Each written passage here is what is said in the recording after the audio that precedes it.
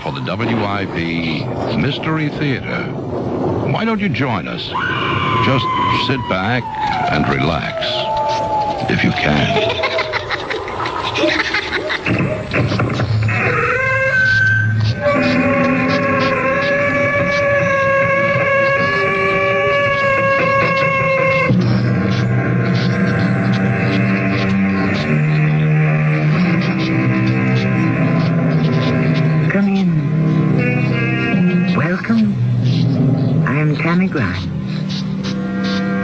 Justice has been defined in many ways by philosophers, scholars, and lawyers. Caesar put it one way, Seneca another, Sophocles had his words, Mark Twain and Tom Jefferson had theirs. And Shakespeare's Portia, to whom I admit a keen kinship, asked that justice be always tempered with mercy. Such was not always the case concerning those Anton Chekhov described in his stories, particularly in the Mystery Theater's tale of today. It is wrong for me to love you, Natasha. You are married, I am not. I should not have allowed our friendship to go this far. And if I were not married? But you are. And your husband is in exile here in Siberia. Could you love me if I had no husband?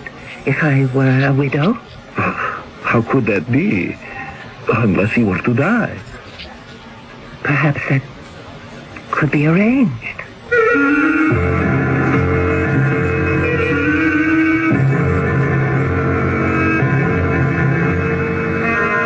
Our mystery drama, The Boatman and the Devil, based on a story by Anton Chekhov, was adapted for the Mystery Theater by James Agate Jr.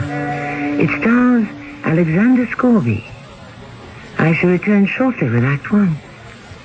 Make life a little less irritating for someone on your Christmas list by getting a Remington electric shaver from True Value Hardware Stores.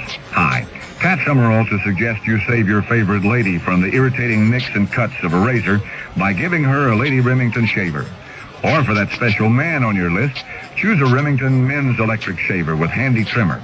Right now you can get the Lady Remington or men's electric shaver for just $19.99 each at participating True Value Hardware Stores and home centers. And tell them Pat Summerall sent you. Well, when you cover your mouth with your hand every time you laugh, you just aren't showing much confidence in how your teeth look. Mine were all tobacco stained until I got Topol. Topol Smoker's Tooth Polish is a combination of polishing agents and a rich foaming cleanser, especially formulated to help remove ugly yellow tobacco stains. Yet laboratory research has proven Topol cleans gently enough to be used every day instead of regular toothpaste. Topol made my teeth cleaner and brighter. Topol Smoker's Tooth Polish, fluoride or mint. Edna? Do you have the key? Oh, never mind. We forgot to lock the door. I'll hang up the coats, Melvin. Good girl. Oop. Melvin. Take a look in the closet. Edna, Yes, Melvin. there's a dog in the closet. Hiya. Don't worry, it's me, McGruff, the crime dog. He talks? Of course. How else could I tell you not to leave your door unlocked? Oh, you're McGruff, the crime dog. Edna, you're talking to a dog. I'll say it again. Lock your windows and doors, use a timer to turn lights on and off. Oh. And tell your neighbors to keep an eye on your house. Good idea. By the way, you got a neighborhood watch program? Neighborhood watch? What's that? That's where you and your neighbors learn how to protect each other and your neighborhood. Oh. But find out more. Write to McGruff, Box 6600, Rockville, Maryland, and help take a bite out of crime. Edna, lock the door. Gotcha. A message from the Crime Prevention Coalition and the Ad Council.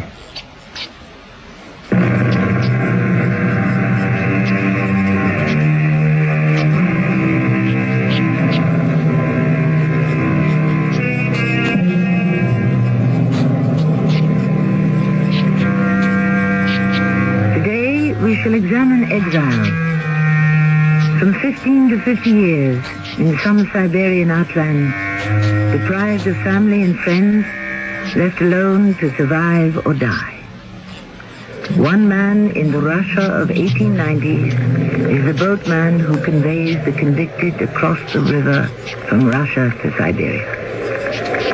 In the boatman's hut are two exiles. One, obviously a man of position, asleep in a fur coat, The other very poor and younger, who warms his hands before the blazing logs. He is waiting to be ferried across the river by the boatman, whose name is Sasha. It is he who will tell our story. Young man, you have just arrived. At this moment, you feel sorry for yourself because you believe you're innocent. That gentleman, lying there asleep in his fur coat, also believes he is innocent and doesn't belong here in Siberia. His name is Vasily. Count Vasily, I believe. What's yours? My name is Radek. And mine is Sasha.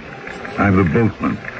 I advise you to get as close to the fire as you can. When I take you across the river, you will find it very cold there. Sir, can a man be as well dressed as that man, Count Vasily, in a fur coat and still have committed a crime? He has been found guilty and exiled. How old are you? 25. What crime did you commit? I stole nothing. I robbed no one. I hurt no one. Whom did you offend? The state and the judge. Russia is not a country where one may call a spade, so to speak. There are those in power, and then there are the rest of us. Powerless. My boy, it has always been so. My wife, my baby, my parents. I can't bear to live without them. I shall go mad. You will not. We had a happy life. And then I was unjustly accused of theft, of beating an old man. I broke out of jail and joined a movement of people. They told me there could be a better life. We all ended up in jail. In a worse life. Hardly a life at all. You haven't even tasted it yet. You haven't crossed the river. As soon as the wind dies down, I shall row you across to be officially admitted at the post office at Girino. Don't you understand, old man? I can't accept this exile. How many thousands of times have I heard that? In a week, the river will have gone down. The weather will have warmed. And you will go wandering across Siberia, finding ways to amuse yourself. Never. Never. I shall die first. Oh, one doesn't die of loneliness. You will find a new life here. But I shall always be at this same place, living in this same hut, rowing back and forth across the river, as I have done for 20 years, day and night. White salmon and pike under the same water I float on. Sasha, why don't we go now? The wind seems less. Are you waiting until he wakes up, our sleeping friend in his fur coat? No, not at all. Let him sleep the whole night and day, so far as I'm concerned. You wish to be ferried across now, so be it. Gather your belongings and we'll go. Who knows how long Mr. Fur Coat will sleep. You, Radek, start your new life. Yes, as the Chinese say, a journey of 1,000 leagues begins with the first step.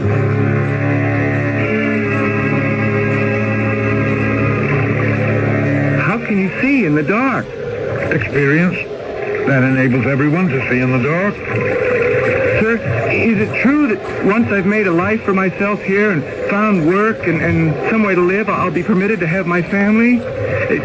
My father is very ill now. My mother and wife promised if he should die, they'll come here if it's permitted. What's the use of having a mother and wife here? It's all foolishness, brother. The devil is tormenting you. The devil? Row harder. There's a treacherous undertow. Yes, I mean it. The devil. Don't listen to him. Don't surrender to him. He whispers in your ear about women. Say to him, I don't want them. There's no life here in Siberia for a woman. The accursed devil talks about freedom. Say to him straight off, I don't want it. I don't understand. Not want freedom. I'm a young man. And a foolish one. I'm telling you, the only way to exist as an outcast in Siberia is to want nothing. To torment yourself over nothing. Not father, no mother, no sweetheart, no wife, no children, house or home. I speak that loudly to the devil every day. I don't want anything. Curse your soul.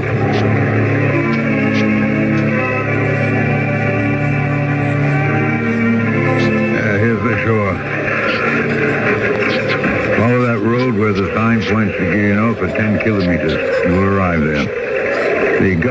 office in the post office is always open. Tell them you're here and to mark a check after your name.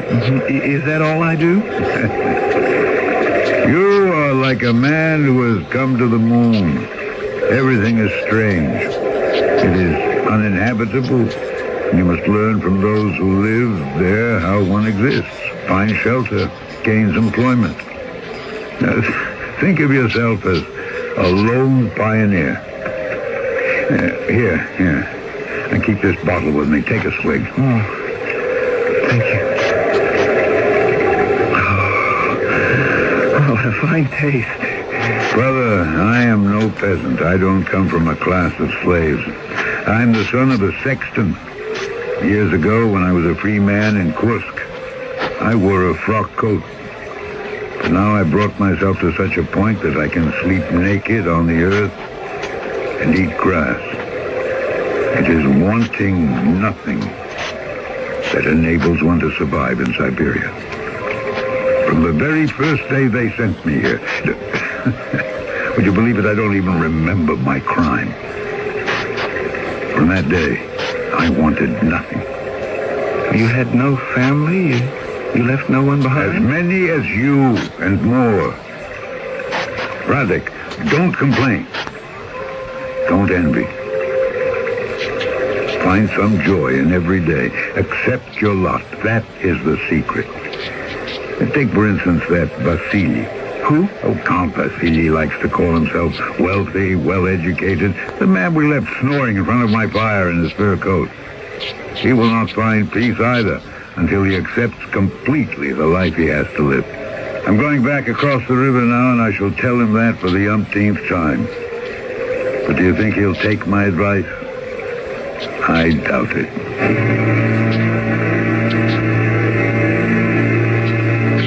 Vasily, see, you're awake now. Yes, I'm surprised you're back so soon, Sasha. Tell me, you spending this entire night here in my hut, or do you expect me to ferry you back tonight? Well, I've waited this long. I thought I'd wait a little longer. She said she'd write by the first post. She promised to. Your wife could have addressed a letter to the Gilino post office. But she knows it saves the day if her letter from Moscow comes to the boatman. That young man you just took across, I suppose he's like all the others, isn't he? I didn't think you were asleep, Vasily. He reminded me of you when you were first exiled to Siberia. Of me? Mm-hmm. That boy hasn't 2 kopecks to rub together. I was a government official. I had money. If you remember correctly, I agreed with everything you told me, Sasha, and I made a life for myself here. I bought a house and some land. No more a life of pushing papers across a desk as I did in Moscow. Yes, in the beginning you were fine. But your family had money. I think I'll wait just one more day for her letter. I'll go back to sleep then. I'll wake you in the morning. Yes, when you walked in the door now, I was dreaming it was yesterday. Well, perhaps I shall return to that dream, huh? You're letting the devil torture you. I can't help myself. I can't.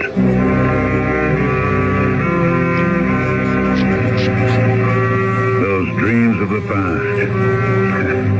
It was almost as if I was dreaming by his side. I knew Vasily's dreams so well. I warned him that to want money is only the beginning. His family had it, and so they could send it. Every month he would cross the river with me for a whole year. Every month. Always the same words. Sasha, it's a long time since they sent me any money from home. You don't need money, Vasily. What good is it? Throw all the past away. Forget it as though it never happened. Don't listen to the devil. He'll never bring you any good. He'll only tighten the noose. Oh, it's to want to live well in a place the Almighty has forsaken. Is that dealing with the devil? You are a prisoner, a convict. You have been convicted of a crime. One doesn't live well as a criminal. No, you want money. Every month, you wait for your family to send more. My crime was not that great. I forged my father's will so I wouldn't have to share with my brothers. And those same brothers you tried to cheat are now sending you money. Yes, I needed to live. I cannot live without money. To live, a man needs only to be content and happy. And if you wish to be content in Siberia, you must learn not to want anything. You have to despise fate. Laugh in his face. Then fate will begin laughing at himself. It was like talking to the wind. Vasily would hear none of it. He would have money. He would have his wife and daughter. He would turn his Siberia into a heaven on earth. For 2 years this went on. For 2 years I ferried him to the Russian side of the river. And one day that man, that Vasily Sergeyevich, met me with laughter. Oh, Sasha, it happened. Think of it, Sasha. She is coming. She is. I am going to Vienna tomorrow. Would you believe it? To meet my wife. Oh, my Natasha. She has taken pity on me. She's come to live with me. Oh. She has forsaken the gay life of Moscow to live here in Siberia, bad winters and all, and to be with me. She misses me. What do you think of that, Sasha?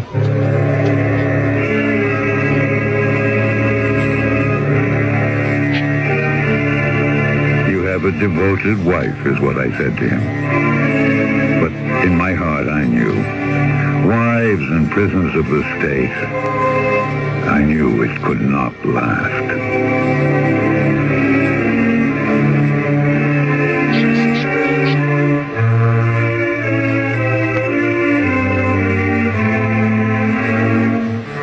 Many have written about the Gulag. The outcasts of Russian society condemned to mark time until their sentence has been served, or they have not survived and died in their cages. But no one has illuminated it in the same fashion as Chekhov. What it takes to become used to this moonscape from which there is no escape. Our boatman will tell us more when I return shortly with Act 2. I bought this gadget by mail. The ad said it would save me a lot of gas. It did. Since I put it in, my car won't start. They said I could make money stuffing envelopes at home. I'd like to give those envelope guys a licking. If you shop by mail and don't get what you were promised, it could be mail fraud, and there are many different kinds, from products that don't work to worthless work-at-home schemes. If you're a victim or even suspect mail fraud, call your postal inspector. It's his job to keep the mail a nice way to shop. The ad said I could lose 20 pounds a week painlessly. What I lost was $20, and that hurt a lot. They said there were hundreds of dollars to be made working at home. They were right. I worked at home, and they made hundreds of dollars. Remember, most of the time when you shop by mail, you do get what you were promised. But if you suspect mail fraud, call your local post office and ask for your postal inspector or postmaster. Don't take getting taken. A public service announcement by this station and your postal service. Mommy, I cut my hair. Oh, no. What did I do? Oh, Mommy, I'm bleeding. Can you stop the bleeding? Can you clean a wound properly? What if he stops breathing? What if his heart stops too? How do you handle an emergency at home? Many of us panic when prompt action may be needed to save a life. If you'd like to learn what to do and how to do it before you're faced with an emergency, contact Red Cross. We'll help you learn how to prevent accidents. We'll teach you first aid, Red Cross CPR, family health and home care. Countless lives have been saved through safety and health care skills learned through Red Cross courses. And because of these skills, millions of Americans live safer, happier, healthier lives. Learn how to take better care of yourself and your family. Call Red Cross. We'll help. Will you?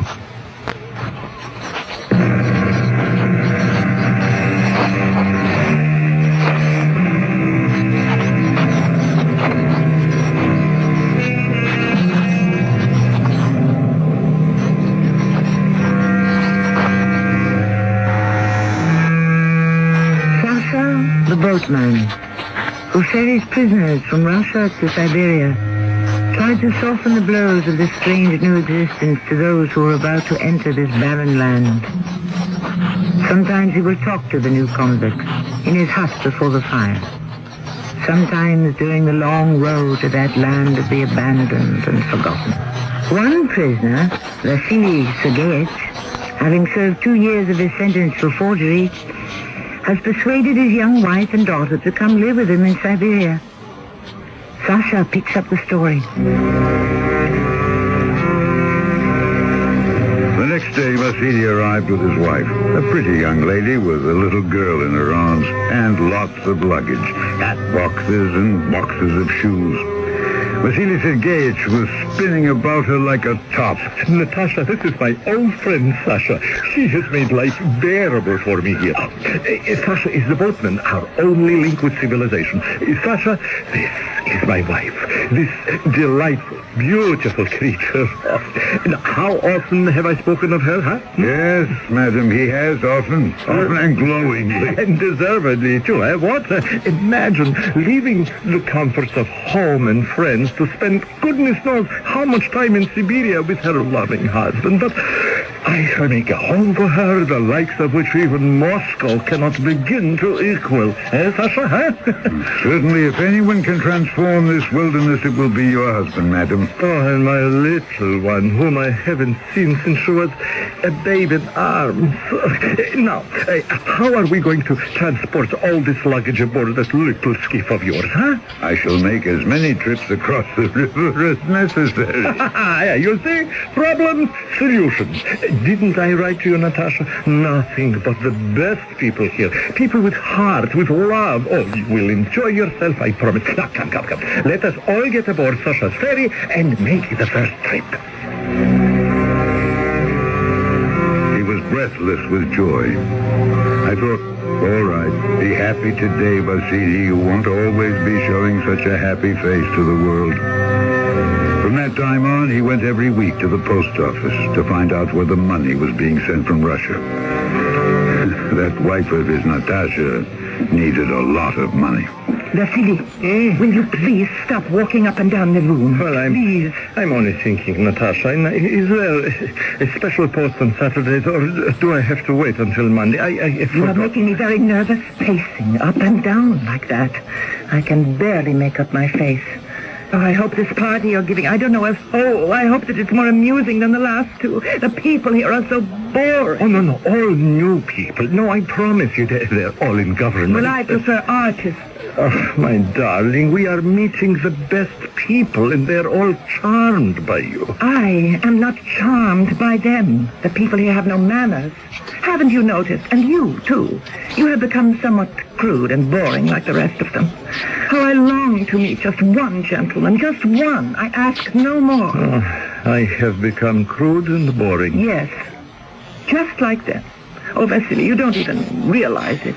But Siberia... I know. For others, it is a prison. But you assured me in your letters that for us it would not be. And we are paying for your indiscretion, Vasily.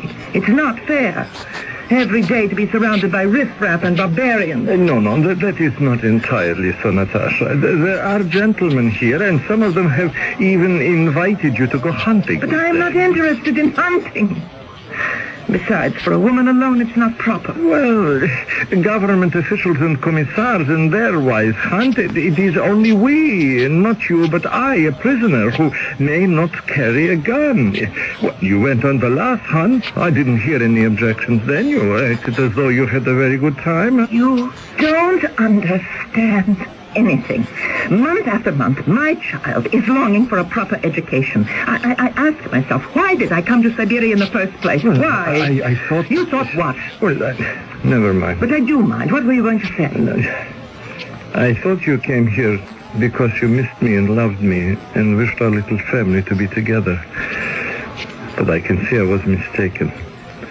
I am exiled not only from my country, but from everything that was once dear to me. Siberia is a cruel punishment. It does not fit the crime.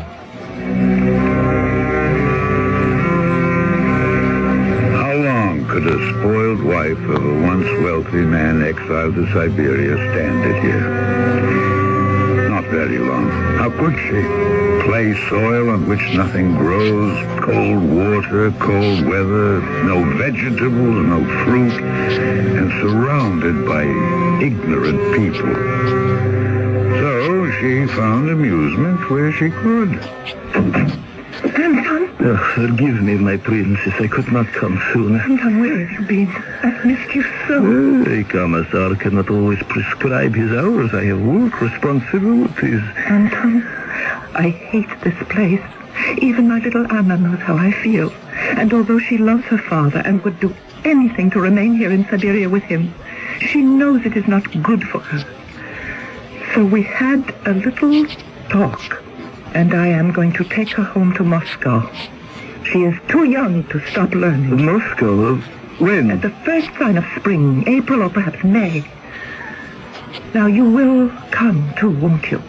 I cannot leave here. This is my post, my career, my future. I have no way of going to Moscow in the spring. I am taking Anna to Moscow, and as soon as I am certain that she is installed in a good school and her uncle can take care of her, I may return. And then what? We shall see. If you are still interested, I will be with someone who can make Siberia bearable for me. And if not you, then someone else. Crumbs of happiness. It's all wrong. You are married. I am not. I should not have allowed our friendship to go this far. Would you feel that way if I were alone? Alone? If I had no husband? If I were a widow? Then I would demand to be transferred to Moscow. I would pester them until they agreed. In Moscow we could be married. They like my work. I know I should be promoted. Natasha, would you marry me if you were a widow? Yes, I would. I believe in you, Anton. So only one thing stands in our way. Yes, only one thing. Am I to remain the wife of an exile or his widow? Anton, you're an excellent shot. Remember those geese you shot down, one after the other, without scarcely taking aim? Tomorrow I shall tell Vasily that for her sake I am taking Anna back to Moscow. And perhaps, who knows, while I am away, a hunt is organized and accident happens. So that when I return, I find myself a widow.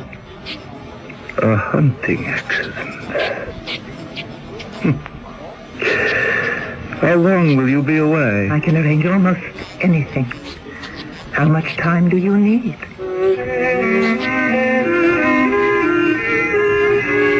And did it happen exactly as it was planned?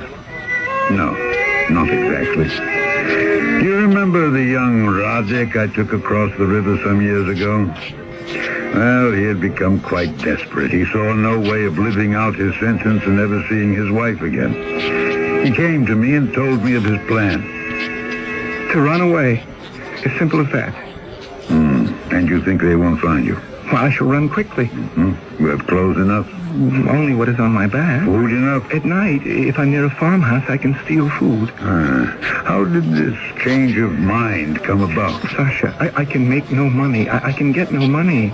I have no place to which to bring my wife. Not many have. Vasily Sergeyevich has. Well, He could bring his wife and daughter to this frozen hell. For 3 years, they've been here with him. 3 whole years. I would give anything for my wife to visit me for just one day. One day only. And then she could go home. One visit would last me a whole year. Sasha, I have decided to suffer no longer. What if they catch you? And they will catch you. Your clothes are ragged. You have no papers. Every citizen has papers.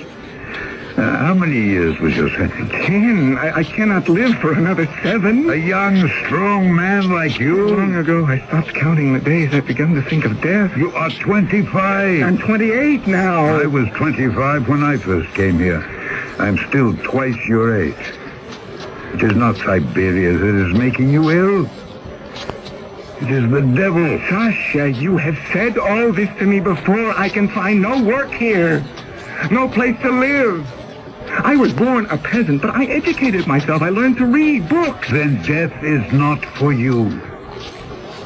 I tell you, Radek, you can make a life for yourself here.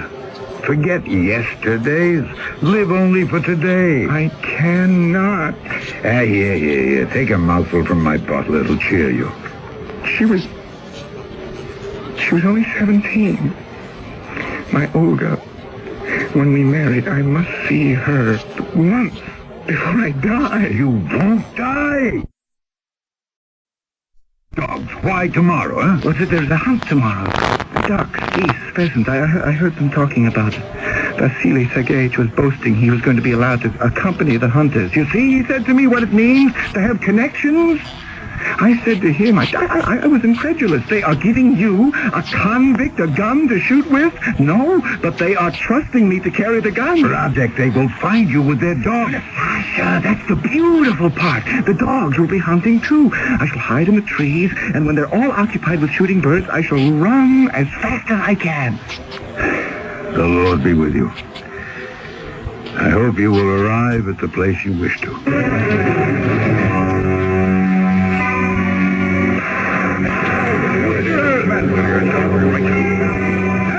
Poor Radek. He never left the forest alive. He was shot by accident by one of the government men. One called Anton. He said he thought the movement behind a tree was a deer, that it never occurred to him it could be an escaping convict. Anton? You're back? I had no idea you would return to Moscow so soon. I didn't go. Anna became ill. Is that the man you shot? They're burying? It was an accident. The wrong accident. Vasily told me all about it. He was standing quite near when you shot the wrong man. I shouldn't have even dreamed of doing it.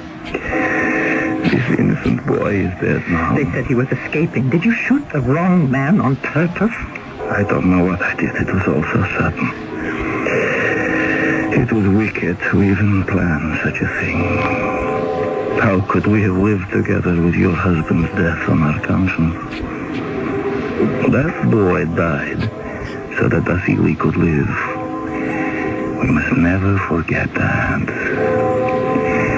Now, let us bow our heads as they lower the coffin into the grave.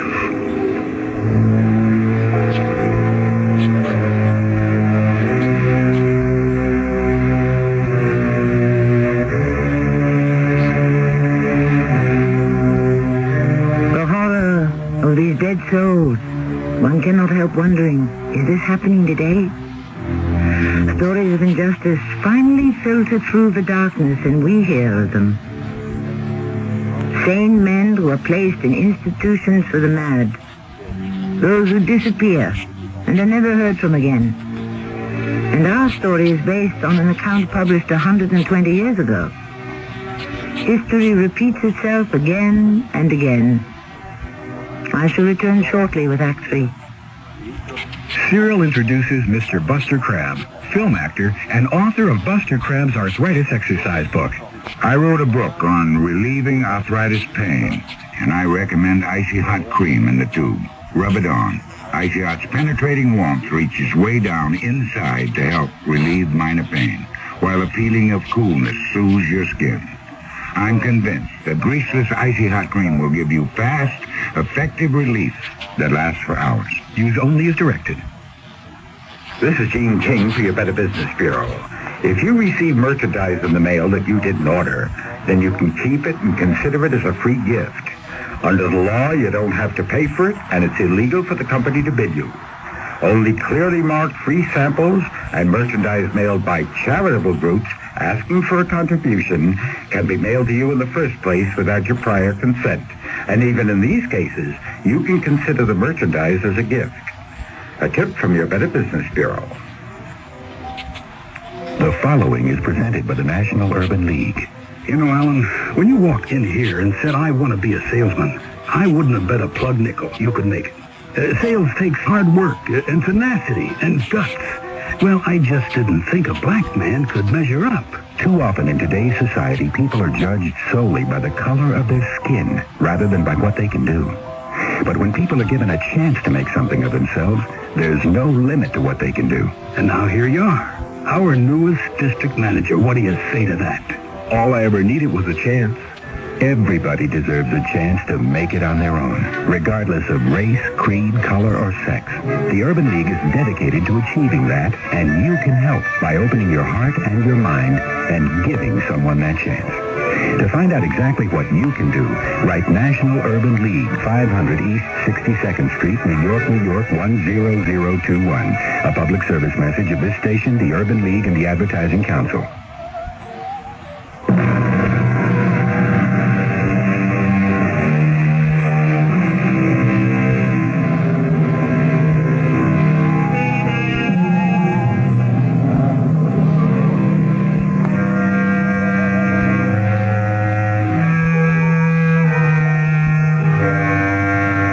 Today, the Mystery Theater's third act curtain rises on a tale familiar to many writers, some who themselves experienced exile in Siberia.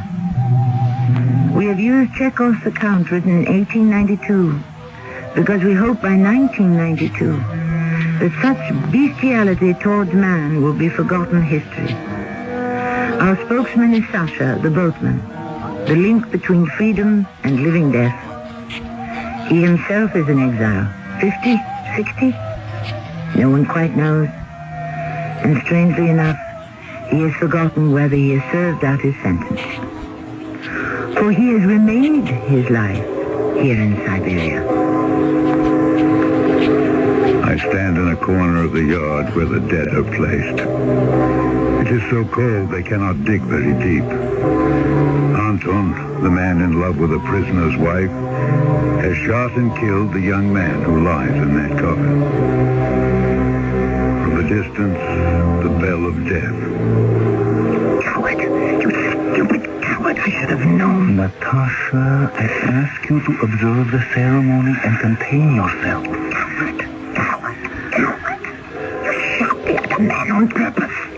You couldn't bring yourself to do away with Vasily. You're all words. I've wasted my love on you. Natasha, for the Lord's sake, stop whispering to me. There's a burial going on. Someone will see you. They will suspect someone. You're not only a coward, but a fool. Vasily still lives. My daughter Anna refuses to go to school in Moscow and leave her father. My life is all upside down. Yours goes on as if nothing has happened and nothing has touched you. I was a fool to think that you could free me. Please let me explain all this to you later. There's nothing to explain, coward. I never want to see you again. I thought of Radek, the poor boy, who meant no harm to anyone, who was caught in a chain of circumstances and now would never see his Olga or his mother or his cherished province of Sibirsk.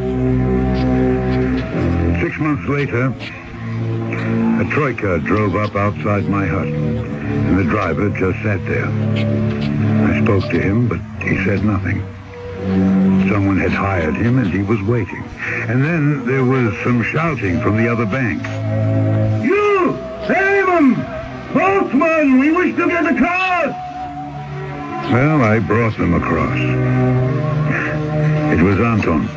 Even though it was dark, I recognized him with his tortoiseshell glasses.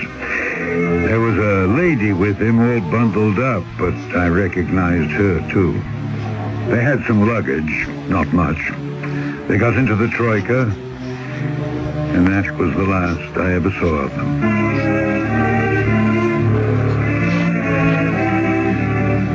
The next morning, guess who was shouting to be ferried across? Vasily Sergeyevich on his best horse. Is this as fast as you can move this old tub across? Vasily, you have a horse. It's quite a weight as well. You helped him get across, didn't you? they could have only come this way. Who? My wife and the young gentleman with the spectacles. Yes, I brought them across last night. And the boxes and cases? They had some luggage, yes. No, you should have told me. It would have been nothing for you to row across and find me and tell me my wife had run away. Oh, Vasily, be sensible. How would I know such a thing? I had no idea she was running away. You sure? Yes, I am sure. Oh, what of your daughter, Anna? Anna is still with me, thank the Lord. What happened when they got to the other side, huh? Oh, they were whisked off in a troika. Well, I shall find them. I have a fast horse. I shall bring her back with me.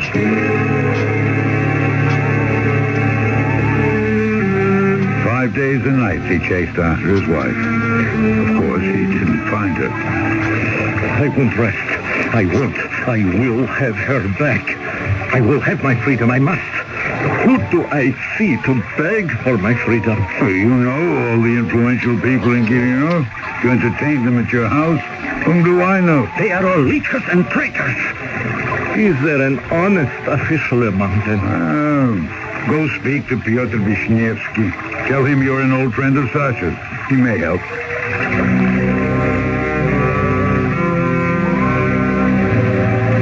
Summers and winters passed. Don't ask me how many.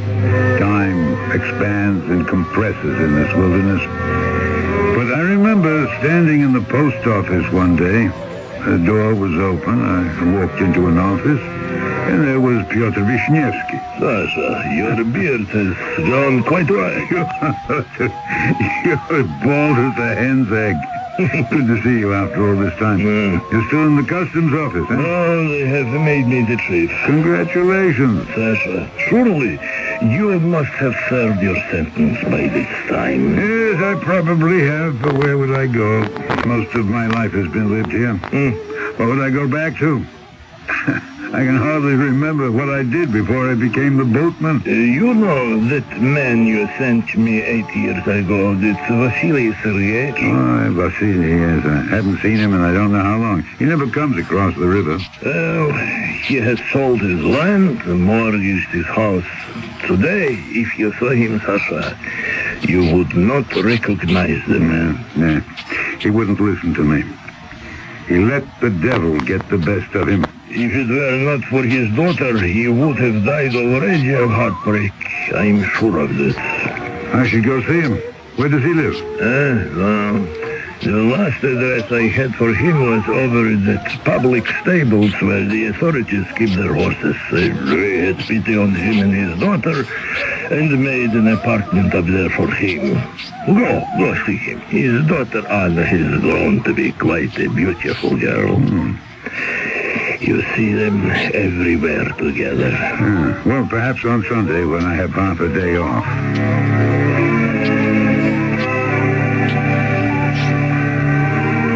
Good morning, Vasily Sergeyevich. Yes? Who is it? I can't see very well.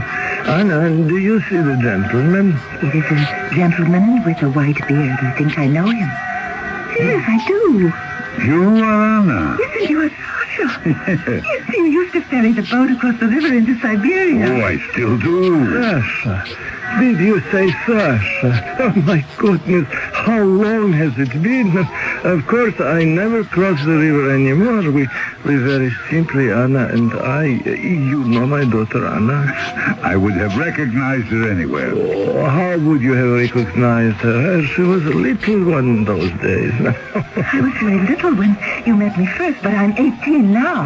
Sasha, do you still talk about the devil? Sometimes, yes. Well, for a man who knows as much as you were very wrong. Was he really, Papa? Well, weren't you, Sasha? Come.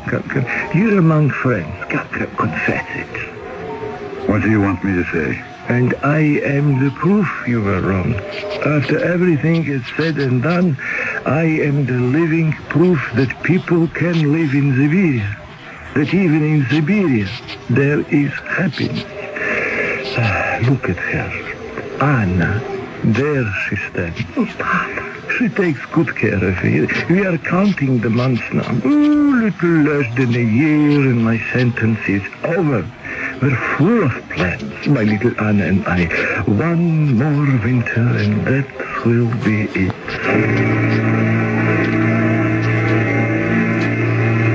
Piotr, I saw him. I saw them both. Vasily and Anna? Yes, he speaks of life after Siberia. He's older than I and she's 18. What happiness can she have with her father now?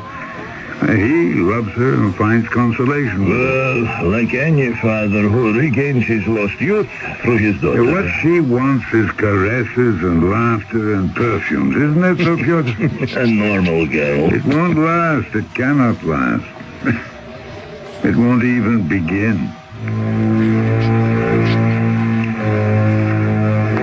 I didn't realize how prophetic my words could be. I didn't see them then for months at a time. The frost was beginning, the signal of a very hard winter. The ice forming on the river. What happened, Vasily?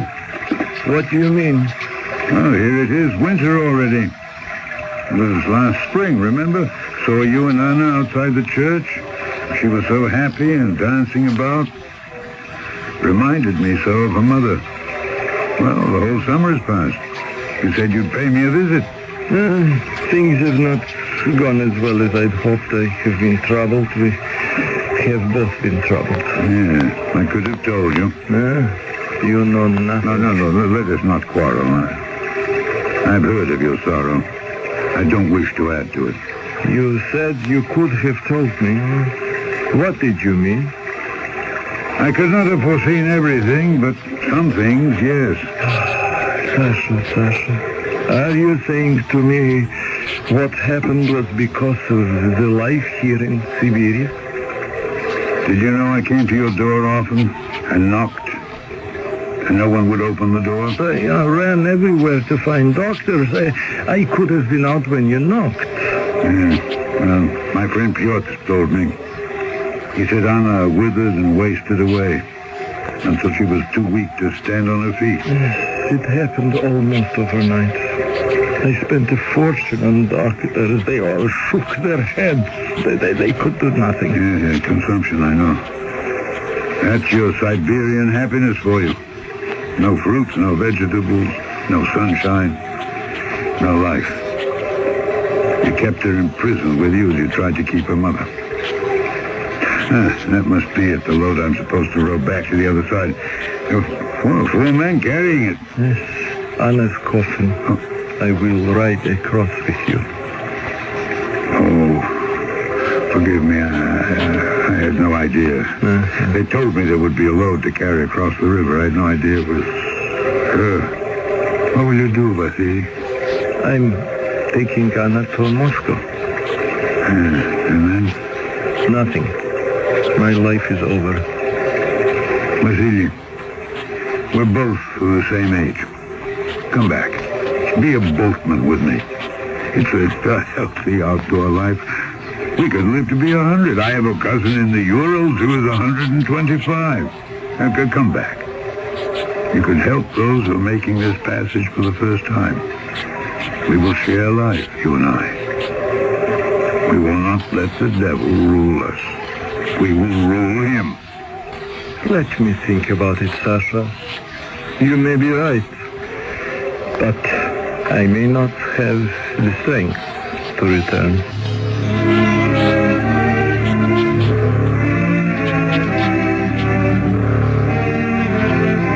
I never saw Vasily Sergeyevich again. Did he do away with himself from grief? Did he run away? Why did he not return here? Some men are difficult to understand.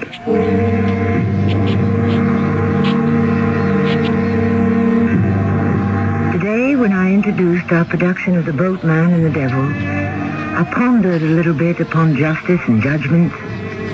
I wondered then, and I still do, whether justice, a man-made law of order, can ever exist in a form acceptable to everyone. Putting it in our terms, is it because, as someone has said, no one understands a policeman because no one understands the Bill of Rights? I shall return shortly. This is Jason Robards for the National Council on Alcoholism. I'm Jason Robards. I'm alcoholic. There was a whole world out there that applauded me as a success. So how could I be alcoholic? I thought only losers became alcoholics. Then I found out alcoholism is a disease. And my wife convinced me that drinking for me was like committing suicide. I got the facts and got into a program to stop drinking, and I don't drink anymore. Now, I really know what success is all about. Not just with my career, but with my wife, my children, and my life. Get help like Jason Robards got. If you or someone you love has a drinking problem, call the National Council on Alcoholism in your area. I'm living proof you don't have to die for a drink. A public service message in cooperation with the Advertising Council.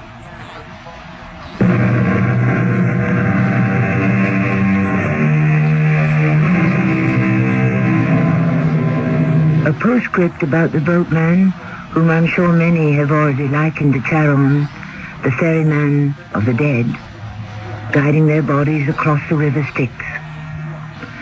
For the fare of one silver piece, Charon would ferry his soul to eternity. Surely, man could do better than bring others to eternal death, the death of places like Siberia. Were my opinion to be asked, I would banish forever exile. Our cast included Alexander Scorby, Marion Seldes, Russell Horton, and Earl Hammond. The entire production was under the direction of Hyman Brown. And now a preview of our next tale. Thank you for the coffee. Well, you're very welcome. Come back sometime. Thank you. Thank you very much. Why did you ask him to come back? I don't know. He looks so unhappy, so haunted. So screwy is more like it. Look, he's coming back. He's turned around and he's coming back. Good Lord. Don't be mean to him, Charles. Please don't be mean to him. I won't. Forget something? Please, don't make me leave. Don't make me go away. I have to stay here. It's important. Believe me, it's very, very important that I should stay here. This is Tammy Grimes, inviting you to return to our Mystery Theater for another adventure in the macabre. Until next time, pleasant dreams.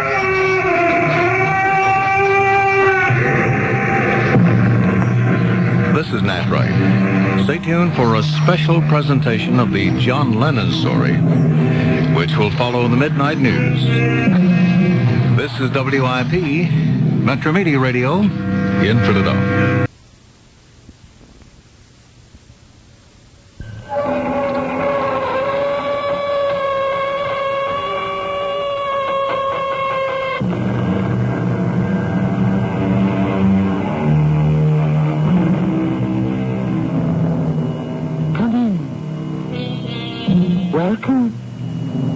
Tammy Grimes.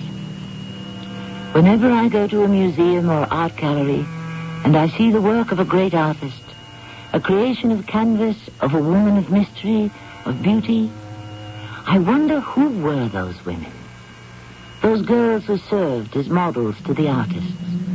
What were their lives like? How did they inspire? And why? Today, Mystery Theater brings you one such story, with an uncanny beginning and a mysterious end. I found Pierre this morning with a palette knife in his hand. He had fallen across a canvas he was working on. He was dead.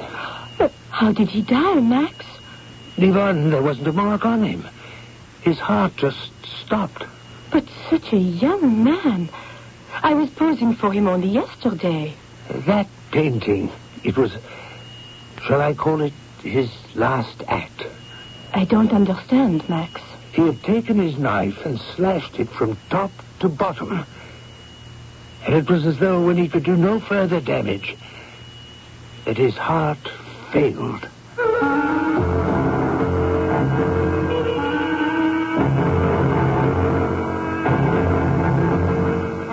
Our drama, Goddess of Death, based on a story by Barry Payne, has been adapted for the Mystery Theater by James Agate Jr. and stars Diana Kirkwood and Mandel Kramer. I shall return shortly with Act One.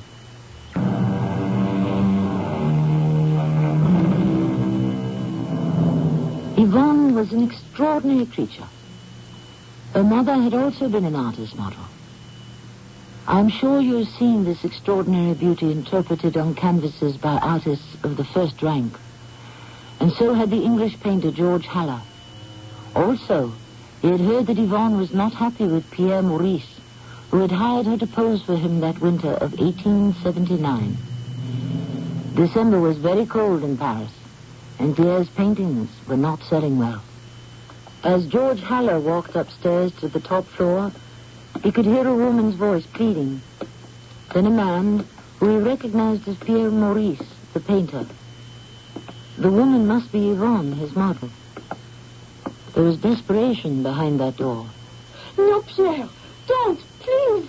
Don't point that gun at me. Yvonne, what you're doing is going to be the death of me. I can't stand it any longer. Pierre, it's me, George Haller. Let me in, will you? Pierre, don't be foolish.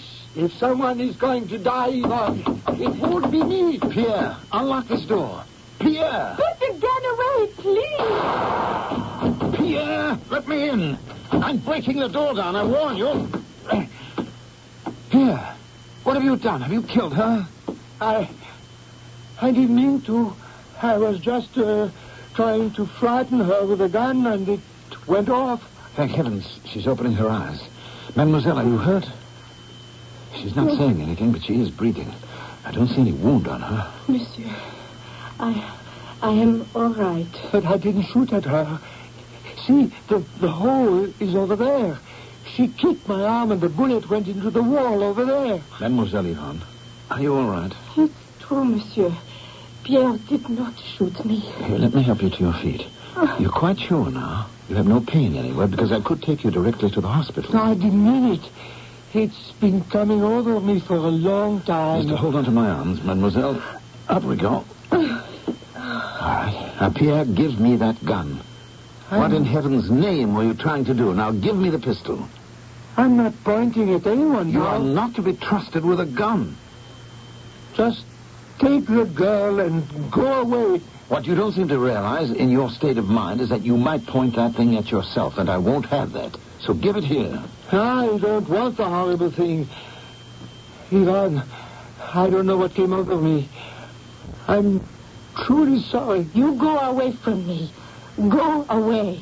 I wouldn't hurt you for the world. What in heaven's name were you trying to do with a loaded revolver? Well, it's an accumulation.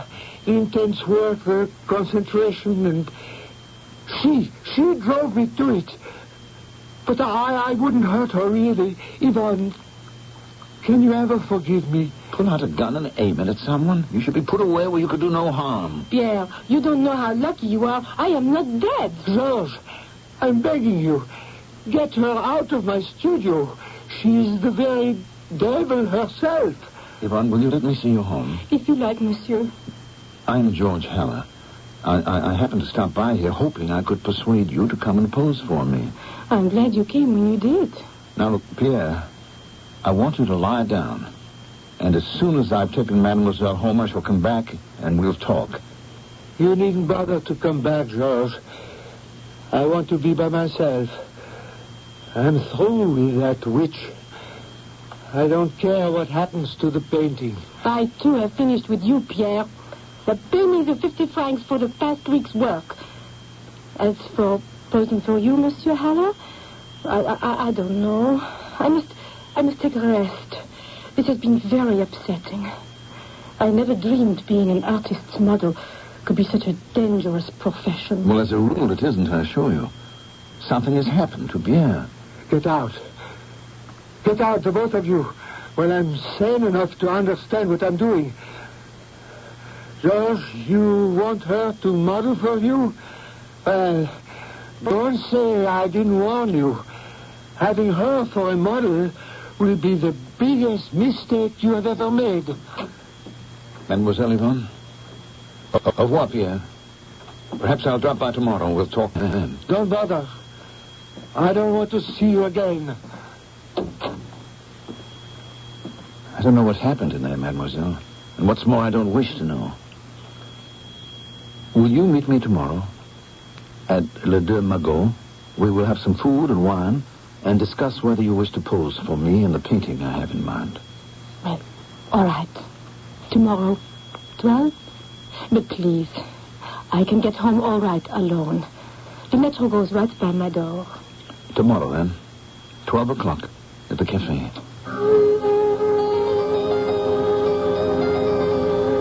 That was my first meeting with Yvonne. Unusual? Highly. Did I save her life? I'm not sure. Would Pierre have fired a second time and perhaps killed her if I hadn't broken down the door? I arrived at the Deux Magots at 11:45, opened a newspaper, and began to look for a studio. Welcome, Yvonne. Please, sit down. What will you have? A Pernod. As soon as I catch the waiter's eye. Have you seen the morning paper?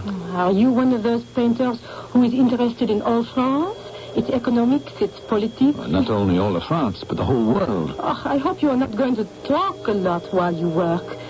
I need silence if I am to concentrate on who you wish me to be. Well, I paint very quietly. Good. Oh, waiter. 2 Pernots here. So, you might consider working for me, Yvonne? I might. I've heard of you. Well, that's fine. That's why I was looking in the newspaper to find a studio. At least as good as the one I have in London.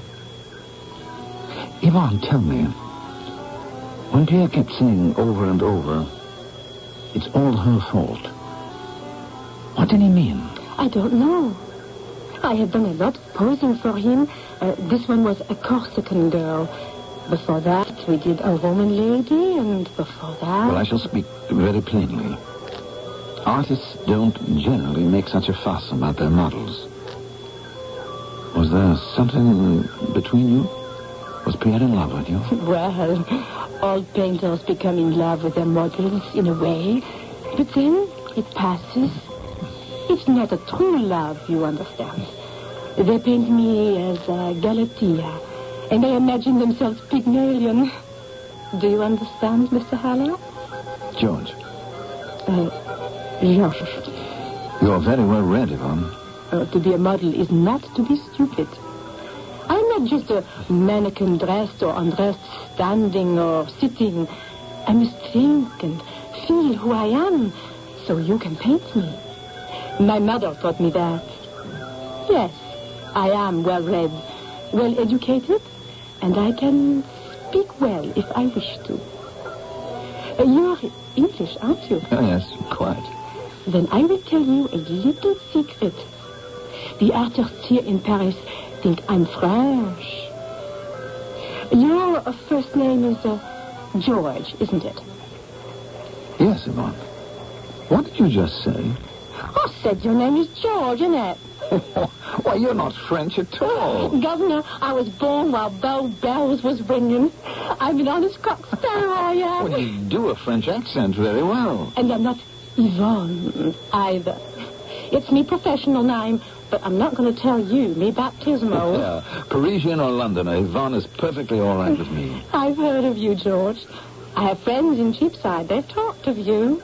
You're a good man. Well, I'm selling well, if that's what you mean. Well, that was the trouble with Pierre. He wasn't selling. Well, that isn't the only thing troubling him. Well, I mean, we all have those dry spells. Look, since you've been honest enough with me, I'll do the same for you. Yvonne, although you have the reputation in Paris of being an excellent model, there are certain painters who would avoid you. I suppose you mean that Toulouse-Lautrec. We didn't get on. And you know why? He's a very particular man. If I was 1 minute late, he'd start throwing brushes at me and cursing. I don't like to be spoken to like that. And sometimes you wouldn't show up at all. It's possible. On a very wet day.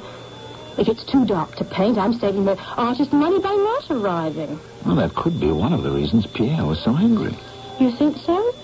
Yvonne, before we begin, I'll tell you this.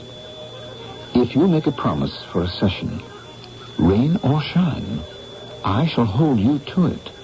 If you fail to appear, even if I have to start all over with another model, I shall. I never made a promise I couldn't keep. Yvonne, if you wish to be my model, you begin by acknowledging the truth. I do I? Now, you know the truth as well as anyone. And if you don't keep your word and arrive at the time we agree, then the truth is I'm not the painter you will be happy with. Now, I plan to start an important canvas, important to me. I'm calling it Aphrodite. Ah, one of those goddesses who don't wear clothes. Can't you paint her in the summertime when it's warmer? My Aphrodite will wear a gown, and you will help me select one. A simple Roman or Grecian toga. If I can't find a studio I can keep heated in Paris, then I'll have to bring you to my studio in London. Now, there's good money in it for you, but I don't want to miss one working day. Not one. All right. I like you. You're a serious man. And I think you know I'm just as serious about my work. It's a partnership. A painter and a model. We both know that. You're right. I've always thought that. I suppose I have been a bit carried with these French painters. I'll be a model. You'll see. Fine. I trust you will, Yvonne. That waiter never brought the drinks. You see, the French are just as casual. Oh, there you are, George. I've been looking everywhere for you. Max, when will you have to drink? Please, sit down. No, I can't stay. Hello, Yvonne. Hello, Max. Tell me, how's your Adam and Eve canvas getting on? I've had 4 Adams and 5 Eves, including Yvonne. The original creation was faster. George, have you heard about Pierre? Well, I saw him yesterday. He's in a bad way, Max. At least he was. Oh. So you know. Well, I didn't want to spread it around. You must have heard, since yours is the apartment just below. He was fooling around with a pistol yesterday. He almost hit Yvonne. I managed to calm him down. He did seem quieter when we left him. Oh, then you don't know. Pierre is dead. What? Did he shoot himself? Not so far as I know. The landlady found him this morning lying on the floor. He'd crawled from his bed to a painting he was working on. No signs of anything. His heart just gave out. Pierre dead? So young. How very strange. It's interesting to me that only the works of man are immortal. Shakespeare and Ben Jonson have long turned to dust, but their words are as alive today as when first spoken. The same is true of the great composers, sculptors, architects, painters. Their lives live on in their works. And the model, Yvonne, will be the only memorial to those last months of Pierre Maurice. Perhaps also of George Haller. When the memory of those artists as people have completely faded, I shall be back shortly with Act 2.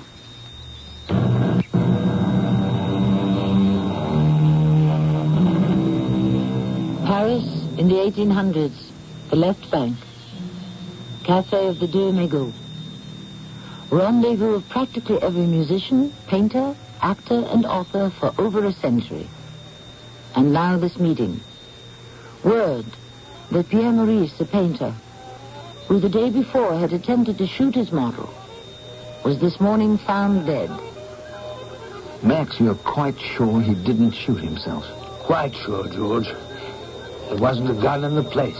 Don't you remember, Georges, when we left, you took his pistol with you? Yes, I did. Oh, this is very sad news, Max. I mean, Pierre had genius. What he didn't have was patience. You have any idea how he died? You know I live on the 4th floor below him. Very early this morning, Gabrielle, our landlady, came knocking on my door. Would I accompany her upstairs to Pierre's? She sensed something was wrong. There he lay, on the floor, dead. No gun, nothing. The only weapon, you might say, is he had a palette knife in one hand, but that has no cutting edge. There were bedclothes on the floor. He had crawled to a painting he'd been working on. He'd already started to cut the canvas, slicing it straight through from top to bottom. Was it the head of a woman wearing a blue shawl? Yes, it was, Yvonne. One of the earliest versions he did of me as the Corsican flower girl.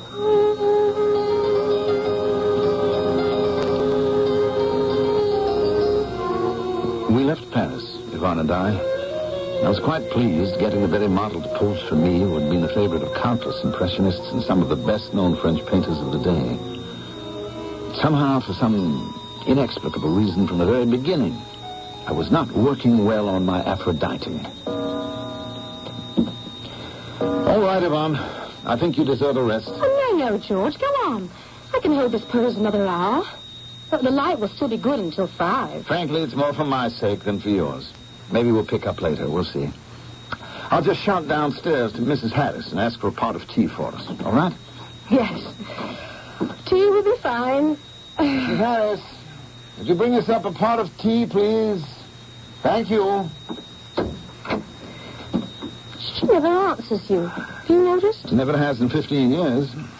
It means she's heard. Doesn't want to waste her breath. In all these months, I've never met her. Well, she's very discreet when it comes to painters. Before I took over this studio, others occupied this space. Romney was supposed to have worked here. She's a wise old bird and rather proud of her boys, as she calls us painters. Now, I've tried to catch her, just to see her.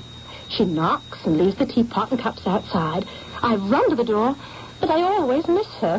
Whatever is this interest in my landlady? I'd like her to know that this Aphrodite has got clothes on.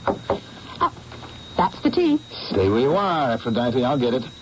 And while we're taking our break, I think we ought to talk a little more about this goddess you're enacting. You know something, George?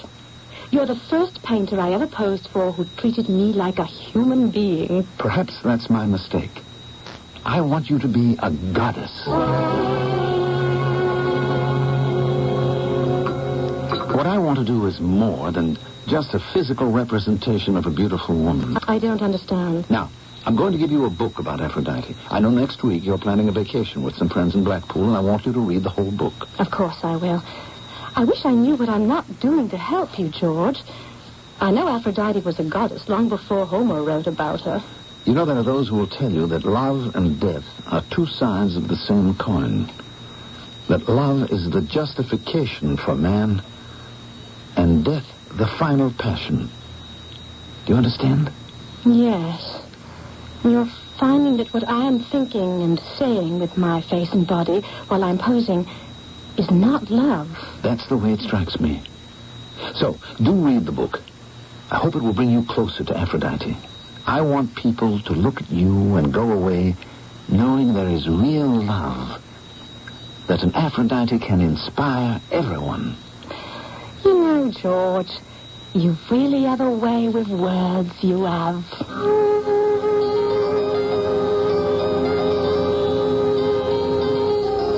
Yvonne went off to Blackpool, and I was suddenly and unaccountably overcome with a feeling of loneliness. In fact, dreading to be alone. The days passed all too slowly. I could hardly wait for her return. Then, as if heaven had divined my problem, Max knocked and stood outside my door, suitcase in hand. What a welcome, George.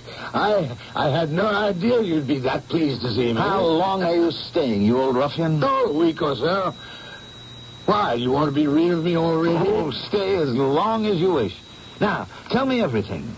What's the latest news in Paris? Well, I finally sold that monstrous Adam and Eve I've been fussing with since Christmas. Good. Congratulations.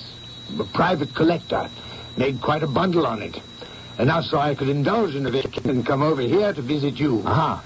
Oh, by the way, they're having a retrospective of Pierre's work at the Academy next February. Oh, to commemorate his death?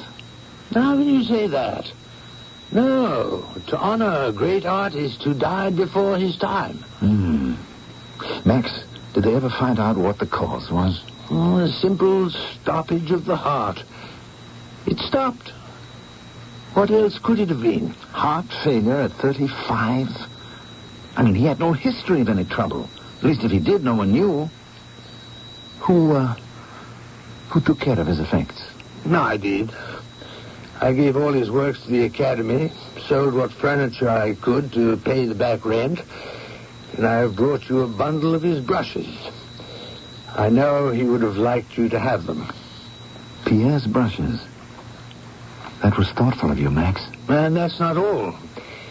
He'd done a small head of Yvonne, another practice sketch for the Corsican flower girl. I thought, since she's your model now, perhaps you'd like to have it. Huh. Beautiful work, isn't it? As soon as I saw it, I wrapped it up for you. There's something written on the back. Oh, is there? Oh, so there is. What do you make of it?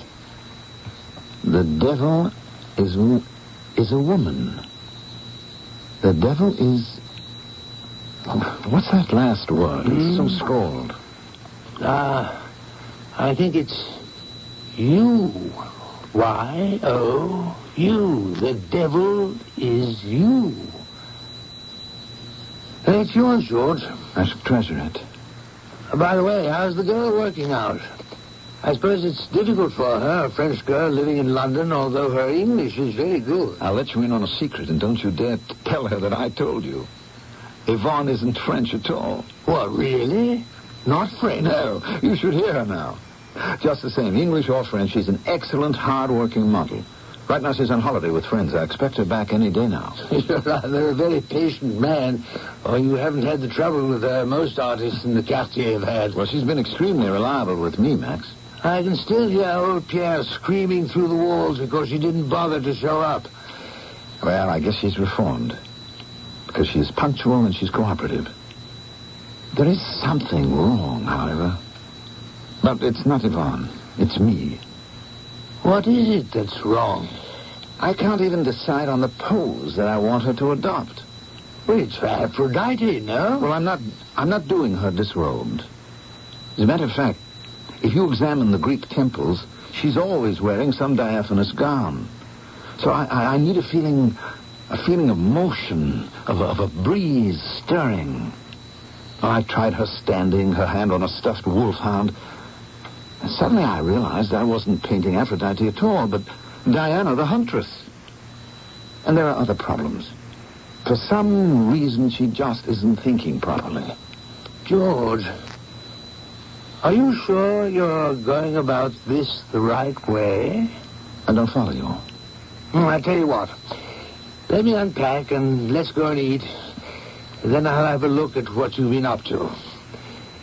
You know, you may have already painted Aphrodite and you don't even know it.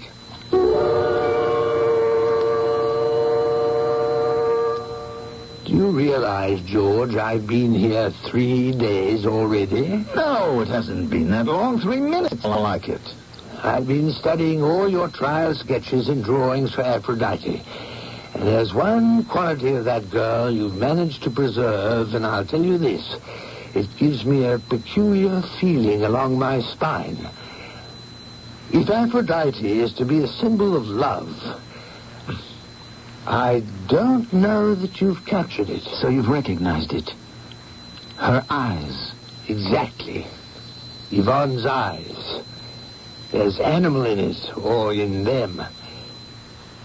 Some creature they remind me of. Not the eyes of a human being, it's true. Somehow her expression is always animalistic.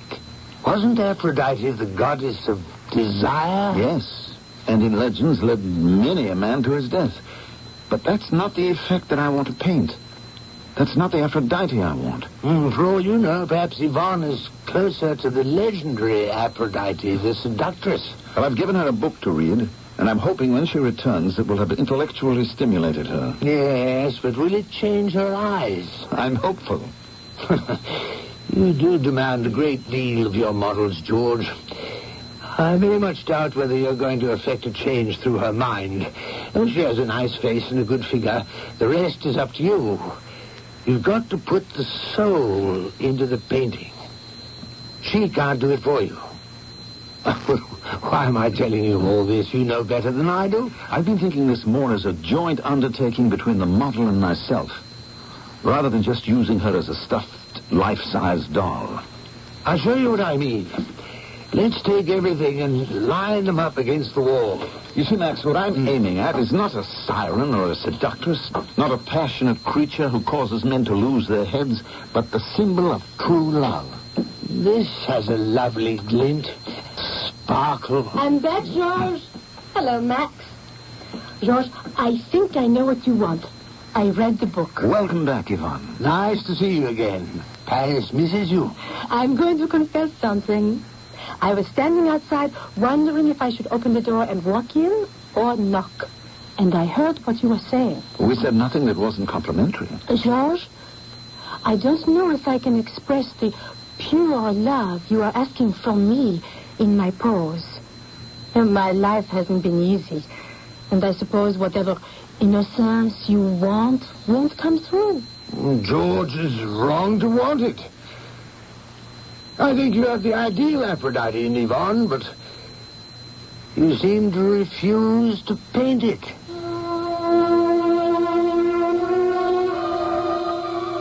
It's a strange relationship between model and artist. Strange only in that it represents a kind of half-love. And, as in the case of the painter Pierre Maurice, who died in the act of destroying a painting he once loved, in his life there was not only half-love, but half-death. I shall find it difficult to wait for the answers and the conclusion, which will be revealed shortly with Act 3. Days have passed, then weeks. Max has returned to Paris. A strange new relationship develops between George and Yvonne. In fact, it is somewhat less than a relationship. Few words pass between them. The model poses, the artist paints, the clock ticks, tea is brought up. The silences are longer than the speeches. We'll take a break. I'm not tired. Look, there's still light. I said we'll take a break. Now, if you care to, you can remain here. I'm for a walk. May I see how the painting is going? No, you may not see. I'm turning it to the wall. And if you remain in the studio, I'm putting you on your honor not to look. George, what is it? What's happening? We were good friends. Then Max came, and since he left, you haven't been the same. Max was right. I was wrong. But I can't do it. For a painting to do so much damage to what was a nice feeling. After all, it's just another painting. It is not just another painting. Well, perhaps you should get another model. I'm doing something wrong, and I know it. I'm not helping. But I feel badly about taking your money for posing, and you're not satisfied. Yvonne, it's not you. It's me. We'll talk about it when I get back. And how long will that be? Who knows?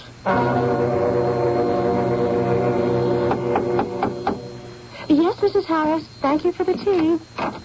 It's not Mrs. Harris. Decidedly not. Mrs. Harris and I haven't brought any tea. Oh, Max, I'm so glad to see you. Another visit to London wouldn't be complete if I didn't visit George in the most beautiful Cockney of Paris. Oh, he told you. I hope you don't mind. Oh, where is Michelangelo? He went out for a walk. He should be back soon. How's it going? Oh, it couldn't be worse. Working for George, I don't know what he wants. It's painful. It's sad. And I confess to you, when I wake up in the morning and the skies are gray and I know he won't work, that's when I feel happiest. That's when I bless English weather. He's still not fussing with Aphrodite, is he? Let me see what he's done. Now, don't go near it, Max. He'll think I put you up to it. Yes, it's still Aphrodite, but he's forbidden me to look at it. That's why the easel is turned to the wall. I wish I knew what to tell you. He doesn't sound like the George Heller I used to know. He's not, Max. Now, I'm beginning to hate every day I have to come here. He hasn't said anything pleasant to me in weeks. Well, I shall just sit here and wait for his lordship to return. You're sweet. And maybe I'd better move off to my room in Fulham Road. No, you stay. Perhaps my being here will put George in a better frame of mind. Oh, I hope so. What is going on in this studio, believe me, is destroying us both.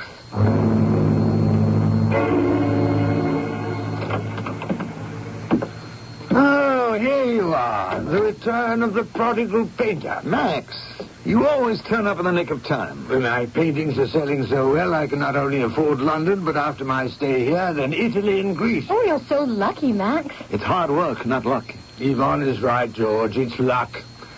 Suddenly, my daubs are in vogue. A year from now, they'll be saying, Max Kaminsky, who's he? Did he die? You know, that might be the answer. What, to kill me? What are you saying, my dear? No, I don't mean that. I mean Greece. George, why don't you finish Aphrodite there? I mean, she was a Greek goddess.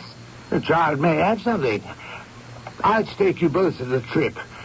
The more I think about it, the better I like it. Well, I don't like it at all. Yvonne, that's all for today. You may go. Tomorrow morning, 8 o'clock sharp. Max, it's been lovely seeing you. I hope before you go we'll have a chance to talk. Tomorrow morning at 8. I'll get the door for you. I can't tell you, Max, how happy just seeing you makes me. Me too, child.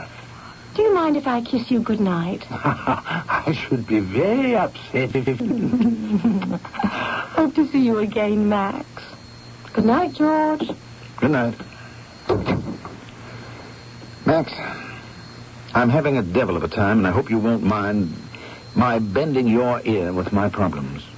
What's happened between you and your famous model? Happened? Nothing's happened. The work never went better.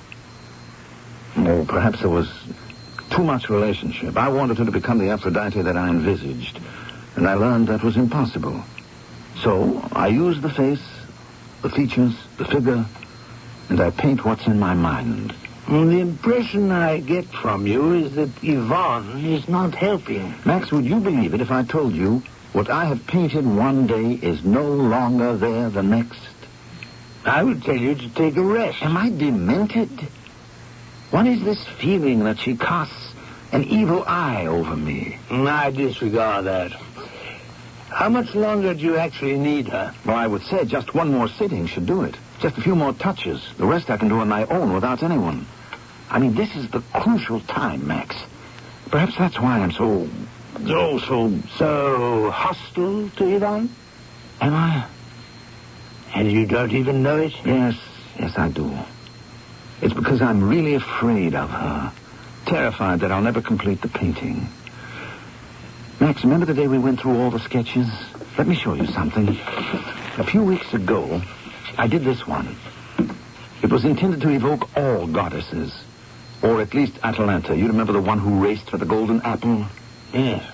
Well done. Well done.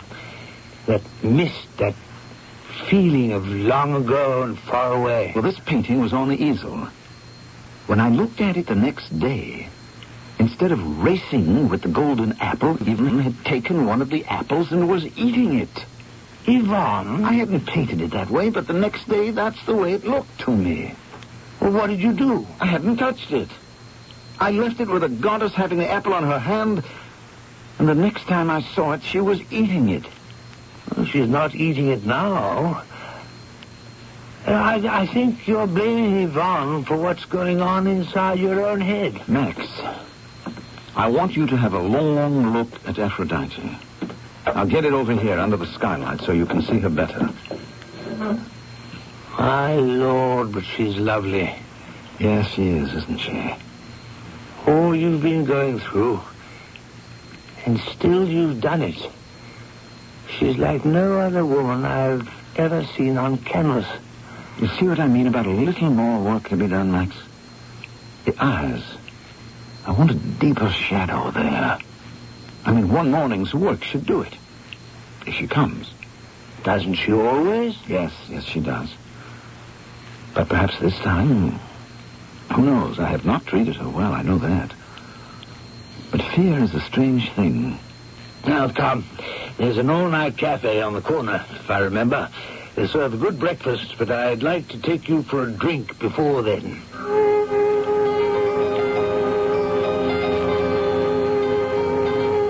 I had a feeling that I had trampled too hard on Yvonne, and that she wouldn't show up at 8, or even 8:30, perhaps not at all. So I went out for coffee to that little place Max and I had shared a nightcap the night before. I didn't hurry. I kept reining in my emotions. Had she forgiven me? Would she come?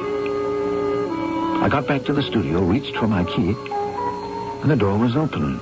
Good morning, George. Well, I am surprised.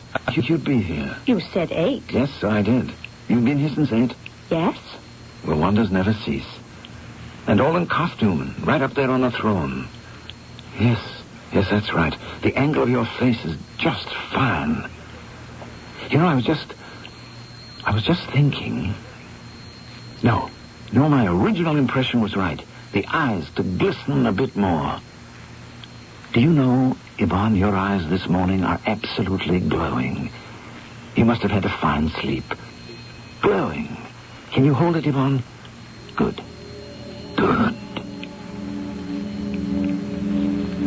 I guess we'll both be glad when it's over. And it ought to be over very soon. I want to tell you something very strange, Yvonne. Painting you as I am now, concentrating on every brushstroke, every line, every highlight. It's as if you and the very light itself are anticipating my every move. Oh, that is beautiful. Beautiful. I've never seen such a look in your eyes, Yvonne. Unearthly, really. Quite unearthly. The look of a goddess. I once read when they asked the young Mozart how he was able to write such divine music, he said, "The Lord held my pen." That's the way I feel now, Yvonne. You are the will that my hands must obey. Now, one more touch with the sable brush that I have here somewhere, and then we can both stand back to worship your Aphrodite. Yvonne? Yvonne, where are you? Yvonne, where did you go? Max, I think you're here. You didn't happen to see Yvonne going down the stairs as you came up, did you? Yvonne? George, what are you telling me? She was sitting on the throne, the silver one. I can't even remember what she said. I was painting steadily. The eyes, remember? Then I went into the other room. I had remembered that you had given me some of Pierre's brushes, and he had a sable brush that I wanted to try. I walked back in here, and she was gone. A minute later, you walk in the door. Now, where did she go? Are you saying that Yvonne, our Yvonne, was just here now, posing? She was here since 8.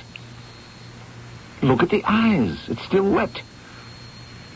I didn't even have a chance to thank her, let alone pay her. George, I want you to sit down. What for? I'm going to read you something from the morning newspaper. Ah, yes, here we are. Motor fatalities. A young woman, a professional model by the name of Yvonne, was knocked down by a car in the Fulham Road about 7 o'clock last night. What? The owner of the car stopped and took the lady to the Fulham Hospital, where she expired within a few minutes of her admission to the hospital. Well, that's unbelievable, Max. My Lord, I was just painting her, just now, right here. And she was dead. What do you mean you were painting her? Yvonne, look at her. Aphrodite, look at the painting. 2 hours work done this morning. I completed it moments before you arrived. Max, she was here, I tell you. It was a sublime experience. A model who, through thought, wills a painter to paint. I painted like a man possessed. And yet, it's not possible. You tell me she died last night? Yvonne had but one aim in her life. It has but one reason for living. And so this morning she returned to your studio so that you could put the final touches on Aphrodite. It's like much of what's been happening to you since the girl started modeling for you. Unexplainable. Inexplicable. Yet you chose the right subject for her to portray, didn't you? Aphrodite, the goddess of love. I shall miss her so. But only you and I will know that she was actually the goddess of death.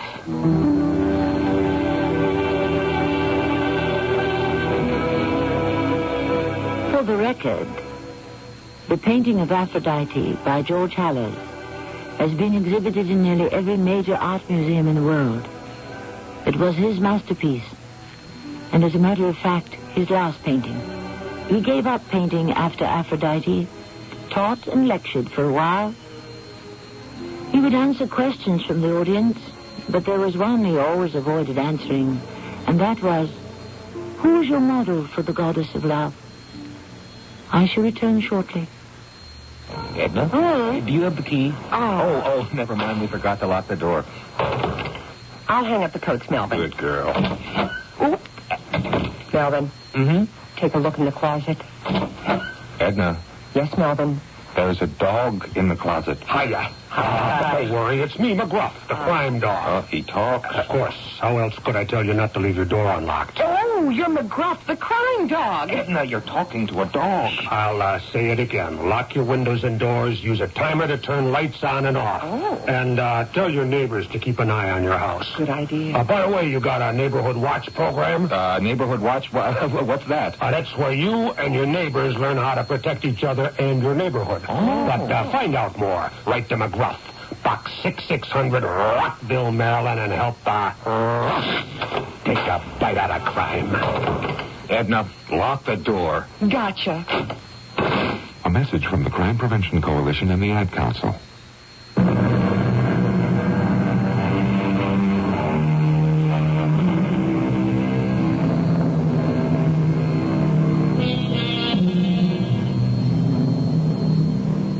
A fascinating tale of mystery, that. And to close, a few words from the writer-poet Ben Jonson. Give me a look. Give me a face that makes simplicity a grace.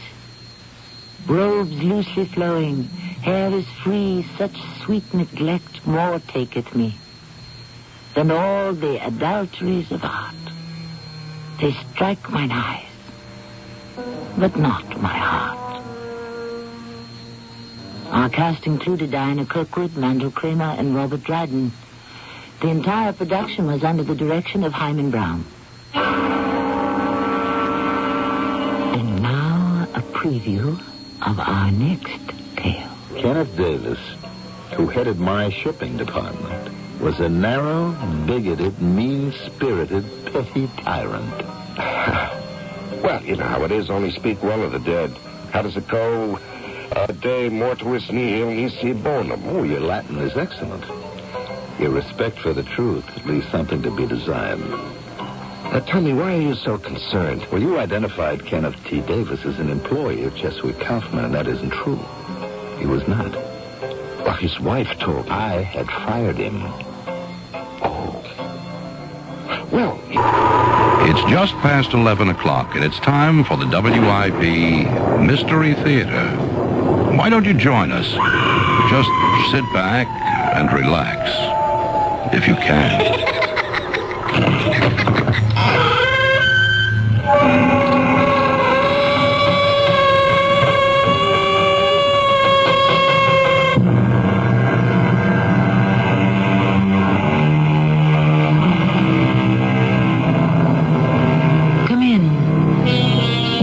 Welcome.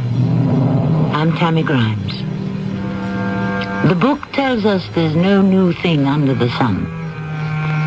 Long before medical science discovered quinine, primitive peoples knew that fever could be brought down by chewing the bark of certain trees.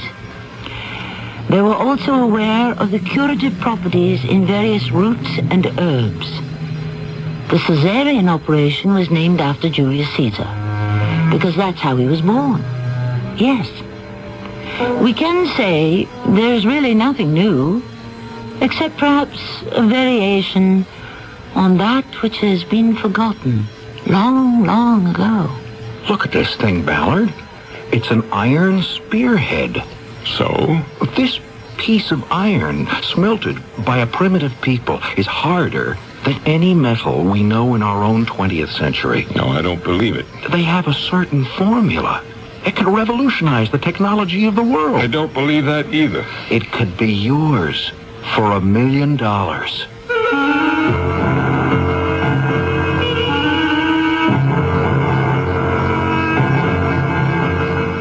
Our mystery drama, The Magic Dust, was written especially for the Mystery Theater by Sam Dan and stars Tony Roberts.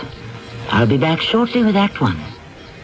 Whether you need a Christmas gift for someone who enjoys gourmet cooking or late-night snacking, you're sure to find it in the wide selection of gift appliances available at True Value hardware stores. Hi, Pat Summerall to suggest you give the versatile Oster Kitchen Center, including mixer, food grinder, dough hooks, blender, and more, to cut big kitchen chores down to size. Then for quick meals and snacks, choose the Oster Hot and Toasty Grill that cooks 4 sandwiches in minutes. You'll find them at participating True Value hardware stores and home centers. And say that Pat Summerall sent you. Irene, you just dropped a day's pay in dishes. Yeah, and strained my back besides. Oh, no. Look, leave that mess there while I get some Doan's pills. You've got some here? In my purse. Lifting trays like we do, I always keep Doan's pills with me. Good advice. Doan's pills for temporary relief of simple backache pain due to overexertion, stress, or strain. Use only as directed. Irene, you finished the shift. Because Doan's pills were on the job. They really work. Mommy, I cut my hair. Oh, no. Oh, what should I do? Oh, Mommy, I'm bleeding. Can you stop the bleeding? Can you clean a wound properly? What if he stops breathing? What if his heart stops too? How do you handle an emergency at home? Many of us panic when prompt action may be needed to save a life. If you'd like to learn what to do and how to do it before you're faced with an emergency, contact Red Cross. We'll help you learn how to prevent accidents. We'll teach you first aid, Red Cross CPR, family health and home care. Countless lives have been saved through safety and health care skills learned through Red Cross courses. And because of these skills, millions of Americans live safer, happier, healthier lives. Learn how to take better care of yourself and your family. Call Red Cross. We'll help. Will you?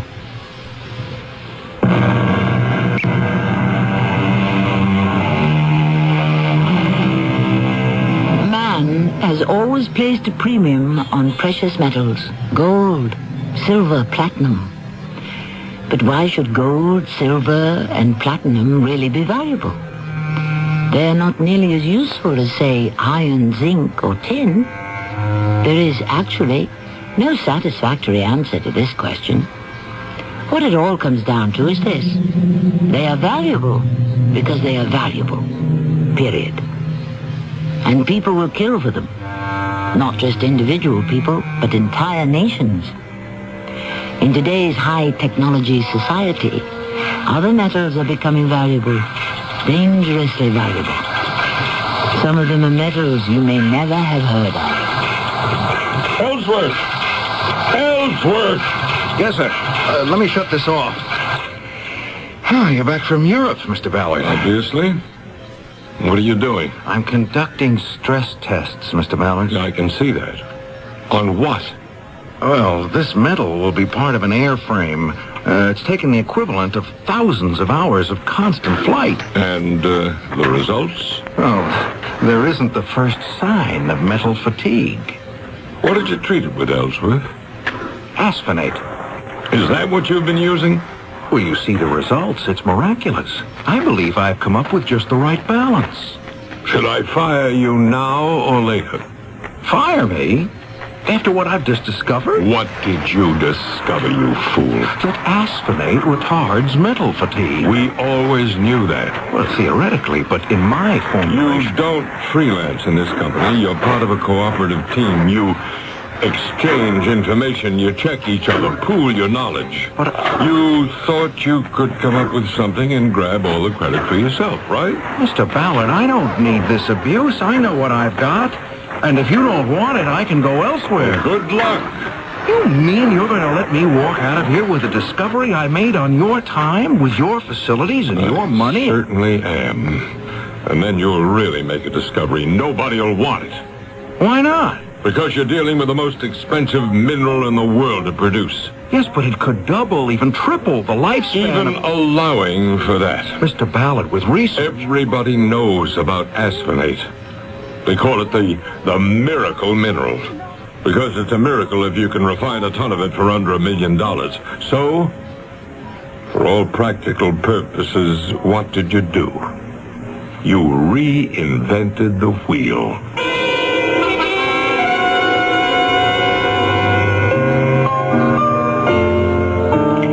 Do you have a request? Huh? What? Do you have a favorite tune? Oh, well, no, I don't think so. Hey, everybody's got to have a favorite. What do you want me to play?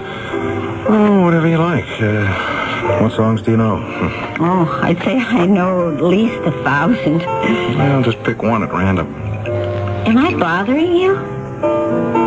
Well, I'm supposed to chit-chat with the customers, and you're the only one in the place. I lost my job today. Oh, I'm sorry. Well, let's see. Do I know a special song for somebody who's just been fired? I wasn't exactly fired. No? No, but the handwriting's on the wall. You could say I was weighed in the balance and found wanting. Why did I do it? Why'd you do what? Oh, something stupid. Everybody does something stupid now and then. Yeah, but this was self-destructive. Oh, yeah? There's a metal called asphenate. I never heard of it. Well, the average person, I'll wager, has never heard of most of the metals. That's so. Well, there's iron, copper, tin, nickel. I guess I'm scraping the bottom of the barrel. Oh, gold and silver. What else? Well, how about promethium? Oh, you're kidding. Yeah, protractinum and samarium, tantalum, terbium. That could make a pretty good song. But asphenate... How do you know so much about it? I'm a metallurgist. That could change our industrial society. Oh, for the better? Oh, of course. How can you even ask such a question? Well, it never hurts to ask. Well, the problem is it costs a fortune to produce. It does? So it's economically impossible. Well, better luck next time. What made me run those experiments? I mean, what was I thinking about? Why did I completely overlook the economic factors? Why? Are you asking me? Well, I have to ask somebody. Why don't you go to a shrink? I've been to one. All I want to talk about is my childhood. Well, maybe that's where the answer is. Well, why should I want to relive my childhood? It was unhappy enough the first time. Oh, why? You sure you want to hear the story of my life? Shouldn't you be playing the piano? I'll give you a little obligato. You know what I'd like to hear? Name it. A Strauss waltz. Which one? Anyone. It doesn't matter. Well, how about... Yeah, okay. Why did you ask to hear this? I don't know. Today there's so much I don't know. Why did I commit to those experiments with asphenate when I should have realized it was a practical impossibility? Couldn't I see I was only proposing to cut my own throat? Maybe you have a death wish. Well, there must be a reason. I'm not stupid. I'm not impractical. What was the reason? Oh, let's see. You said you managed to make it through your childhood and into college. Did things get better there? Yes, because at school I could lose myself in study. And I did. I discovered science. Oh, you've been playing... Yes.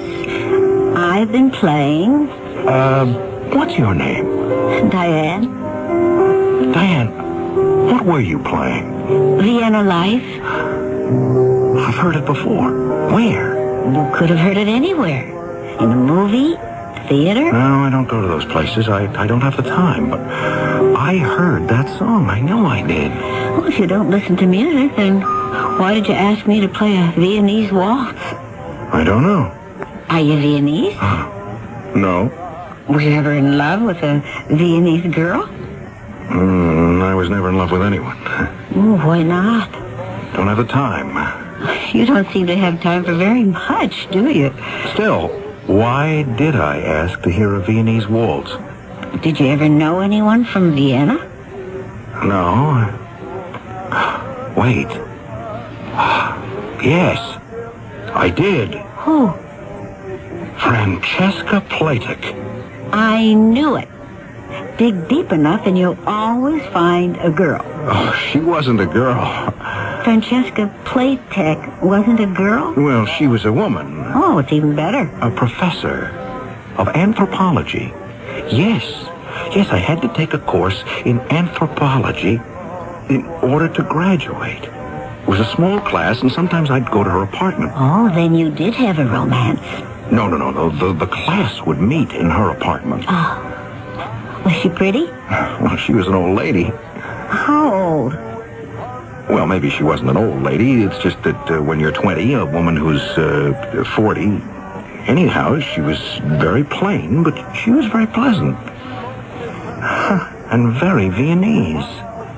And after the lecture, she'd serve coffee and soccer torten. Oh, I can taste them now. And one day, I remember, she asked me to stay after everyone else had gone. I remember that day very well now. It was when I was a senior, back in college. Shall you have another cup of coffee, Mr. Edward? Thank you, Professor Platek. And help yourself to another tort. Oh, thank you again. You are wondering why I asked you to stay, Yes, Professor. You do not care for my course. Anthropology, it bores you, no? Well, I guess I'm just not interested. It is the study of primitive man and his culture. Oh, well, the truth is, I guess I just don't care about primitive man. I'd rather study about modern things. You are a scientist, no? Well, hope to be one. I see by your card that you hope to specialize in metallurgy. Yes, Professor. You may be interested then in the Colossus. The who? West African people. Do you know why? No, Professor. They are a small tribe, but they were never conquered. Do you know why? No, ma'am. The superior quality of their iron weapons. Oh. Should this not be of interest to you as a metallurgist? Well, yes. Somehow they had learned to, I suppose you could say, fortify their iron spear points with a metallic ore called aspinate. You have heard of it? Yes, I think so. Now then, I have been told that this ore is fantastically difficult and fabulously expensive to refine. And yet this tribe, which had just entered the Iron Age, has discovered a technique. Are you sure of this, Professor? I make this claim from observation at first hand. You mean you were there? Oh, yes. You see, the refining of the ore, it is done as part of a secret religious ceremony. Religious? Oh, yes. They call it the magic dust. And no outsider is permitted to witness. But weren't you an outsider? Oh, no. I asked for and was granted permission to join the tribe. And so I learned the secret of the magic dust. You see this spear? It is fashioned of iron and treated with the magic dust. There is nothing as hard, as strong as this in our modern technology. Modern science has been unable to construct anything as durable. You don't believe it? No, I didn't believe it. How could I believe it? So I forgot about it. Or I thought I did. That was 20 years ago. But it stayed with me. In my subconscious. Maybe without knowing it, in that time, I did come to believe it. And that's why I committed myself to the asphenate. Because I knew there was an answer, a way to refine it. Well, all I can say is you can thank old Johann Strauss. Do you realize what this means? Oh, sure. You're going to make a bundle. Oh, I don't care about the money. This could mean tremendous things for the economy. Well, you just make sure you get yours. Hey, is there a phone in this place? Oh, I see it. Excuse me. Hello? Mr. Ballard, this is Joe Ellsworth. Do you know what time it is? Mr. Ballard. I've just about made up my mind to fire you, and this isn't helping. You must listen to me. Why? I have to talk to you. Well, see me in the office. Oh, it can't wait. Why not? I found it. Oh, what did you find? The dust. The magic dust. Are you crazy? I'll be at your house in 20 minutes. The magic dust. It sounds like a hustle, a scam, a flim-flam. But don't we have all this on the authority of a highly respected college professor of anthropology? Well, you never know. And besides, who says it isn't possible? In this world of ours, can't and doesn't anything happen? The second act will happen shortly. I think the reason that people put their hands over their mouths when they smile is they're embarrassed by their tobacco-stained teeth. I mean, I was embarrassed until I switched to Topol. Topol Smoker's Tooth Polish is a combination of polishing agents and a rich foaming cleanser, especially formulated to help remove ugly yellow tobacco stains. Yet laboratory research has proven Topol cleans gently enough to be used every day instead of regular toothpaste. Topol gave me back my smile. Topol Smoker's Tooth Polish, mint or fluoride.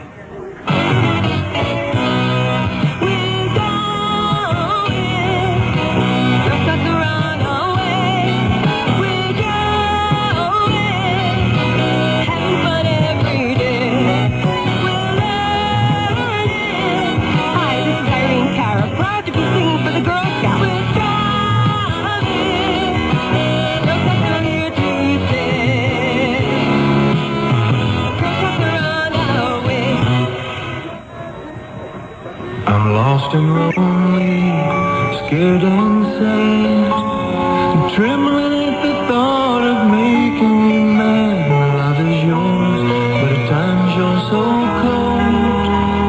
If life's like this, take me before I grow old. This song about child abuse was written by a man who has served time in a state prison. It tells how he felt growing up as an abused child. Many of the social problems in America today spring directly from child abuse. Yet, with enough knowledge and enough money, child abuse can be prevented. Help us get to the heart of the problem. Write Prevent Child Abuse, Box 2866, Chicago, Illinois, 60690.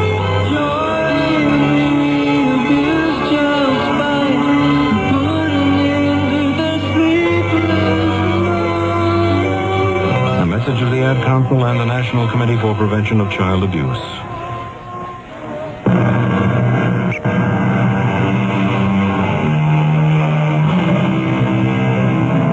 If we seek the truth, we must endure the consequences, which is why so few people actively pursue it. After all, why search after truth? If it turns out you may not like it once you find it. Indeed, you may not even recognize it. The problem is age-old and quite familiar. And what is the truth? We shall have some wrestling with this as our story continues. The long and short of what you're telling me, Ellsworth, is that this woman knows how to refine asphenate. Well, she said she did. Now, what's this tribe again? The Colossus, something like that, of West Africa. And they have iron spear points that are harder than anything ever made. Well, that's what she told me. Well, how does she know? They're treated with this magic dust, which we know is the ore of asphenate. Oh, never mind all that. How can we find out? Where can we get a Colossus spear point? Oh, I don't know that, but she has one. Oh, that is, she did.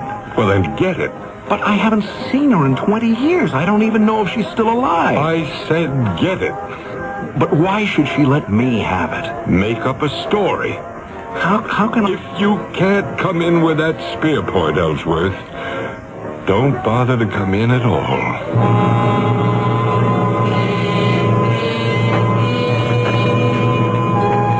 Of course, I remember you, Mr. Ellsworth. Some coffee? And I recall you used to love these Thornton. Oh, thank you. And a little music.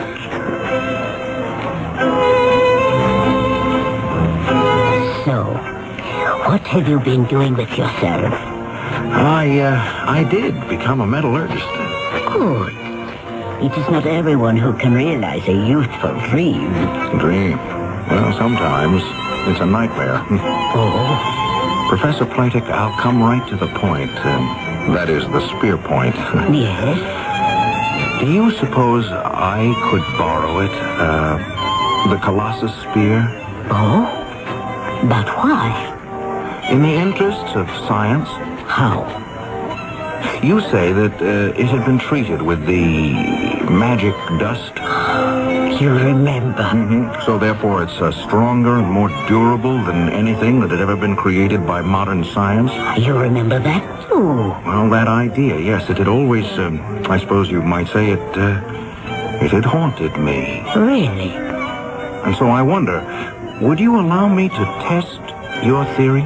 My good Mr. Ellsworth, it is not a theory. It is a fact. Professor, a theory cannot become a fact until it is tested. And what do you propose to do? Well, I would subject it to various stresses and determine just how it responds. Oh, you would destroy it? Oh, no. Merely prove that it is what you claim that it is. But I need no proof. I believe it. Why? Because I am a true believer. All right. Then how would you like to make a true believer out of me? Well, why not? Why not indeed?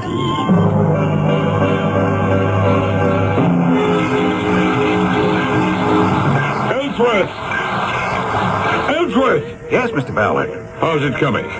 Look at this. Look at it.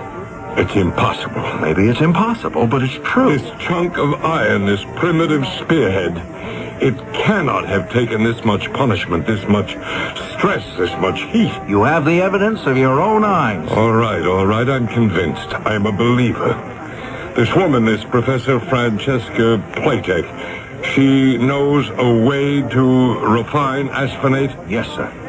Well, then find out what it is. Oh, find out? Well, how? It's a secret. Offer her money. Oh, I don't think she'd take any. I'm not out to cheat her. There's enough here for everybody. Yes, but this is a religious... Ellsworth, you'd be surprised at how much religion you can buy for $1 million. $1 million? Uh-huh. And we'll go higher if we have to.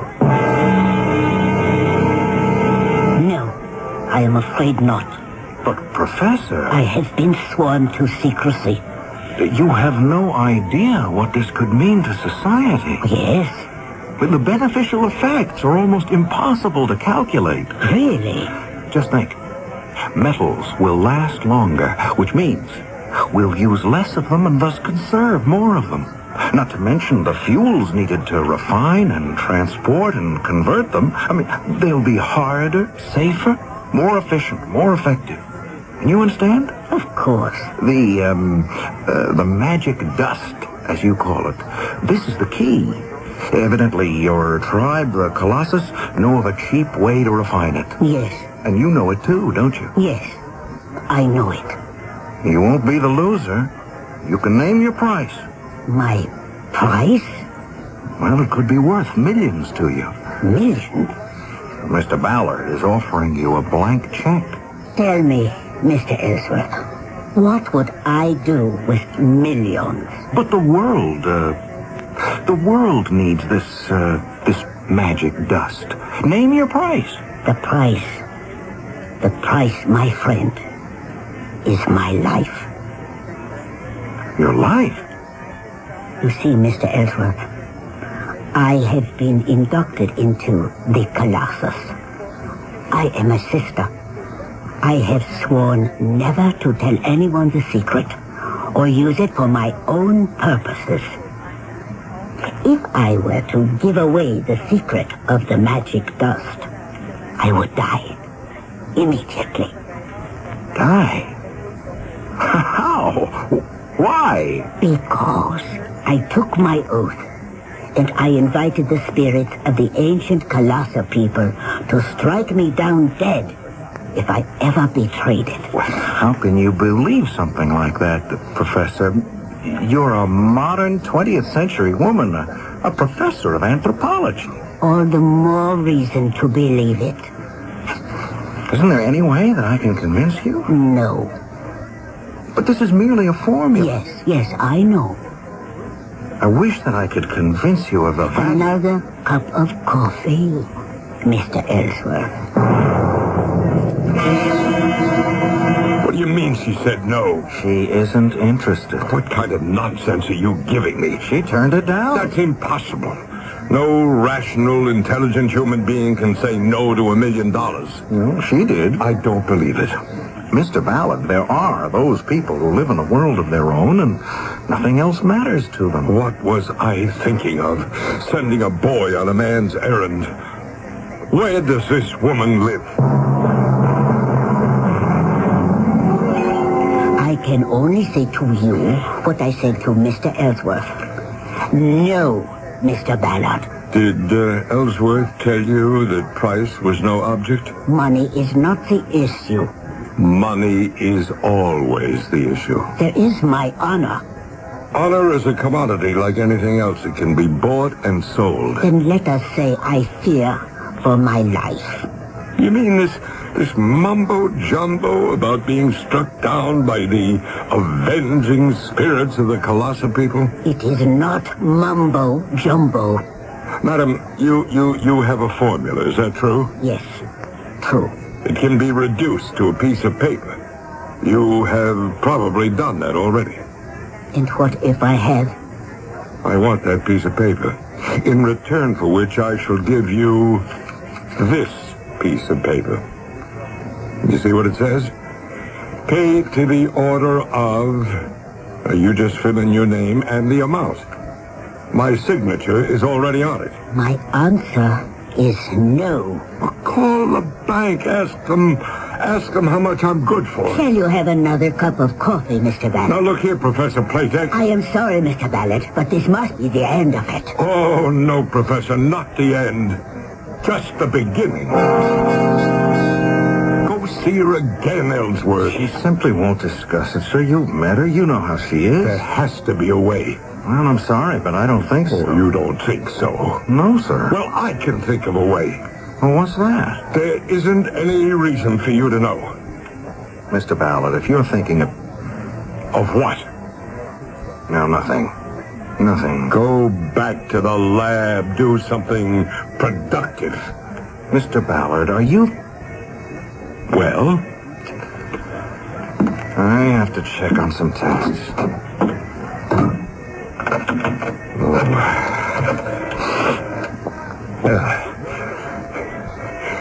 Caraway?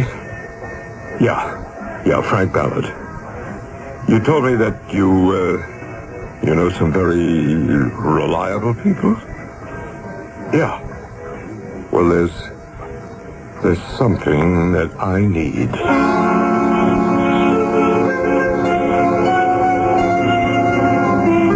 Well, look who's here. How'd you make out with the Viennese professor? Oh, all right. The old spark still there? I don't know. I don't know what to do. Oh, about what? I don't know. something would have happened to her, I could never forgive myself. What could happen to her? Maybe I better warn her. Warn? No, I guess advise would be better. About what? That's what I'll do.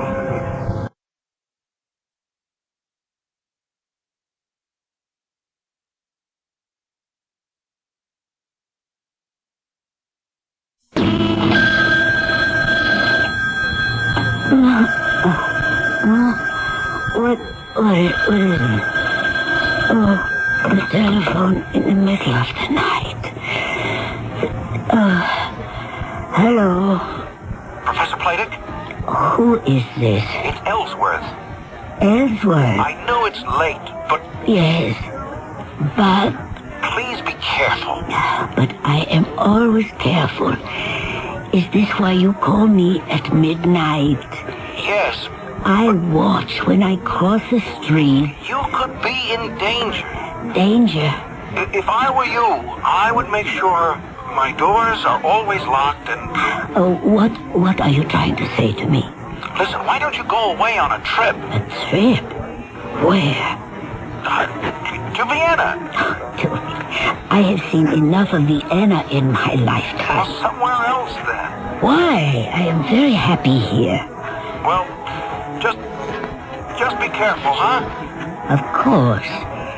And, thank you for your concern over an old lady.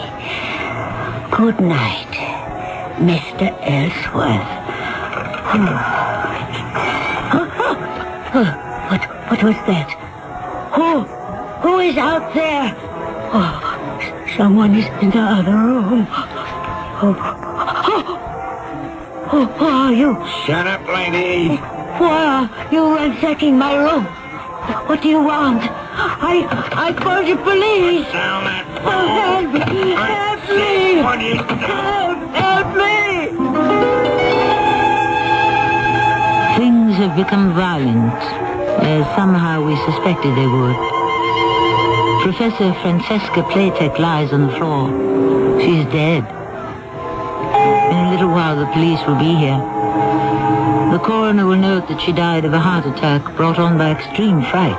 The room has been ransacked, and it will probably become just another incident in the voluminous files of the police.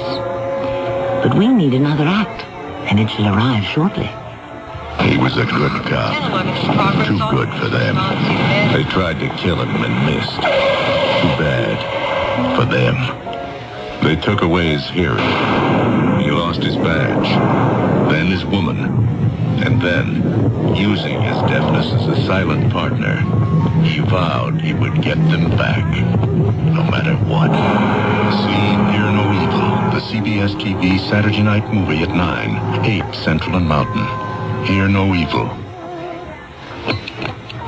Countdown to Cure. Hi, this is Henry Winkler with a message from the Leukemia Society of America. Leukemia treatment and research has advanced encouragingly during the last 10 years. We are now able to stop the progress of this disease in many cases, especially children. But more than half of all leukemia occurs in persons over 60 years of age. Each year there are 23,000 new cases. So please support the Leukemia Society's countdown to a cure. It's a matter of time. Thank you. Hello, this is Max Moran. Do you have a sight problem that prevents you from reading? I've got good news for you about Choice Magazine Listening, a free service. Every other month, Choice Magazine Listening will send you, free, on phonograph records, 8 hours of selections from leading magazines featuring writers like William Styron, Joyce Carol Oates, John McPhee, Kurt Vonnegut, Art Buchwald, many others. So if you are blind or unable to read regular print, or if you know someone with this problem, write to Listening, Box 10, Port Washington, New York, 11050. We'll also tell you how to get the special record player provided free by the Library of Congress as part of its Talking Book program. So, write Listening, Box 10, Port Washington, New York, 11050, or telephone 516-883-8280. That's 516-883-8280. A public service message on behalf of the nonprofit Lucerna Fund.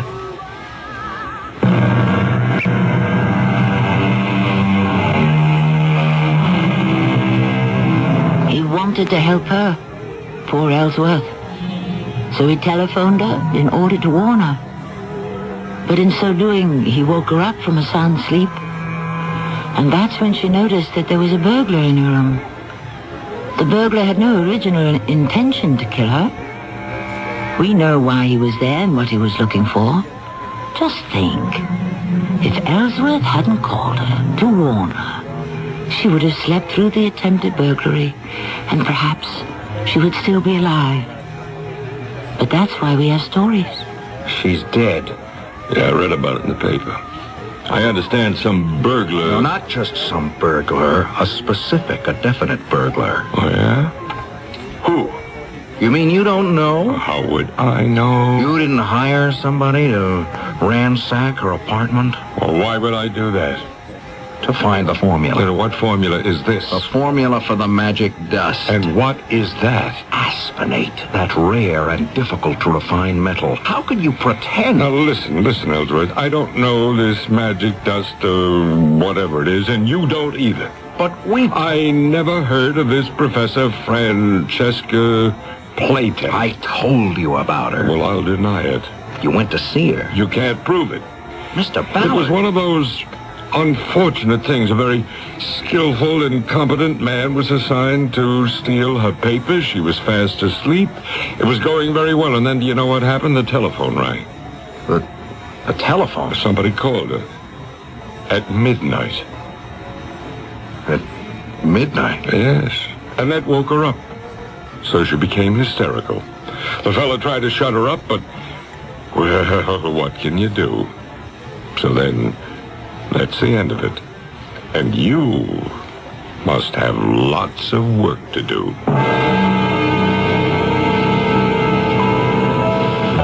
Hey, can I talk to you?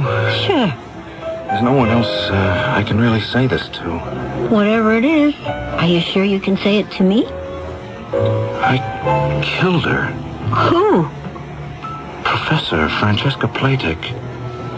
I knew he was going to hire somebody to ransack her apartment. Who was? My boss, Mr. Ballard. But why? No, to find the formula. The formula for the magic dust. The magic dust? Yeah, that's right. Oh, okay. What else? So I'm a party to it. I'm an accessory.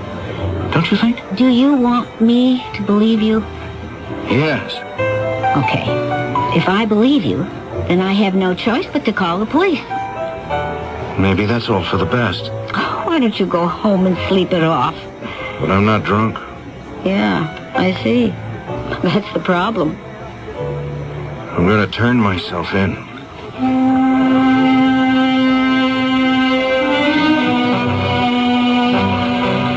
Where is he, Lieutenant? He insists that we hold him in a cell. Guess it's my fault. I've been working him too hard lately. He's been under a great deal of pressure. Yeah. There's a connection between this poor murdered old lady, what was her name, Professor Playtech, and Ellsworth. She used to be his teacher back in college many years ago. That's what he keeps saying. If you want to know what I think, the news of her sudden death must have shocked something in his mind. She taught anthropology, primitive peoples, magic, formulae, and whatnot. Do you actually believe that? I don't know.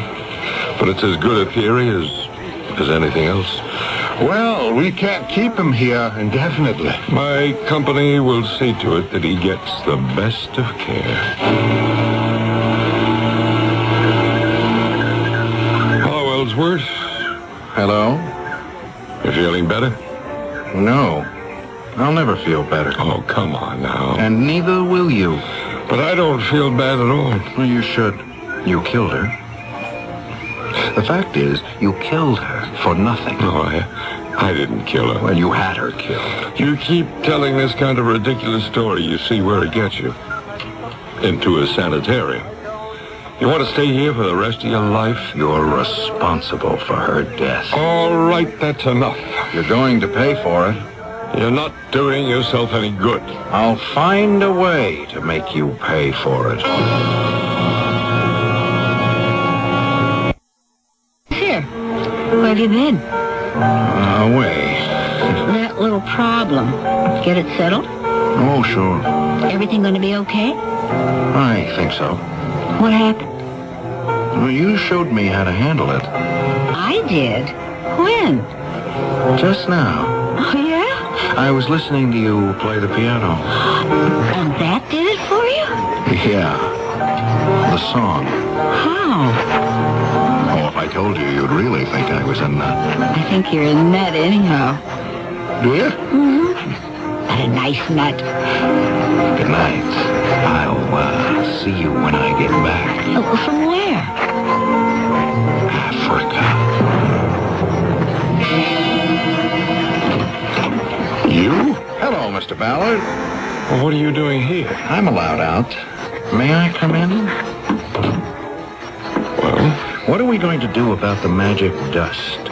Well, what can we do about it? She's dead. But does the secret have to die with her? What do you suggest? Well, how did she find out about it? How? She was an anthropologist. She went into the field. Wait a minute. Where is all this leading? To the Kalasa tribe near the west coast of Africa. Why don't we go there? Well, what for? Well, to discover the secret of the magic dust. How? I looked through my old school papers. I found the notes I took in my anthropology class. Listen. Oh, now, what is this nonsense? I spent time with the Kalasa tribe. This is Professor Platic speaking. I said to Chief Leoto, Chief, I would like to become a member of the tribe. And he said, then you must become my sister. And we shall have the ceremony when we burn the magic dust. You see that, Mr. Ballard? Well, what am I supposed to see? That is where and when they refine the asphenate, and all who join the tribe are told the secret. How would you like to become a member of the Kalasa tribe? Me? And learn how to refine the magic dust. You know what you're saying? Do you realize what that could mean to the company? Yes. But how could that be arranged? Pick up the telephone, Mr. Ballard. Have your secretary make arrangements for us to fly to West Africa. We have company branches along the way. Have a local manager arrange for us to travel to the territory of the Kalasa tribe. We can be in West Africa by the day after tomorrow. What's that? Drums. What kind of drums? The guide told me the chief is being informed of our arrival. Hey, where is everybody? Our guides? They left us, all the local help. You mean they've deserted us? No, and we're in no danger. It's just that we are now in the Kalasa country. So? Well, it's considered a place filled with magic and spirits and so forth. The country here must be rich in asphenate. The trick is to know how to extract it. And that's what I'm going to find out. Hey, somebody's coming. Well, that must be the chief. All right, you're on your own, Mr. Ballard. Before it's too late. Are you sure you want to go through with this? Why shouldn't I? Because once they teach you the secret, you're not allowed to betray it. The spirits of vengeance... Oh, please, spare me. You are... My name is Ballard. You have come here? Yes. Why? To bring the news of my sister's death. Your sister? She is also your sister. She is? She was Francesca. Francesca? Yes. And she's dead? How did she die? At the hands of a thief. Has he been brought to justice? Not yet, but he will. We shall ask the aid of the spirits of vengeance. Francesca was your sister by adoption, and she was my sister by blood. You and I, then, are brothers. We must become brothers. I have come for that purpose. You can still back out. Are you crazy? Now that I'm so close, I can taste it. Yes, but I'll make a confession. I tried to set you up for this. I had hoped you'd learn the secret. And then, when you tried to use it for yourself, you'd just fall down dead. What are you saying? To pay you back for her murder. But I can't go through with it, Ballard. Let's get out of here quickly. You should never have left the sanitarium. The secret will kill you. I'll see you later. Here is the place where the waters meet. The land that is rich in the magic dust. Here only the brother and sisterhood may meet. Here is where the dust is made. Here is how the dust is made. Light the fires.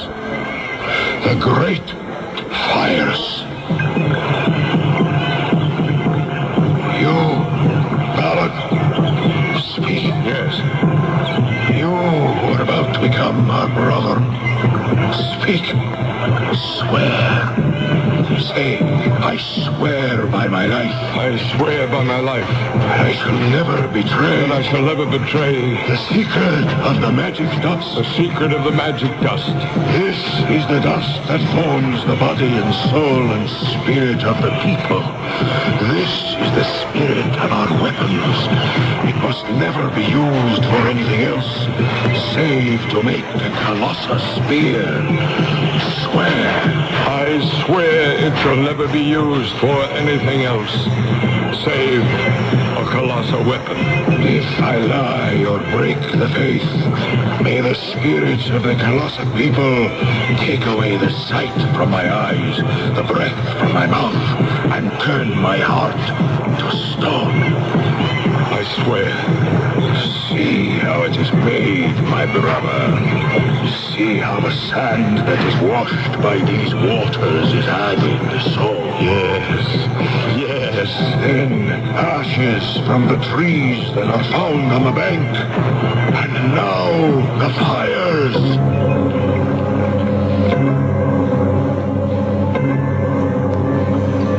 Are we ready? Is all the raw material here? Yes, but then I'll have to feed the formula into the computer. Don't, Mr. Ballard. The moment you do that, the spirits of the colossal people will take vengeance. You are a hopeless nut. Now move aside.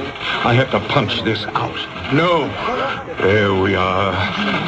Now watch. Mr. Ballard, you cannot do that. Who says I can't? I do. I am your sister. I have no sister. Who are you talking to? Can't you see? It's Francesca. Who? She's standing right beside you. How could she be standing here? She's dead. You must not use the formula. Nonsense. Nonsense. So as the sight shall be gone from your eyes, the breath shall be taken from your mouth. That's nonsense. Mr. Ballard. And your heart shall turn to stone. I don't believe it. Shut down the computer. Never. Very well then. Mr. Ballard. I can't see you. What's wrong? I can't see. Stop the computer. I can't breathe. I can't breathe. Mr. Ballard. Mr. Ballard.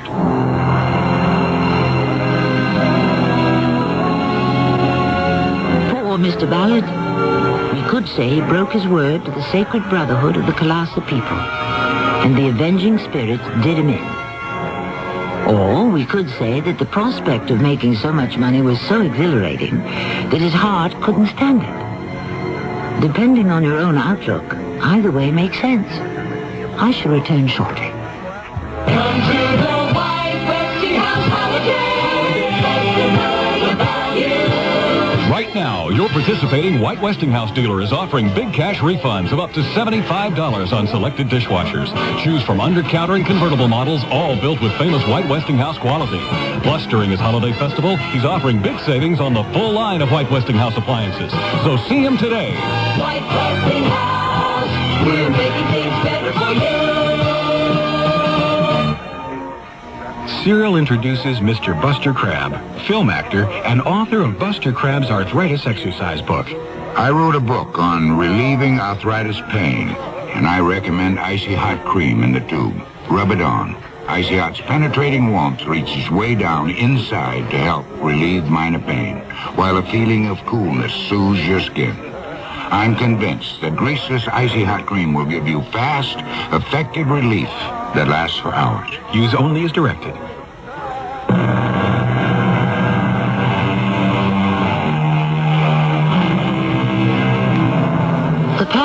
may be forgotten, but it never dies. And not just the human past with its fantastic network of memories, but the past of the earth itself.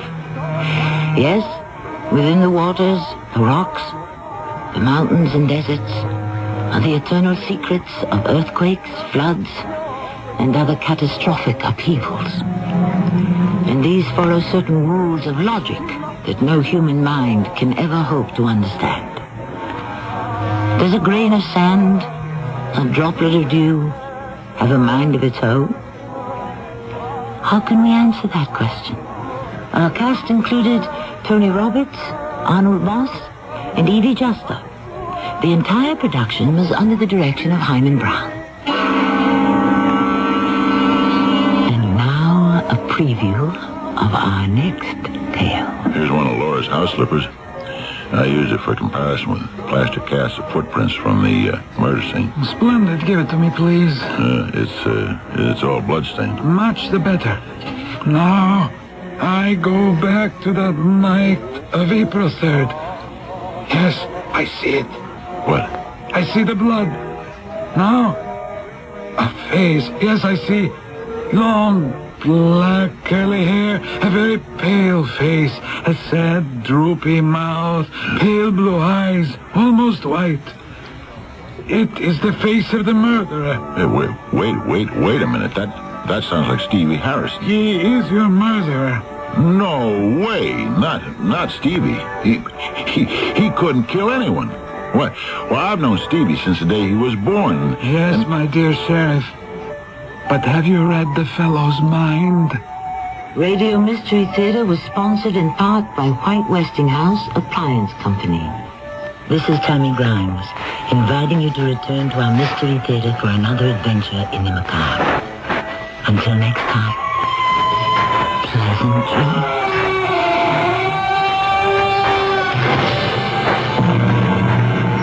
This is Nat Wright. Stay tuned for the Dawn Patrol flight, where we'll be playing your songs all night long after the news. It's midnight. This is WIP, Metro Media Radio in Philadelphia.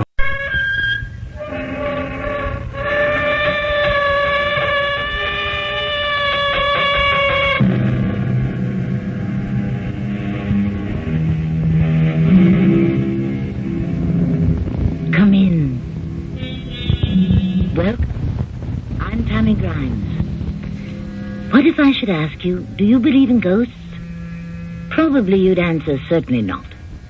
That would be my answer if you were to ask me. But then if I say, are you afraid of them? What would your answer be? I would say yes, scared to death. Now how can this be? That something we do not believe in can rouse such terror in us.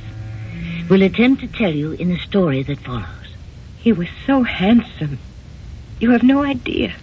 Tell me. And very intelligent, too. I'm sure he was. And kind and thoughtful. Of course. And he loved me. I'm sure he did.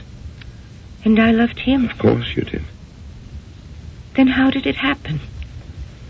If we loved each other, how did it happen that I killed him?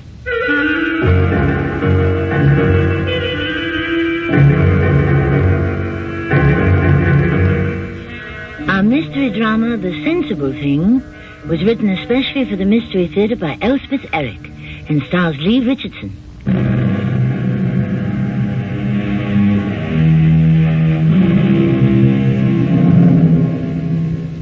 Now for our story about ghosts. Those non-existent forms, shapes, spirits, specters, apparitions that track us by day, hover over us by night, color our thoughts and affect our feelings, pervade our work and decide our destinies. We could call our story How to Kill a Ghost, but instead we shall title it The Sensible Thing. I'm Curtis Bisbee. I was almost 60 when my wife Emily died very suddenly. I did the only sensible thing, sold the house and everything in it, and moved to a hotel near my office. Then last year I became bored, restless, and I couldn't understand it. I'm not a neurotic man, never one to become depressed or unhappy. But I began to feel there was a threat hanging over me, like a small black cloud. And I decided the sensible thing was to get married again. Only I hadn't the faintest idea how to go about it. Until suddenly, it struck me. Yes, Mr. Bisbee? Come in here, will you, Helen? Don't bother to bring your book. Why hadn't I thought of it before? It was the only sensible thing. Sit down, Helen. Yes, Mr. Bisbee. I'm not taking you away from anything important, am I? Oh, no, sir. How long have you worked for me, Helen? Why, 22 years, Mr. Bisbee. Come June. That's a long time. Yes, sir. Do you mind my asking, how old are you, Helen? I'm 47. You live alone? Yes, I do. Mr. Bisbee, is there anything wrong with my work? No. I thought maybe I was, slowing up. No, nothing like that. You're fine, Helen. We've always got along pretty well, haven't we? I've always thought so. Would you care to marry me? Did you say? My wife, Emily, died a few years back, Helen. Yes, I know. I'm all alone. You alone? Well, yes. Where do you live? I have my parents' house. When they died, I stayed on in it. We could live there, I suppose. I'd like to live in a house again. It's a nice house. All right, then. We'll get married. If you really want to, Mr. Bisbee. You'd best start calling me Curtis. I got a judge, friend of mine, to marry us in his chambers, and we moved into Helen's house that afternoon. I was surprised and pleased when we pulled up at the curb. Nice house, very nice, small, white frame with green shutters, nice lawn, not too big, some fine shade trees. Mrs. Bisbee, we're home. May I assist you? Thank you, Curtis. The house looks nice. I had somebody in to clean. I thought I should.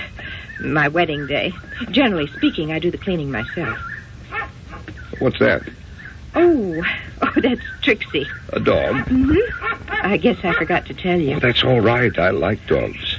I have my keys right here.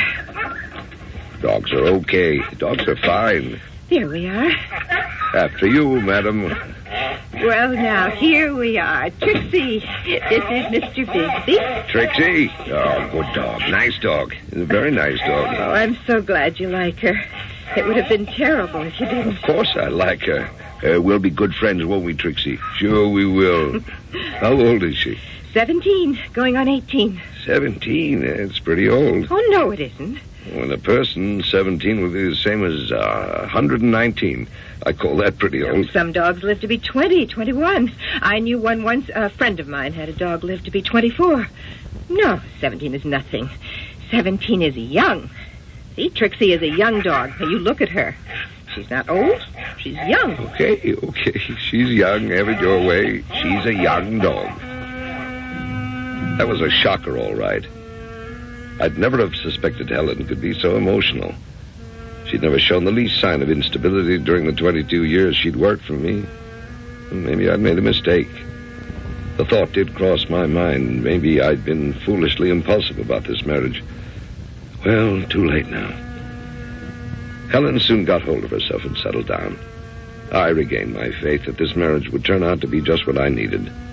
Till about a month later. Trixie won't eat her dinner. Oh?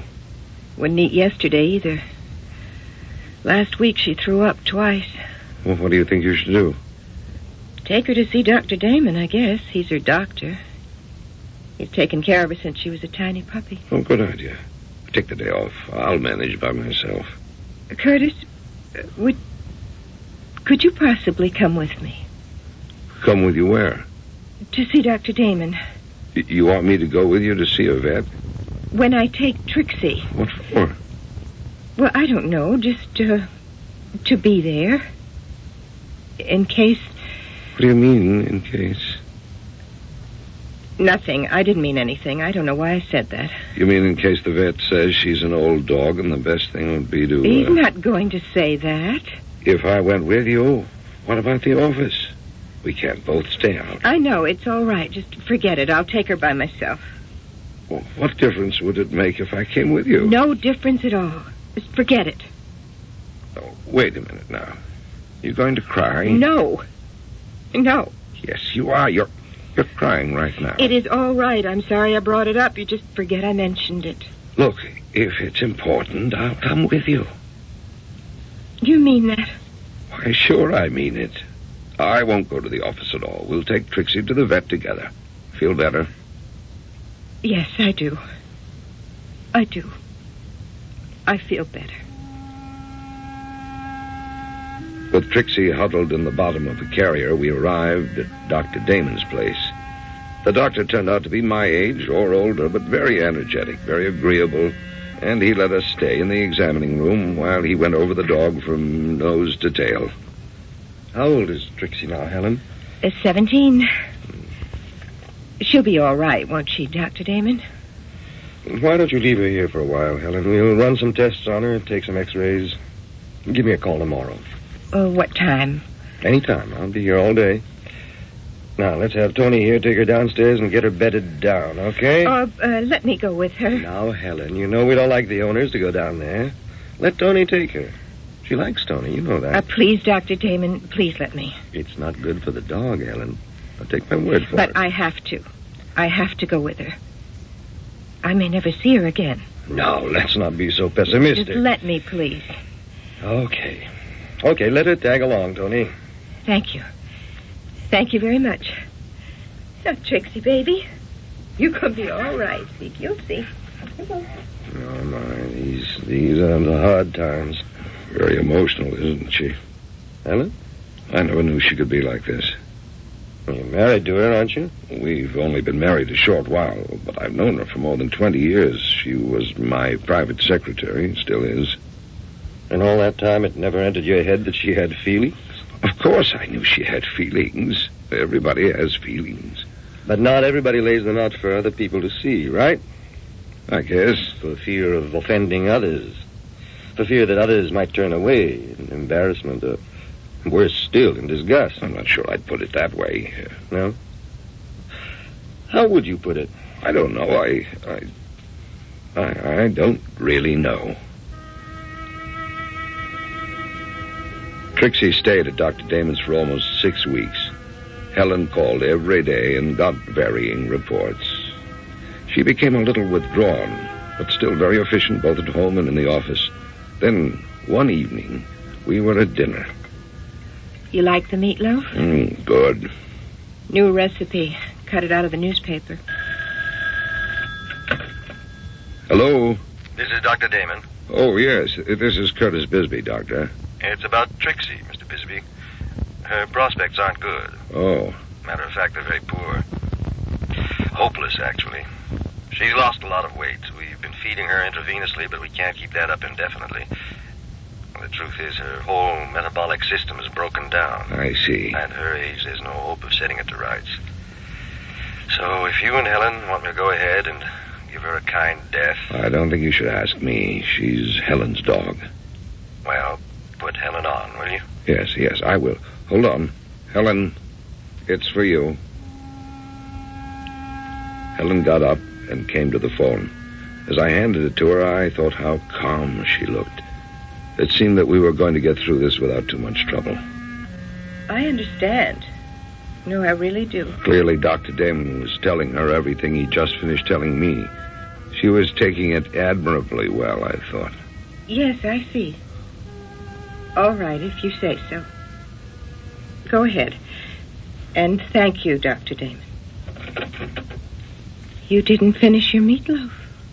Oh, I had enough. I ate most of it. Didn't you like it? I did. I thought it was very good. I'll tell you what. You take the broccoli off your plate and put it on your salad plate. Trixie doesn't like vegetables. She won't eat them. But she does love meatloaf. So put it down on the floor for her. She'll gobble it up. I stared at her. She was engaged in finishing her dinner and didn't look up. I hunted for something to say, but couldn't find anything that would bring us back to Dr. Damon's phone call. Then I carefully scraped the broccoli onto my salad plate and put my dinner plate holding the scraps of meatloaf down on the floor. Helen went right on eating, as though nothing had happened.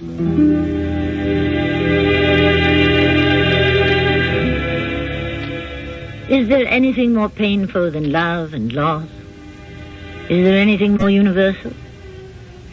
Has anyone ever lived who did not at some time or other love deeply and then lose the loved one? The fact that in this account the loved and lost is a small dog does not in the least change the grief or alter its complexion. I'll be back shortly with Act 2.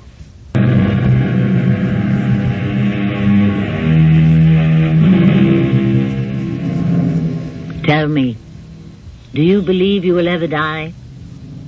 I'm sure you know you will. You'd be silly to think otherwise, wouldn't you? Heaven forbid that you should be capable of such foolishness. But isn't there a secret segment of your personality which obstinately refuses to entertain the idea that one day you will abandon this world, or worse still, that this world will abandon you? Listen now to the second act of The Sensible Thing. What had I got myself into? If I'd had any idea, but I didn't.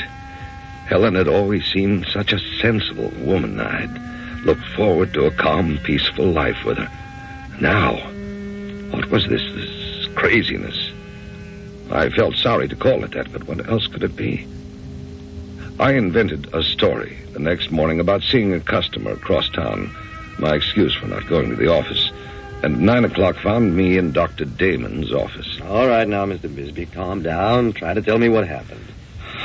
When I handed the phone to Helen, I went back and sat down at the table. I could only hear her end of that conversation, naturally, but I took it for granted you were telling her what you told me about the dog, about, you know, the hopelessness of the whole situation, Doctor. That's right. And she seemed to be taking it so sensibly. She seemed to be agreeing with you, Dr. Damon, that there was only one thing to do. She was. But then she comes back to the table and, calm as you please, she tells me to take the broccoli off my plate. Trixie doesn't like vegetables, she says, but she likes meatloaf. So I should put my plate on the floor and Trixie will gobble it up. Well, that's what she said, Dr. Damon. Trixie will gobble it up.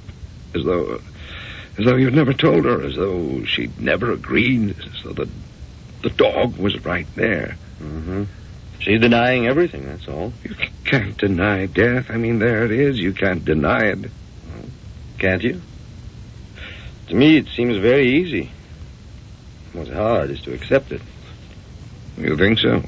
I'm sure of it. Now, what do you want me to do with the dog's body? Well, I don't know. I suppose I should ask Helen, only the way she is right now, I don't know. There are crematoriums for pets, you know. Really? I had no idea. Sometimes that makes it easier. Oh, what do I say to her? I can't tell you what to say or when to say it. Just follow your instincts and treat her gently. Very gently. It was hard to go home that night. No doubt about it. I was in way over my head. I'd no experience dealing with people who were irrational. I'd led a very conventional, controlled life. I'd never come up against anything like this. Curtis? Is that you? Yes, it's me. You see your customer? Oh, yes, I saw him. Spent most of the day with him. Get a big order? Oh, big enough, I guess. Hungry? Not very. No, not really, no. Feel like having a drink? That's a good idea. Want me to make it for you? If you don't mind. Of course I don't mind. Things were very quiet in the office today. You didn't miss anything, in case you were worried. I wasn't worried. You were there. Why should I worry? That's a very nice thing to say. Thank you. Well, you know as much about the business as I do. More, probably. No, I doubt that. Here's your drink. Thanks. Want anything to go with it? To nibble? No, thanks. Aren't you having anything? I never drink. You know that. I forgot. Helen, I heard something today I thought you might be interested in. Did you know, I never knew, that there are crematoriums for pets. You know, when the time comes, they have crematoriums. Did you know that? I didn't. No, I didn't know that. Well, they do. They're very nice. Really? Yeah, well, so I was told by somebody who should know. Well, it's something to keep in mind, isn't it? Helen? Oh, that's Trixie. You let her in, will you? Helen, it isn't Trixie. It's the dog next door. No, it's Trixie. I know her bark. Let her in, will you? And I'll go start dinner. With that, Helen left the room, bound for the kitchen.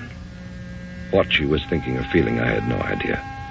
But driven by something I could not possibly fathom, I went to the front door and opened it, half expecting a small dog to look up at me gratefully and walk through it. I don't know why I did this. Perhaps I heard Dr. Damon's voice saying, "Treat her gently." I don't know. At any rate, a few seconds later, I closed the door. Then I went to the phone.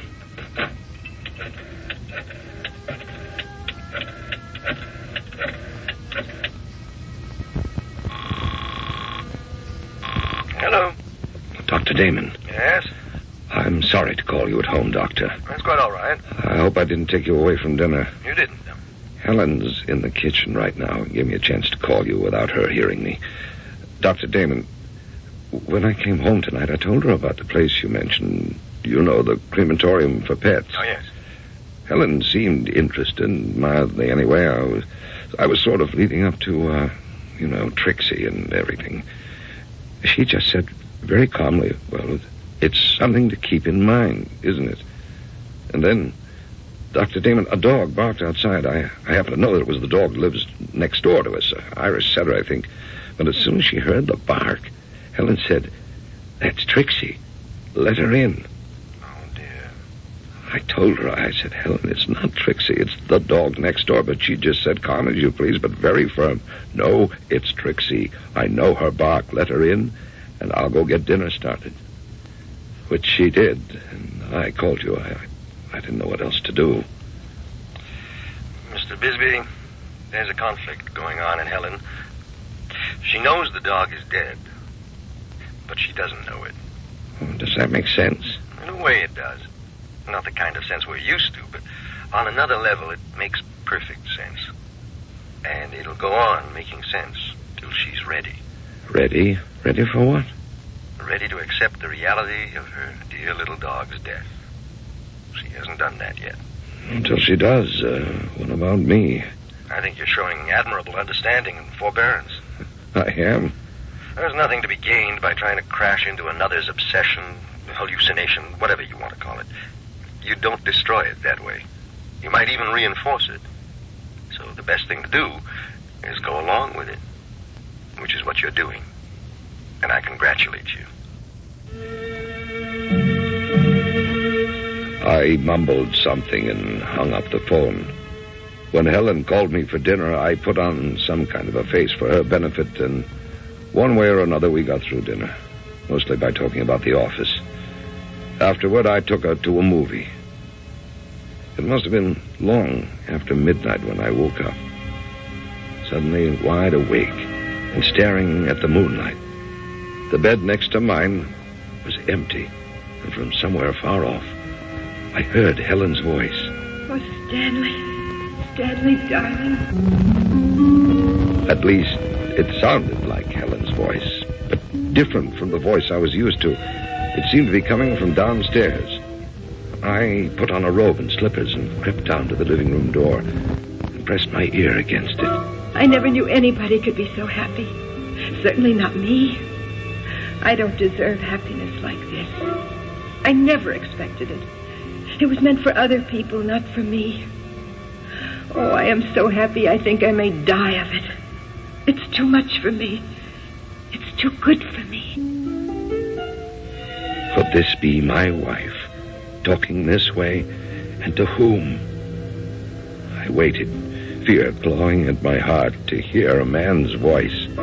Stanley, will it always be like this? I mean, forever and ever. Tell me it will always be like this forever. Tell me it will never end till we grow old and we die. Die together. And then go on together, even after we've died. Tell me that, Stanley.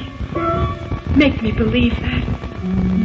She sounded so young, so ardent, so alive, so in love, so lost in the wonder of things as though she were standing on the threshold of life itself. There has never been such a love as ours. Never.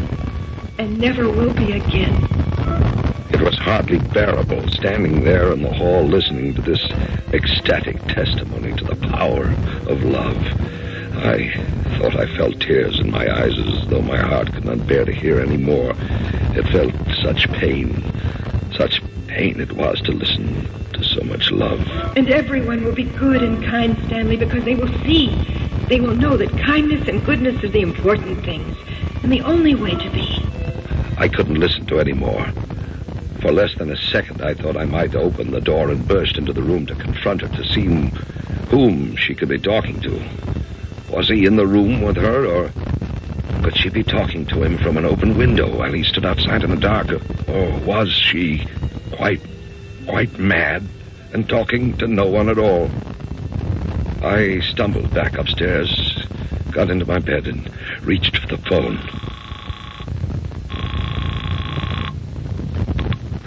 Yes, Dr. Damon speaking. Dr. Damon, I'm so sorry. I apologize for doing this to you at this hour, but I can't help it. Who is this, please? Oh, I'm sorry. It's Curtis Bisbee. Will you forgive me? Oh, it's quite all right. You sound very upset. I am, or I wouldn't be calling you at such an ungodly hour. Is it about Helen? Yes, about Helen. Yes, it's about Helen, Doctor. Tell me. Okay, I woke up a little while ago and Helen wasn't in her bed. And then I heard her voice. It sounded as though it was coming from downstairs. So I went down. I heard her voice coming from the living room. So I went over to the door and I listened. Yes. Go on. It was Helen, all right, only she didn't sound like Helen. What do you mean by that? She sounded like a young girl. A young girl in love, very much in love. Oh, it was Helen, all right, but not the Helen I've always known, not like that at all. Something different, so passionate, so sure of herself. You know, Helen, you know she's not like that. Not with me, anyway. Maybe with this Stanley person, but not with me. Stanley? You said something about somebody named Stanley. That's who she was talking to. She called him by name. I didn't go into the room. I didn't want to, or I was afraid to. I don't know which. Maybe both. I don't know. Mr. Bisbee, let me talk to my wife, will you? In the morning. She's known Helen since she was born. If there's anybody named Stanley in Helen's life, she'll know about it. I'll ask her first thing in the morning. Dr. Damon, you don't think Helen may have lost her mind, do you? Why, no. I don't think so. She's always been so sensible. I'll tell you what, you leave Helen alone for now. Don't try to break in on her in any way. Just leave her alone. And I'll be in my office by 8 tomorrow morning. See me there.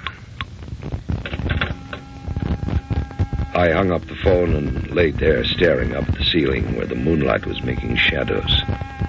I couldn't hear Helen's voice anymore, but lying there it came back to me. It echoed in my head. I never knew anyone could be so happy. I'm so happy I think I may die of it. Will it be like this forever? Where had I heard those words before, or words very like them, spoken with that same urgency, that same breathless passion? Then it swept over me. I'd heard them almost 40 years ago, spoken in the same way, by my first wife, my Emily, the young girl I'd loved so much. Yes, tears were rolling down my cheeks when the door opened. Helen came in and got into her bed, and quietly staring at the shadows, I wept.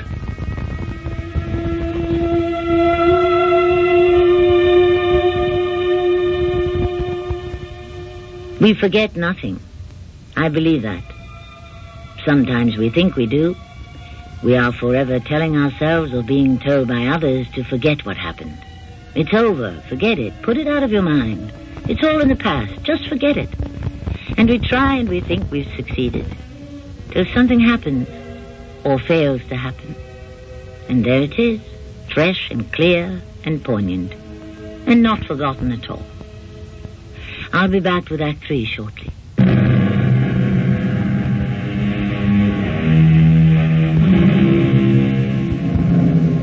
Besides telling yourself and being told to forget it, put it out of your mind, have you also been told and told yourself that you must compromise, face reality, and settle for what's within your reach?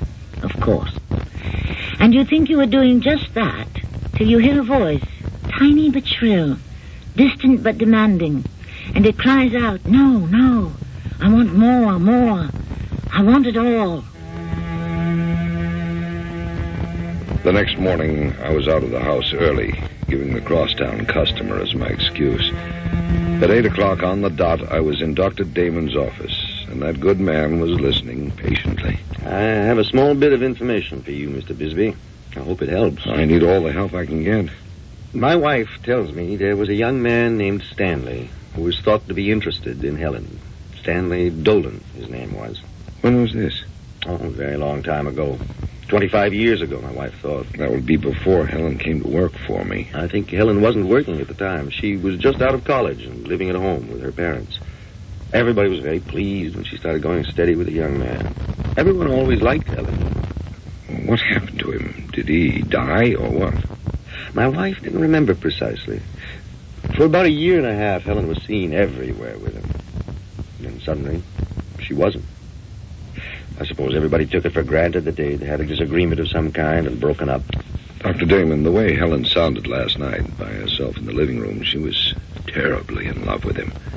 I found it hard to listen to, if you want the truth. Why hard? It was such an outpouring of feeling. Maybe I was embarrassed, I don't know.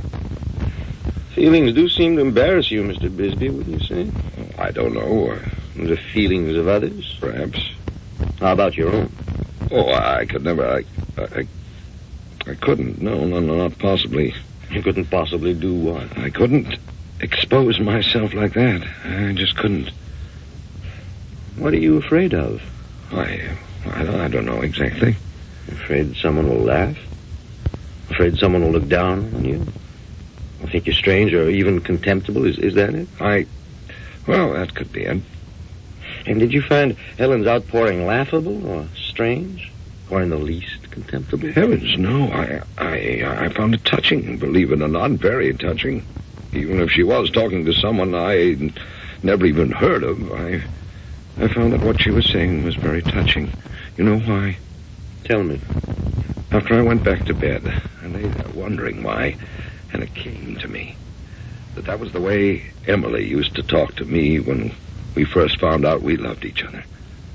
Good Lord, I thought I'd forgotten years ago, but there it was, the memory of my dead wife and how she'd talked to me about the miracle that had happened to the two of us. Almost 40 years ago, Dr. Damon. 40 years.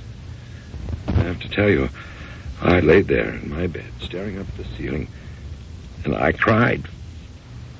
I cried. Good for you. Good for me. I stayed out all day, wandering around. Finally, I got home in time for dinner. Everything was uneventful until, again, I woke suddenly, as I had before, to find the moonlight filling the room, Helen's bed, empty, and her voice coming up to me from downstairs. Mother? Mother, has the mail come yet? As before, I got into my robe and slippers and went downstairs, where I put my ear to the living room door and listened. Wasn't there a letter for me? Mother? But there must have been. He always answers mine. He always answers right away. Well, almost right away. In a day or two, anyway. A week at the most. It's never been more than a week. This was a different girl from the other time. Still young, still eager, but anxious now, trembling and insecure, almost desperate, but still holding on, holding on. He could be on his way home, couldn't he, Mother? Couldn't that be it? That he's on his way home, and he's coming back by boat? And you can't mail letters from a boat? Oh, I think that must be it. Don't you, Mother? Then, like a stab in the heart, I remembered when I had run off to New York with a young, appetizing woman who worked in the office, telling Emily it was a business trip, but not writing home, not calling her, leaving her to wander and wait and wonder. Had she called out to her mother, as Helen was now calling to hers? Had I inflicted this much pain upon Emily? Stanley's not coming back, Mother. And he's not going to write. And I'll never see him again. And it was all for nothing. All for nothing. All that joy, all that hope, all that love. It was for nothing. I wish that I would die. Here. Now. True, I came back to Emily. She never asked for an explanation, and I never offered one. We simply took up where we'd left off. If there was a look of pain in her eyes, I never noticed it, or if I did, I looked away. Oh, Mother, I hate him. I hate him, and I'll hate him forever. He knew I loved him. He did this to me. I hate him so much I could kill him. Oh, I wish he was here so I could kill him. Oh, Emily, did you hate me? Did you want to kill me? At least, my dear, you should have told me. Yes, you should have. I'd have understood. I think I would have understood.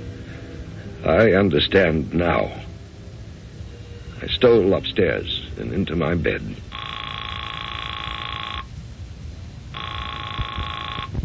Dr. Damon here. Doctor, this is me. Curtis Bisbee, Doctor. It's happened again. Helen was talking to her mother about that young man. He must have gone off somewhere. Yes. I was speaking to my wife at dinner. He went to England, she thinks. He never did come back. He never wrote to her. She never heard from him again. Did he die? Could be, I suppose. But death's a separation, too, isn't it? I don't think I know what you mean, Doctor. Either way, abandonment or death, something's been torn away, obliterated. Does that mean anything to you? In a way it does. People think death is easier than being abandoned. Maybe so. But to my way of thinking, they're pretty near one and the same thing. Doctor, I have to hang up now. Helen's coming back. I do apologize for waking you. That's all right. I have some idea of what you're going through. Thank you, Doctor.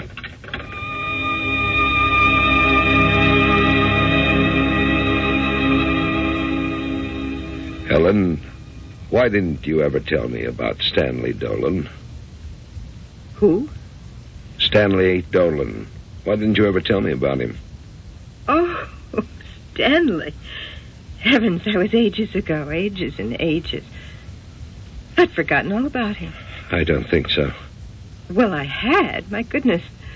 Tell me about him. There's nothing to tell, Curtis. Yes, there is. Well, Stanley was a boy I went out with for a while, for about a year, I guess, and then we broke up. That's all. No, it's not. I haven't thought about Stanley Dolan in years. Not in years. I don't think you've ever stopped thinking about him. How can you say such a thing? Gracious. Have you? Of course I have.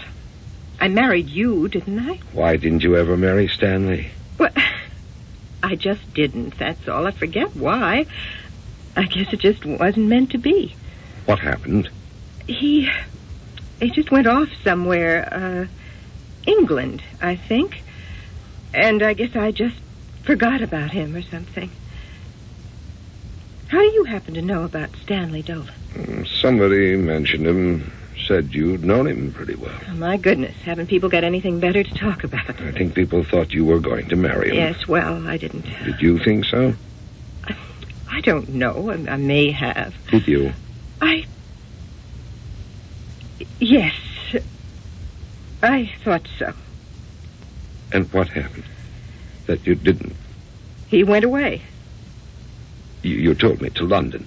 Then what? You don't want to know. I do. I want to know. We wrote to each other for a while, and then I wrote, but he didn't. He just stopped. That must have been pretty awful. Yes, it was. So there was just one reason why he didn't write. And what was that? He didn't love me. That's why. He didn't love me anymore. He didn't want to see me anymore. He didn't want to have anything to do with me.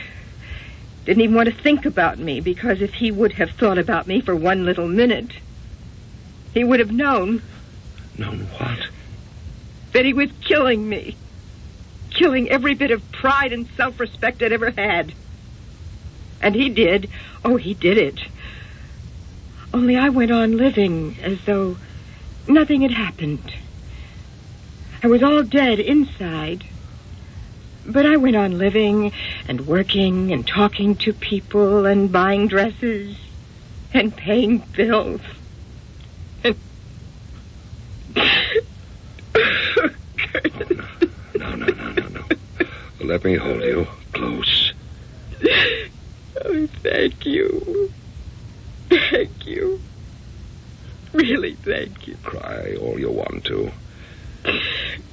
Oh, I don't have to. You don't have to, but it's all right if you do.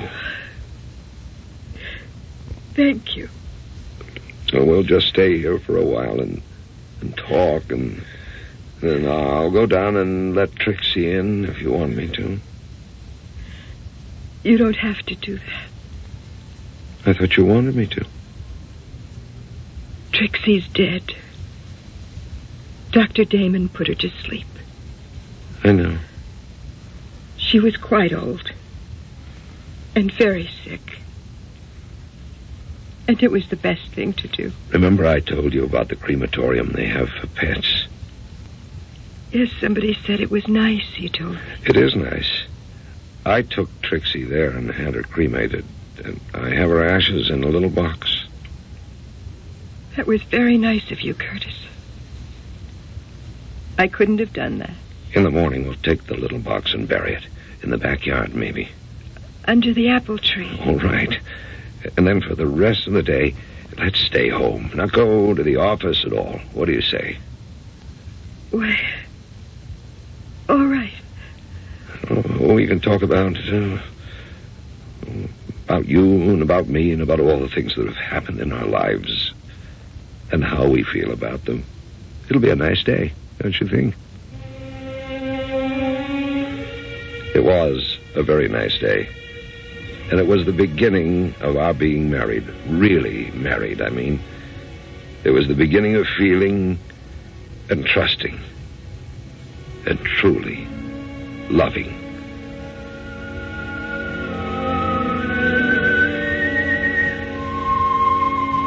That's the end of the story, called The Sensible Thing, whose alternate title we told you at the start is How to Kill a Ghost. There's only one way to keep from being haunted, and that's to spill out every bit of feeling connected with your ghost and thereby open your heart and let go. It may not seem like the sensible thing to do, but it is. I'll be back shortly.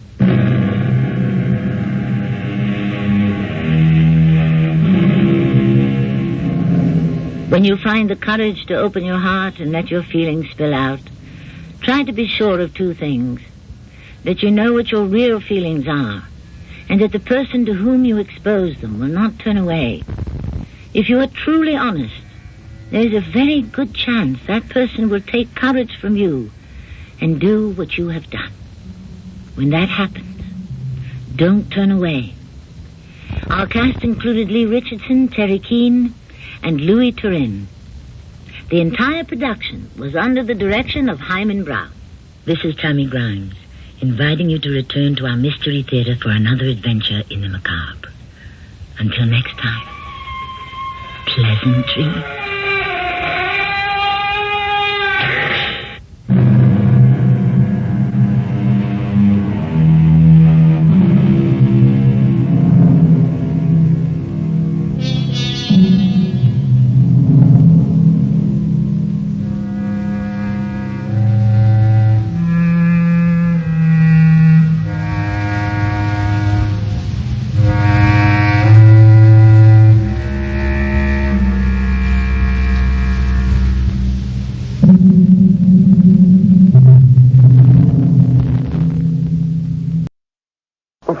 CBS Radio Mystery Theater presents...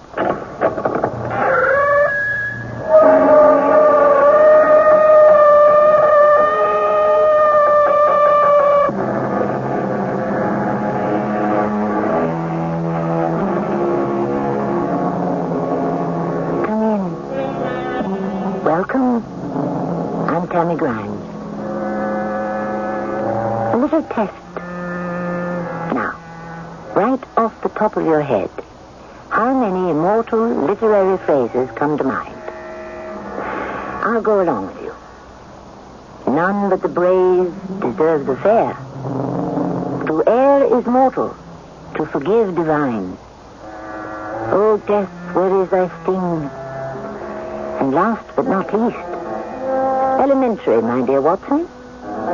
Yes, dear Mystery Theater fans, you have made the correct deduction. We are about to embark on another adventure with the fabulous Sherlock Holmes and Dr. Watson.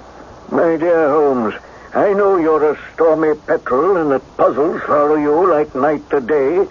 But this is obviously a matter of petty housebreaking, pure and simple. Watson, I quite agree with your diagnosis of housebreaking, but it is neither pure nor simple. And I fear it may yet prove to be simply deadly.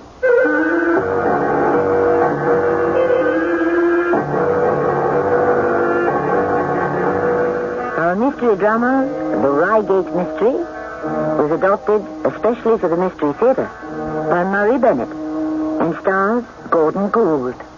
I'll be back shortly with Act One.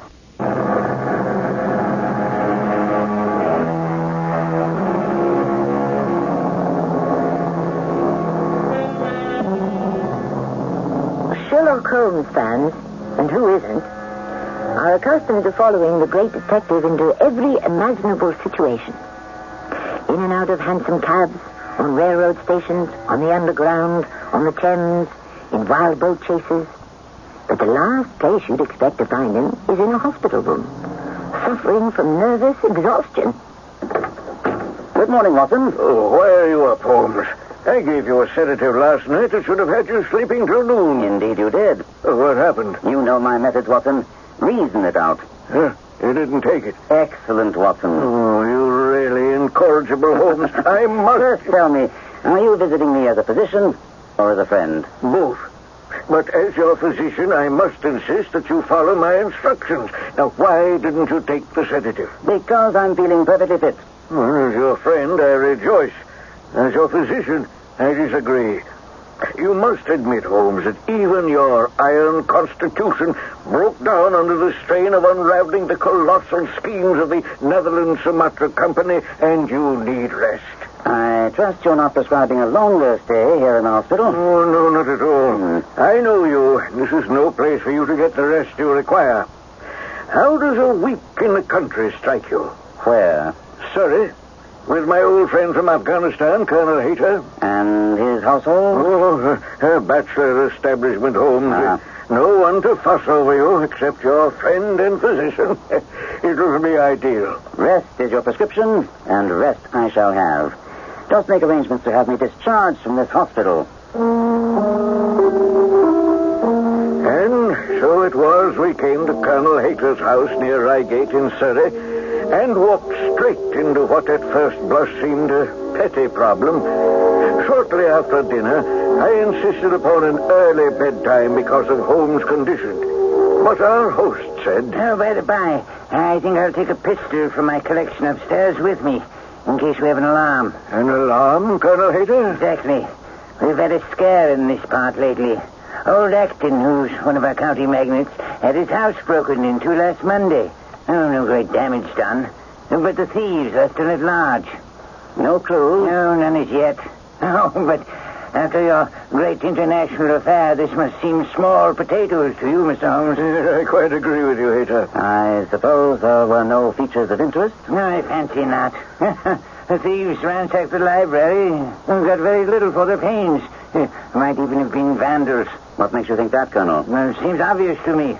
The whole place was turned upside down, drawers broken open, presses ransacked, and the result was and a volume of Pope's Homer, 2 plated candlesticks, and ivory leatherweight, a small oak barometer, and a ball of twine are all that the thieves took. What an extraordinary assortment. Yes, that's why I say vandals. The county police ought to be able to make something of that. Why, surely it's obvious that... My dear fellow, you're here for a rest. Now, for heaven's sake, don't get started on a new problem when your nerves are still shaky. You've made your point, Watson. I shall be a good patient and get along to bed. Hayter and I were down early to breakfast, and I was pleased to see that Holmes was sleeping late, when suddenly the butler rushed in agitatedly. Have you heard the news, Colonel? At the Cunninghams? Burglary? Murder. Oh, my word. Who was killed? J.P. or his son? Neither, sir. It was William the coachman. Shot through the heart, sir. Who shot him? Well, a burglar, sir. Then ran off and got clean away. Oh, it's a bad business. A bad business. Good morning, gentlemen. What's a bad business? Oh, Holmes. Good morning. You may go, Jenkins. Jenkins just told us about a murder over at the Cunninghams. Cunningham? Yes, the leading light in the county. Justice of peace and all that. A decent fellow. He was murdered? Oh, no, not Cunningham. His coachman caught a burglar in the act and got shot for protecting his master's property. Evidently the same villain which broke into Acton's. And stole that very singular collection. Precisely. Now, Holmes, you promised. Just breakfast conversation, Watson. This tea is excellent. It does appear to me just a trifle curious. A gang of burglars or one burglar operating in the county might be expected to vary the scene of their operations and not crack 2 cribs in the same district within a few days. Yes, well, not if they were local fellows. In that case, Acton's and Cunningham's are just the places to go, for they're far the largest around here. And richest? They ought to be. But they'd had a lawsuit going for some years, which has sucked the blood out of both of them. Acton has some claim on Cunningham's estate, and the lawyers have been at it with both hands. Really, Holmes, I think we should change the conversation before. All right, Watson. If it's a local villain, there shouldn't be too much difficulty in running him down. And I don't intend to meddle. Inspector Forrester, sir. Good morning, Colonel. I hope I don't intrude, but we heard that Mr. Holmes of Baker Street is here. Inspector. Yes, he sits across from me now. Oh, Mr. Holmes, if you don't mind, we could do with a bit of assistance. The fates are against you, Watson. We were chatting about the matter when you arrived.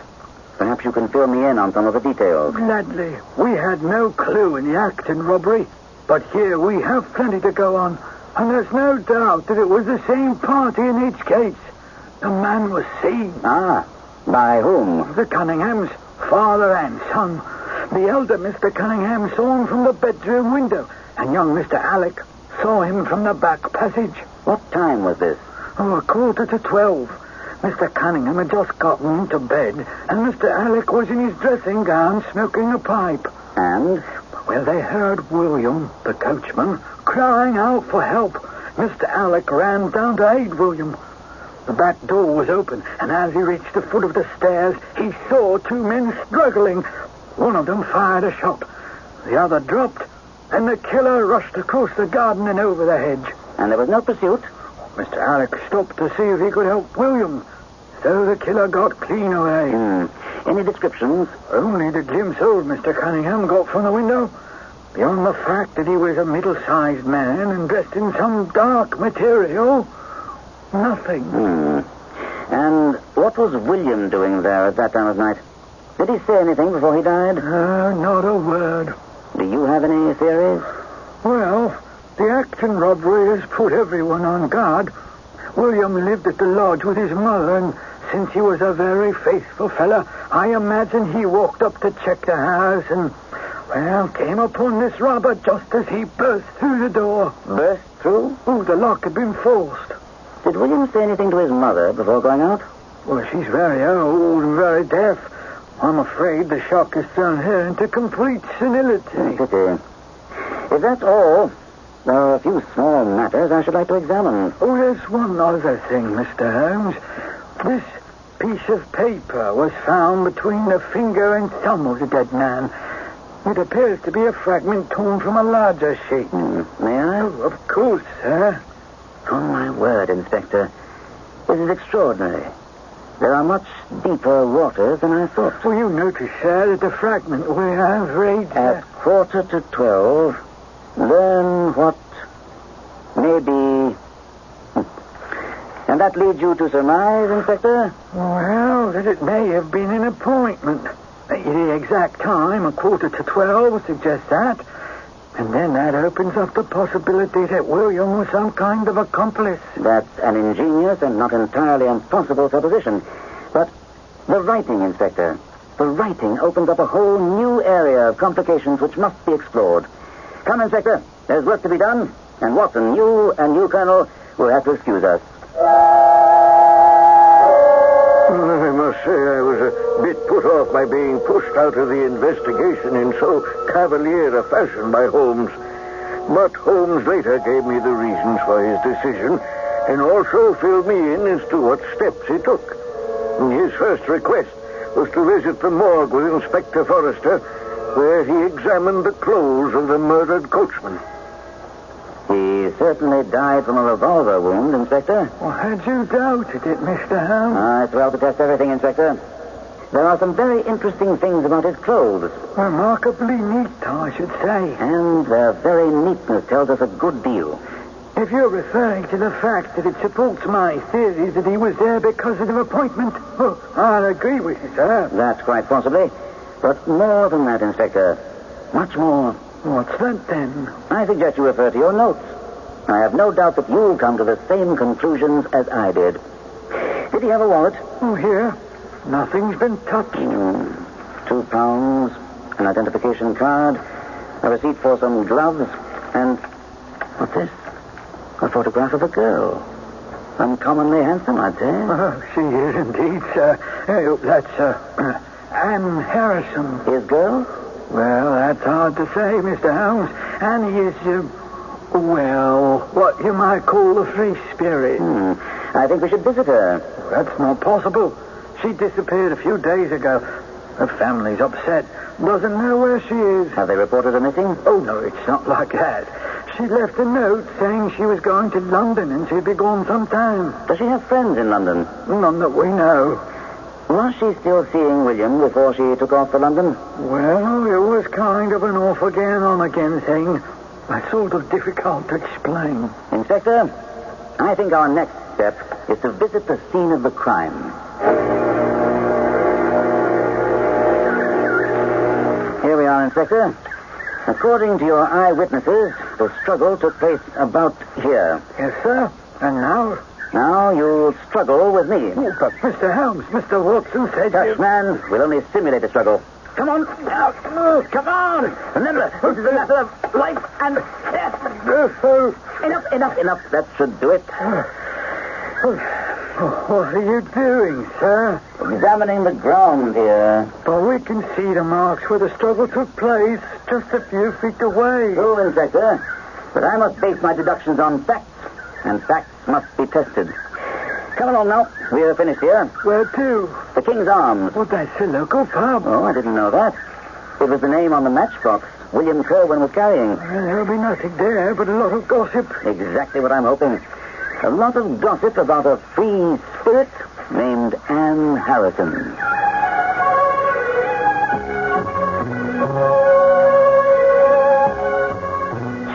Femme is an expression much used and loved by Gaelic detectives who cling to the belief that at the center of every crime is a woman. However, in the 1,300 pages that constitute the Holmesian saga, it's a rarity to come upon a case where the catalyst of the crime was a woman. Have we made a discovery? We'll find out in Act 2 shortly.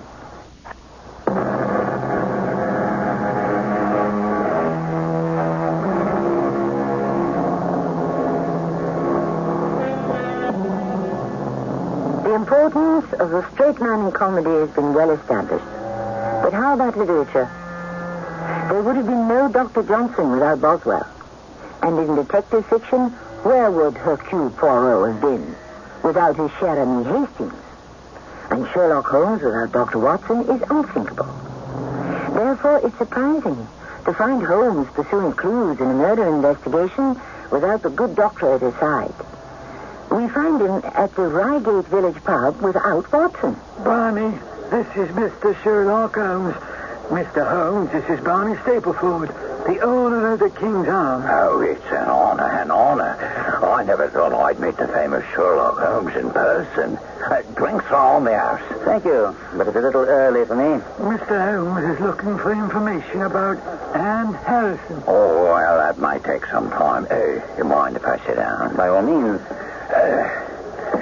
Well, now, Mr. Holmes, what would you like to know? First, did she come here often? If you called 2 or 3 times a week, often she did. But then again, there's not much doing in Reigate. Not for a high-spirited looker like Hattie, that is. Oh, no wonder she's off for London. That's where she belongs, if you ask me. Did she have a particular friend among the local gentry? Well, I don't rightly know. You could call them gentry. Although Mr. Acton and young Alec Cunningham are big landowners. But William Kerwin was fair gone on her. And how did she feel about him? Well, same way she felt about anything in trousers. She loved him. Oh, come on now, Barney. That's not... Inspector, you know Annie as well as I do. As I recall, you had a bit of a fling with her yourself. Well, Barney, that tongue of yours is going to get you into a lot of trouble one of these days. Now, Inspector, nothing wrong with what our host has been saying. All I gather is that Anne Harrison engenders warm feelings in the opposite sex. She was trouble. That's how she came to meet the inspector here. He was called in to break up a brawl between Alex Cunningham and Mr. Acton. And there you go again, Barney. It was simply a loud argument, not a brawl. Over Miss Harrison? She seemed to have gotten her dates mixed up, and Mr. Holmes, she did seem to enjoy the fracas. When was Miss Harrison last in here? Oh, I disremember exact date. But I do know she was with William. Must have been about a fortnight ago. Then that would have been before the burglary at Mr. Acton's, wouldn't it? That's right, sir. Just about before that time. When Holmes returned with Inspector Forrester, he looked drawn and pale, and I insisted he go up to his room and rest. I took this opportunity to try to find out from the inspector what progress he and Holmes had made with the case. Well, it's no use asking me any more questions, Doctor. Mr. Holmes is behaving very queerly. Makes me simulate a struggle, break through hedges, and I told you about his interest in village gossip. Well, no need to alarm yourself, Inspector. I found that there's usually method in his madness. Well, some folks might say there was madness in his message. It's not the first time we've heard that from the police, eh, Watson? Oh, I'd hoped you'd rested longer, Holmes. You really should. Nonsense, dear friend. Your prescription did wonders for me. Inspector, I think we'd do well if we had a talk with Anne Harrison.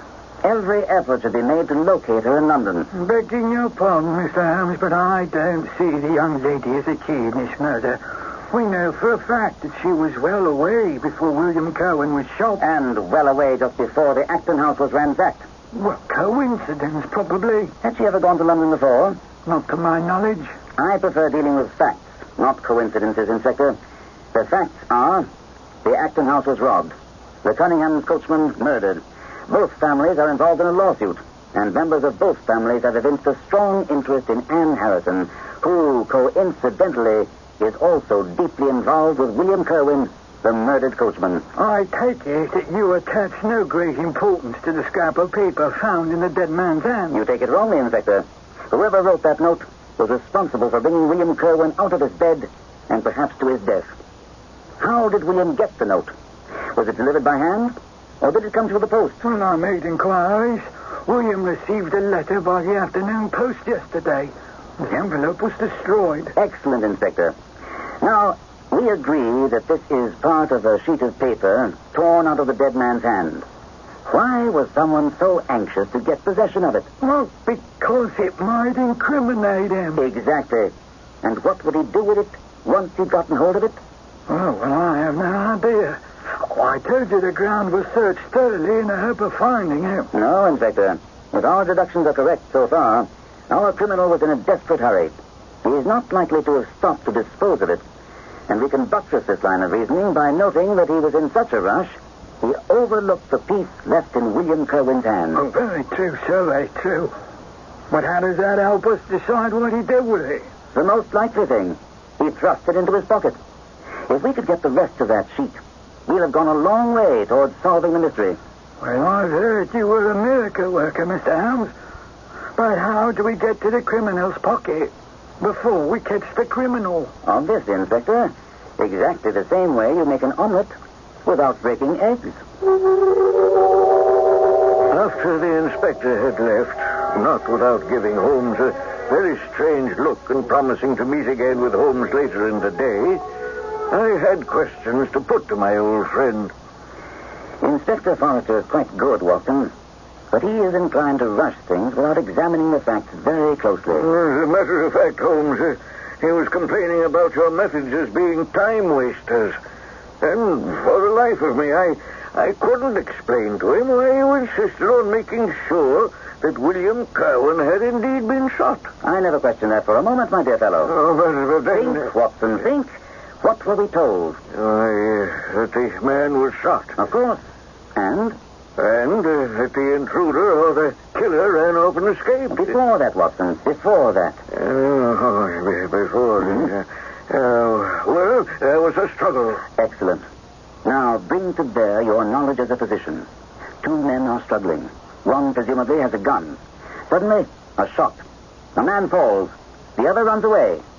What, as a physician, would you expect to find on the body of the corpse? Powder burns, of course. Exactly. But, Watson, not only were there no powder burns on the body, neither could I find any on the clothes that William Kerwin had on him when he was shot. Good heavens. Did you tell this to Inspector Forrester? I tried to point it out to him, but he's off on another scent. You promised to tell me about the note, and why you were so positive that Anne Harrison hadn't written the note. No one person wrote that note, Watson. What on earth do you mean? No doubt you noted that I made a very careful examination of the corner of the paper which the inspector submitted to us, and it was evident to me that two different people had collaborated on the writing of the note, doing alternate words. But why, Holmes? Why in the world would two people go to such lengths to write a note in that fashion? Obviously, the business was a bad one, and one of the writers distrusted the other, and was determined that whatever was done, each should have an equal hand in it. Then murder must have been a possibility when the note was written. You never cease to amaze me, Watson. That is indeed a most excellent deduction. And certainly, if not murder, a devilish bit of business. Then, of course, we can throw out the possibility that the burglaries at Acton's and this crime were in any way connected. I find it difficult to believe that two crimes such as this, committed within a fortnight of each other, and involving two families who are having a dispute, is merely a coincidence. Particularly when you add the complication of Anne Harrison's involvement with both the families and the murdered man. But, Holmes, what is the connection? What could it be? Watson, if we knew that, we'd know everything. But come along. We have an appointment with Inspector Forrester at the scene of the crime. Mr. Holmes, I have news from London, and it may be important. Was she badly injured? Oh, she's in the hospital, but the doctors say that she'll recover. Oh, hold on. I never said Annie was hurt. How did you... Come, Inspector. You have news from London of great importance and interest to me. That news could only concern the young lady, Anne Harrison. Well, that's all very well, but the fact that she was hurt... I know of your personal interest in the lady, and since you're obviously perturbed and flustered, it could only be that she'd suffered some harm. How did it occur? She was set upon by some thugs, robbed and beaten. But fortunately, they caught the rascals. And they implicated someone from this area? Not precisely, but they did say they were hired. I see. Do you recall the name of the officer in charge of the case? Well, I'm not sure. It was something that sounded like, Lester or Lestrade. Inspector Lestrade. I know him. He's a competent man, and we'll have that sort of information on him soon. But I fear we can't wait. I see you placed a constable by the kitchen door. So let us get to work immediately. If you'd be so kind, Inspector, as to go round the front I'll have the constable open the kitchen door for me to enable me to take some tests. And what will you be wanting of me in the front, Mr. Holmes? Times. When I see Dr. Watson appear, I'll want to know the exact time. I'll be waiting, Mr. Holmes. Come along, Watson. Throw the door open, if you please, officer. Now, Watson, I'd like you to go up those stairs about halfway and tell me what you can see. With or without my glasses, Holmes? No, I want you to wear them, please. That's far enough, Watson. Now tell me, what do you see? I can see the garden quite clearly. Anything else? Oh, yes, a good part of the hedge that lines the road. Anything in particular strike you? Yes, there's a large bush in the garden near the hedge. Stands out clearly. Excellent, Watson. I'd like you to join me now. What was that all about, Holmes? It was on those stairs that young Alec Cunningham was standing when he saw the men struggling. Come along outside again. And he saw the fellow get away by crashing through the hedge just to the left of that bush. Now, look up at the house yonder. The second window from the left. That's my father's room. Oh. Then you must be Alec Cunningham. And you must be the famous Sherlock Holmes from London. Thank you. And this is my friend and colleague, Dr. Watson. Mm-hmm. Well, Watson, it seems that our young friend here is acquainted with us. As is the world, Mr. Holmes. I saw you strolling about here and came to tell you that my father's been so upset by the events of the past few days that he has taken to his bed. I'm sorry to hear that. Anything you want to know, I'll be only too happy to tell you. But I'm sure Inspector Forrester has told you everything you need to know. He's been very cooperative, but there are still some questions to be answered. Not by my father. That won't be necessary. It's obvious that your father could very well have seen the two men struggling from his window, just as you observed them from the stairs. Yes, that's right. And then you ran out and knelt beside the wounded man? Correct. I wonder if you could show us the precise spot. The ground is very hard, you see, and there are no marks to guide us. Well, if you wish. Although I don't know what good it will do. I thought you were never at a loss.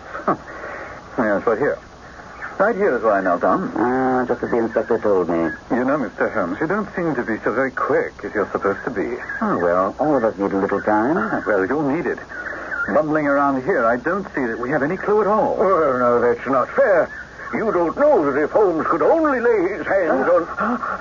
Good heavens, Mr. Holmes, what's the matter? He's been overdoing it. That's what... Here, help me with him. Gently now. On the ground, Dr. Watson. Oh, together we can carry him into the house. And there, I'm sure he'll come round. What is sometimes overlooked by the devotees of Sherlock Holmes and Dr. Watson is the genuine respect that Holmes had for Watson's ability as a physician. Although Holmes was tolerantly skeptical of Watson's deductive powers, there is no instance in any of the stories where Holmes denigrated Watson's medical skills. That's all to the good, because it appears that Holmes himself is sorely in need of those skills now. I'll be back shortly with Act 3.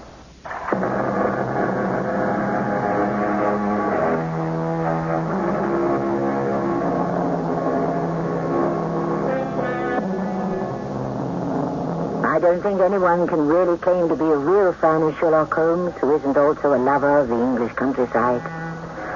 So many of Holmes' cases take him and Watson to the moors or to various charming spots in Sussex, Wessex, or as in this case, Surrey. But they are actually tours organized for aficionados where they can retrace the steps of their favorite sleuth. Here we are in the village of Reigate in Surrey, in the living room of the Cunningham house.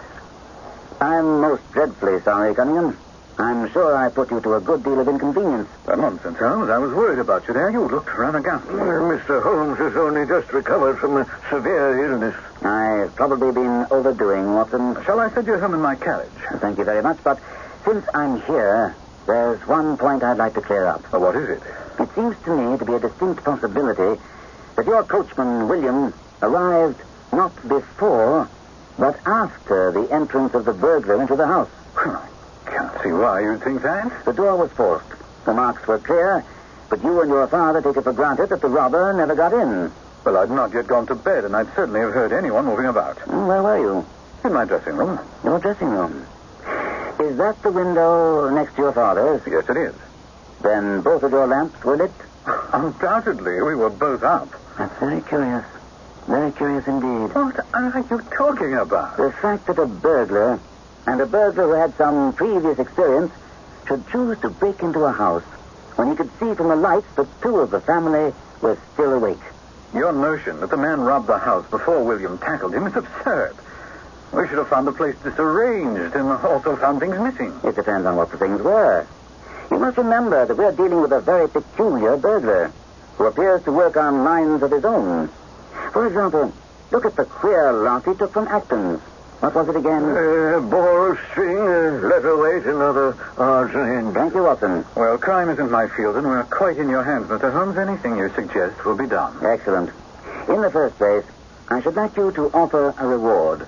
Now, whatever you say. I've jotted down the form here, if you'd be kind enough to sign it. I thought £50 was quite enough. Well, my father and I would be willing to give $500. Here's the form. Oh, well, this isn't quite correct. I wrote it rather hurriedly. This reads, whereas at about 1:45 on Tuesday morning, an attempt was made, and so on. Well, it was at 11:45, as a matter of fact. Oh, my apologies. You're quite correct, of course. I can't think how I happened to... Holmes, this just goes to prove that you're still not yourself. No matter. I'll make the correction. And, Mr. Holmes, get it printed as soon as possible. You may have mistaken the time, but the idea is an excellent one. Here you are. Thank you. And now I think we should go over the house together and make sure that this rather erratic burglar didn't carry anything away with him. Let's start with the door here. Yes. Marks indicate a chisel or a strong knife was used to force the bolt back in. You don't use bars then, Cunningham? We've never found it necessary. You do keep a dog, though? Yes, but he's chained to the other side of the house. When do the servants go to bed? Usually about 10. Was that also true of William? Yes. It's singular that he should have been up on this particular night. And so Holmes continued his methodical inspection of the architecture of the house, and not without a good deal of grumbling from young Alec Cunningham, who refused to yield when Holmes wanted to go into his father's room. We were in young Cunningham's dressing room, and he offered to let Holmes examine his bedchamber. Holmes accepted. As we entered the room, a carafe of water and a dish of oranges stood near the foot of the bed. To my astonishment, as we passed, Holmes deliberately knocked the whole thing over.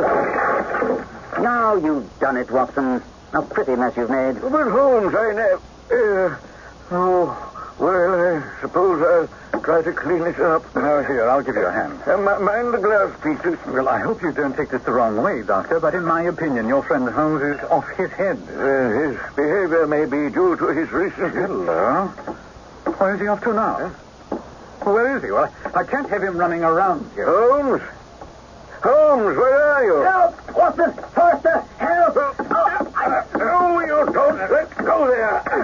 Oh, What's going on here? Arrest these men, Inspector. Mr. Cunningham and his son? They're the ones. Well, on what charge? Murdering their coachman, William Kerwin. Oh, come now, Mr. Holmes. I'm sure you don't really mean... Tut, man, look at their faces. Well, I'm sorry, Mr. Cunningham. I trust this will prove to be an absurd mistake. This is what we really wanted. The remainder of the note. Precisely. Where did you find it? Well, I was sure it must be. I'll explain everything to you presently.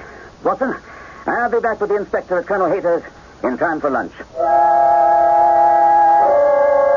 And Holmes was as good as his word. He and Inspector Forrester arrived just as the Colonel and I were sitting down. Ah, Mr. Holmes, Dr. Watson is giving me the news. I still can't bring myself to believe it. The Cunninghams? Are you sure you're not barking up the wrong tree? Oh, I'm afraid he's not, Colonel. Your thoughts were the same as mine. But there's no question Mr. Holmes has gotten the right end of the stick. Although how he came to see it is beyond me. Inspector, your handicap was in knowing these important people. You recall that we both agreed immediately upon the importance of the scrap of paper in the dead man's hand. Certainly, but that in itself... Excuse me, Inspector. Alec Cunningham said that the assailant, after shooting Kerwin, fled instantly, did he not? Yes. Then it couldn't have been the assailant who'd torn the paper from the dead man's hand.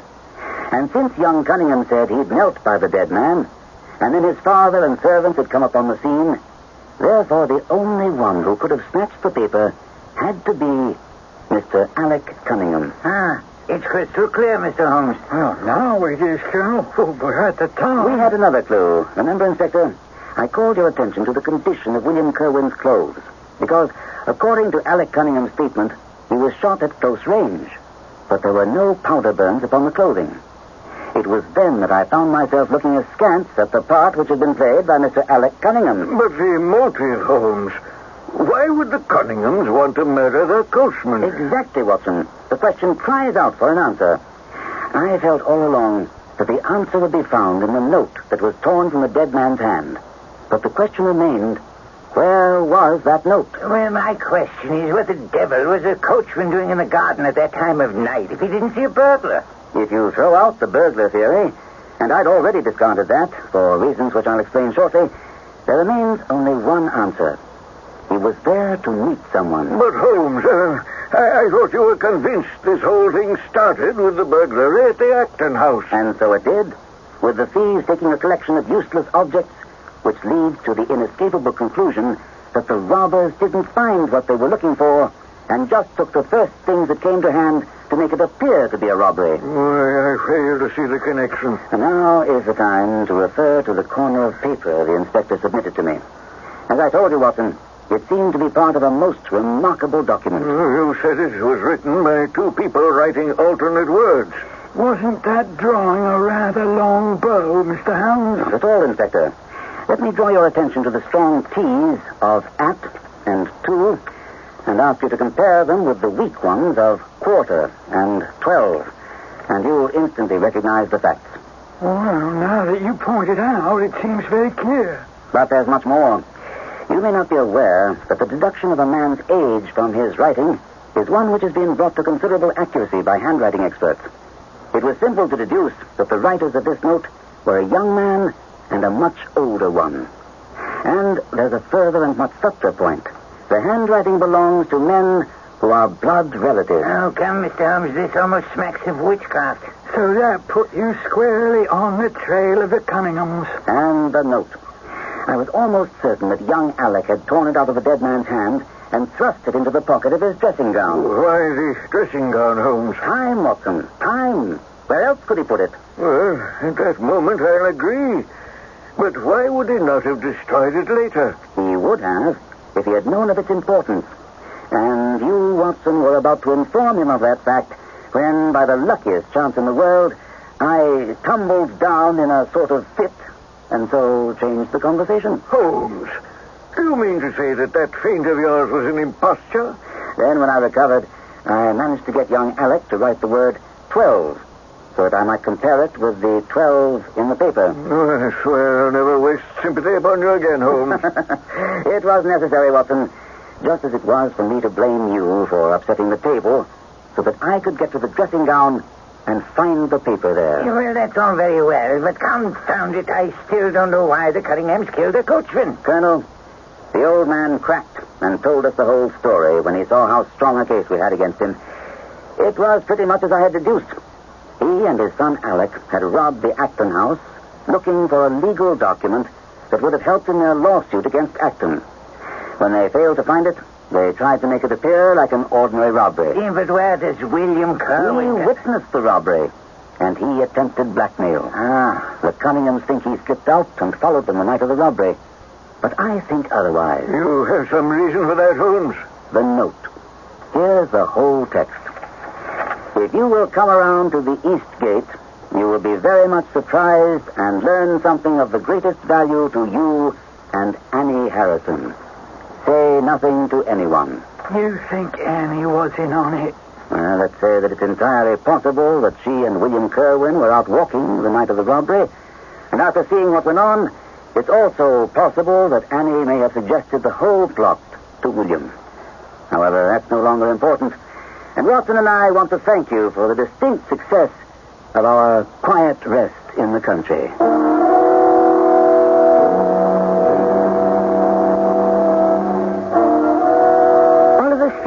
that we know Sherlock Holmes and Dr. Watson intimately. A tribute to the literary magic of Sir Arthur Conan Doyle. Yet Doyle left out so many questions in the private lives of his two immortals unanswered. For example, did you know that Watson married a second time? He did, according to a later Holmesian story, but no one knows her name. Simply because Dr. Watson never mentioned it. Well, perhaps therein lies the charm. I'll be back shortly.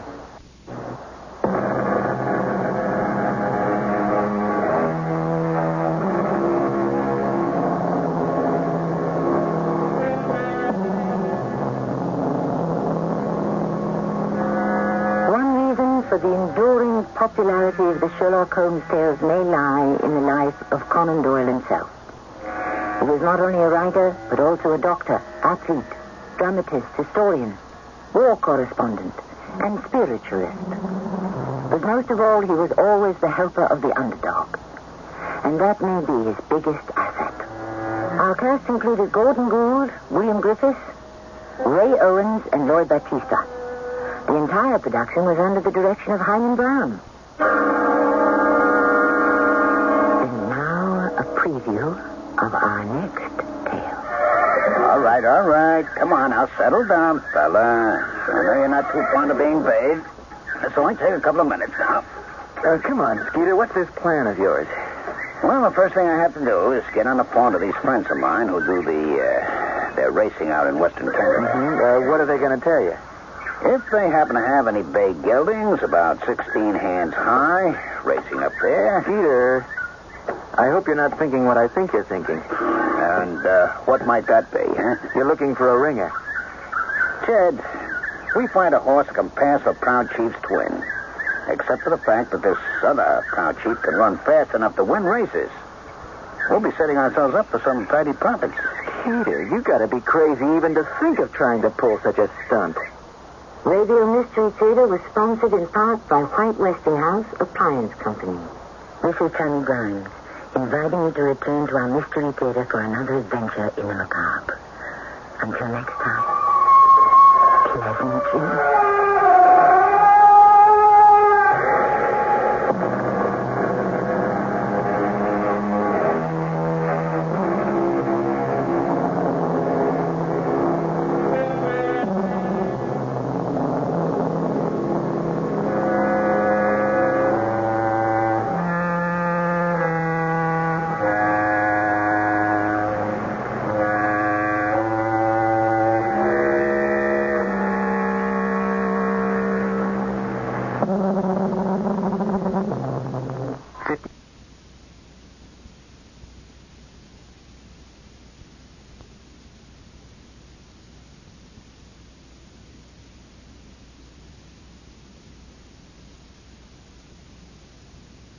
The CBS Radio Mystery Theater presents...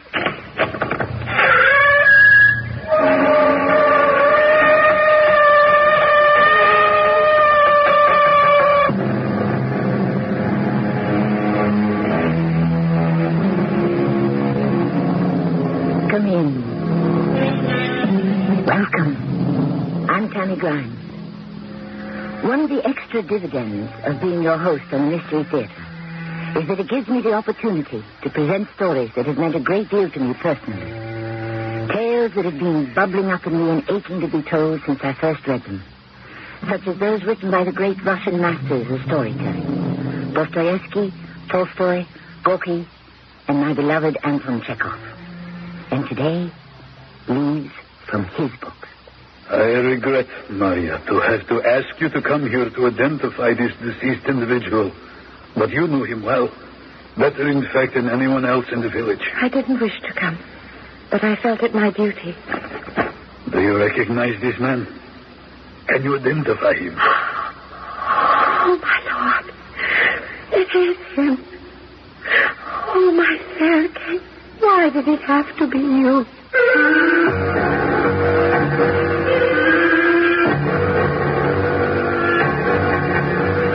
Our drama, The School Mistress, is adapted from the classic works of Anton Chekhov for the Mystery Theater by James Agate Jr.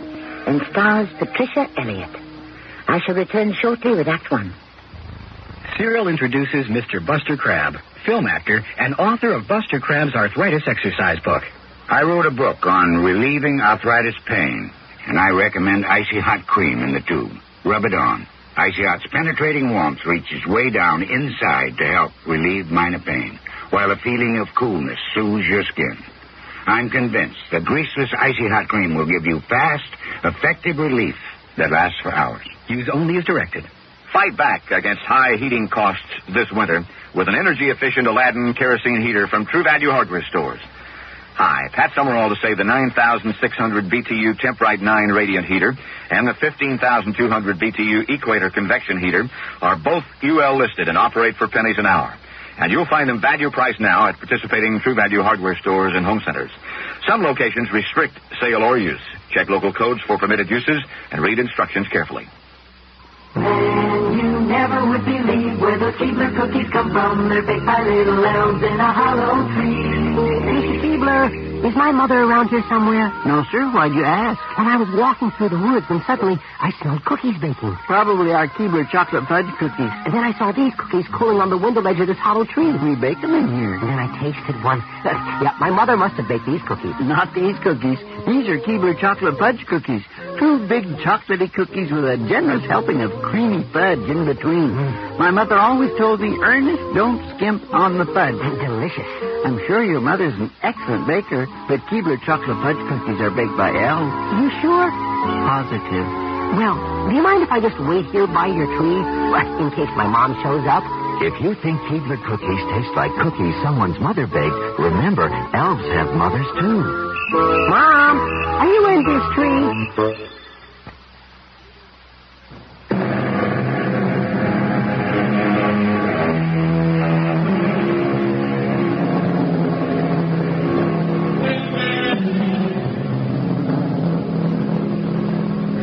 The schoolmistress is one of the most touchingly tragic creatures Anton Chekhov ever created. It is winter in a small Russian village.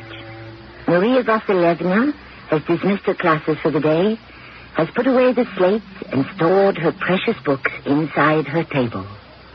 Maria Vasilievna, open the door. I'm coming.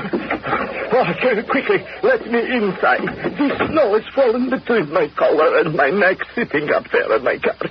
It was fierce driving over here, Maria. But what are you doing here at all, Semyon? I don't go to town to collect my salary until the end of the month. That's a week away. I am here on an unfortunate mission. I have come to fetch you. Oh, what? There has been an unfortunate accident. To whom? Not one of my pupils? No, to Hanov. Sergei Hanov? Yes, so they sent for me to fetch you.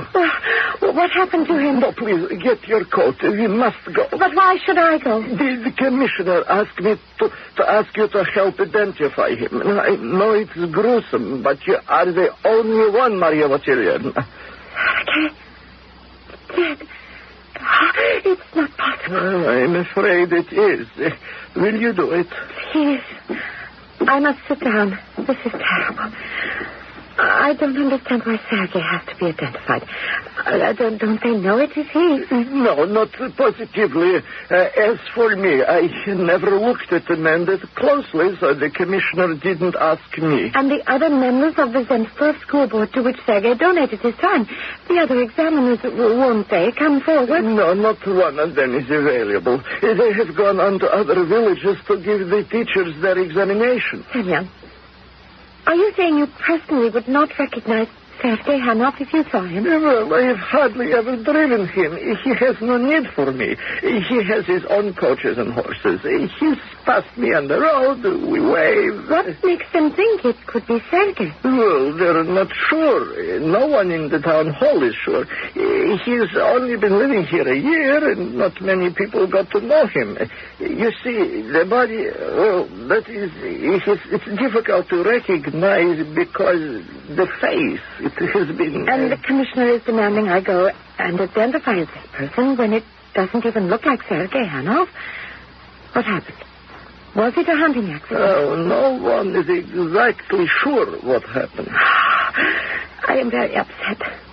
To be told the dear man is Dead is one thing, difficult enough. I know. But his dear face is not recognizable. Semyon, I don't know that I have the strength to look at him now. No, you don't have to go. I will tell the commissioner it was not possible for you. Not emotionally possible. They will have to find someone else. Besides, it probably isn't even Hanov. How did this awful thing happen? You were so young. No older than me.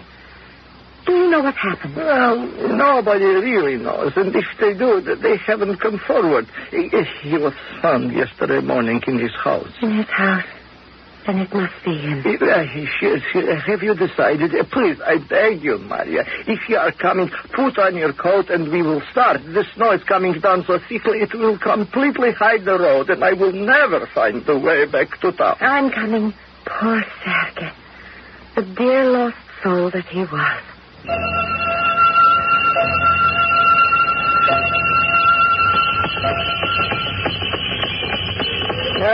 A man like Sergei Hanov, with all that wealth, a man who has nothing to do all day but walk through his vast house, whistling or playing chess with his old footman. You speak as if Sergei Hanov deserved to die because he played chess and whistled in his house. Well, it could have been a robbery. If a man has wealth and doesn't put it to use or guard it, he's asking for trouble. He was killed for his money. It was the mayor's suggestion. The commissioner, he doesn't agree, but no one knows. As I said, they're not even sure it's him. I hope for your sake it isn't. Why do you say that? I feel pity for a dead man, even if he is a stranger. Sergei Hanov liked you. I mean, if it is Hanov and you like him. I wish to think and pray until we reach town. Could you please keep silent so that I may do that?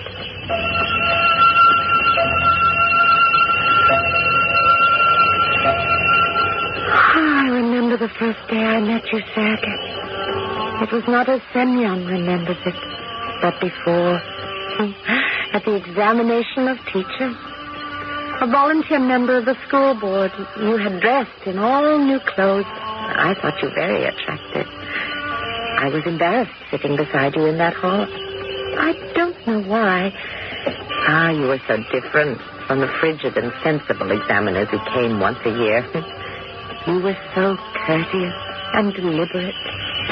We're almost there, Maria Vasilievna. I must say, you have great courage. May I help you out of this way? We had arrived at the town hall, which was also the police station, marriage registrar, and so forth. Hey, careful. It's very icy here. I cannot believe I'm going to see him. Why did they ask me? It will be someone else. Sergei's gone on a trip, that's all. Oh, but if it is him, how can I go ahead and say, yes, that is him? Mademoiselle, may I assist you? It's all a nightmare. I shall wake up. I have fallen asleep in the schoolroom. Sergei Hanov is alive, and he is going to ask me to marry him. Commissioner, our teacher is a little shaky.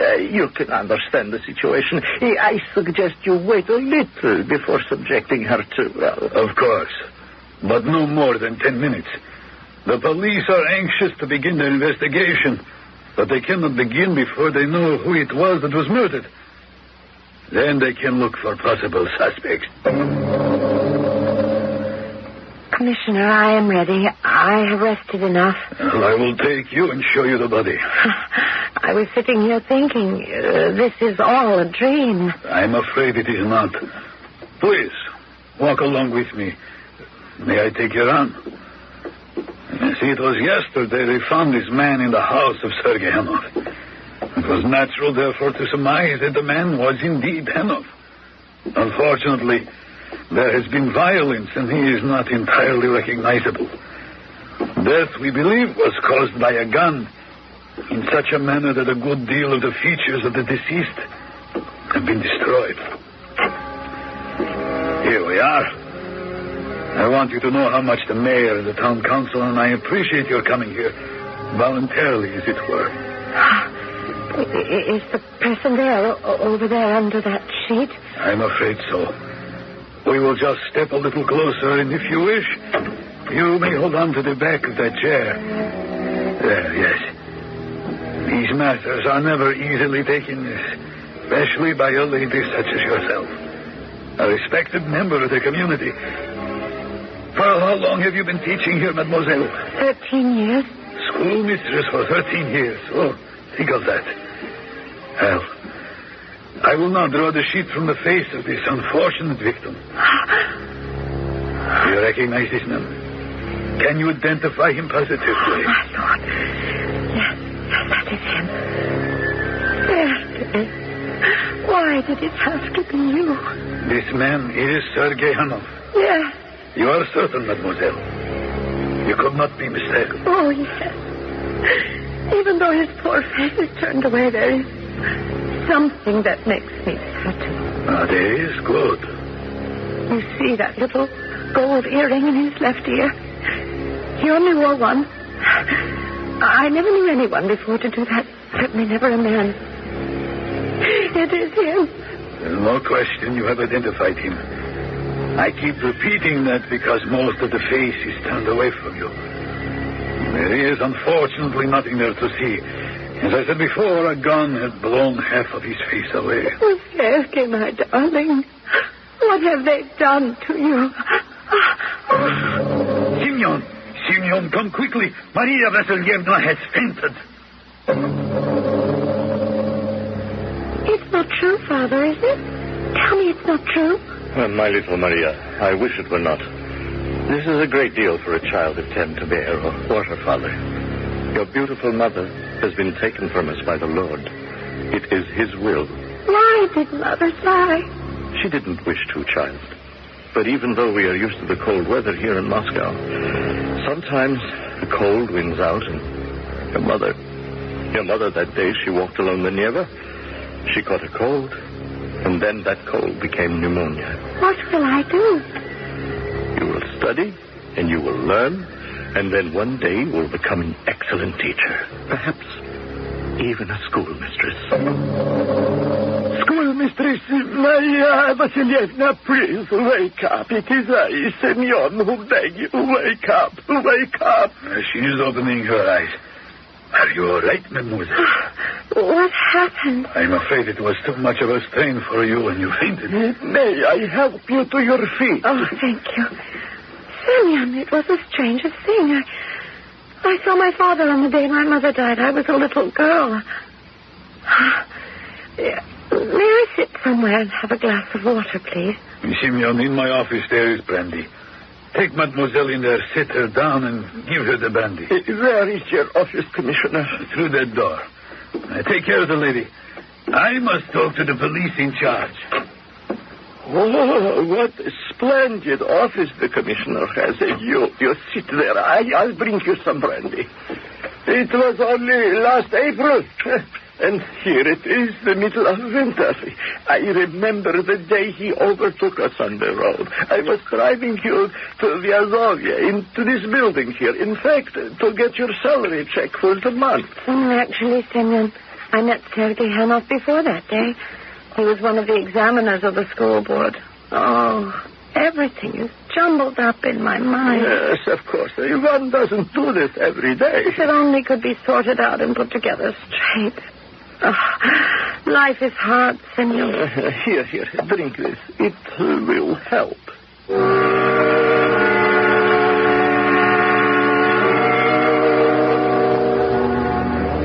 Maria takes the small glass of brandy and holds on to it. Outside the wind whistles and the snow falls. She sits in the commissioner's office. Everything about her seems poised, as if it would shatter. She shivers from the cold and puts the brandy to her lips. It warms her, but it cannot stop everything from appearing unreal. I shall return shortly with Act 2.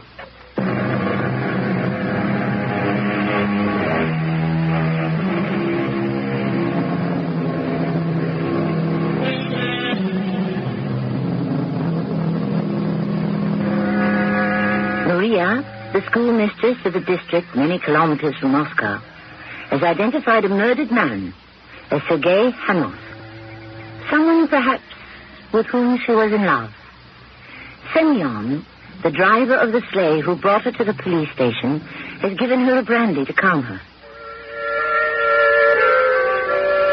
Yes, I, too, can only think of him alive. I don't understand how he could be that body lying under a sheet. That day in April was the first time he ever spoke to me. I remember. I will remember forever. Spring had suddenly come to Mother Russia. 8:30 in the morning, sitting in front of the cart, Semyon holding the reins. Are you angry with me? Angry with you? Of course not. I was just thinking, how too familiar is this road from the school to the town and back? Well, all roads become familiar when you travel them long enough. And this muddy path to Vyazoria is no exception. I've been schoolmistress for 13 years, and heaven only knows how many times you've driven me to the post office, the town hall, to collect my salary, to buy food, and back to the schoolhouse. Everyone says there is good money in being a schoolmistress. People say a lot of stupid things. Money. There are those that have it, and there are those who have little or none and live from day to day. I envy those who have money and don't have to work for it. I don't know anyone like that. Perhaps in Moscow, but not here. Well, what about Sergei Hanov? I'll wager you he has never done a day's work in his life. How can you say that? He does all kinds of charitable work. He is also on the teacher's examining board. You call that work? They meet once a year. Please, Semyon, stop talking. Let me alone with my thoughts. Oh, I'm sorry. You're not in a very good mood today. Huh? I shouldn't be cross with you. Are you more sad today, or is it my imagination? I'm still a young woman. And yet I feel I have lived out here for 100 years. I can imagine no other future for me than the school and this road to the town and back again and again and again. You know you're very well liked by everyone. 13 years. And then another 13 years and another 13 years. I read somewhere that's an unlucky number, 13. But I don't believe it. No. You are an educated woman. There is no such thing as luck. Is there? Am I right? No such thing as luck?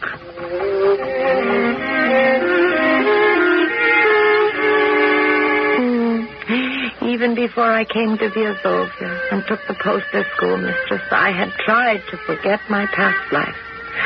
When I had a father and mother, and we lived in Moscow, in a big apartment near the Red Gate. Now it is vague, as seen through a cloud.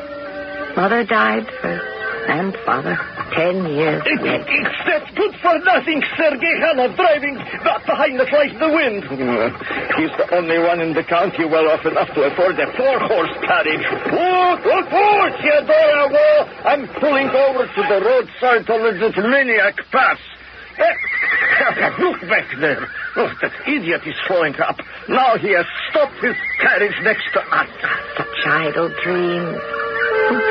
Sergei Hanov is handsome. People say he drinks. Oh, he must be lonely. He has no wife. But he looks at me all the time. Always so polite. Good morning, mademoiselle.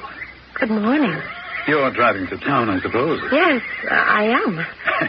Well, I'm going to visit Baptiste. But I'm told he's probably not at home. Yes, I have heard that. He is away a great deal. He has a lumber mill, but he stays there when it's spring. I want to get him to volunteer to be on the school board. Everyone must do something for education. A duty. Would you agree, Mademoiselle Vasilevna? I am not a judge. Everything about the school is so unbusinesslike. The council does nothing. No one was there when I went yesterday. I've been asking them for 2 years to dismiss the watchman. Oh, this is the first I've heard about it. He's rude to me. He hits the schoolboys. No one cares. I'll take care of it. Let me take care of it. Well, I'm going on ahead. If you like, you can follow me off the high road to the village. It's faster. That by road is very muddy. I came that way this morning. You just follow me. Nobody listens anymore. Everybody knows everything better than I do. Well, I suppose we might as well follow him and use his tracks and trust we don't sink into the mud.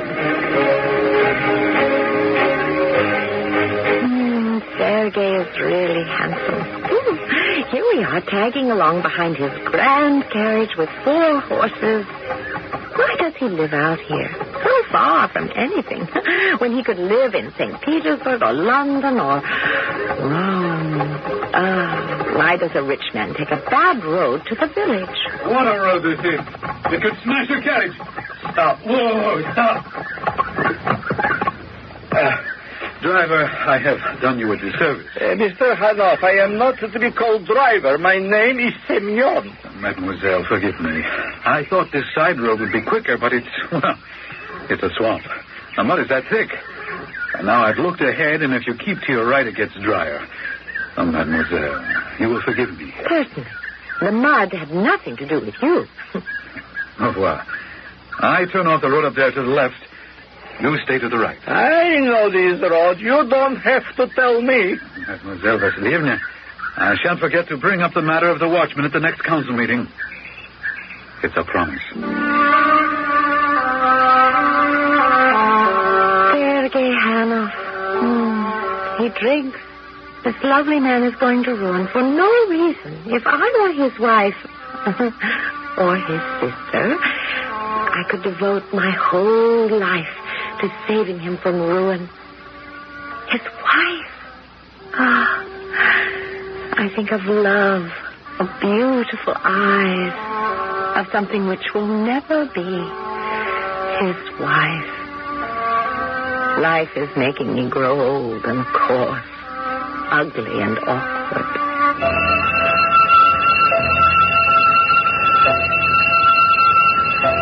We're here, my Vasilievna. This isn't dear Sylvia. Oh, no. You're not stopping at the tavern again, Semyon. Step down, please. Theodore is tired. You know, all the drivers stop at Nizhny Gorodishche.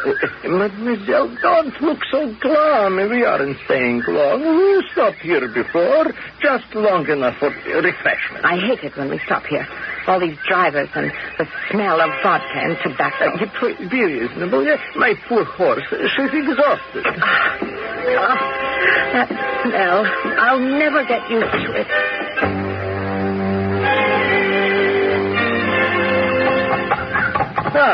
There. Was that so bad, huh? We didn't stay long.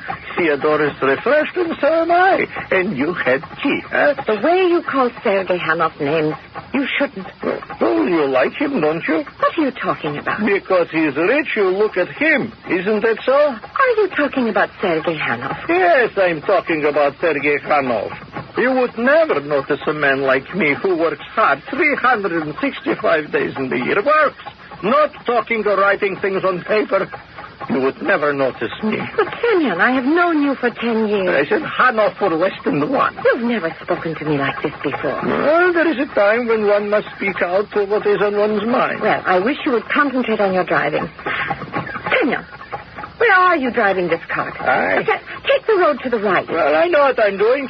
Even though I'm not good enough for you, I know what I am doing. What makes you say you're not good enough? I don't like that talk. Everyone is good enough. Everyone. Do you hear? If there were no Sergei Hanoff, I might be good enough. Huh? Semyon, for some reason you are angry with me. You are not taking the road to the right. It's the one to the bridge. Well, we can go this way just as well. I can cross the river right up there. You see that? It's not that deep. Why are you frightening me? This is a cart, not a boat. Why don't we cross by the bridge like everyone else?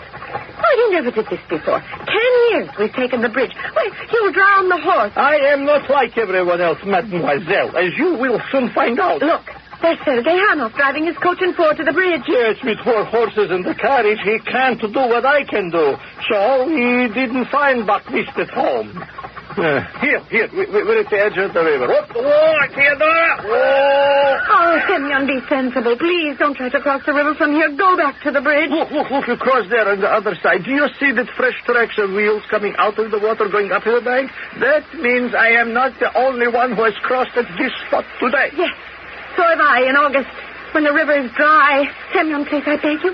It's at least 50 feet across. Look how rapidly the water flows. I can do anything I set my mind to. I am not a namby-pamby coward who has to use this bridge. Giddy up! Come, giddy up, Theodora! You heard me. Move! Move, go on, get across, go! Go on, don't stop, Theodora!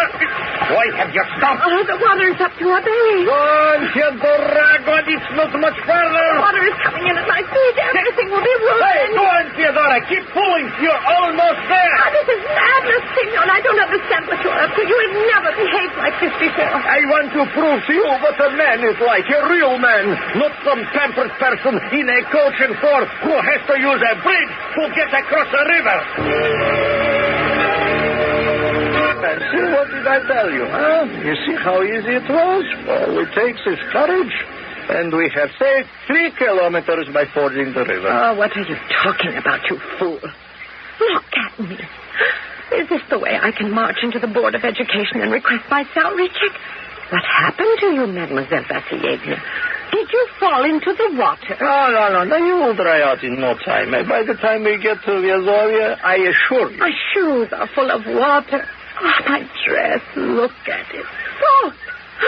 The sleeves, too, and the sugar, and... the bag of flour I bought. All wet, ruined. Your behavior is really beyond me. Why do I keep thinking of Sergei Hanov? Oh, what a beautiful name Sergei is. Oh, my Lord in heaven. It has suddenly come to me. I'm thinking about April last. This is the present. It is winter. I am sitting in the office of the commissioner. And Sergei is dead. Life for me is over. How can I go on?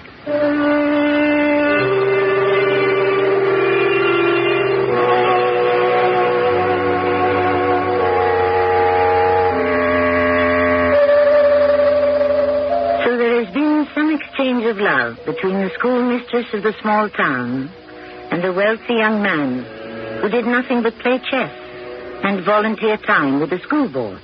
Was there an exchange of vows or promises, kept or broken? And the young Sergei is dead now, killed. But why? And by whom?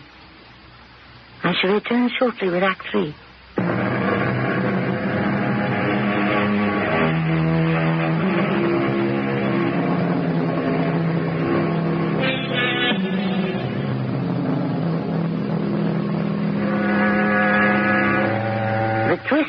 And turns of the road that muddy April morning, the mad crossing of the river seems not to be as contorted as the words and thoughts of Semyon, the peasant driver of the cart. He has confessed his jealousy of Sergei Hanov and almost confessed his affection for the schoolmistress Maria. They reach the railroad crossing just outside of town.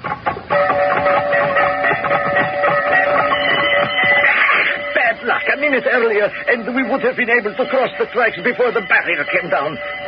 Where are you going, Maria Vasilievna? I'm getting out of this cart. I want to stand over there and watch the trains. I must get as close to trains as I can.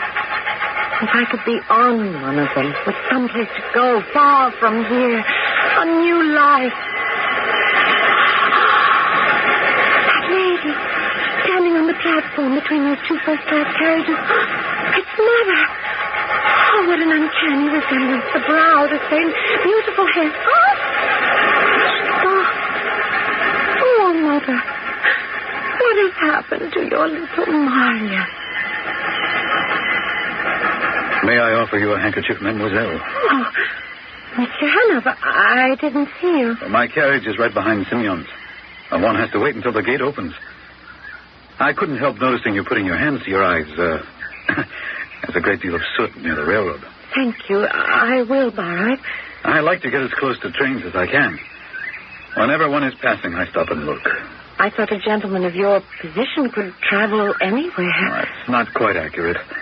Moscow is the place I would prefer to be. But I can never return there ever again. What brought tears to my eyes was seeing a lady on that train who reminded me of my dear mother. Oh, she has passed away? And my father. As the train went by, I suddenly had this vivid picture of my father and mother, our flat in Moscow. I had pigtails then. The aquarium with little fish.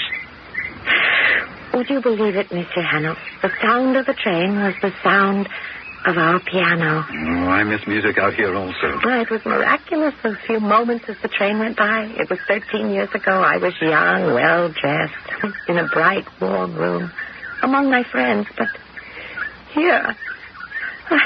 Mademoiselle, I would beseech you to permit me to call upon you, and perhaps in time I could be your friend. Here you are. Yes, they're going to lift the barrier in a minute, and the train's long gone, and still that gate is down. They're very slow and lazy in their duties at this crossing. Yes, at last. Come along, Maria Vasilievna. Au revoir, mademoiselle. I shall pay you a visit if I may, and please, here, keep my handkerchief. I shall return it to you when we meet the next time, but I must wash and iron it. Are you coming? Don't wash the tears off. I'd like to keep those. I, too, have tears over the past. Mistakes, only mistakes. Well, au revoir.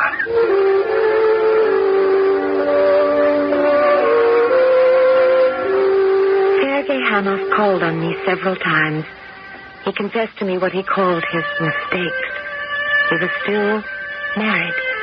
His wife was ill and would never recover, but he saw to it she was well taken care of in Moscow, and one day he said goodbye to her and left. I had never been friendly with a married man before, but by the time I learned of his sick wife, it was too late.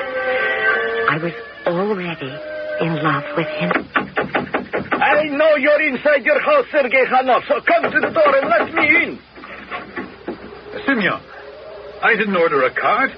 Or are you delivering something? Well, I am delivering something in a way, yes. Well, what is it? Something on my mind, sir. What is it you wish? To talk with you. I would like to come in. Of course. Nothing simpler. Come in. Well, now, what is it, my good man? First of all, I am not your good man. Monsieur Hanoff, you have been living in Vazovia for not a long time, and perhaps you do not understand the way we citizens of this part of the country feel. I grant you that, Simeon, and I'm going to save you a great deal of time by not pretending ignorance of what you wish to say. Let me help you to say it. You are concerned because Mademoiselle Vasilievna and I have been seeing a great deal of one another, and you don't like it. I received this letter from my brother, who works in the Hall of Records in Moscow. And he writes me that Fyodor S. Hanoff, formerly of number 44 Nevsky Prospect, Moscow, has moved to the village of Vyazovye, that he has a wife in a sanitarium in Odessa. Madame Hanoff has a lung. You simple-minded peasant. How dare you spy on me? I have never denied anything or told anyone about my life. How dare you? Oh, well, I was not aware, sir, that making inquiries as to the new residents of our town was going beyond the protection of the law. You fool, what are you talking about? I mean protecting an innocent young woman from the intentions of a married man. You may leave. Go to the door and close it behind you. I have listened to enough. The friendship that young lady and I bear for one another is no one's business. Now get out. That's all right, I will leave. But you should know, Monsieur Hanoff, that I shall make the contents of this letter known to Maria Vasilievna, and that it should put an end to this friendship, as you call it. Maria already knows that I am married. I don't believe that. She has known for some time. And I don't have to apologize to anyone, let alone a simple-minded driver of carts. And I'll tell you something. If I learn that in any way you are annoying the young lady with your disclosures and innuendos, I shall have no hesitation to kill you. Oh, so that's it, huh? Have a good look at those guns on the wall and the pistols below them. They are all oiled and ready for use, so be careful, or you will find me at your doorstep without an appointment.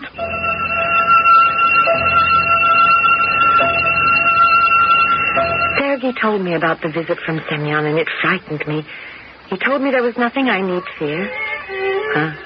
It was my birthday. Just 5 months to the day when we had first met at the school board examination, and Sergei himself had prepared a dinner for us in his vast house, just the two of us. To your health, my dear. Yes, to us. Happy birthday, my dearest. Thank you. Was the dinner to your liking? Oh, yes. I think there's nothing like candlelight to show off a woman's beauty. Oh, what is it, Maria? You're still not worried about that simpleton. I haven't seen him about town.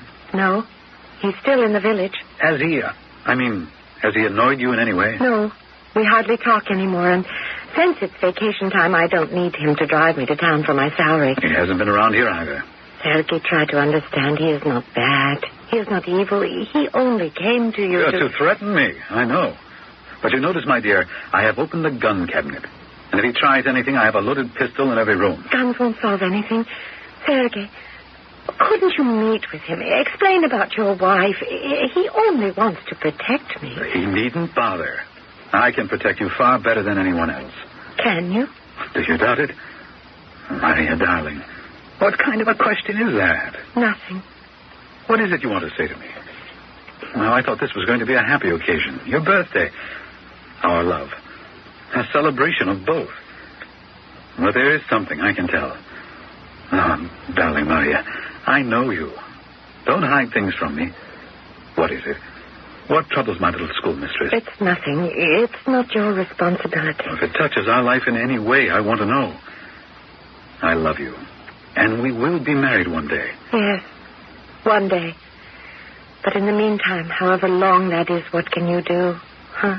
I think to myself, how many times in the past 13 years, and soon enough it will be 14, how many times have I been driven to town to collect my little salary, and how many times do I have to stop to rest Semyon's horse, stop at that tavern and listen to those crude people drinking and making horrible jokes? Well, why haven't you told me this before?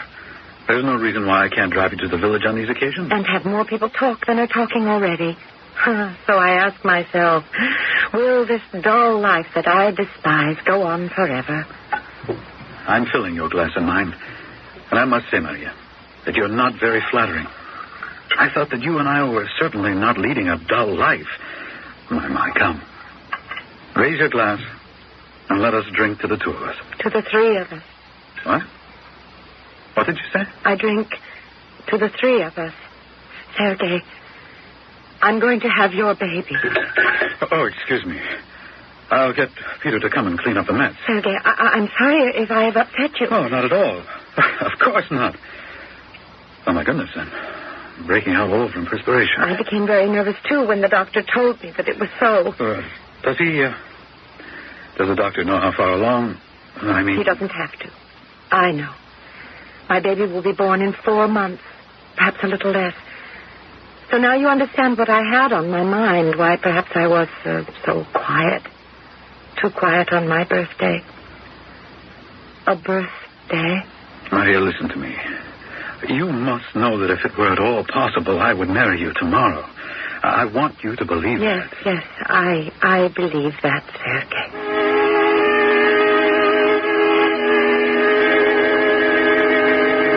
The day they buried Sergei Hanoff, I stood beside Semyon in the courtyard.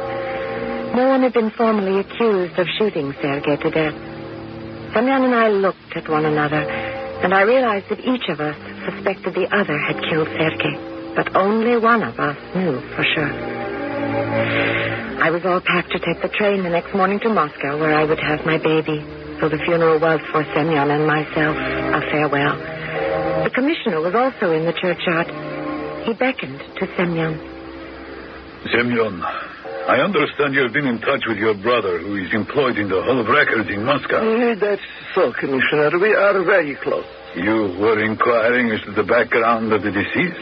Yes, sir. There was only one answer to your inquiry? No. I received another letter from my brother a week ago. Well, I'm glad you're telling me the truth. That's sensible. And the second letter stated that your brother had been mistaken. That Sergei Hanoff, who moved from 44 Nevsky Prospect to our town, was not married, had no wife in a sanatorium, that he was, in fact, a bachelor. Yes, I see you know everything. No, not everything. Did you discuss the contents of this letter with anyone? No, I didn't. You didn't mention the contents of the second letter to Maria Vasilievna, who is standing over there? No, why should I do that?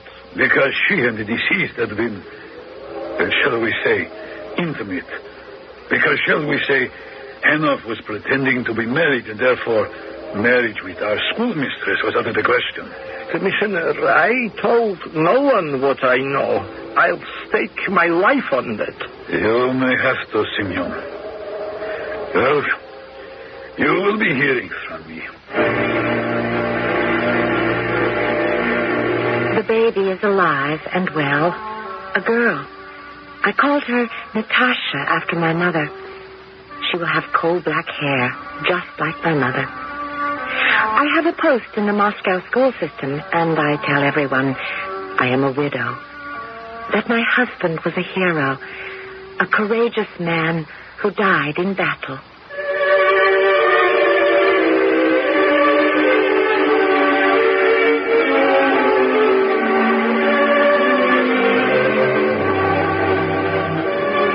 I think you can guess why I, as an actress, would be attracted to the works of the great Russian writers. I might say that there is something of Maria in me. The restlessness, the desire for a better life, the dreams, and most of all, I think, the poetry of that schoolmistress. Before I leave you, I want to tell you what others have thought, in words far better than mine. I'll be back with those words shortly.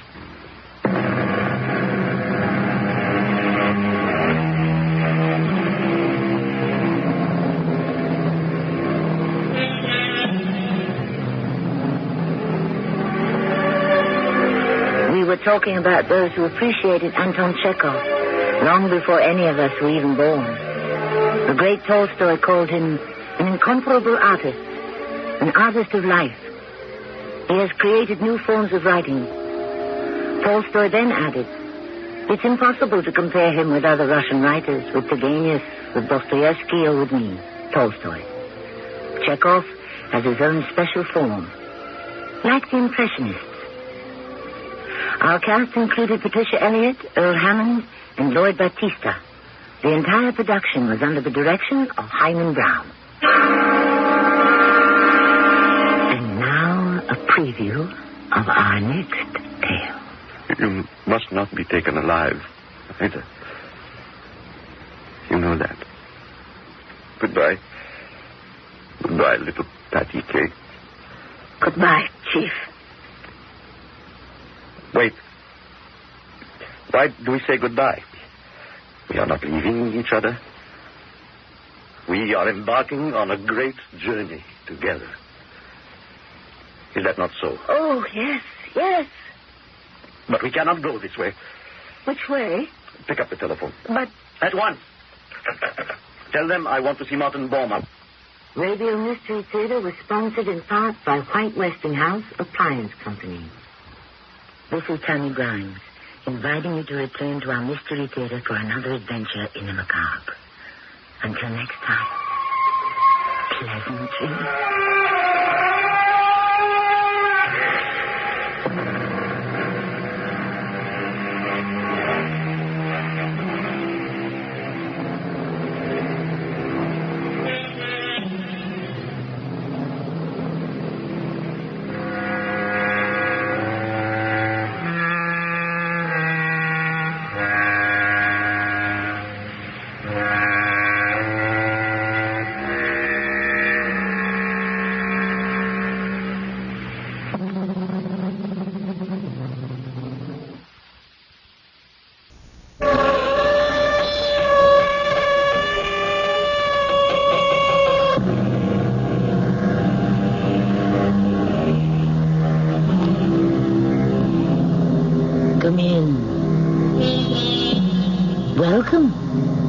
Tammy Grimes. It is said that perfection is the pursuit of sweetness and light. The pursuit. Is that because the capture itself is impossible? Since the dim and misty dawn of history, man has tried to create a perfect world. So far, it has eluded him. And perhaps it's just as well. After all, if everyone were to be perfect, how could we tolerate each other? Why should I want to kill you? Because I'm the enemy. Enemy? Until 10 seconds ago, we never knew each other existed. But each of us is fighting for our planet. True, but I am sick of fighting for my planet. I'd like to fight for me. Wouldn't you like to fight for you? I don't understand. Your ship, my ship. Between us, we have enough firepower to destroy the universe. Why don't we take over?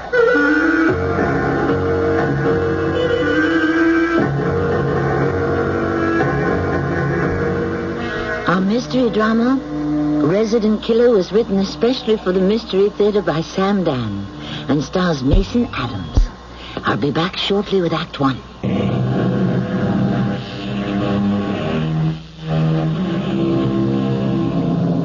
I know a dramatist who has been appointed playwright in residence at a large university.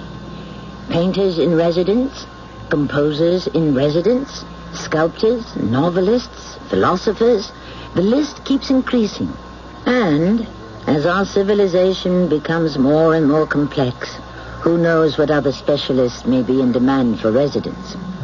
Not just for the colleges, but for society itself. The time is 2498, 500 years into the future.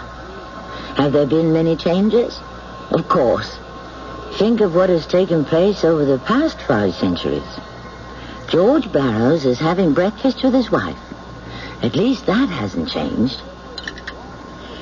I'm told Bill Douglas has been named commander of the fleet. You have the seniority. The council thinks he's more qualified. But everyone knows you're better. You're beginning to sound competitive. But this is a matter of simple justice. Justice, my darling, is never simple. Oh, well, now I have to go. Where?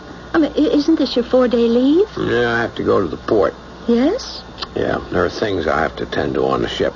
Such as? Very technical. Well, you could put it on the simplifier for me. It's quite boring. I know where you're going. Teddy's gym. Why did you lie to me? Because the idea of Teddy's distresses you. You see how dangerous this has become. Now, Ella, it was just an innocent little... No, you claim it's all innocent. Well, perhaps it begins that way. But the fact is, you've told me a lie. And from a lie, where? Teddy's gym is wrong. You know that. Darling, I only go there for exercise. No, you don't. You go there to fight. Ella, that isn't why... You stand opposite another human being, and each of you tries to hit the other, to hurt the other. No. It's just a trial of skill. Do you strike hard blows? Well... Is it possible for someone to be injured? That isn't the purpose. All right, does it or does it not arouse aggressive feelings? All right. Yes, it does. You admit it. This boxing, this wrestling... Isn't it antisocial? Maybe. Oh, George, we got away from all that 500 years ago.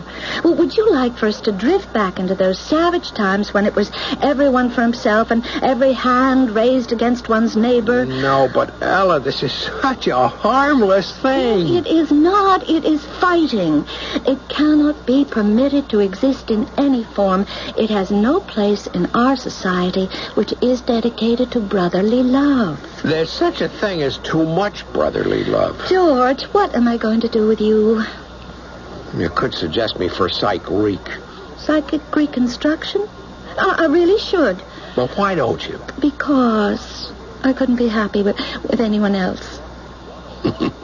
Even though I'm aggressive. No, stop this nonsense and give me a kiss. Of course she's right. I'm the one that's out of step. We have to have this brotherly love, this absolutely uncompromising belief in the sanctity of the individual. Because the other thing just doesn't work. I mean, it hasn't since the world began. You can't compromise and make exceptions either. There cannot be even the slightest manifestation of aggression. But what can I do? I'm an aggressive person, and the life we must lead now bores me stiff.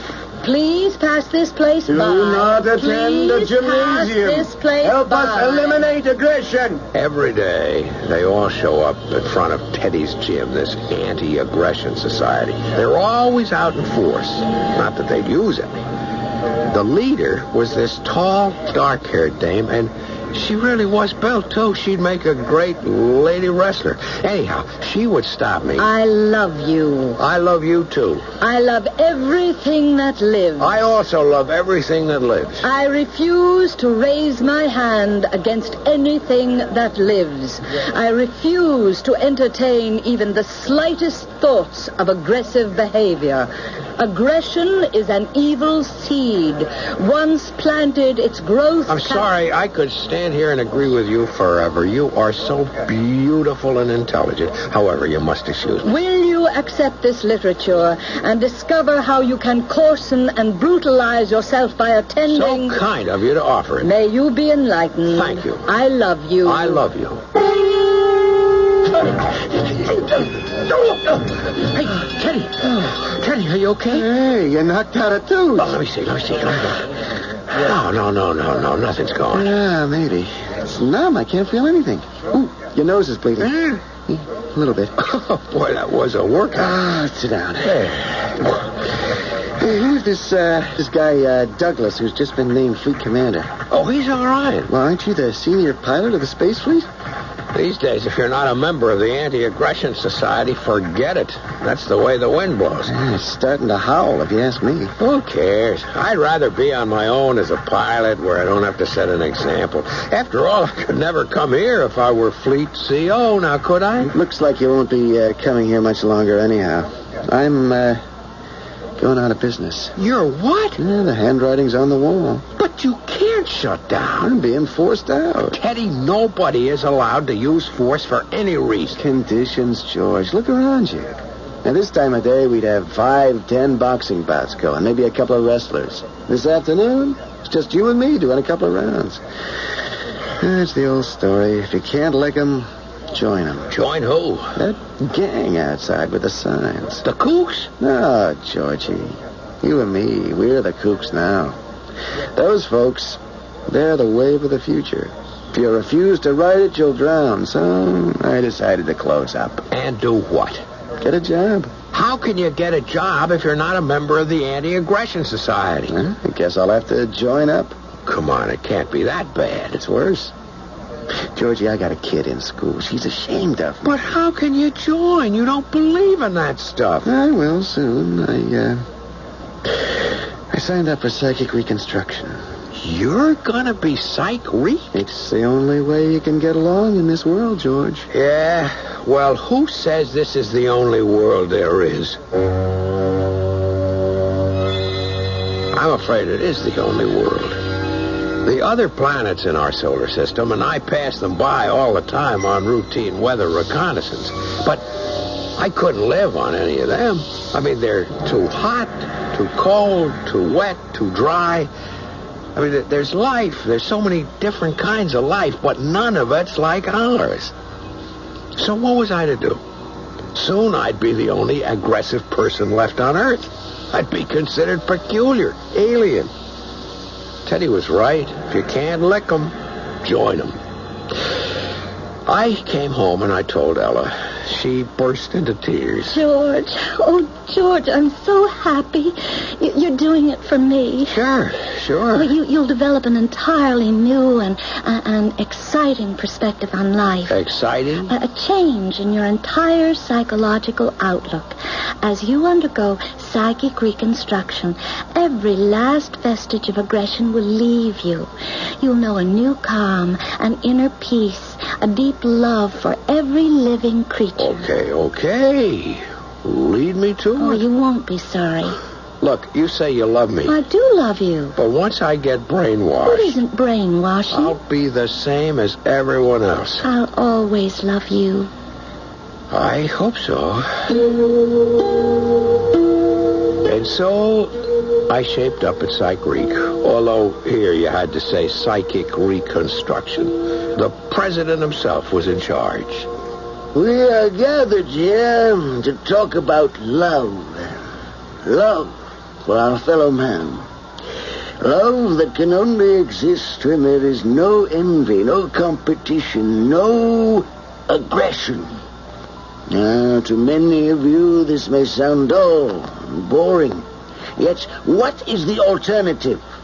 Hasn't history demonstrated that aggression in any form, no matter how slight or small or seemingly innocent, must eventually inflame passions that will ultimately rage out of control? And so forth and so on, even in our sleep. They ran wires into us, and you'd keep hearing the message.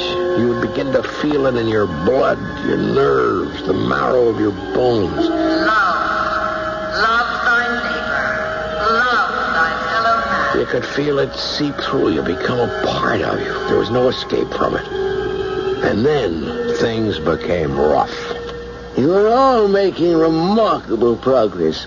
I especially wish to commend Pilot George Barrows and Mr. Teddy Thorstadt. They will be the first to undergo laboratory indoctrination. And class is dismissed for the day. You may all go home. You're back early. He gave us the rest of the day off. What would you like to do? Nothing. Just rest, relax without having all that stuff piped into me. But it makes sense. Wonderful sense. Sure. Soon you'll believe it. I even believe it now. It's just that I don't like it. Why not? Because it's against human nature. I don't care what anyone tells me. Man is a competitive animal. But he doesn't have to be. That's the way he is. And that's why he has to change. Because if he doesn't, the world will end. Okay, I hear enough of that all day. But most of us, the overwhelming majority of us, have changed, George. And you must change, too. Yeah, I'll change, but I still won't like it. What's that? The walls. What? They're shaking. It's an earthquake. No, it can't be an earthquake. 300 years ago, we neutralized the molten core. Come on, let's get out of here. The house! Hey. It's coming apart, George. Come on.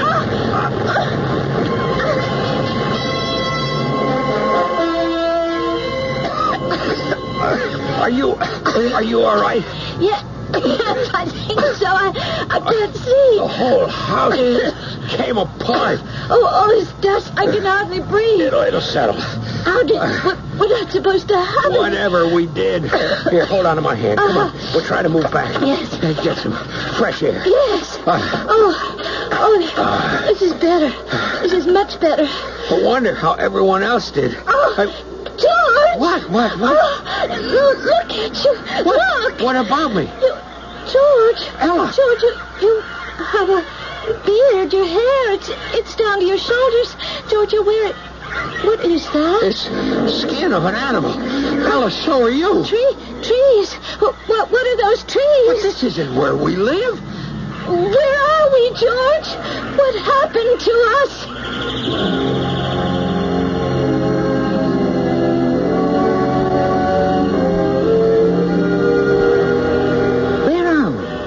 What happened to us? Here you have a married couple happily living in a luxurious home of the far distant future. Suddenly, without warning, they find themselves Stone Age savages in the midst of a jungle. What happened, and perhaps even why it happened, are the problems we shall address in Act 2 shortly.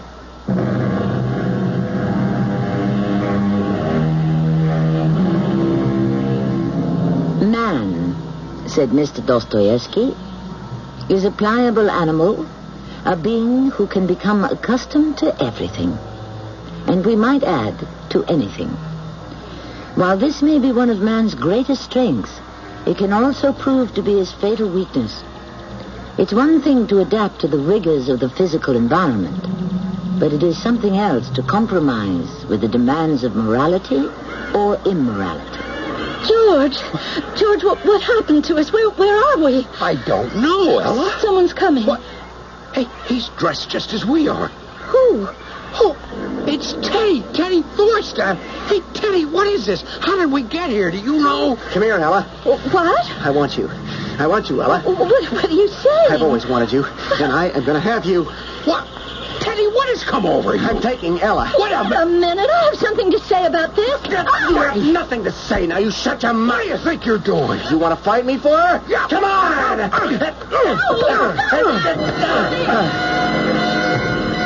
Suddenly, we were flailing away at each other with our fists, with rocks, with whatever came to hand.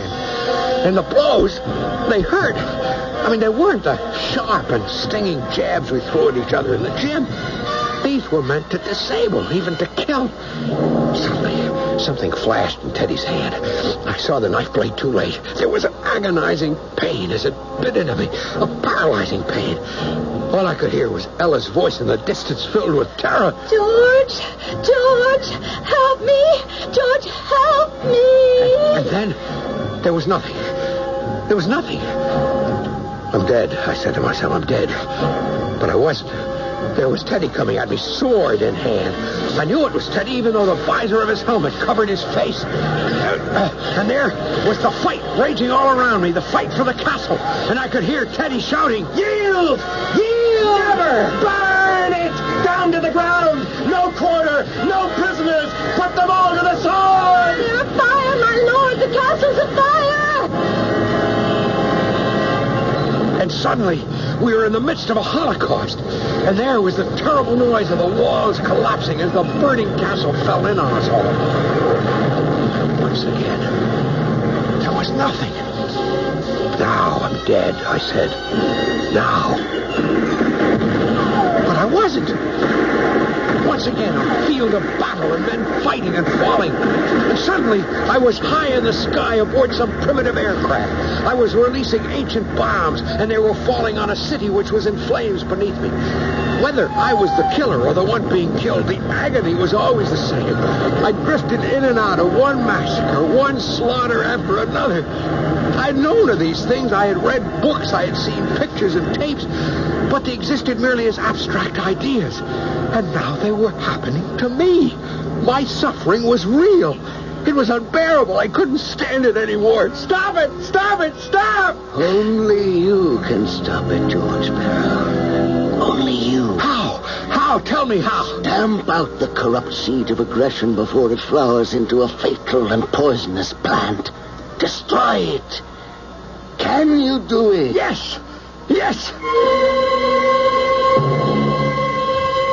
Finally, it was burned out of me.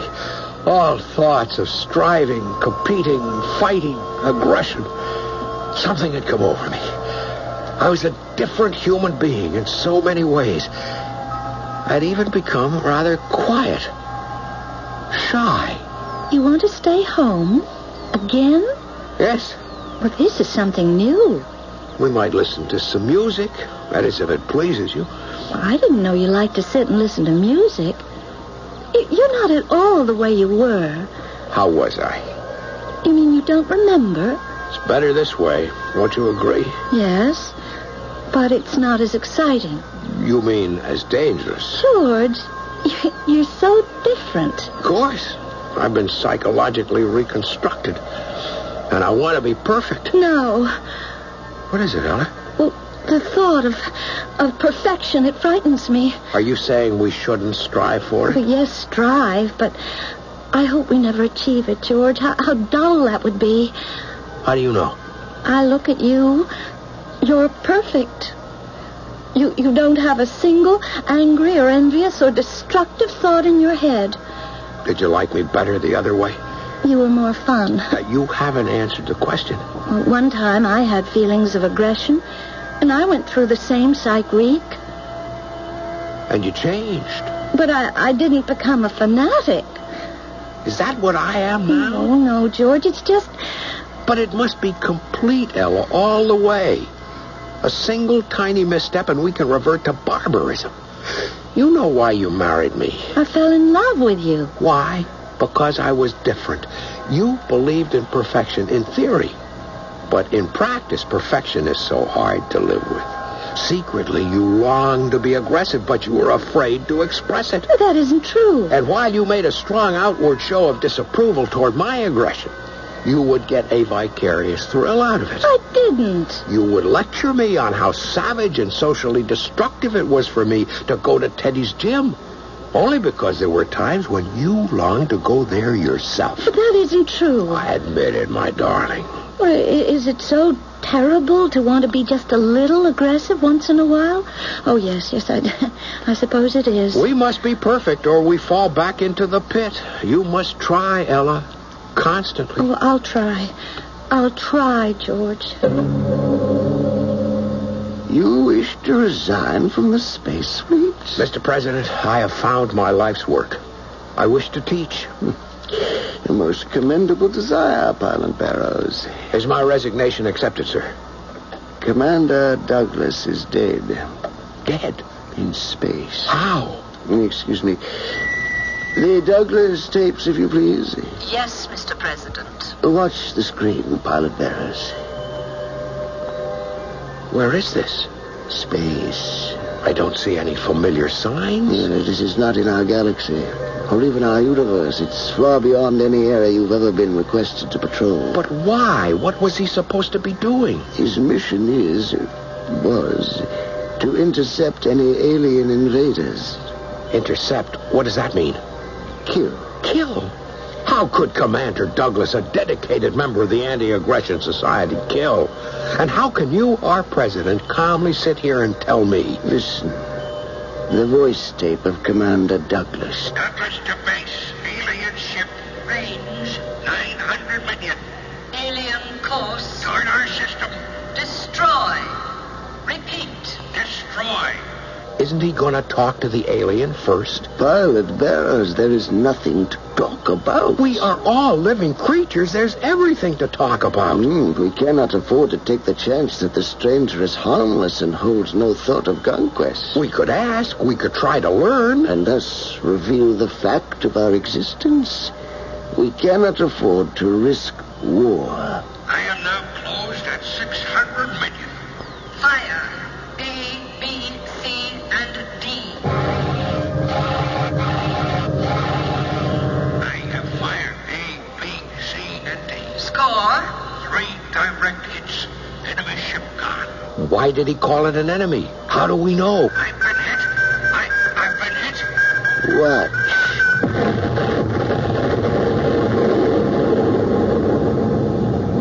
The ship. It blew up. He and the alien opened fire at the same time. And now, Douglas must be replaced. By you. Me? No, sir, I cannot kill. It goes against every moral and ethical... You cannot kill because killing has been programmed out of you. You can be reprogrammed. Why me? You are the most skilled of all our pilots. All this time, I thought Douglas was a true lover of all living things. But he was only playing a role. And you, our great humanitarian president, you're hypocrites, the pack of you. It's an unfortunate but necessary hypocrisy. Don't try that on me. What would you have? A return to the past? To a planet armed to the teeth? A planet that accepted killing as the only means of preserving itself? This way, one man, and one man alone, roams the distant reaches of space. One man alone is armed. One man alone protects. But it isn't one man. You're in on it. The base coordinator, the technicians who service the ship. It's a small but highly trusted group. The base coordinator. That voice, I heard it before. She's the leader of the Anti-Aggression Society. We must have a killer. It's the price we pay. I don't want to be that killer. I don't want to be president either. I don't want the responsibility and the heartache. I want to be like everybody else and think happy, heartwarming thoughts. I don't want to be haunted by the knowledge of the dark side, but I am the most qualified. I will not be the killer. You will, because you are the most qualified. Every society needs a killer. One who is authorized to commit murder to preserve the rest of us. There must be an alternative. Oh, there is. We can submit to invasion. To be conquered, destroyed, enslaved? At least that way there'll be no blood on our hands. We will be free of guilt. And you're willing to accept that? Am I the only pilot? You're the most trustworthy. We're placing our fate in your hands. We are giving you the power no one else in the world possesses. The ability to destroy us. How do you know I won't do it one day? Well, we don't. But it's the chance we must take. That's quite a chance, isn't it? We are giving you the power no one else in our world possesses, says the president. What was it that Lord Acton said about power? Ah, yes. Power corrupts, and absolute power corrupts absolutely. It seems to be the rule, judging from history. But all rules have exceptions. Or do they? The answer lies in Act 3 shortly.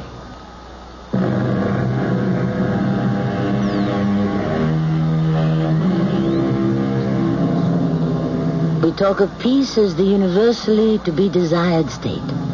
How we long for peace. And yet we must be aware that we have never truly known it. Throughout history, what we have had at best were some relatively quiet intervals between wars. What must we do to achieve true peace? Our ancestors couldn't find the answer. We ourselves are perplexed. And in the world of the future, it appears so far that they haven't had much luck with the problem either. But I have been programmed against it. I cannot kill. You will be reprogrammed. As you might imagine, there was considerable discussion back and forth on ethics and morals, means and ends. But it all boiled down to that one word that usually carries the day: necessity. So finally, I agreed to being reprogrammed. And who do you think my psych-reek was for this deal? None other than the leader of the Anti-Aggression Society herself. Say, the last time I saw you, you were picketing Teddy's gym. Let us confine ourselves to the subject at hand. You remember? May I ask you not to patronize this establishment? Not to coarsen and brutalize yourself? Pay attention.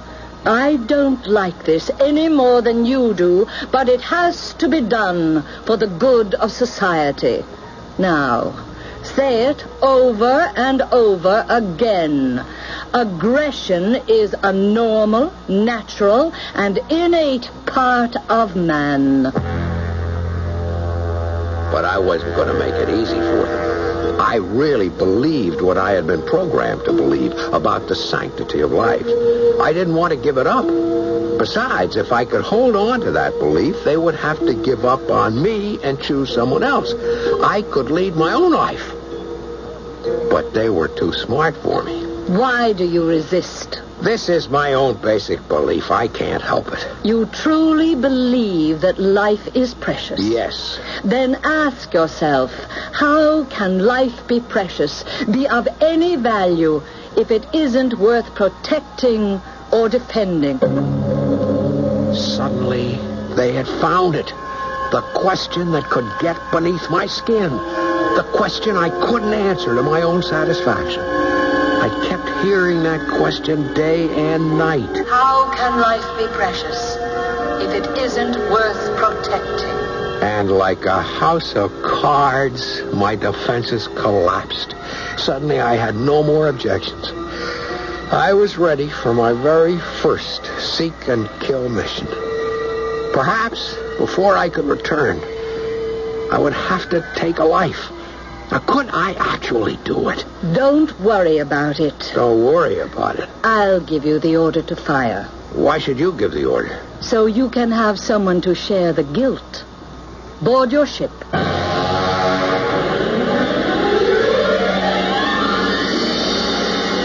Before I knew it, I was out there billions of miles away.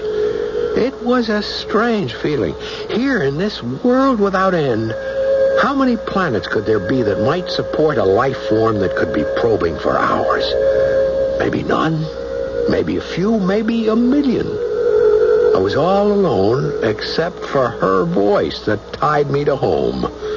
Set course that will appear on your computer readout. Wait. Yes? Bottom left quadrant. Coordinates 8730. Do you see? Yes. You have movement at coordinates 8630. I can't tell what it is. After a while, you'll be able to recognize that configuration instinctively. It's a ship. A ship? Prepare to destroy. Destroy? There must be another way. There is no other way. But... before he destroys you. Range. Range? Activate your rangefinder. Now. Range. 1.2 billion. You are getting a new course bearing on the computer. Read it. Adjust. Range. 900 million. Prepare missiles A, B, C, D for firing. Oh, please, can't we... Prepare missiles. Acknowledge. Missiles armed. Range. 700 million. Fire. Fire. I don't know if I can. Don't think. This is just another routine command from the base. Fire. Fire. Good. Watch. Don't sit there. Take evasive action. He may have fired at you. I can't move. I'm sick. I don't feel well. That's to be expected after your first kill. Oh, don't put it that way. You'll be all right. I've taken a life. You'll get over it. Never. After a while, you won't even think about it. Do we really have no choice? Was this the best solution they could find? Maybe this was the only way we could survive. She was right about one thing. She said I'd get over it. After a while, I wouldn't even think about it. Well, after a while, I didn't think about it. Upper right quadrant, coordinates 3419. Upper right, 3419. Movement verified. Alien ship. Range. 900 million. Activate rangefinder. Acknowledge. Arm missiles E, F, and G.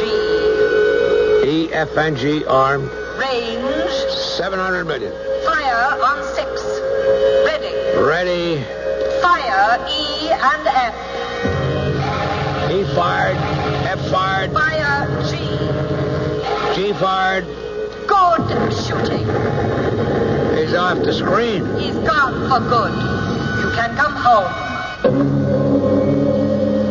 She was right when she said I'd be able to do it without thinking. But she was wrong when she said I'd get over it. Once it was done, once the excitement, the fear, the suspense were gone, I was drained, completely spent, and physically ill. What was the matter with me? And then I found out by accident. I had reported to my base coordinator for debriefing after my latest mission. Good. You got 2 this time. We thought Douglas was an expert, but you cover a wider sweep than he ever attempted. Huh. What is it? Well, I don't know. Shouldn't you report to medical? It's all right. I think I know what it is.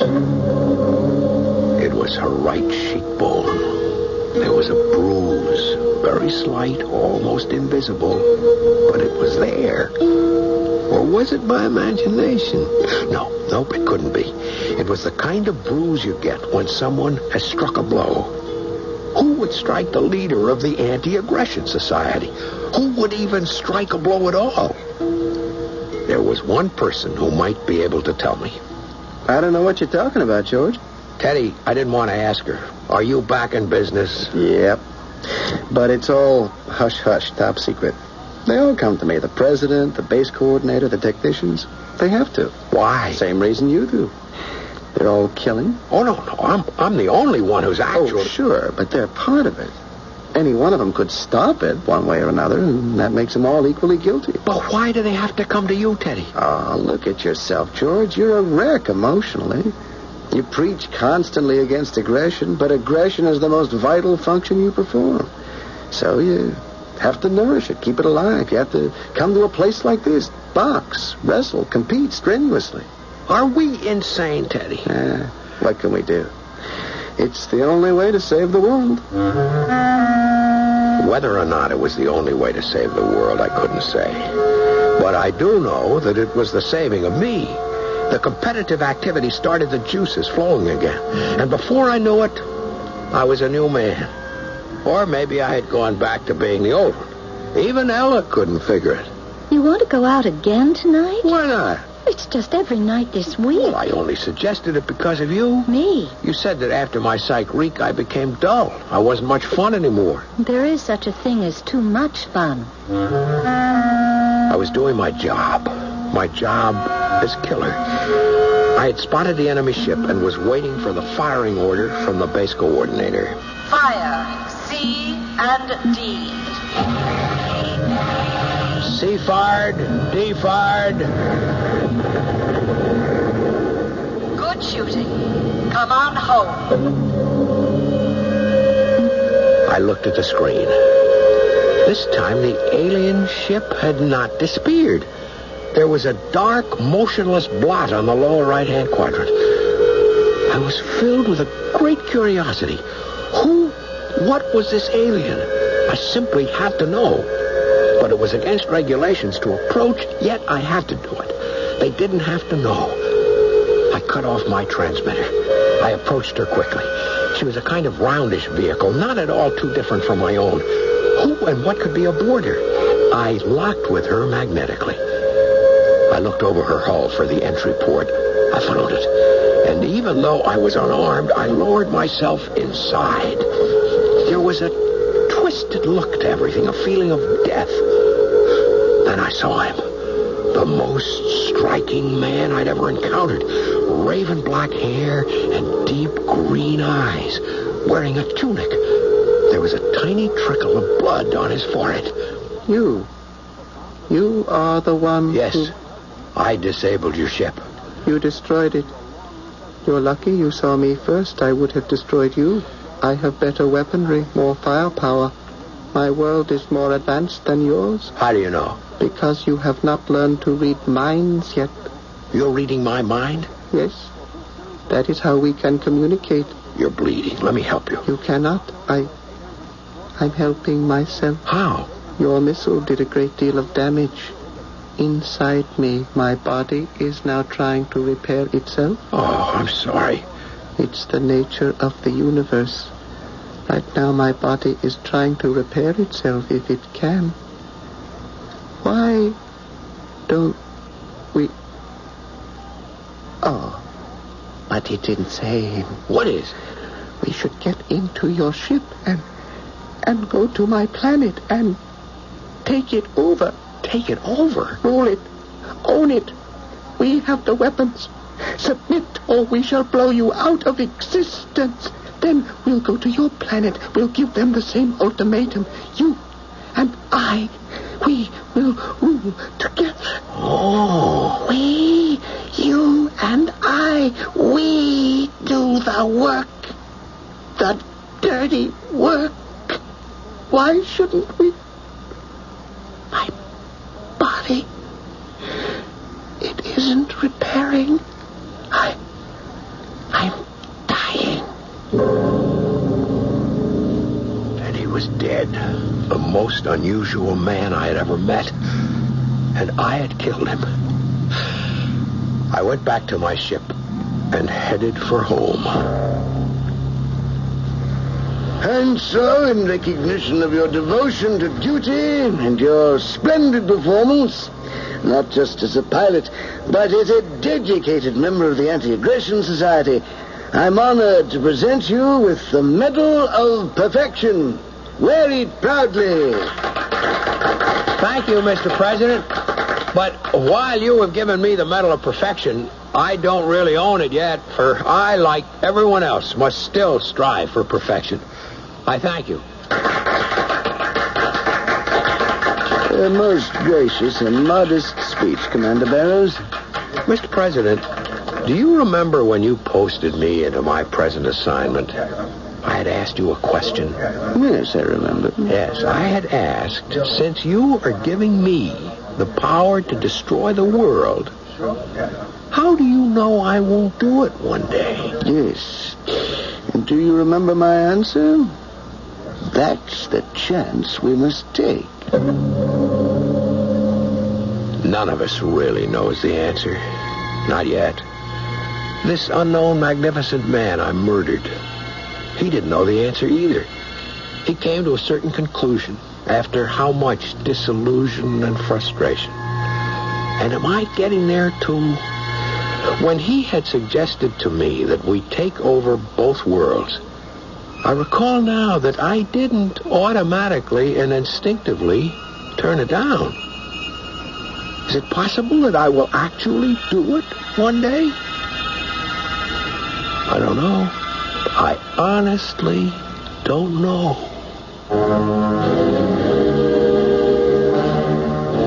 But he's thinking about it. And once you begin to flirt with a dangerous idea, it's like flirting with a dangerous woman. One thing leads to another, and before you know it, well, I shall return shortly with another insight into our story.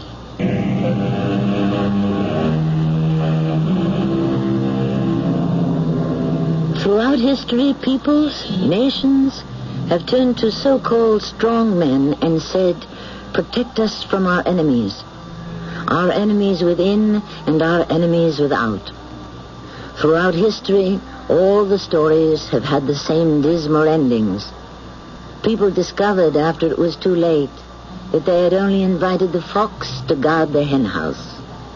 Our cast included Mason Adams, Russell Horton, and Carol Teitel. The entire production was under the direction of Hyman Brown. Hello, my name is Dick Brescia, and I'm the Senior Vice President for the CBS Radio Networks. For the past 9 years, we've been pleased to have been part of helping bring drama back to radio in the form of the CBS Radio Mystery Theater. The man most responsible is with us. He's producer-director Hyman Brown. These have been the happiest 9 years of my 50-year career of creating radio drama. The response to all that we've been doing has been most joyous. The theater of the imagination once again became a vital part of all that radio is and can be. Unhappily, this broadcast marks the end of the CBS Radio Mystery Theater as part of the network's schedule. After 3,000 broadcasts, we hope we leave you with many fond memories. I want to say thank you to you, our listeners, to CBS and the station you're listening to for the support and encouragement. And most of all, to the hundreds of talented writers, actors, and technicians who've helped stretch our imaginations.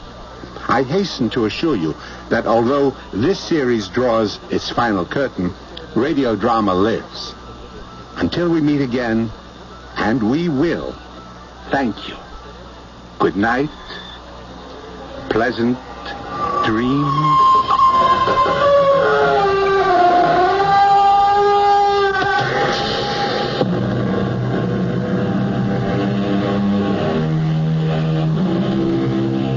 CBS Radio Mystery Theater presents...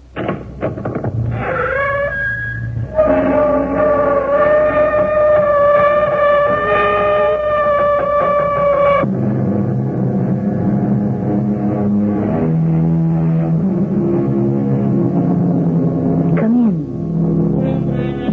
Welcome. I'm Tammy Grimes.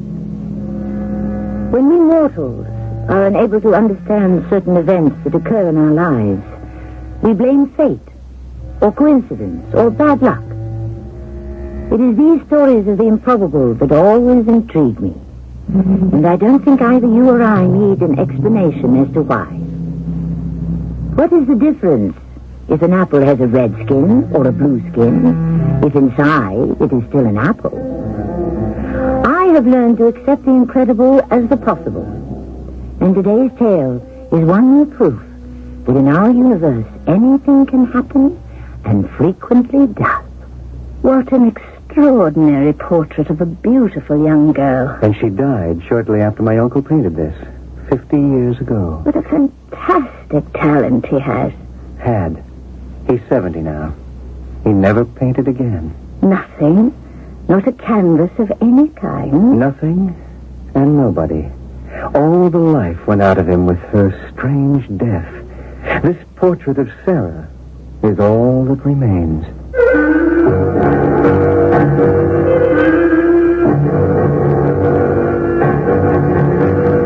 Our drama, Portrait of the Past, has been written especially for the Mystery Theater by G. Frederick Lewis and stars Bob Caliban and William Griffiths. I shall return shortly with Act One.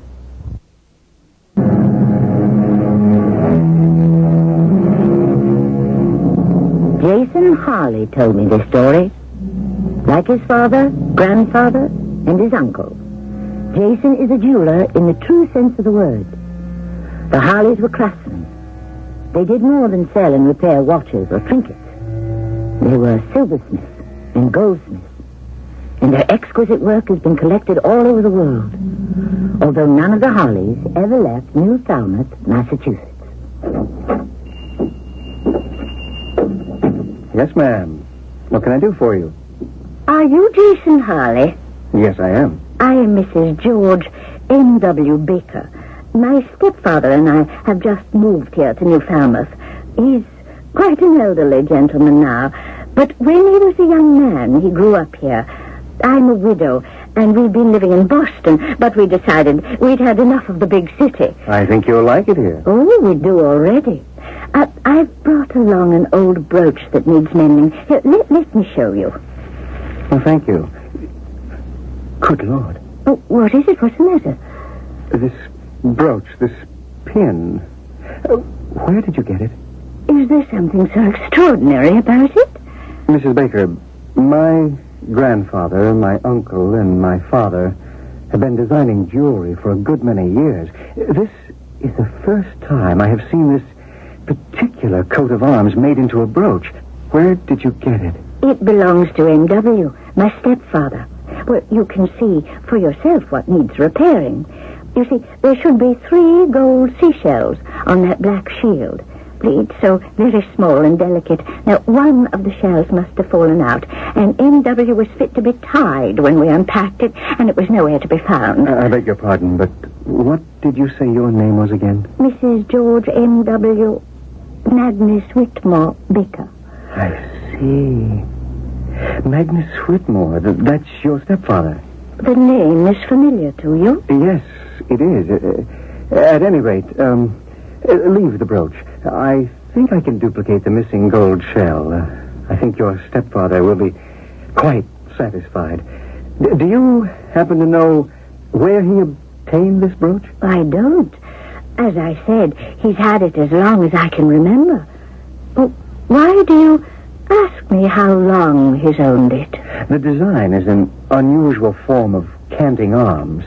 That is, a coat of arms assumed by a family elusive to its name. The 3 gold shells set on a sable shield is the heraldic insignia of a family called Shelley.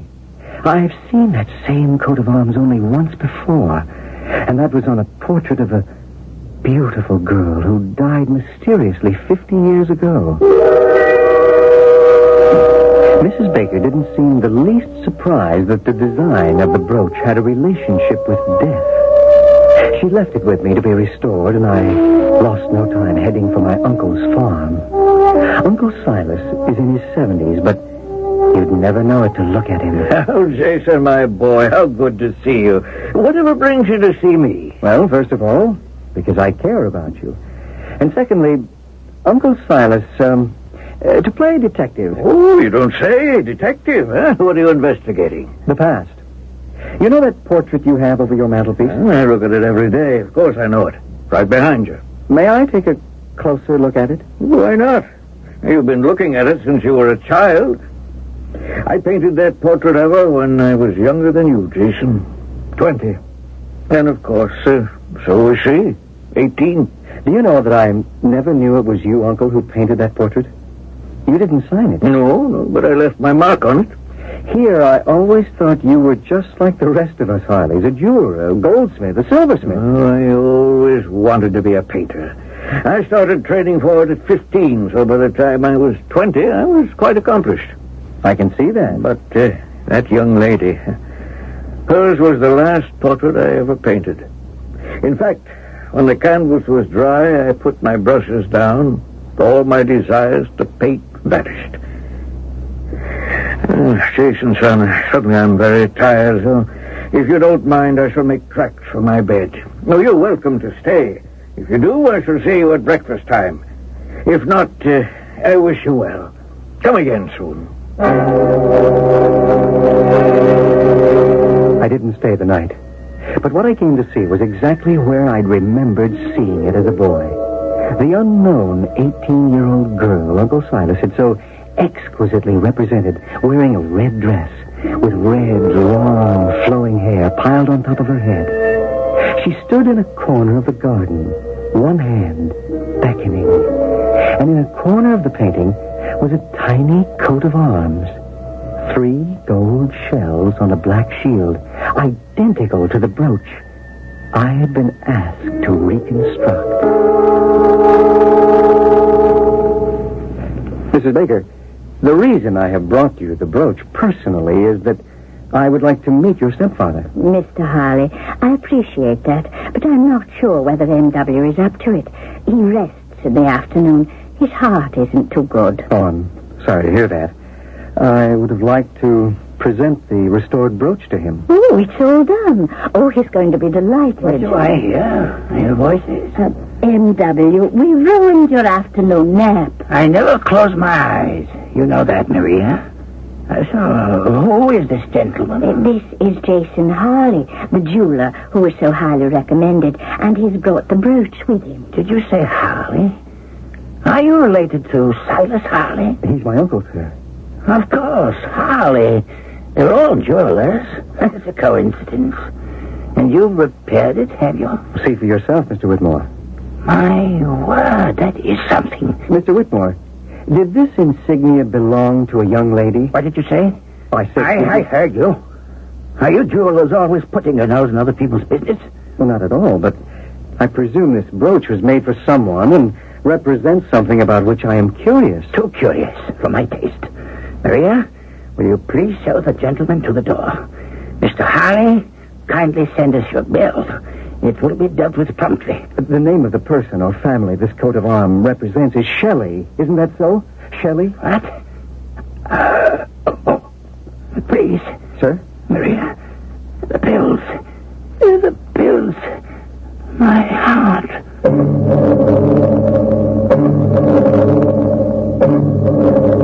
Will you forgive me, Mr. Whitmore? I am really terribly sorry that my questions aggravated your condition. It's all right. It's not your fault. I wanted to speak to you, and that's why I asked my stepdaughter to fetch you before you left. How did you manage to guess the brooch was made for a young lady? Because I have seen her. What? No. That's impossible. She's dead. I mean, I believe I have seen a portrait of the young lady. There is a portrait? I had no idea. You knew her then? Yes, I did. Did she have red hair? Yes. Did she wear a red dress? A red dress. Her favorite. Mr. Whitmore, I would say the portrait I have seen is that of a young woman who lived some 50 years ago.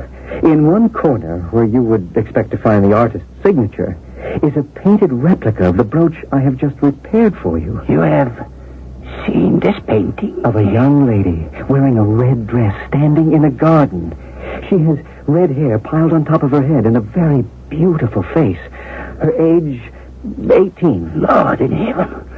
That's her. Sir, would you care to see the painting? I would pay anything for just one look. That young woman has haunted me for 50 years. And unfortunately, my memory of her is getting fainter and fainter. You see, I loved her once. Long ago. The following day, I examined every gravestone in the churchyard where most of the old families of New Falmouth are buried. And I found the very gravestone I was looking for. Sarah Shelley, born 1912, died 1930. So it was Sarah Shelley who had died at 18. I wanted to know why, and who else was there to ask but my Uncle Silas. Jason, I never said the girl in my portrait was Sarah Shelley. The idea that was her name. This does, Uncle Silas. This brooch. I saw the gravestone. Why was she buried alone? Who was she? She was buried alone because she was an orphan. No family. A lovely young girl who taught school here in New Falmouth. Oh, Sarah. How I wish... You see, I had hoped we would marry. But I'm getting ahead of myself. I was very young, just 20. Apprenticed to your grandfather. And for Sarah, I created a family crest. I saved up scraps of gold and silver, slices of onyx, hoarded them until I had enough to give this beautiful orphan a family name. I wanted her to be someone. Uncle, before we go further into the past, could you tell me the entire truth about something that you do from year to year in the present? Well, if I can, I will. You cover this painting you did of Sarah Shelley every June. As I have for 50 years, for only the month of June, mind you. And you've told me it's to blot out painful memories of June 1930. Is that the entire truth, Uncle? No, it isn't. I cover Sarah's picture from the first to the last day of June because she asks me to. She? Sarah? Speaks to you? Oh, and much more than that, Jason. In time, Yes. In time, I will tell you everything.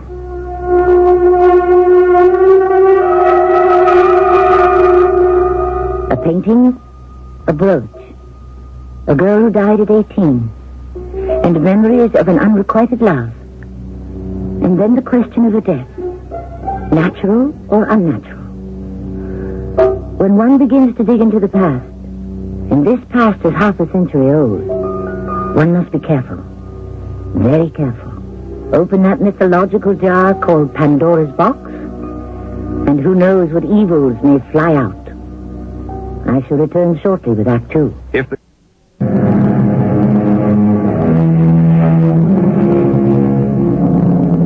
As the young jeweler Jason Harley begins to unearth pieces of the past, what does he find? His elderly uncle, in love with a girl who died 50 years ago. An elderly client, apparently in love with the same girl. A man who would give anything for a painted glimpse of her. Why? This is what Jason told me. As I sat listening to Uncle Silas recount his courtship of Sarah Shelley 5 decades ago, I stared at her portrait. The beckoning arm, the sad smile, the stubborn mouth. And I wondered, had she brought about the circumstances that led to her own death? I made up this coat of arms for you, Sarah. It's made of gold and silver, and the black background of that little shield is pure onyx. It's the best piece of jewelry I've ever done, and it's yours. Silas, it's beautiful. It makes me proud. Sarah, you know right now, I'm only an apprentice in the family business. I make so little money, it's almost a joke. But you think if in time I do learn how to be a real jeweler, I mean, would you wait for me? Wait for what? Oh, I love you, Sarah, and someday I would like to marry you. Well, I had no idea. I thought we were just friends. Oh, you being an orphan, it's difficult. I mean, I can't ask anyone's permission. So when the time comes, Silas, and you ask to marry me, I will invite you to come to my school and meet all my children. And if it makes you feel better, then you can ask their permission to marry me. She had a way with her, Jason. Imagine that. I should ask her students' permission. Of course, she was joking, but, you know, I just would have if it had come to that. A year went by, and while I was learning my craft, I was at the same time learning how to become a painter. The following June, I had decided would be the month to ask her to marry me. In the spring of 1930, I began that portrait of her. How long do I have to stand in one place in the garden like this, Silas? It's very tiring. Well, suppose we rest for just 5 minutes. All right.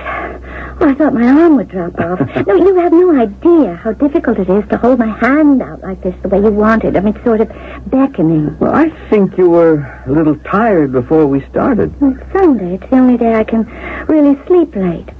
I sort of doze through the services. That's naughty of me, isn't it?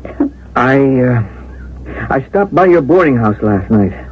I thought we might go for a walk. The landlady said you'd driven off with a man in an autocar. Oh, she's a dreadful old snoop. What business is it of hers? You see, I met this very nice man. He's a young man, maybe a little older than you, and where did you meet him? Well, he's a nephew of Mr. and Mrs. Warren. We have 2 little ones in my school, and we were introduced, and he asked me to go driving with him, and I did. Someone you just met once? You went driving with? Well, it's a real treat to go riding in a motor car. At night? He has a great deal of money, and he comes from a very good family. Well, I had a good time with Magnus Whitmore. He was very sweet to me and very considerate, and I enjoyed myself very much. And you got back to your boarding house very late. Silas Harley, how dare you spy on me? If that's the way you are, I'm glad I found out in time. I'm not going to pose for my portrait anymore today, if ever. I won't be treated like a child. I mean, followed and checked up on. I'm trusted with the little children in school. What's wrong with you? Oh, Sarah, I love you. I want to marry you. Don't think you're the only one who's proposed to me. I haven't made up my mind to anything yet. I can't make up my mind. I did think I loved you, but sometimes I wonder, was it because of this coat of arms? And I do love to wear it, Silas. So I wear it all the time. And I say, well, do I love Silas because he's painting me so beautifully? Or is your heart changing because perhaps there's a much better life in store for you if you marry Magnus Whitmore? Well, I haven't given him an answer either. All I said is, perhaps at the end of the school term, the end of May, I'll decide. I am truly honored by both your proposals. On June 1st, I shall take the train up to Gaylord and Jenny Traders. We got our teacher's certificate together.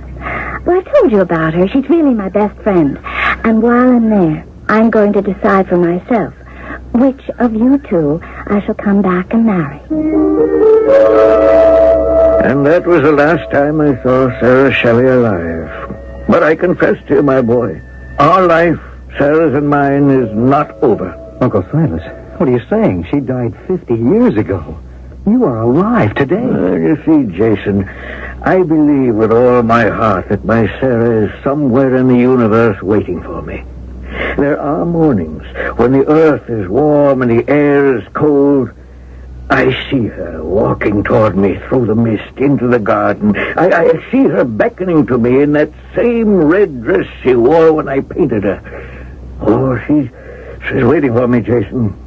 And when I die, we will at last and forever be together. Uncle Silas, I gather you no longer feel any resentment toward Magnus Whitmore. No, it's all forgotten. For a time, I even persuaded myself he had a hand in her death. But it wasn't so. And I finally came to realize it. No, Magnus was a rival who, unfortunately, didn't win her either. Not for this world. Would you let him see the portrait? If you let me, I would bring it to him. Let him look at it, and then the same day bring it back to you. He has never seen it, and he tells me his memory of Sarah is fading fast. I'll think about it. Ask me tomorrow. I may feel differently then. Uncle Silas did feel differently the next day, and 2 days later I brought it to the house of Mrs. Maria Baker and her stepfather. Why, it's breathtaking. I had no idea she was such a beautiful girl. I thought you should see it, Mrs. Baker, before Mr. Whitmore does. I can now understand the tragedy of it so much better. Oh, I'm almost afraid to show it to M.W. It doesn't have to be today. My uncle trusts me. You brought the brooch back, didn't you? Yes. Before I forget, here it is. I shall take the painting, leave it outside his room, go in, see him, and if he's up to it, I'll show it to him. Mr. Whitmore, I'm glad you felt well enough to have me join you in your bedroom.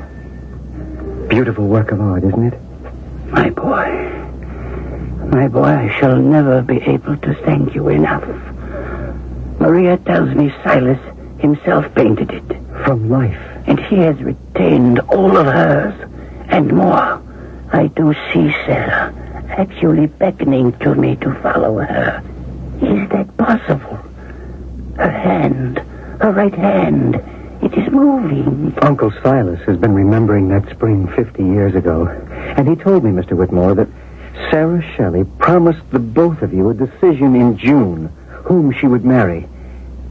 Can you remember? Oh, that is exactly the way she put it to me also. I can see her now, in that dress, that red dress, a favorite of hers. We stopped off at the station and left her bag. Then we had 2 hours to be together before her train was to leave. So, as we had done often before, we drove to the Falmouth dock. We got out and walked. It was starting to fog up that Sunday morning, the sky gray and overcast. But to me, it was not nearly as ominous as what Sarah was telling me.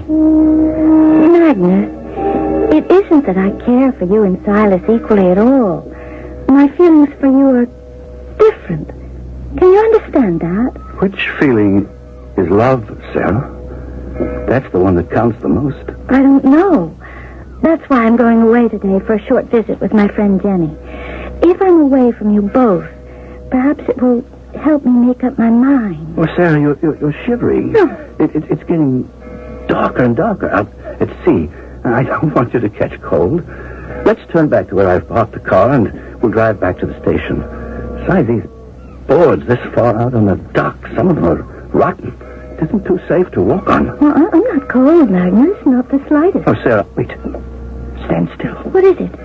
We're being followed. Back there, when we turned at the end of the dock, I suddenly saw a figure ducked behind the boathouse. The docks are full of people. No, not on a Sunday morning. Just now, I saw him again.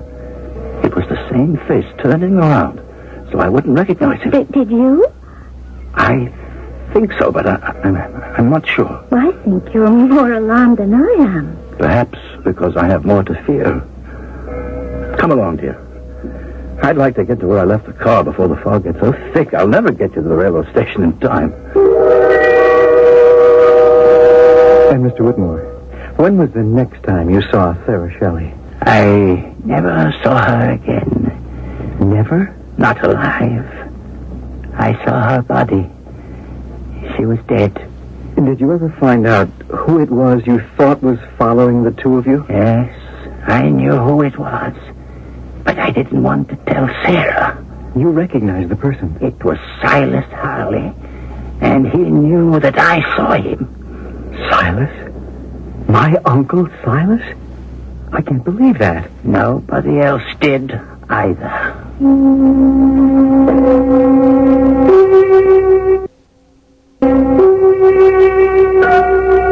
It was William Shakespeare's opinion that love and death were not partners. That is, excluding Romeo and Juliet.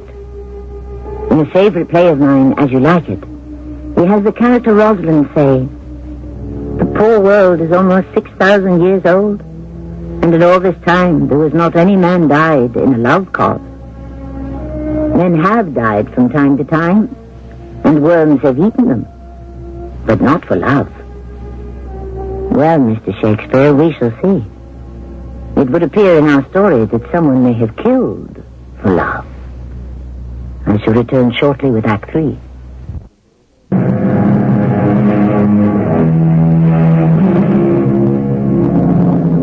Jason Harley, descendant of a long line of silver and goldsmiths, has discovered a special coat of arms, 3 gold shells on a black onyx shield. It has led him to a portrait of a girl who died 50 years ago and who was loved by 2 men. One, Magnus Whitmore, the other, Jason's own Uncle Silas. It is at the uncle's house that we raise the curtain of Act 3. Jason, do you want my secret and private opinion? Magnus killed her. Only it could never be proved. And the irony is that I myself became one of the witnesses to prove his innocence. I'd like to know more. Well, in those days, every citizen of Massachusetts had to attend a place of worship on the Sabbath. In fact, there were constables who patrolled the streets and the docks to make sure Sunday morning everyone was at prayer. I had seen Sarah the night before she was to take the morning train to stay a few days with her friend Jenny. On Sunday, I shared a pew in church with Tom Webster, who, as you know, used to be the inspector of police. He's retired now. Tom and I went to school together. That's how long we'd been friends. Silas? Yes, Tom? I hope today's isn't going to be another one of those long sermons about how much coal is needed to keep the place warm this winter. Shh. You shush yourself, Magnus. The service hasn't begun yet. It's not you he's annoyed at, Tom. It's me. Oh, because of Sarah. Well, may the best man win. It was a strange sensation for me, sitting in church right behind the man who I was afraid would win Sarah's hand. About halfway through the service, a constable came down the aisle and whispered something to Tom. Tom got up right away and followed the constable out the door. In a few minutes, he was back and motioned for me to follow him outside. Silas, I don't know how to tell you this. One of my men has just informed me that while on his regular Sunday patrol by the dock, he discovered the body of Sarah Shelley. Sarah? My Sarah? They have taken her to the hospital, not because there was anything that could be done to save her.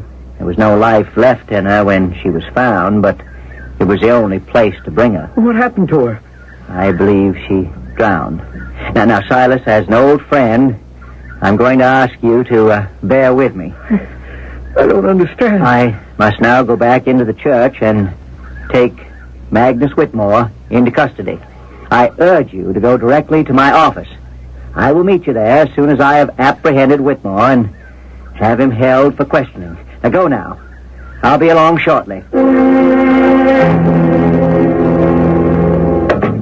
Oh, Tom, I'm glad you're here at last. Silas, I'm sorry you had to wait over an hour for us to book Whitmore and to get the sergeant's full report. Well, how could Magnus possibly have had anything to do with her death? I don't understand. When did she die? We'll deal with one fact at a time. The sergeant reported to me that at 11 o'clock this morning, while on patrol on the dock, in the fog, he stumbled over a man.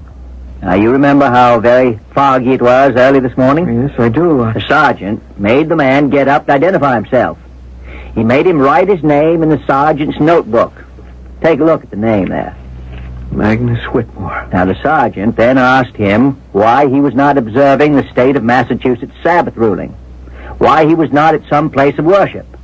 And the man who had identified himself as Magnus Whitmore gave a most peculiar reply. He said to the sergeant, "What time is it?" The sergeant said, "Almost noon." And Whitmore answered, "I am in church." He said, "I am in church?" He said, "I am in church, and I have been there for over an hour." He then said to the sergeant, "I am a man cursed. I am a cursed man. Come, follow me." And the sergeant did. Whitmore pointed down into the water, past a broken plank, and the sergeant saw Sarah floating face down, her red hair streaming above her. Oh, Lord. It was too late to revive her. Now I'm about to have Whitmore in for questioning, and Silas, if it's too painful for you to be present, I will understand. But I will need your testimony eventually. Mine? I know this tragedy has torn you apart, but you can't have forgotten that Magnus Whitmore was in church. He was sitting in front of us and was there before we even arrived. In fact, where he said he was, miles from the dock. How that is possible at this point is beyond me.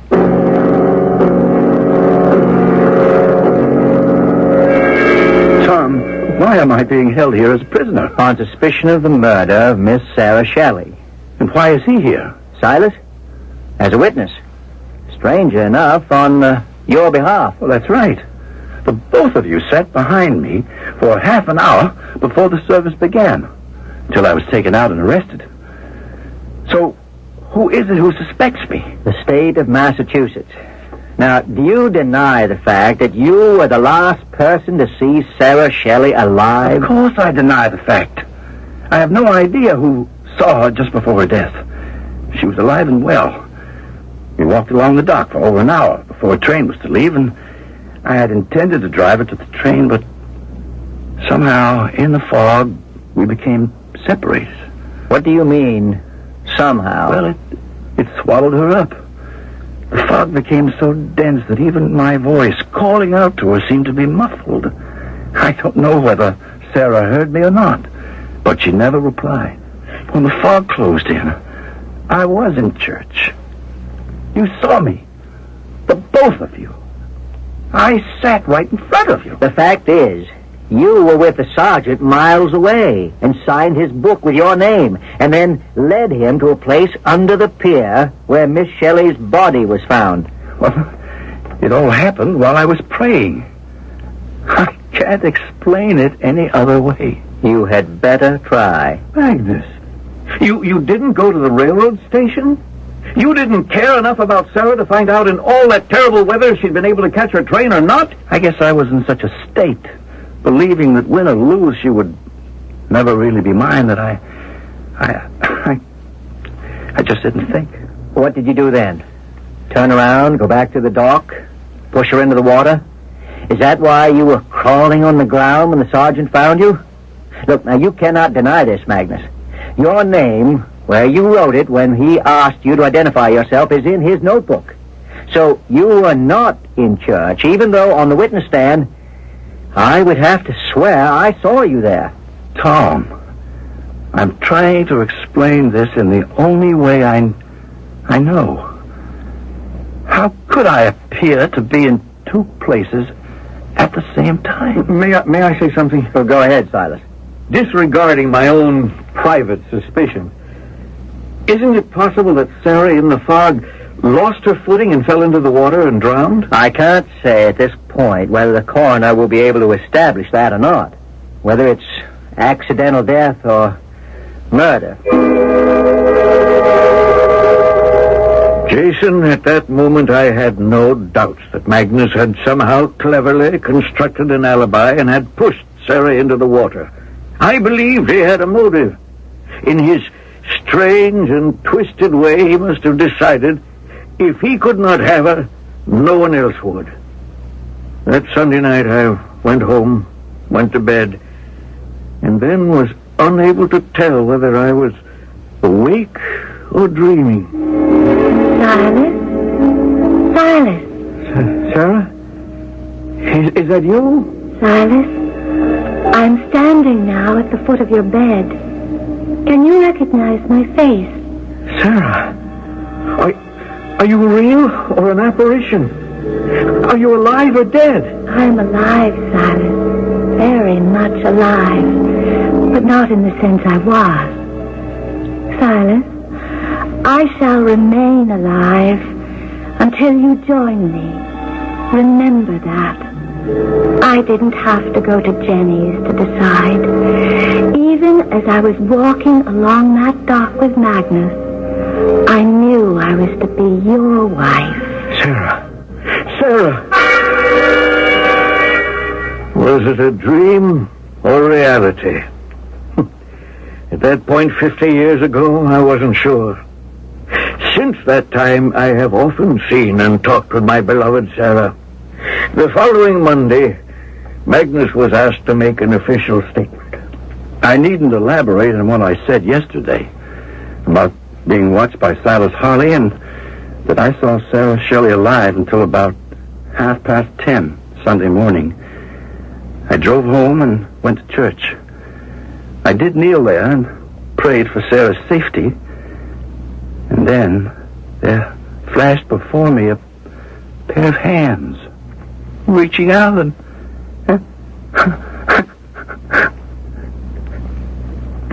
Do I have to go on now? We can wait.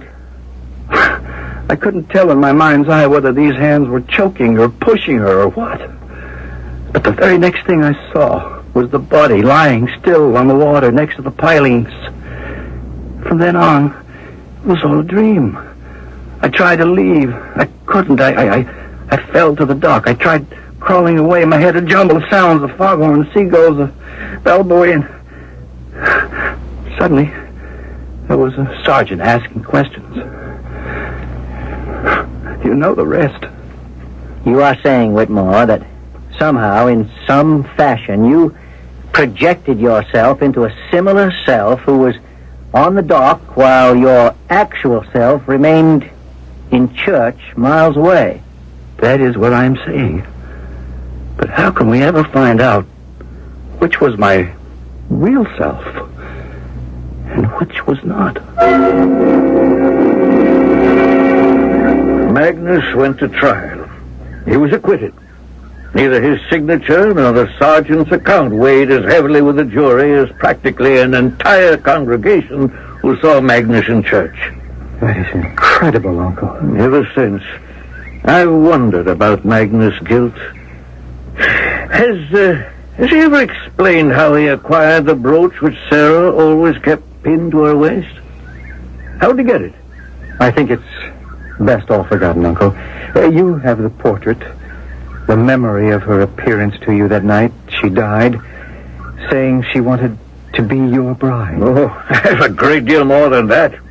And I have had all these years.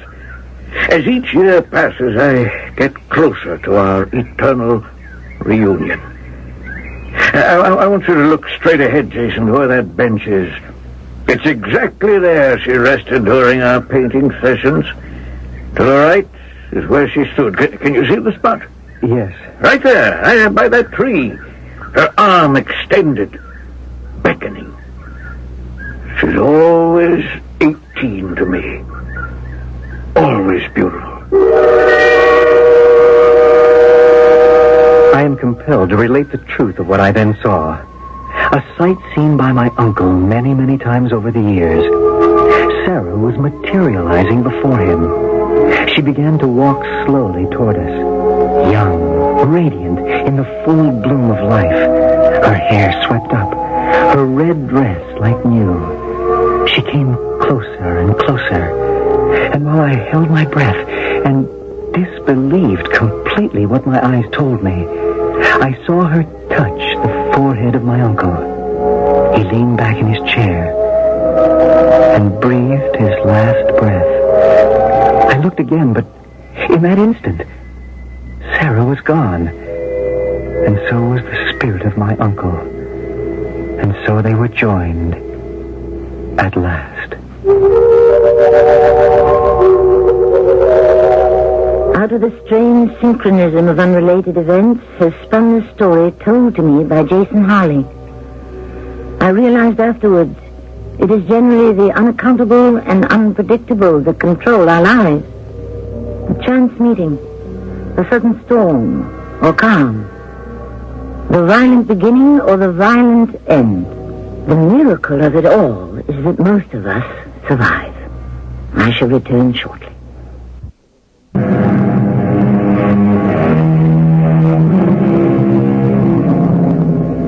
The older we grow, the more we encounter that which is not explainable.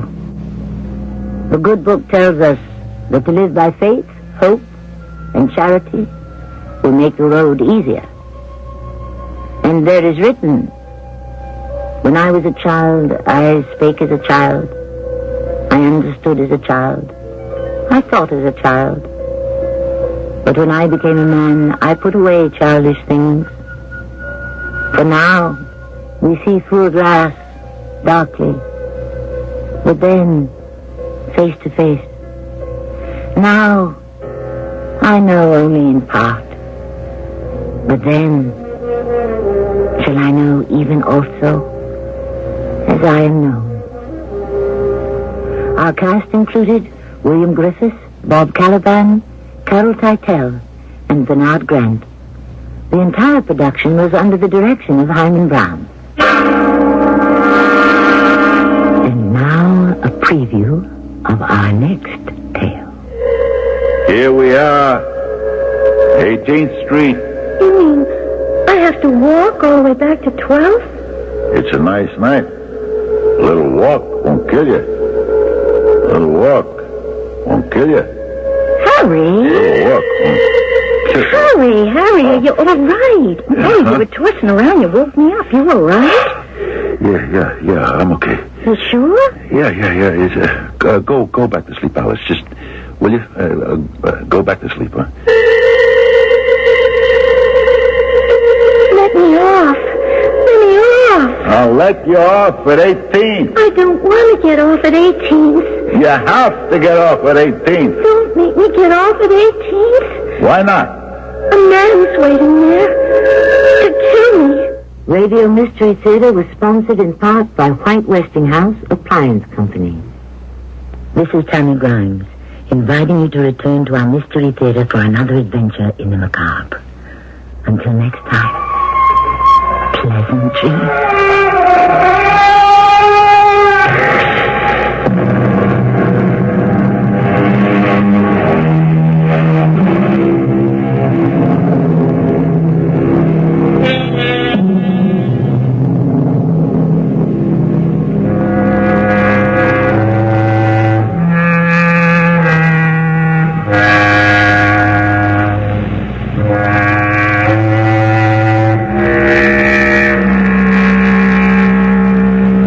CBS Radio Mystery Theater presents...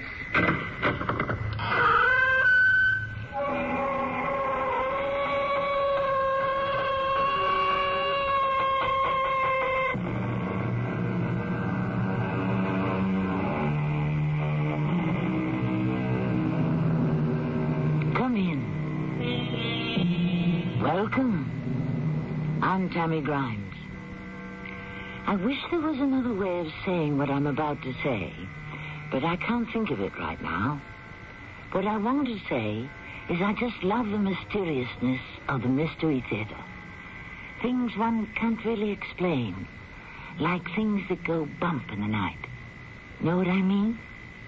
All right. Some people prefer murder and mayhem, but I like to be scared, which is what today's story does to me. And I hope will do to you. Jarvis, do you hear something? A cry of some kind. There it is again. Do you hear that? Yes, Colonel, I can feel it. Who's there? Who is it? Colonel, something cold is creeping over me, sir. It's into my hair, and now it's gone down to my feet, sir. I can't move. I can't move.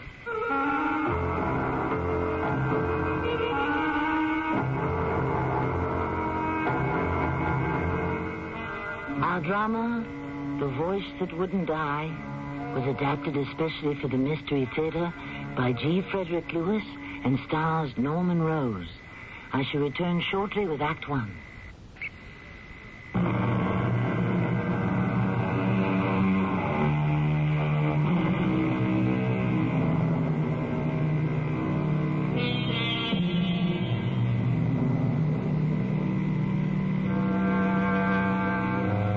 The original story of today's Mystery Theater adaptation was printed in Blackwood's magazine 101 years ago.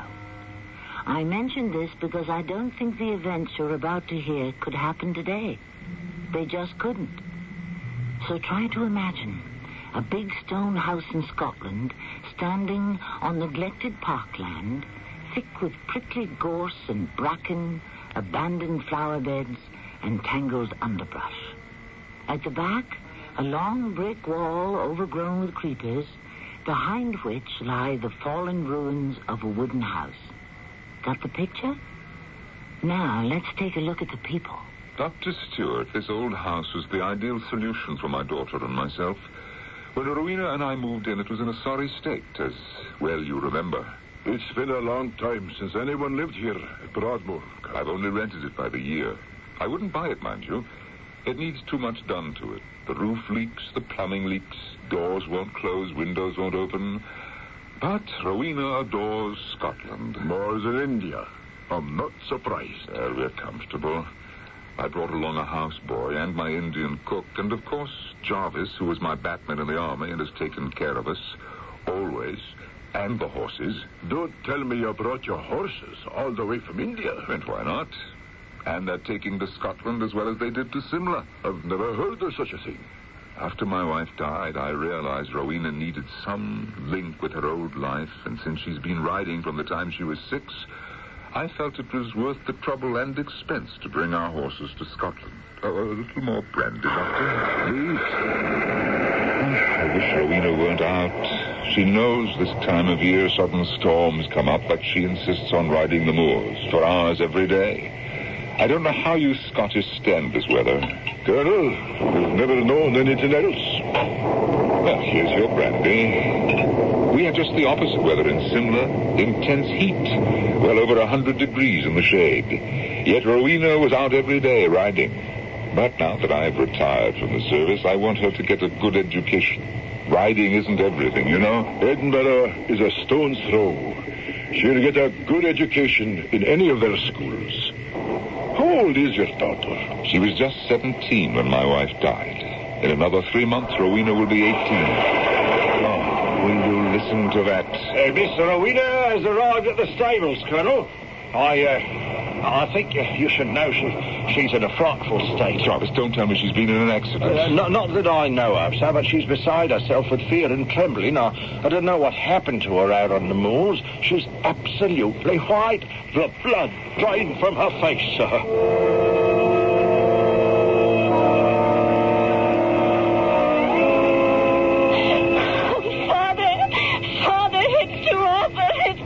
Oh, come, child, you're shaking all over. I was riding a hurricane, and it started to rain. And instead of taking the usual path, I cut through the back, between the brick wall and those old ruins, the dower house.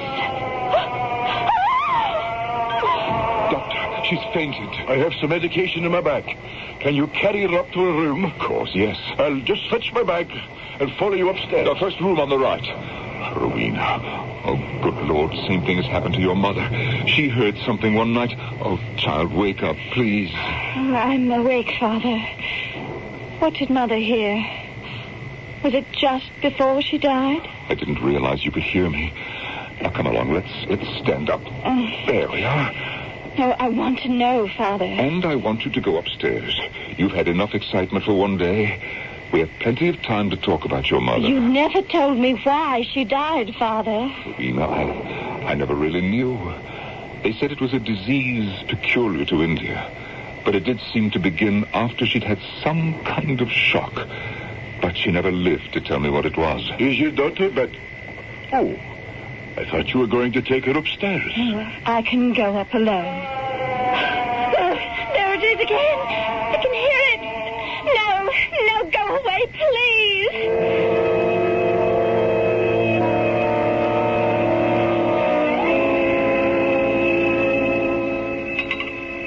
It was good of you to stay on, Doctor.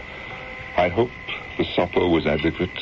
I was wondering if I shouldn't have one more look at your daughter. She was sleeping soundly before we came to the table. Good. Then I shan't bother her. What I gave her to drink should give her a good night's rest. Have you any idea what could have caused such a violent outburst? I heard no more than you did. Something that happened while she was out riding. What was it you were telling her about her mother? I haven't told her very much, actually. I suppose I shall have to one day. The very first clue we had that anything was wrong with my wife was one night when she told me she'd heard voices. Immediately she became quite feverish. We put her to bed. And she died 24 hours later. It was all quite mysterious and quite terrifying. And now, once more, voices appear to our little family. Don't you worry. It'll pass, just as do our Scottish storms. Right now, the skies are clear, the moon is high, the storm has blown out to sea. I feel certain it's only temporary. Dr. Stewart, something does occur to me, and perhaps you can help. Anything. Do you know of a minister in the area I might talk with? When life throws these mysterious surprises at you, it never hurts to have heaven on your side. The Reverend Moncrief lives quite near me. If he's still awake, I will stop by tonight. He is quite old, but I'll try to persuade him to pay you a visit and perhaps speak to your daughter. He's a most reassuring individual. Thank you. I would say at this moment, both Rowena and I need all the comfort and spiritual help we can get.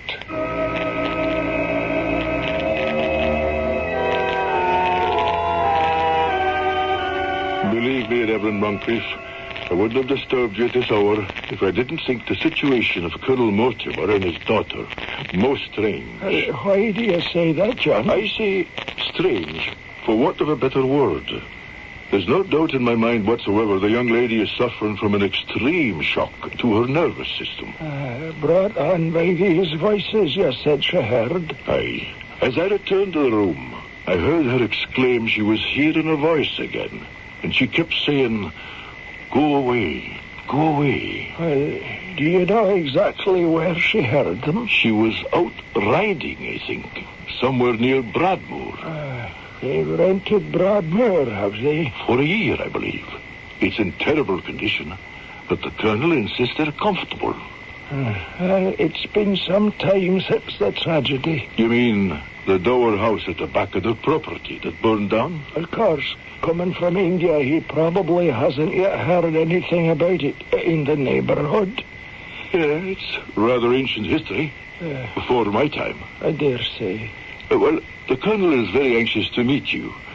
But I think until his daughter is well enough to get up, if you could spare the time and drop in someday soon. I shall consult my calendar and I'll do the best I can. Thank you for stopping by, John.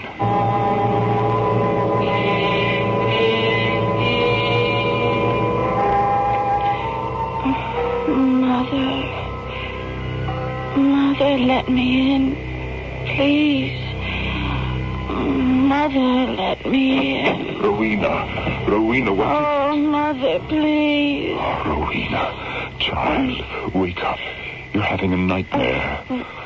What is it? Father, is that you? Of course, it's me. Are you all right? I don't know. You were crying out in your sleep. I could hear you down the hall in my room. I was? Yes. Don't you remember? No, what was I saying? Something about your mother. Oh, can you remember exactly?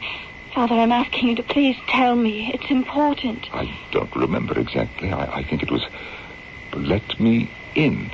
Yes, that was it. I said, Mother, let me in. Yes, that's what it was.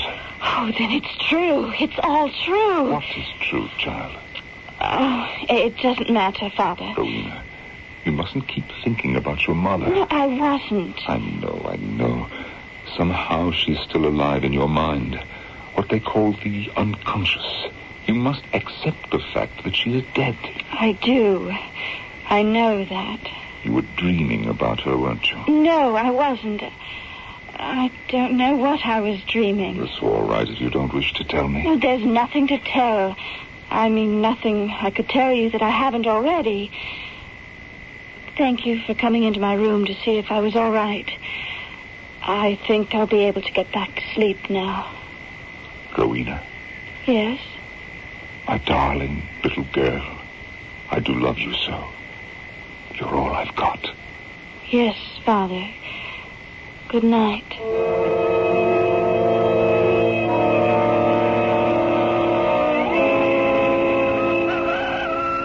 Well, top of the morning to you, Colonel, sir. You're up early, sir. Good morning, Jarvis. I didn't sleep that well. Well, I'm sorry to hear that, sir. Jarvis, I've come by the stables to have a look at my daughter's horse, Hurricane. I'm glad you have, Colonel, sir. Tell the truth. After yesterday, I don't think he'll be much good for riding. What happened? Lamed? Let me see. Yeah, this way, Colonel, sir. I've had to move him from his usual stall to the one at the end. You did? Yes, sir. When Mr. Rowena brought him in that storm, remember, sir? He kicked up such a row, I thought he'd start a stable ride, I did. There he is, Hurricane. Look at him. My Lord. How are you, Hurricane, old boy? That's a good fellow. Settle down now. Jarvis.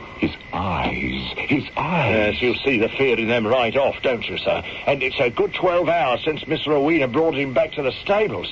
Oh, you should have seen him then, trembling like a leaf. I've never seen an horse throw a fit like that in my life. The fear is still in his eyes, no question. This horse, I'm telling you, sir, this horse was acting up like a runaway, as though the devil himself was behind him. He certainly doesn't look like himself. Look out, sir! Look out, stand back! He's kicking at the stall door! I hope it holds. Hurricane! Stop it! Stop it!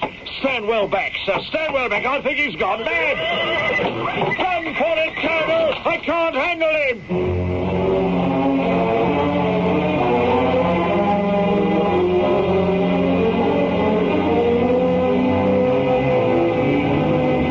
Sometimes it happens. A horse will lose its domesticated sense and revert to the original wild animal, feral and untamed. Fear can control almost any living creature, and something has most definitely frightened both horse and rider, Rowena. But what? We should learn more when I return shortly with Act 2.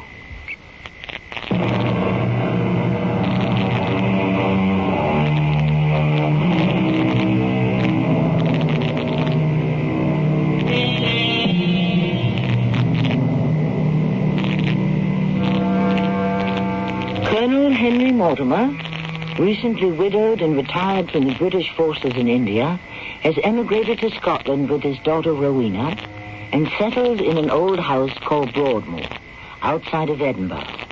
Last night, Rowena returned from a ride having heard voices, which so frightened her that the local doctor had to attend to her.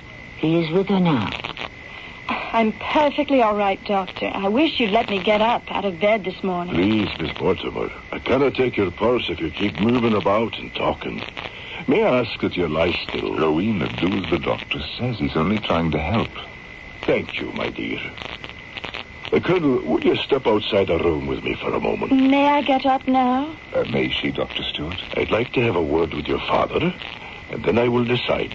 Oh, this is so annoying. Colonel, your daughter's pulse is too fast for a young lady her age. She appears to be suppressing some form of excitement. Or terror. Possibly.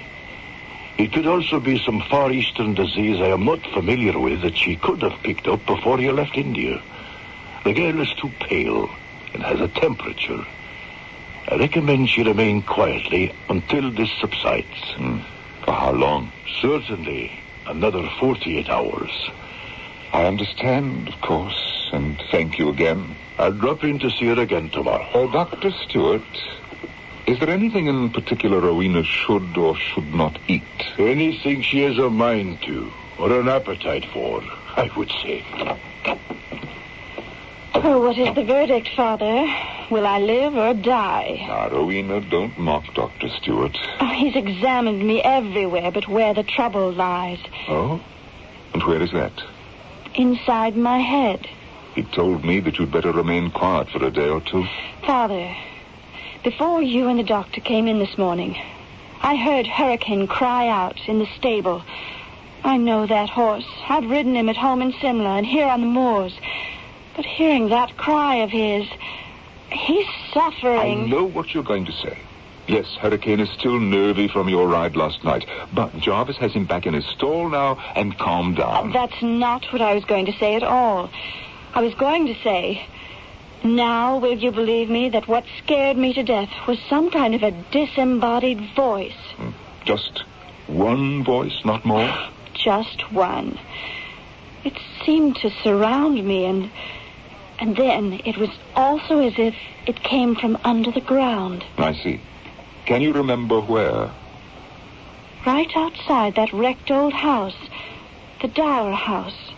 Not possibly in your imagination. And hurricanes. That's my point. We both heard it at the same time. And if I hadn't reined him in hard and held on, he'd have pitched me right over his head. Rowena, you said last night the voice said distinguishable words. It did. Let me in. Let me in. All last night, I kept waking up and hearing it again. The same voice. Then at 5, as soon as the cock crowed, it stopped. I never heard a thing, Rowena, and I'm 2 doors down from you. Oh, Father, are you saying it didn't happen because you didn't hear it? There is something unearthly out there, crying for help, and nobody seems to care. Rowena, be sensible. The rain was coming down. There was thunder and lightning, enough to frighten any horse and rider. And above all this din, you heard a voice? How can you say whether it was natural or unnatural? I don't want to talk about it anymore. It's tiring for me to keep on and on about it. Father, would you draw the curtains again so I can sleep? I can't tell you the worst part, so what's the use? Rowena, don't shut me out. I told you before what the voice said, but you chose not to repeat it. Let me in, let me in. Yes, don't you see what it means? That voice has something to do with Mother, my mother. Something to do with the sudden way she died. Rowena, how can you say that? There is no connection whatsoever. Oh, isn't there? A voice cries out, and I hear it. I keep hearing it all through the night. It was intended for me to hear it, begging Mother to be let in. It's the voice of my own soul, Father. Don't you see? No, child, I do not. Oh, I didn't want my mother to die. My heart didn't. My soul didn't. And the morning you came and told me she had died in the night. Do you remember? Do you, Father? Yes, I do. You wouldn't get up. You remained in bed. And the next day and the next. I wouldn't get up because I wanted to die, too. Just as Mother had during the night. Oh, no. Yes, I did. I wanted to be with Mother. And so, now we have left her, buried there in Simla. But my soul must have remained with her. What I heard yesterday and all night was the voice of my own soul, begging Mother to let me be with her. Oh, my darling child, don't think that. No, I mean it, Father. If it means I have to die, then I will. I heard my own soul begging Mother to take me with her. And that's why, even here, in this room, all last night, I could hear that voice saying, Mother, Mother, let me in. Rowena, let me make this compact with you. Until I have satisfied myself it isn't somebody prowling round out there and even calling out during the night, will you reject the idea that the voice has anything to do with your soul? Oh, how can I? It's so far-fetched, really. I believe you heard a voice, but I am hoping there is a reason for it unconnected with your soul. Now, this evening, Jarvis and I will take lanterns and go out there to try to find a rational explanation. Well, at least you don't think I've made all this up. Well, why would you do that? Something has alarmed you. There is no doubt about that. And I'm certainly going to try and find out what it is.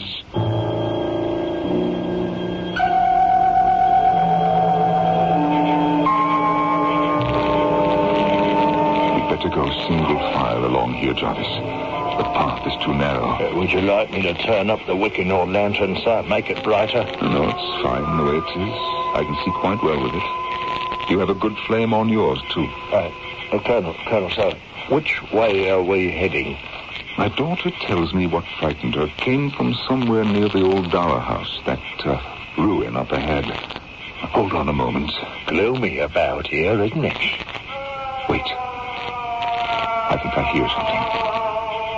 Do you hear that sound, Jarvis? Now, Jarvis, do you feel it? As though someone was standing right there. Jarvis. I didn't feel it, sir. Colonel, I did most certainly hear it. Yes. Who's there? The Colonel. Colonel, something cold is creeping over me, sir. It's up into my hair and the back of my neck, and now it's gone down to my feet, sir. I can't move. It's your imagination, Jarvis. Let's get closer to those ruins. I suddenly realize who could be playing these games with us, Jarvis. Poachers. Huh? Poachers, yes. Yes, they could, sir. Trying to make off with some of our deer or fowl or anything. After all, no one's been living at Broadmoor for quite some time. They could have spotted Rowena heading for home, and she got too close to them, and they pretended this ghost voice. Oh, yes, that's certainly a possibility. Yes. Do you know, I've never actually come this far on the property. Wait, there's a brick wall along here somewhere, isn't there? Yes, Colonel, sir, separating Broadmoor from the Dower House. If you don't mind, I'd rather not set foot in that old place. Well, why not? It could be the very place the poachers hide out. Oh, no, not likely, sir. There's no roof, there's a few walls. I'm told the front door's still standing. It was all wood, and there was a big fire there years ago. The place was practically burned down. Oh. There seems to be... Well, yes, there is. There's an opening in the wall. I'm holding my lantern as high as I can. Now, there's a house. I can see the ruins from here. Can you? But supposing they are in there, sir... I'm going in. Now, Jarvis, follow me. Keep your eyes open and your wits about you. But, sir, suppose there's a whole gang of them in there, eh? What could we, just two, do against them? Couldn't it wait till morning and we'll call the police? Jarvis, you don't have to follow me if you don't wish to. But I have a sick girl back at the house at this very moment. And she is convinced something unearthly frightened her and her horse. Rowena is not going to get over this shock until I can prove to her what she heard is quite human and nothing to be alarmed about. What's that, sir? What? Jarvis, it's an owl. Now, I'm walking in. I'm right behind you, sir. Seems silly, pushing the front door open when one could walk through the wall. Now, hold your lantern higher, Jarvis, as I'm doing. Right. That's better. Well, we're inside the Dower House, or what's left of it, and I can't see a living soul. What, get a bat, sir? What? It's up there, hanging upside down from the rafters. Aye, so there are. Well, I'm looking for something that doesn't fly, but walks and talks. Oh, Lord! There is a voice. It's real. Oh, heaven help us. Jarvis, watch what you're doing with that lantern. No. You've dropped it and it's gone out. I'm sorry, sir. What is it? I don't know any more than you do, Jarvis. Now, will you pick your lantern up? We need all the light here we can have. Now, pick it up and I'll light it from mine. You got it? Yes, Colonel. So, yes, sir. Now, hold it right side up. Bring it closer. Now, that moaning sound was to my right. You remain in this spot, and I'll walk over there where I thought it went.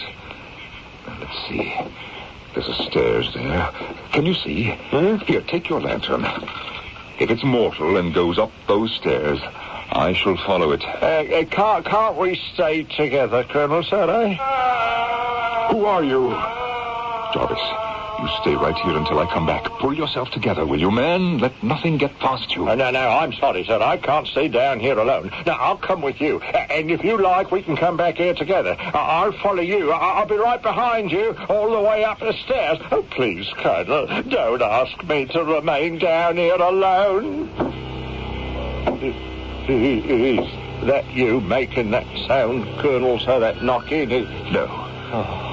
From where I'm standing here at the top of the stairs, I'd say that knocking comes from down where we were.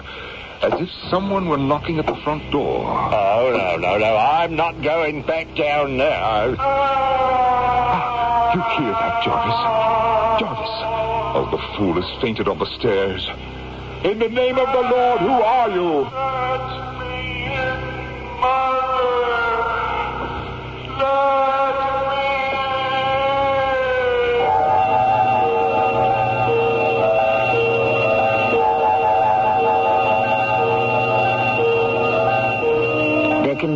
doubt now but that the voice speaks for what can only be an unseen and suffering spirit. The Colonel has had enough investigating for one night. I can't blame him, so have I. He brings Jarvis too, and manages to get the both of them back to the house. And shortly, I promise you, I'll be getting back to you with Act 3.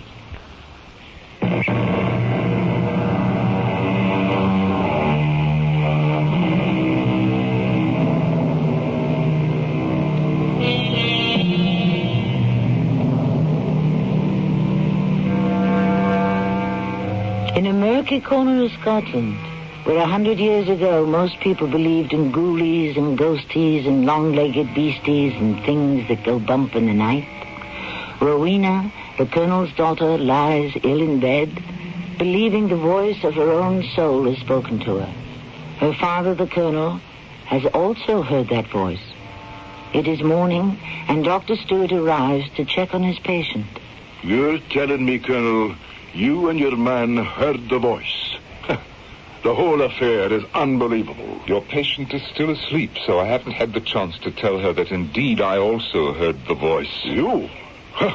Colonel, you've got an epidemic in your house. This will never do, you know, and so far as I can make out, you're in on it too. Yes, I am, Doctor. Yesterday you had some doubts about Rowena. There is nothing to doubt. I heard the same voice she did that frightened her, saying the same things. It's all true. I never thought the young lady off her head. She has a cerebral excitement, a fever. I don't know what you've got. I have only 15 more minutes, so I shall have to go up and see your daughter.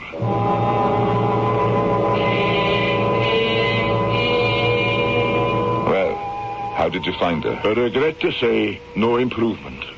Yet she appears quite lucid. Well, that's something. I don't know how she'll react when I tell her that both Jarvis and I heard the voice she keeps speaking of. I thought I would wait until after your visit. You don't have to wait. She elaborated on it with me. She says practically the same thing you told me. Knocking on the door, "Mother, let me in." It's an epidemic. An epidemic of seeing and believing, yes. No, of brain fever.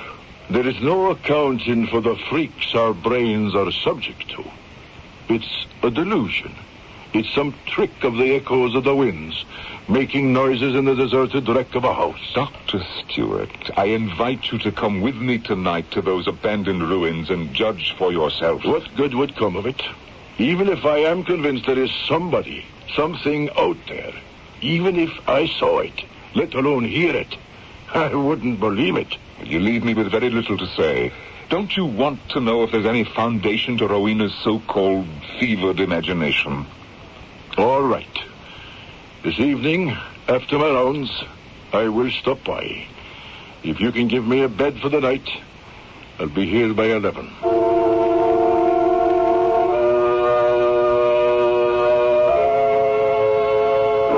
Rowena, I came up to tell you last night I heard that poor voice crying out its suffering. Oh, Father. And so did Jarvis, so clearly that he fainted. Oh, no. And tonight I've persuaded Dr. Stewart himself to walk through the only standing door of the Dower House wreckage. Oh, how did you persuade him? He dismisses everything. Why do I believe it's my own soul crying out to join Mother? Because you loved her, child. Until I can prove to you who the voice is and why it suffers, you'll go on believing it. Rowena, I assure you, it is not your soul. It can't be. Then why is it haunting us? Why do I hear it over and over at night? It is not haunting us. We have invaded its home. We are haunting it. Now, I've asked Dr. Stewart to try to persuade the local reverend to come here. Oh, yes. A priest or a minister could help. My thinking exactly. Perhaps a man of the cloth can exorcise this spirit, and we'll be rid of it.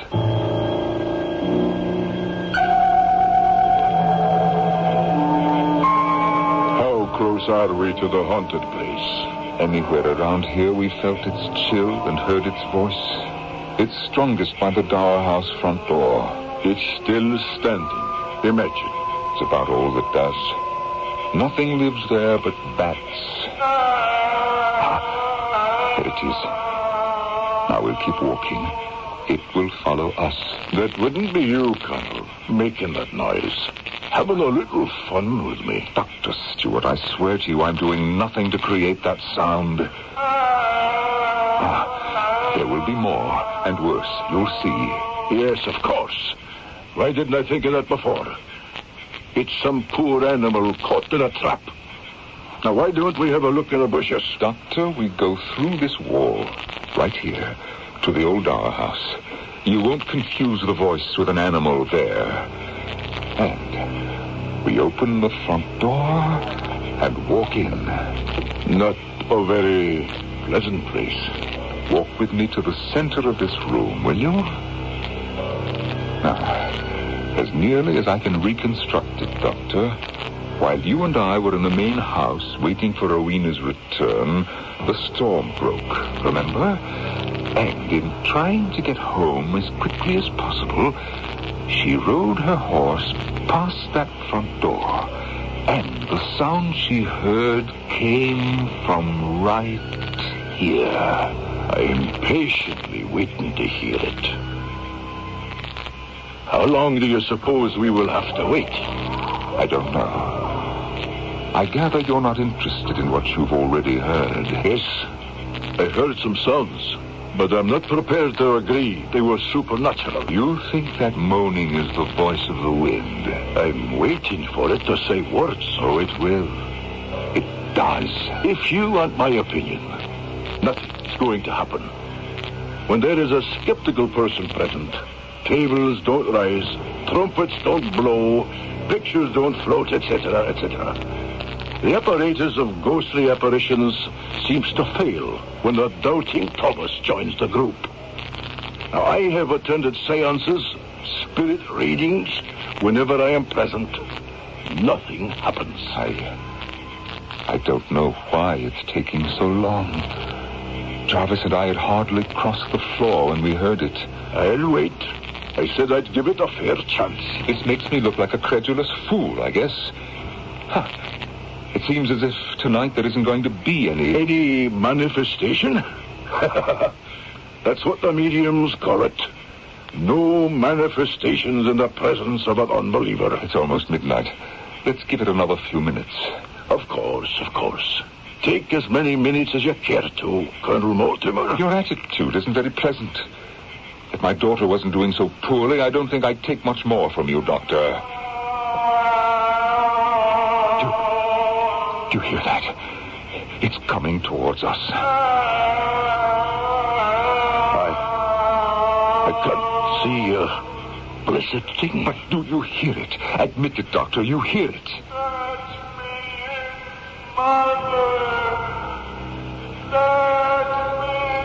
There you are.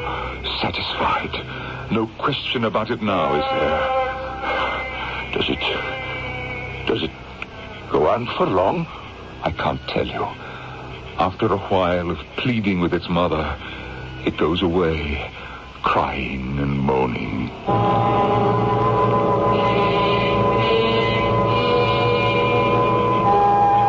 Well, that's it, I'd say.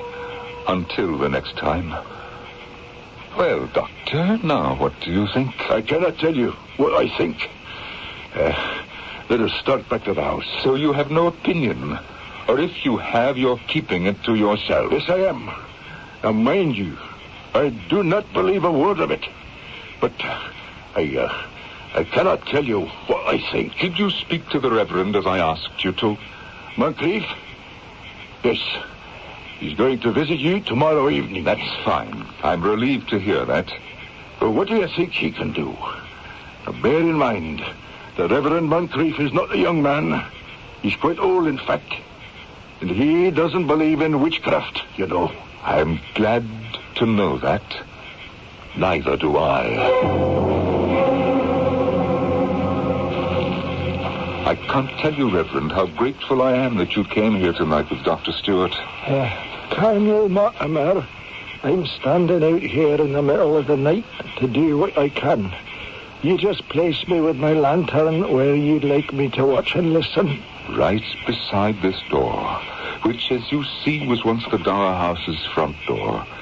Now, Doctor, if you wish to help and not mock, would you stand inside where we were last night? Certainly. In the name of science, I'll take my lantern and await the ghosts of Christmas past. Reverend Moncrief, as I told you, something seems to be crying to its mother to be let in.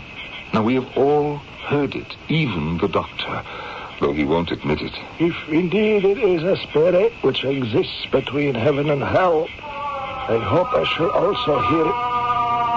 Heaven preserve us. Is that the creature? There is more.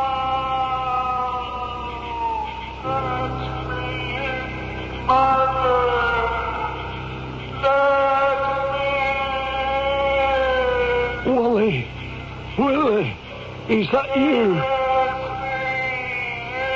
Willie, if it is you, if it is not a delusion of Satan, Willie, lad, why come you here frightening them that know you not? Why come you not to me? Is it right to come here, Willie? Your mother's gone with your name on her lips. Do you think she would ever close her door on her own lad? Do you think the Lord will close the door? No, I forbid you. I forbid you. Cry no more. Get home, you wandering spirit. Get home. Do you hear me, Willie? Me that christened you, that has struggled with you, that has wrestled you for with the Lord. Oh, and her too. Poor woman, her. You're calling upon her. She's not here, Willie. You'll find her with the Lord. Go there and seek her, not here. Do you hear me, Willie? Go after her there. Though it's very late, the Lord will lay you in, Willie. Take heart. If you may sob and cry after her, let it be at heaven's gate, and near your poor mother's ruined door.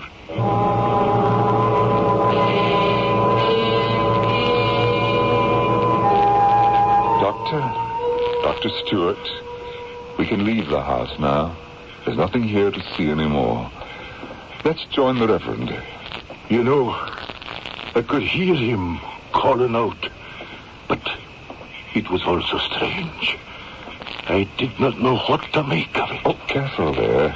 It's a foot from this floor to the ground. It's all over, Doctor. The past has returned to the past. Where is the Reverend? Over there, on his knees, praying. Reverend, do you believe the voice was a soul in purgatory? John, an old man like me is sometimes not very sure of what he believes. There is only one thing I'm certain of, and that is the loving kindness of the Lord. But how did you know who it was? How should I not recognize a person I know better, far better than I know you, John? Let us go now, and I'll tell you both who Willie was, and pray that at this moment he's found eternal peace.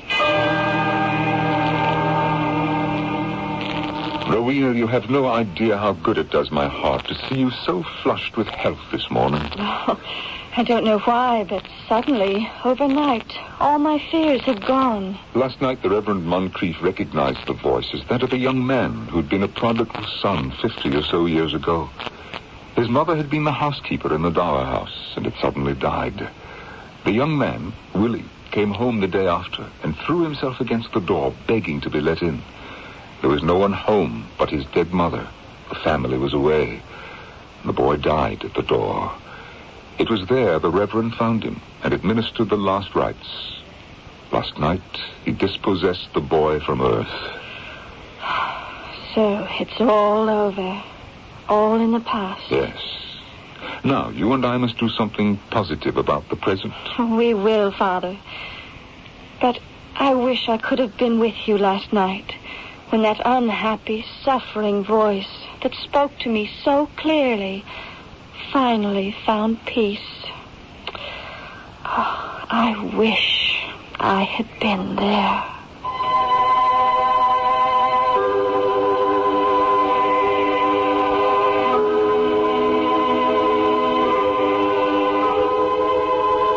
The old minister had conducted a religious passage for a wandering soul.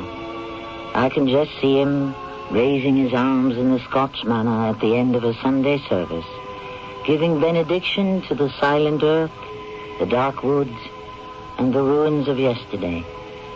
Upon that blessing, the colonel and his daughter Will have found a new life.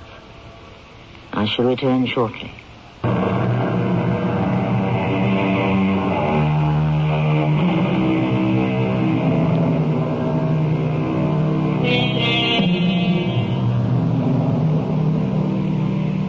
The unseen and the unknown have always intrigued me, and this gives me an occasion to say a few appropriate lines from Hamlet, a part which I, unfortunately, will never get to play. Be thou a spirit of heath or goblin damned, bring with the airs from heaven or blasts from hell, be thy intents wicked or charitable, thou comest in such a questionable shape that I will speak to thee. That William Shakespeare. He said everything before we even thought of it. Our cast included Norman Rose, Bernard Grant, Earl Hammond, and Maya Dillon. The entire production was under the direction of Hyman Brown. And now a preview of our next tale. Suddenly, your husband recovered. My brother and Diploff didn't know what to do. That was Friday. So Peter recovered. He got out of bed, put on some clothes, and at 2 o'clock sat down to dinner. And then he complained of pains in the stomach. What did the murderers use? Rat poison?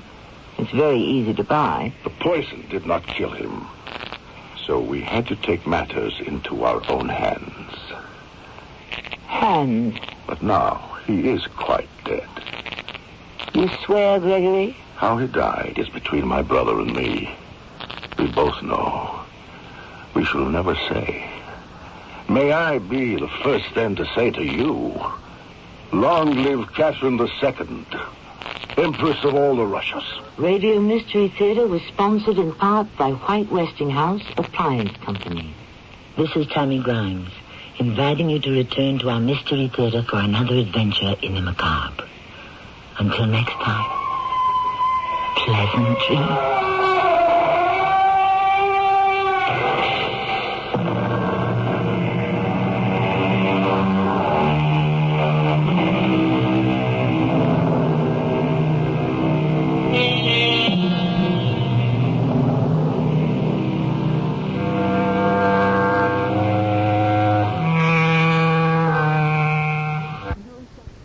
Mystery Theater presents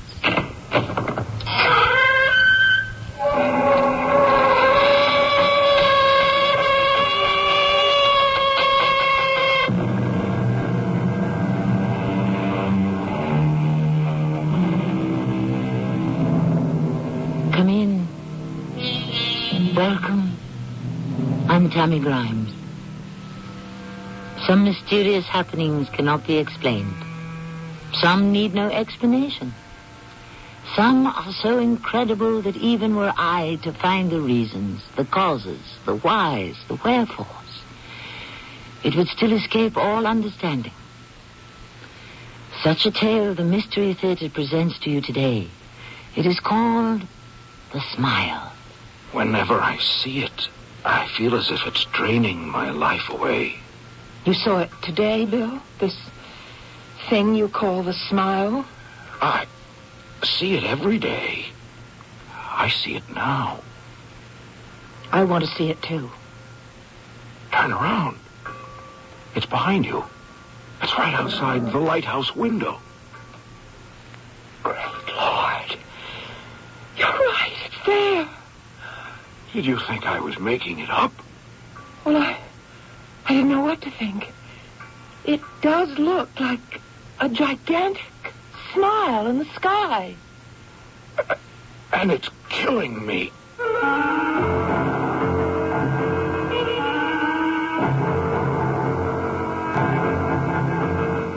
Our mystery drama, The Smile, was written especially for the Mystery Theater by G. Frederick Lewis.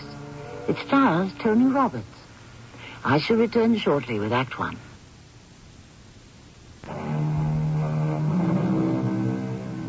A ring at the doorbell. A woman puts down her violin and opens the door. A telegram is delivered. The woman's slender fingers slit open the yellow envelope. She glances quickly at the name of the person who sent it to her. It's the name of a man she hasn't seen in 10 years. A man she has been separated from. Her husband. She closes the door and returns inside, reading the telegram aloud. My dear Grace, I'm sure you're surprised to hear from me after all this time. I wonder if you are still teaching the violin. I imagine you have not remarried, nor have I.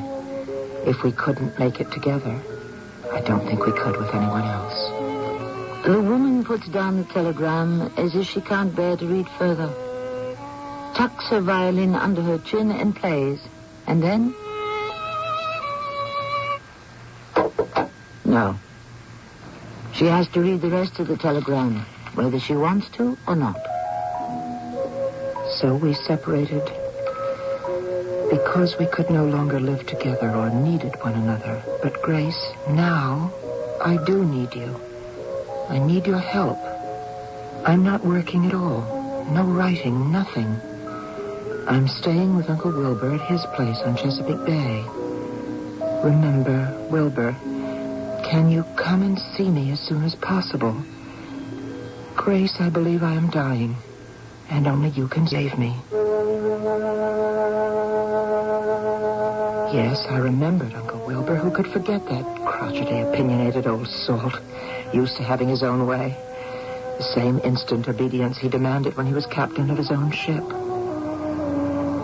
I stood on the deck as we crossed the Chesapeake Bay to Wilbur's place. Now a retired sea captain, he tended a lighthouse which kept him near the water and out of trouble. I could see the two of them standing at the point. At least I could make out two figures as the mail and supply cutter brought me closer and closer to an adventure I never thought I'd live through.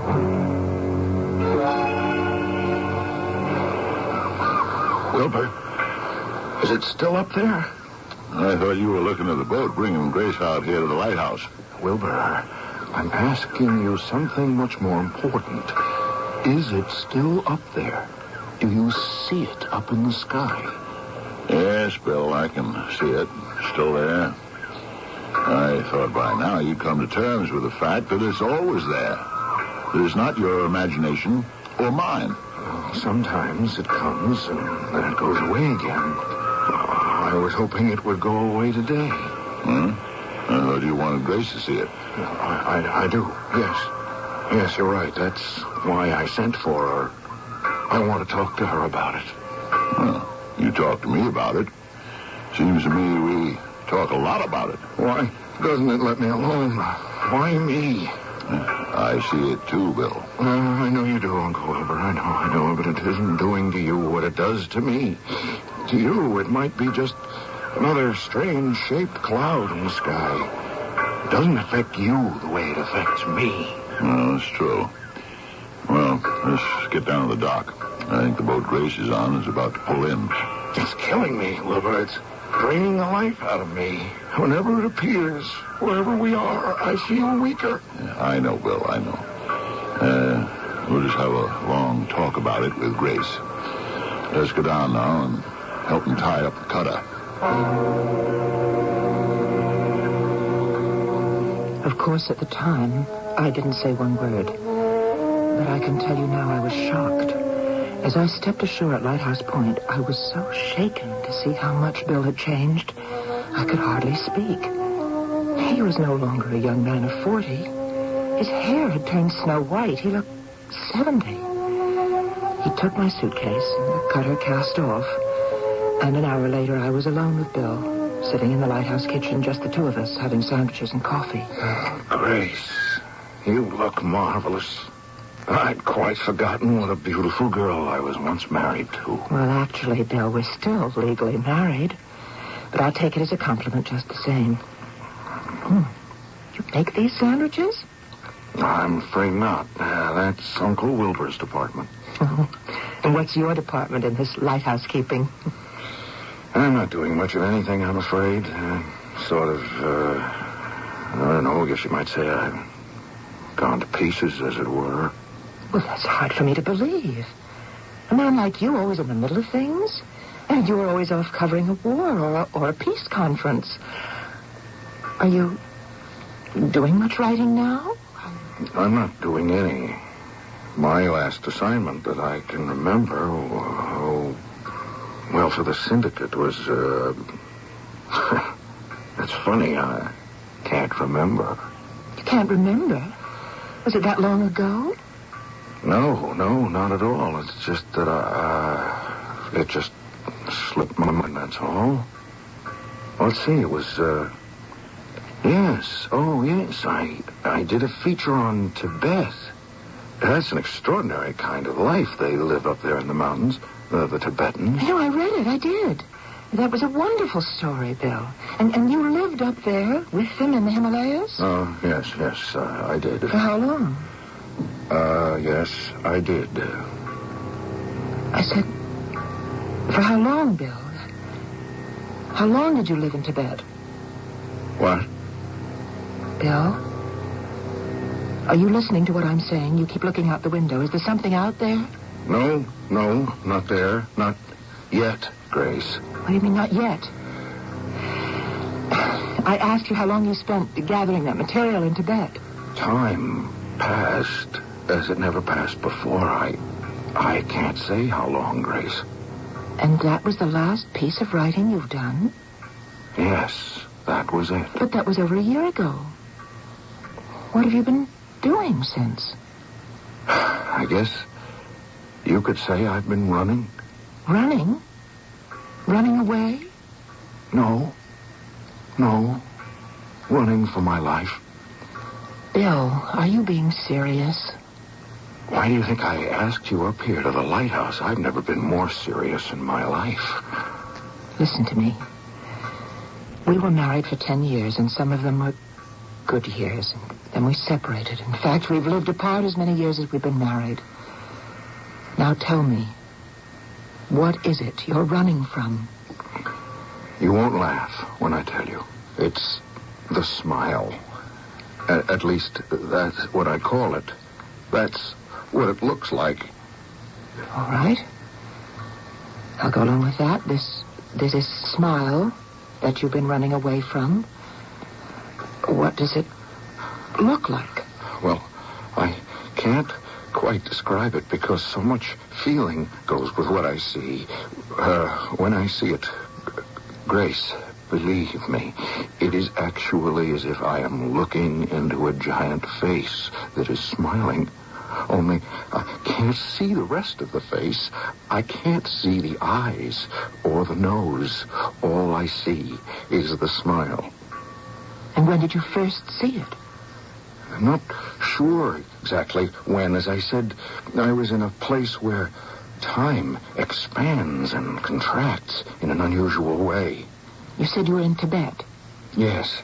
So I can't tell you when, but I know exactly where.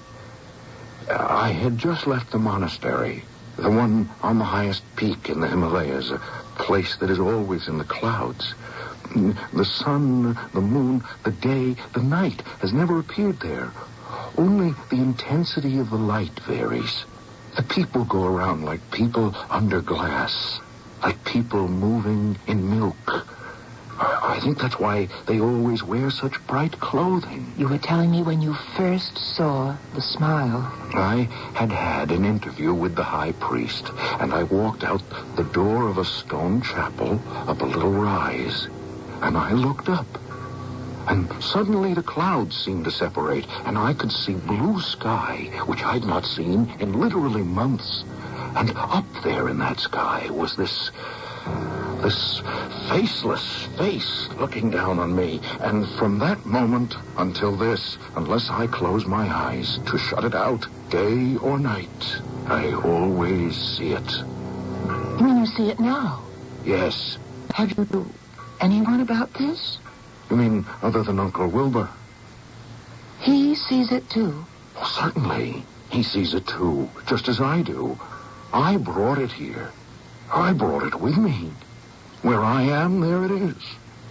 Have you talked to anyone else about it? A doctor, a psychiatrist? It's not in my imagination, Grace. I'm not saying it was. I'm just wondering if you had discussed it with anyone, Bill. I'm not out of my head. It's not a ghost. It's there. But it's what the smile is doing to me that frightens me so terribly. Well, I should think so. You still think it's something I'm haunted with. It's more than that. It's killing me, Grace.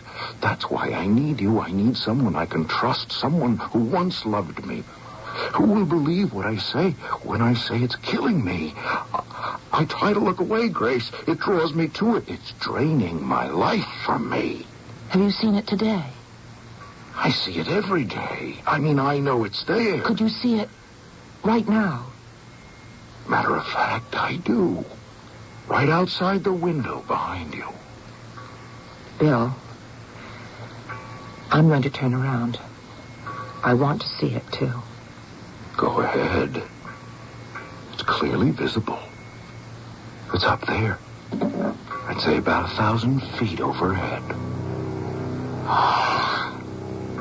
Great Lord in heaven.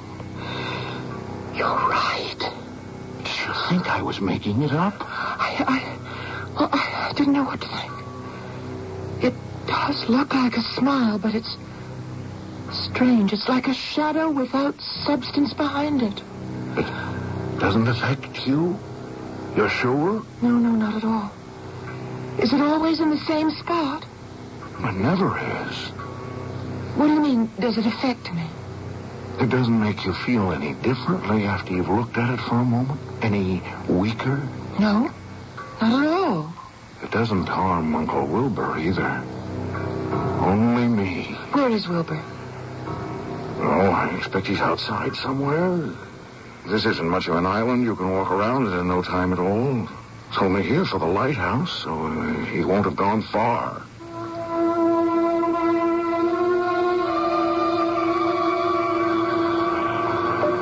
I'm darned if I know what it is, Grace. It bothers the heck out of Bill. Wish it wouldn't. Some natural phenomenon. That's all I can think. Uncle Wilbur, Bill says it makes him feel weaker. He keeps telling me that. Wilbur doesn't deny the existence of the smile, but he says the idea that it's making me feel weak is something inside my head. Oh, it's there, all right. Well, on the face of it, I'd say it was some kind of light refraction or cloud density. I don't know why it disturbs Bill as much as it does. But if it's all right with you, Uncle, I'd like to stay on here a few days and see if there's anything that can be done about it. My dear Grace, I don't know whether Bill has told you or not, but it was my idea. I suggested he send you that telegram. I've always thought you were a sensible person, and we all need your help.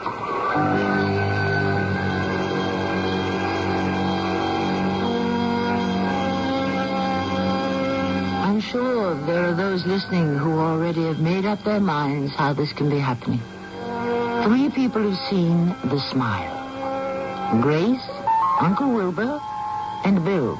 But Bill suffers a debilitating weakening when he sees it.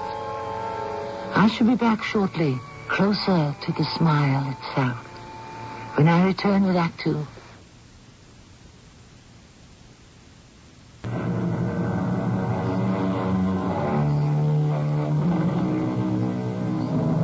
Grace Fenchurch, a music teacher, has been separated from her husband Bill for 10 years. He is a writer, or was, until an assignment took him to Tibet. An assignment from which he apparently never recovered. It affected his mind, aged him, turned his hair white. And ever since, he has been haunted by a shape that clouds his days. Something that appears near him that he calls the Smile. He has retreated from the world to his Uncle Wilbur's lighthouse on Chesapeake Bay. And it is there that this strange story unfolds. Uncle Wilbur, I have the feeling that you're not very sympathetic to what's troubling Bill. That's not so. I'm just sick and tired of seeing the darn thing around. Bill, did you tell her about our 3 weeks off? No, I haven't. Grace, I'll tell you. You know, they give us lighthouse keepers 30 days off a year. And someone else is rotated to your spot. So with this Smile thing, Bill and I thought, okay, we'll give it a run for its money. See if it really followed him all the way from Tibet. See if it's really dogging his steps. Well, we took 1 week up in the mountains, cabin of a friend of mine. We went on hikes, went fishing, and sure enough, we hadn't been there but 3 days.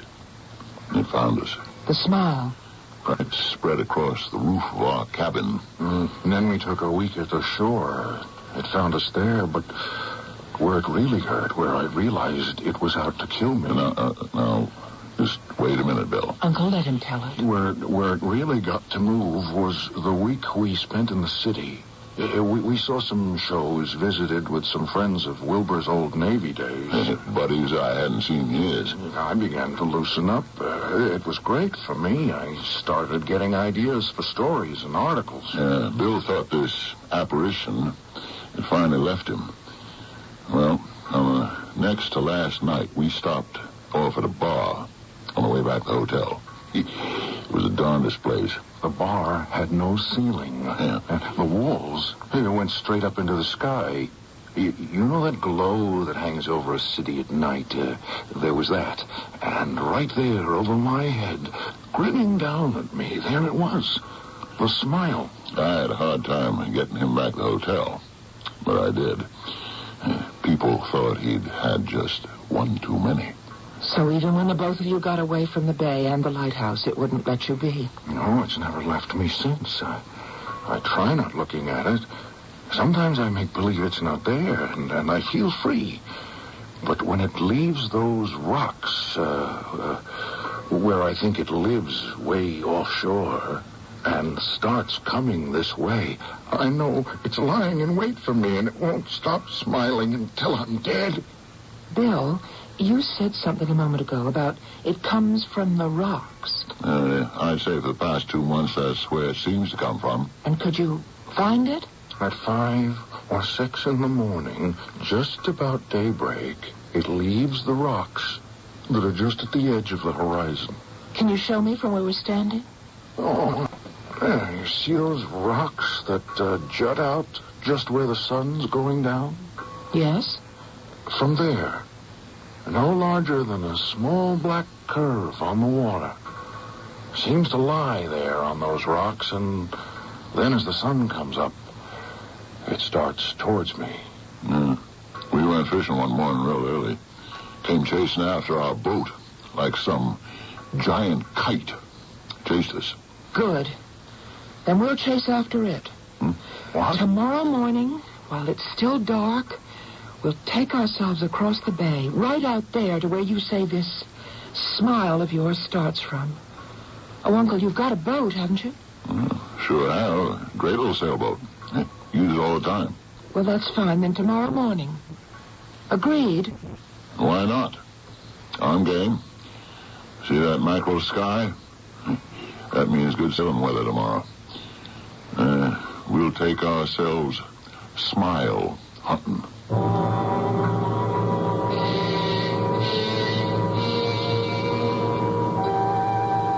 The following morning, the moon was still out. The bay was calm. Wilbur told me we had over 2 hours before sunrise. Bill was walking from the house to the dock, his arms loaded with sails and jugs of coffee and boxes of sandwiches I'd made. It's going to be a great day to be on the water, Grace. I'll tell you that. So calm. It's like glass. Will there be enough wind to take us clear across to where we want to go? I built this little red devil myself. She is so well balanced, a bucket of air could carry her for miles. Speaking of balance, let's wait till Bill gets out of earshot. There he goes back into the house. Grace, if I seem sort of unfeeling and unconcerned to you yesterday, it's because I'm trying to act as normally as I can whenever Bill is around me. Now, it's perfectly true that I see that darn shape up there in the sky, and I bet you half the people who live on the bay have seen it. You're saying then, as I did, that it's a phenomenon. And that's all. It's not out to get Bill. I don't know why he believes it's his own personal devil, out to bewitch him, drain his life away, as he says. When frankly, he's doing all this bewitching to himself. Okay, he's coming out the door. No, he's got to go around the back door to lock up.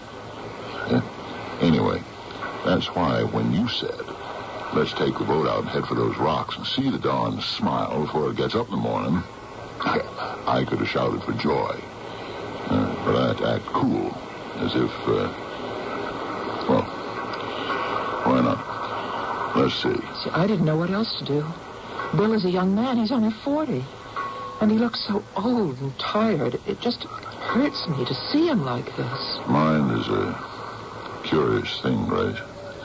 I think it can influence us any way we want to go, from total sanity all the way in the opposite direction. And it's been known even to stop a heart. I'm worried because supposing Bill has the will to die, this phenomenon, which we both see, you too, is he using that to kill himself without knowing it? We hoisted sail. Bill at the tiller steering, I stayed amidships, and Uncle Wilbur handled the sails. We headed straight for those rocks. The smile hadn't yet put in an appearance, but then neither had the... The lighthouse got further away, and a pinkish glow started to come up over the horizon. Keep her nose even with the highest rock, Bill. The one that's getting just a touch of sun on it. Grace, any particular ideas what you want to see when we get there? Well, is that just a large pile of rocks? Has anyone ever been over there? Are there caves, or is it an island? You just really can't tell looking through these binoculars. Yeah. I was checking all my harbor charts last night, and I hate to confess this to you two landlubbers, but I could not locate those rocks. The nearest marker is buoy number 9, which we'll probably see if we sail around it. Bill, steady with that tiller. I'll ease off on the sail. Well, then let's do that, then. Let's sail right around it. If it's an island or a pile of rocks or whatever it is. Yeah, well, we'll do the best we can. We'll just take it slow and easy and try to keep from running aground. Wilbur, Grace, there's something pulling at the tiller. It's pulling it out of my hands. Does it feel like we fouled up, Bill, on a line or an underwater cable? Let the tiller go for a moment. Maybe there's a wreck down there I couldn't see. Down about. Watch out! Oh! Grace, duck! We're spinning around. Grab it, Bill. Grab hold of that tiller. I'm lowering the sails. I'm getting that same darn feeling. What feeling? That I get when I see the smile. Bill, for heaven's sake, will you hold on the tiller? Keep it steady. We're going around in circles. It's the same feeling crawling all over me. But there's nothing there. There's no sign of it, and the sun isn't even up yet. Bill, there is no smile anywhere in sight. Oh, it's got to be there somewhere. I feel so weak. Grace, make these ropes fast for me. Okay. Just wind them around where I've started to. I've got to take the tiller. Bill! What's the matter? We've hit a whirlpool and we're being sucked into it. Bill's fallen across the tiller. He's fainting. I don't know how long it took Uncle Wilbur to get control of our boat, to free it from the vortex that was whirling it around. But as soon as we were clear of that, he and I managed to pull Bill amidships. Wilbur gave the orders of what I was to do with the sails, and I just did what he said. And gradually, we drifted to the shallows where the water was still. Trouble is, we're not moving. Wind's died down. I've dropped the anchor so we won't drift too far. How's our boy, Grace? I just keep wetting my handkerchief and putting it on his forehead. How's he breathing? He's taking these very deep breaths as if he's in a strange kind of sleep. His eyes are tight shut. Grace, somehow we've got to get this boat moving and get down along the coast as fast as we can to a hospital. There's no wind. Well, if we can't use the sails, we'll use our arms. Stowed on the floorboards are 2 pairs of oars. You help yourself to one and put them in the oarlocks. You know how to row, don't you? Of course I do. Good. I'll take this pair and do the same. We'll start due east. Take your pace from me. We're going to head for that buoy. Can you see it? Mm-hmm. That's due east. About 200 yards across the bow. The black buoy had number 9 painted on it. From there, we'll change direction southward. Wilbur, look. Look over there. There's a small red sailboat just like ours with 2 people rowing, and their sails are down just like ours. Huh. That's a coincidence. But look at the man and the woman. Wilbur, look at them. The man looks exactly like you. And the woman, she could be me. It's a fascinating concept that somewhere in this world there exist duplicates of ourselves. Taking this one step further, which one of the identical 2 pays for the other's sins or crimes, or reaps the rewards? Who are those rowing in an identical red sailboat? Is there an identical man lying in a dead faint in the bottom of the other boat as well? And what does this have to do with that peculiar marking in the sky, the smile, that has been the nemesis of the man they hope to get to the hospital? I shall return shortly with Act 3.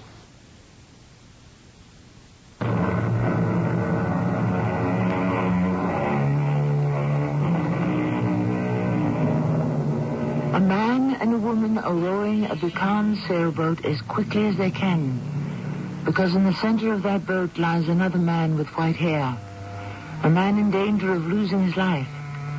This man is Bill Fenchurch, who has been pursued since he left Tibet by a form in the sky he calls the Smile.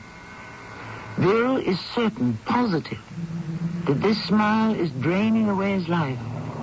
Whether imaginary or not, the 2 at the oars do believe his life is in their hands. Watch it, Grace. Careful as you row. Not only because something might hit us below the waterline, but in this half-morning light, distances are deceiving.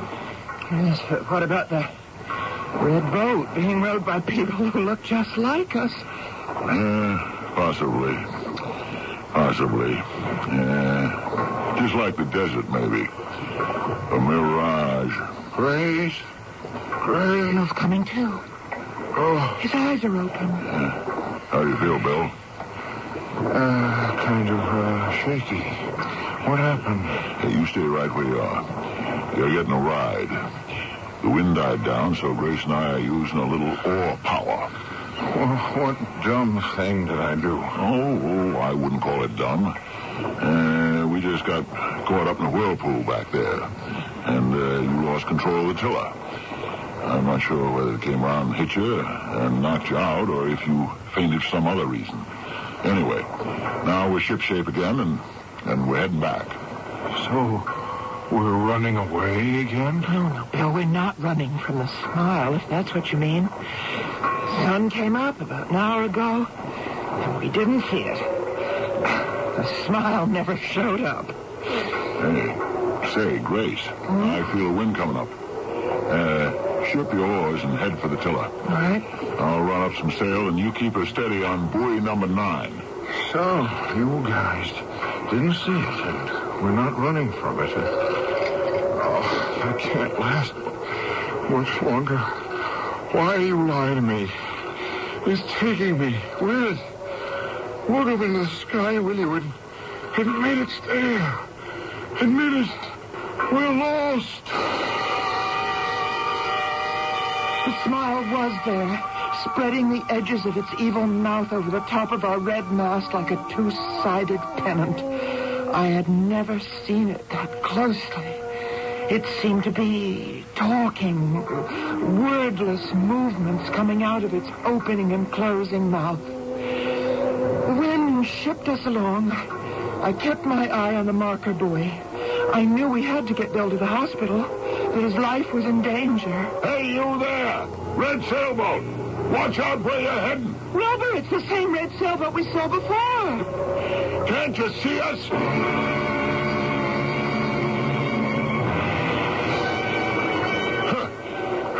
In all my years on the water, I've never seen anything like it. They act as if they own the bay. Come charging across our bow like that. Say, Grace, if you hadn't hung on to that tiller, they would have cut us in half. It's just pure dumb luck. I didn't know what I was doing. I was so mesmerized by the fact that it was the same red sailboat we'd seen before. They didn't care. They absolutely didn't. And you know what I think? I don't think they even saw us. But there's 3 people on board. You did notice them, too. No, I can't say I did. I'd have recognized any of them. I would have reported them. 2 men and a woman at the tiller. I could see it all so clearly. 2 men, one standing by the mast, raising the sail, just like you were, Wilbur, and the other man sitting down in the center of the boat, just like Bill is doing. And the woman at the helm, she had on the same T-shirt that I'm wearing, identical, blue with red stripes. Are you sure? You saw all that in that instant? And the man sitting down amidships had the same white hair Bill has. Well, what do you make of it? Well, I sure don't know. That boat and the people in it were duplicates of ourselves. Everything was the same. I watched them as they rounded the rocks doing in reverse just what we had done. But there was just one difference. The smile wasn't over us anymore. It was floating over them. Now, who were they? Were they us?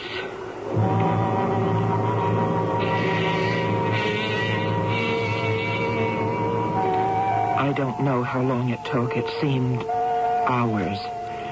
But we made it down the coast, pulled into a town dock, and Uncle Wilbur and I, somehow between us, got Bill to the hospital. We waited. They'd taken him immediately to intensive care. And finally, a doctor came out and took us into an office. Which one of you is related to William Fenchurch? I am, Doctor. I'm Grace Fenchurch. Is he all right? Are you his wife or his sister? Well, actually, I'm his ex-wife. Not even that. We separated 10 years ago. We each went our own way, but we're still legally married. Then it's to you, Mrs. Fenchurch, that I must offer my condolences. Oh, no. Oh, no. There was nothing we could do, believe me. The entire emergency staff did everything humanly possible. I'm still trying to piece together what could have caused Mr. Fenchurch's death. But tell me, how did it happen? He was barely alive when you brought him in, and, well, his heart simply gave out. There was no way of reviving him. How old a man was he? Bill was just 40. Did you say 40? You mean he was only 40 years old? Yes, 40. Responded like a man who'd undergone shock or some complete trauma. I'm sorry, Mrs. Fenchurch. There's no point in your remaining here now. If you and Mr. Wilbur would care to return tomorrow, we should have much more information.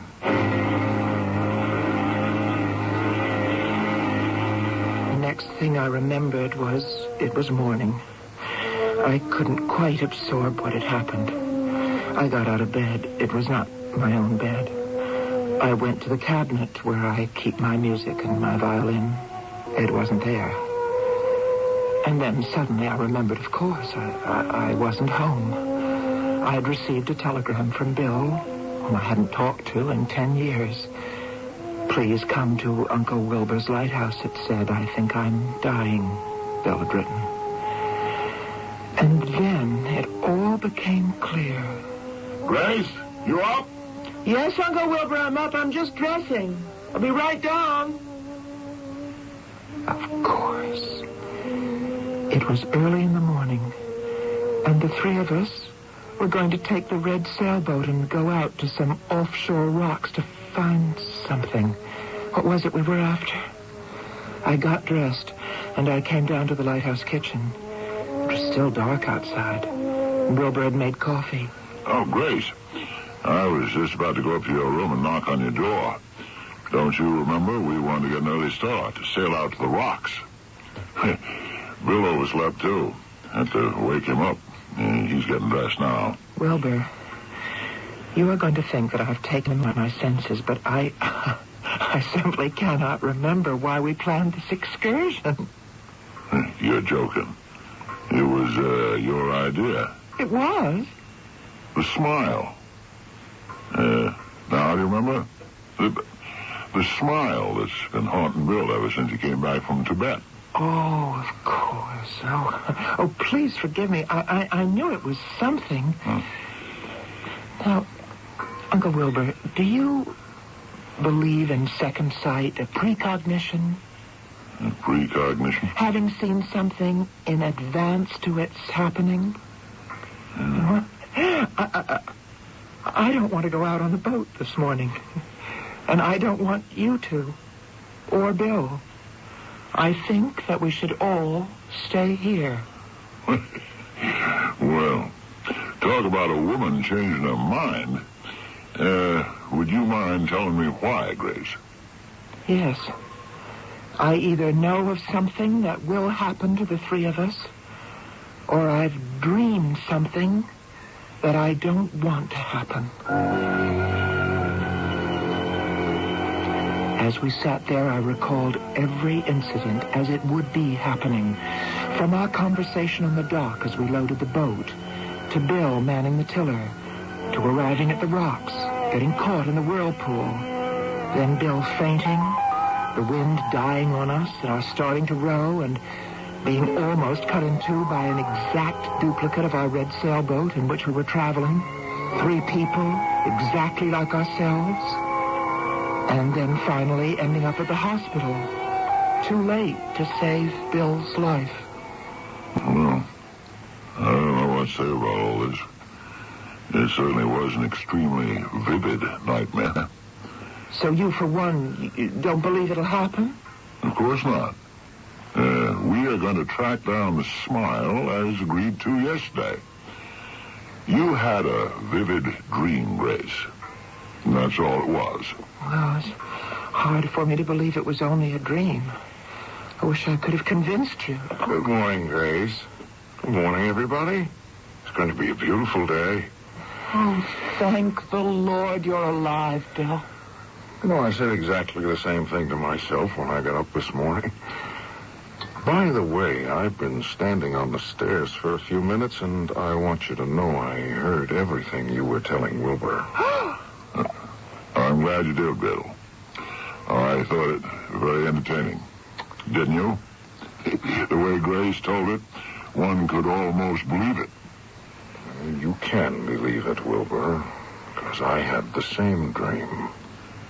If it was a dream. What? I want to show you both something. Now, Wilbur, to your knowledge, I haven't been out in the skiff since we painted it, have I? You mean since we painted it red? No. No, we haven't. I'm not sure it's completely dry this morning, but we'll see. When you called me and woke me up this morning, there was red paint on my sheets. I looked at my hands. turning them over now so you can both see my palms.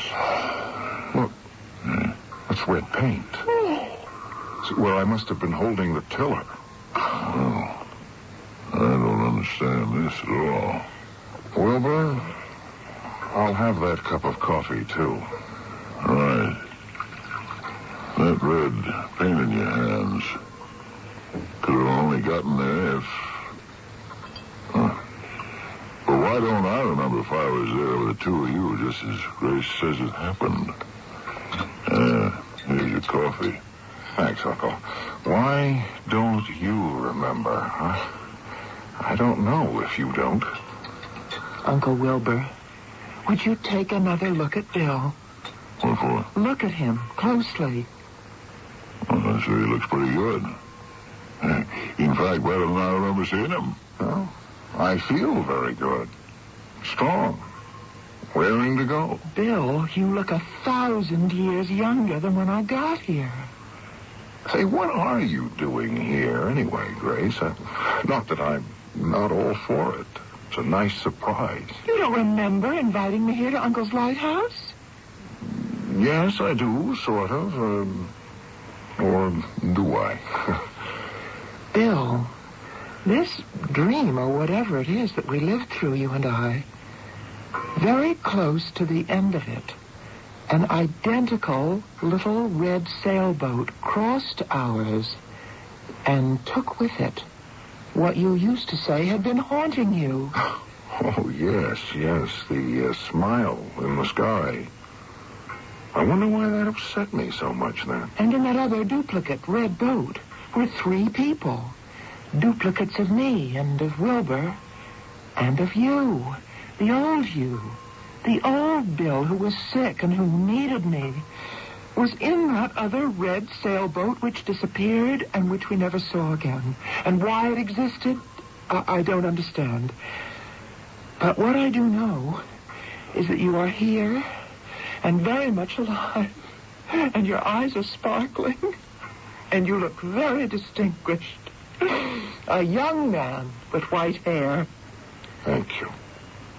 Thank you. In fact, I'd say you are the Bill Fenchurch I remember when you and I were first married. Yeah, he does. Looks like a man with a new lease on life. I feel that way. I sort of feel like life is something to smile about. I think it's pretty safe to say that what we have just heard is not an identical dream as dreamt by 2 people. I'd say that it did happen. And somehow everyone concerned was given a second chance. And as for that mysterious, fateful entity that appeared as a smile, that sort of worries me. Before ringing down the Mystery Theater curtain, I'd like to say just this. That if somewhere in the world there is such a cloud casting its shadow as the smile, that it's smiling at someone else, not you or me. I shall return shortly. When I was a kid, Thanksgiving dinner was fun. All our relatives would come with part of the dinner. Mom cooked the turkey. Someone else would bring a vegetable, salad, or dessert. And Aunt Helen, well, she was my favorite relative. She always brought the Whitman sampler. Everything in that sampler was delicious. And you know, my favorite chocolates back then. The CBS Radio Mystery Theater presents...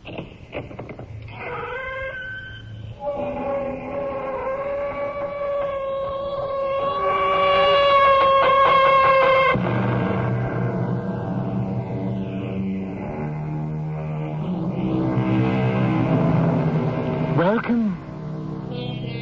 Come in. I'm Tammy Grimes. They say diamonds are a girl's best friend. Of course, when they say it, they refer to what diamonds represent.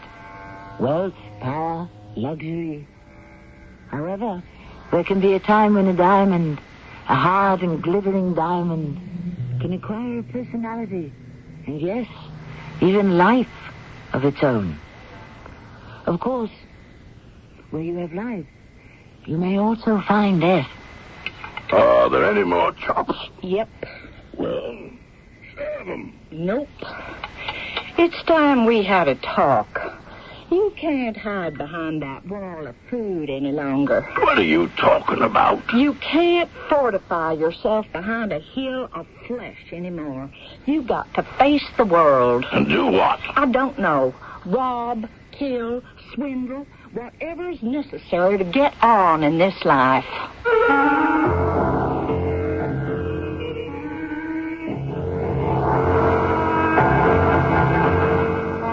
Our mystery drama, Diamond Doughty, was written especially for the Mystery Theater by Sam Dan and stars Terry Keane.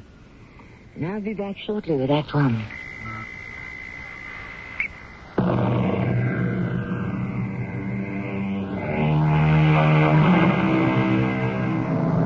What did a certain Mr. Lewis say? Those long, dull, monotonous years of middle-aged prosperity or middle-aged adversity are excellent campaigning weather for the devil. Yes, the devil's always lurking about, isn't he? Ever on the alert for an opportunity. Doesn't he ever take any time off? Well, the year is about 1880. We are in a small western frontier town, in the lobby, such as it is, of the Excelsior Hotel. The Excelsior is an extremely accommodating establishment which caters to a great many needs. You can get a room, you can get a drink, a meal, a game of chance, and even the companionship of a sympathetic lady. It is late of a Saturday afternoon, and the place is going, as they say, at full blast. Suddenly, someone notices a woman standing in the doorway. Hey, who's a pretty girl? Oh, you're a nice-looking girl. There is quiet. She is indeed a different sort of woman. She is perhaps in her late 20s, with large and luminous blue eyes. Spun golden hair seems to form a halo about her beautiful, delicate face. But she seems to be troubled and tired, frail, travel-stained, and vulnerable. Ma'am, are you all right? I'm sorry. Here, now, you let me have that bag. No, but nobody will take this bag from me. Do you hear? Nobody. Now, ma'am, you be careful with that pistol. Now, let's everybody be careful. You don't look so good, ma'am. A drink of water, huh? Water. Please, yes. Jerry, get her a glass of water. It's gone so heavy. Somebody catch her. She's fainting. No, easy now. You set her down on this chair right here. Now, one of you girls, you run upstairs and get some smelling salts or something. You just set it on down right there beside her. Oh, I can't get it loose. She's clutching it for dear life. Why did we come here, Bobby? Why? I don't want to be rich. I just want to be happy, and I want to be in love. She is out of her mind. Who's got that water? Bobby? Where'd you go, Bobby? Here, now, you just drink this, ma'am. Now. What? Drink the water. I don't want... Now, easy, ma'am, easy. Oh. No, don't take it away. Oh, it's been so long. And yet that's why you have to go slow now. Now, that's plenty. Oh, please, more. No, that's all for now. Now, you can't drink it all at once. What place is this? You're safe and sound in the Excelsior Hotel, Drywell, Arizona. My bag. Where's my bag? You're still holding on to it. My gun. Now, somebody pick up that Colt 44. Smells like it's been fired recent. Oh. Hey, you got 6 empty shells in there. What happened? My horse. I think I left him outside. My horse. Tommy, go on out and bring him around to the stable. Oh, thank you. You're all so kind. You're so generous. Well, ma'am, you're in God's country now. You ain't back east any longer. How did you know I was from the east? Well, ma'am, I guess the same way you could tell I'm from the west. Just as soon as I open my mouth. My name's Joe Selleck, and I own this hotel. I'm Harriet Truesdale. Miss or Mrs.? Mrs. I'm a widow. Well, I am genuinely sorry to hear that. My husband was killed. 3 days ago. Where? How? I just can't talk about it, not yet. I have to get some rest, some sleep. Do you have a room? Oh, we surely do. Ed, give Mrs. Truesdale number 7 ahead of the stairs. Thank you. Well, now, I'll have to apologize in advance for the noise, Miss Truesdale. You know, this gets to be kind of noisy place on a Saturday night. Oh, that's all right. I haven't slept in 3 days and 3 nights. I'll sleep. Mary Lou, you want to escort Miss Truesdale here upstairs and help her out, huh? You'll all come with me, honey. Oh, wait. I have to do something first. I have to do something. Bobby told me to do something. What did Bobby tell me? The diamonds. The diamonds? Which diamonds, ma'am? No, Bobby put them in just before he died, Bobby put them in... in here. You mean that sack's got diamonds in it? Safeguard those diamonds, he said. So, a safe. Yes, I must put them in a safe so that Carling and Olson can't steal them. Carling and Olson? You mean Bud Carling and Squant Olson? Why, there's a reward out for them. Do you know where they are? Yes. Well, come on, let's get the sheriff and form a posse. Where are they? They're dead. Huh? Dead? Near the mine. Which mine? Well, how do you know they're dead? How do I know? Yes, ma'am. How do you know? I killed them. You killed Bud Carlin and Squant Olson? With the Colt 44, with Bobby's gun. I killed them both. How? No, I can't talk about it. Not now. Please. I'm so tired. And I'm so frightened. Mary Lou, help her upstairs. You all come with me, honey. No, not until I keep my promise to Bobby. He says, safeguard the diamonds. Your diamonds are safe, Miss Truesdale. No, they're after me. Who's after you? Bud Carling and Squid Olson. But didn't you just say you killed them? Did I? The gun. Where Bobby's gun. Yes. It's empty. It's empty. Well, ma'am, I told you it was empty. I must have emptied it. Yes, now I remember.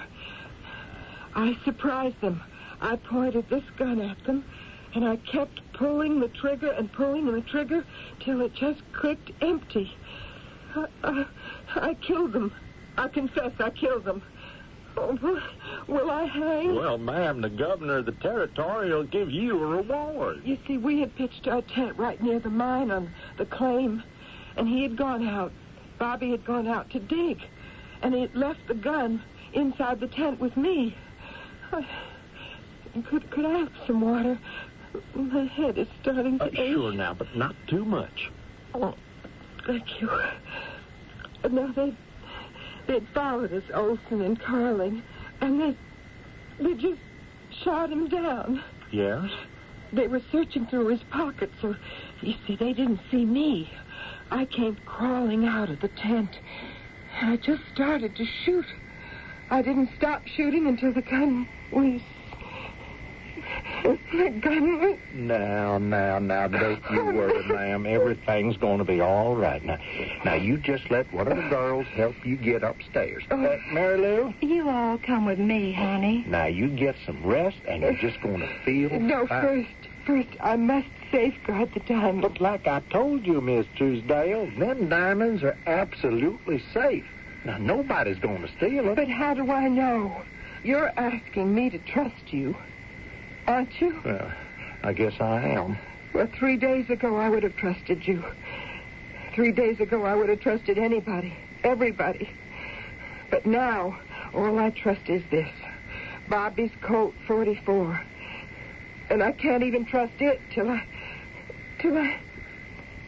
Will somebody please lend me 6 cartridges? Now, ma'am, there is no need. There is every need. I learned about this world. I learned a lesson I'll never forget because it was written in blood. Now, will somebody sell me 6 cartridges? Well, all right, I'd consider it an honor, ma'am, if you'd take them from me. Oh, thank you, sir. You are a gentleman. You see, these are my friends. My true friends. All right. Now I'm ready for anything. For anybody. Sir, do you have a safe in this hotel? Safe? Well, no, but I got a drawer in my desk that I can lock. A drawer? Well, yeah, you can hold on to the key. No, but I need a safe. A big iron safe. Is there a bank? Yes, ma'am. The Farmer, Cattlemen's, and Miners. All right, I'll go there right now. Well, you can't. Why not? Well, it's closed. Closed? Well, it's Saturday night, and he'll be closed until Monday morning. But he can't be closed. Well, them are the hours for regular business, ma'am. This isn't regular business. Who's the banker? John Manning. All right, call him on the telephone. The what? The telephone. You've heard of the telephone? Well, no, ma'am, I can't say as I have. Do you really mean there's no one here that's ever heard of the telephone? What is a telephone, ma'am? It was invented a few years ago by a man named Bell, and you can talk over wires. I don't believe it. It works. Well, now, maybe it does, and maybe it don't, but, well, we ain't got none of them out here yet. I must see this Mr. Manning. Where does he live? You mean you want to go over there now? I don't have a moment to lose. But you can't do it. Why not? Well, because right now he's sitting down to his supper. And I tell you, ma'am, you don't disturb Big John Manning in the midst of a meal. I mean, you just don't. I will wait till he's finished. Miss Tuesdale, Big John sits down to his supper at 6 o'clock. And he don't get up until midnight. Then I'll talk to him at midnight. But he won't talk to you. Why not? Because 1 second past midnight, it'll be Sunday, and Big John will not talk about business on the Sabbath. Where does he live?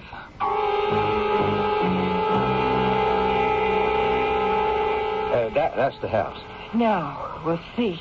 Ma'am, you just listen to me. Now, Where's the doorbell? Oh, here. Ma'am, you just hadn't ought to be doing this. Yes. Is this the home of John Manning, the banker? Well, yes. But it's Joseph Selleck and Tom Bourne and Hank and... But the whole town's here. Why? Is Mr. Manning in? I have business to transact with him. Oh, no. He will not talk about business at home. Will you tell him it's a matter of life or death? I can't tell him anything. Not while he's eating his supper. Are you his wife? Yes, ma'am. But even I won't disturb him while he's digesting his food. You won't? Well, I will. Now, ma'am, you can't come in. Please, ma'am. Step aside. Please. Now, you can't go in there. You can't. Mr. John Manning? No. Who are you? Well? Oh, excuse me, sir.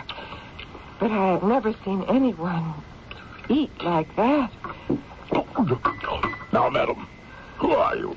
All that food piled on the table. It's only set for one. Madam, what is your name? My name is Mrs. Harriet Truesdale. And what is the meaning of this unseemly interruption? I'm here on a matter of business. Call at my office Monday morning, promptly at 9 a.m. But, sir... Good evening to you. Please, sir, forgive me for interrupting you. I can never forgive you. Now, have the goodness to leave. No, not till you hear me out.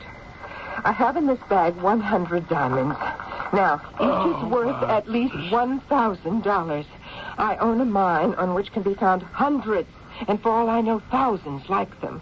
I require the services of a banker, not on Monday morning, but at this very moment. Now tell me, sir, are you that banker? My dear Mrs. Truesdale, I am completely at your service.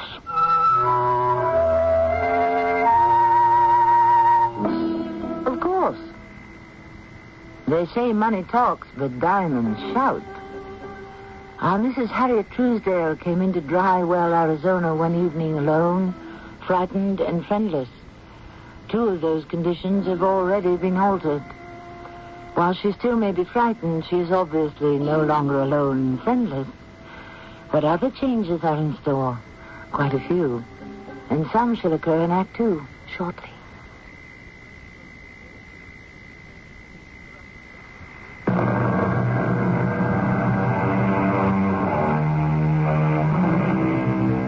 We like to think of the Wild West as a particularly American experience. But wasn't it really a variation on an older theme, with its heroes and heroines, good guys and bad guys? Wasn't it all very much like the days of chivalry in Europe? While the Hotel Excelsior in Drywell, Arizona could hardly be mistaken for the court of King Arthur, still, wasn't Mrs. Harriet Truesdale a damsel in distress? And wasn't every silver miner and cowboy willing and anxious to be her champion? What is it you would have me do for you, Mrs. Truesdale? Mr. Manning, I want you to place these diamonds in your safe at once. My dear Mrs. Truesdale, your slightest wish is my strictest command.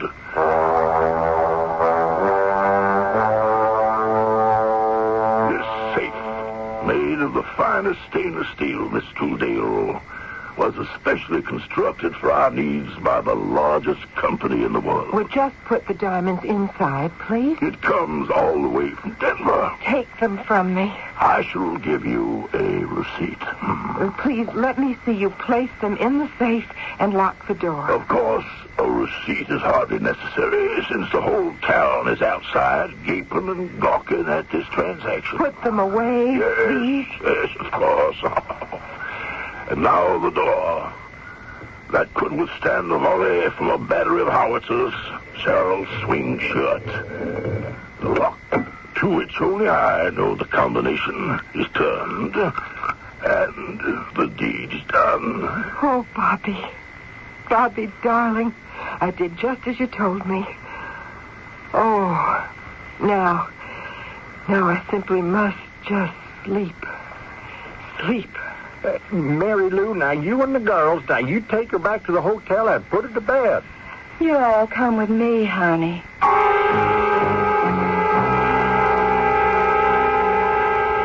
Well, good morning, honey. Oh, is it morning already? Yes, but not the morning you think it is. It's the following morning. I swear, honey, you were that done in, you slept twice around the clock. Oh, no. Yes. And now you're thinking today's Sunday. And it isn't? No, ma'am. It's Monday. Oh, my goodness. I have to get up. Why? Oh, first have some breakfast. See, I brought you some coffee and bacon and wheat cakes. Goodness, I am starved. You know, you're quite a little lady, Miss Truesdale, you know.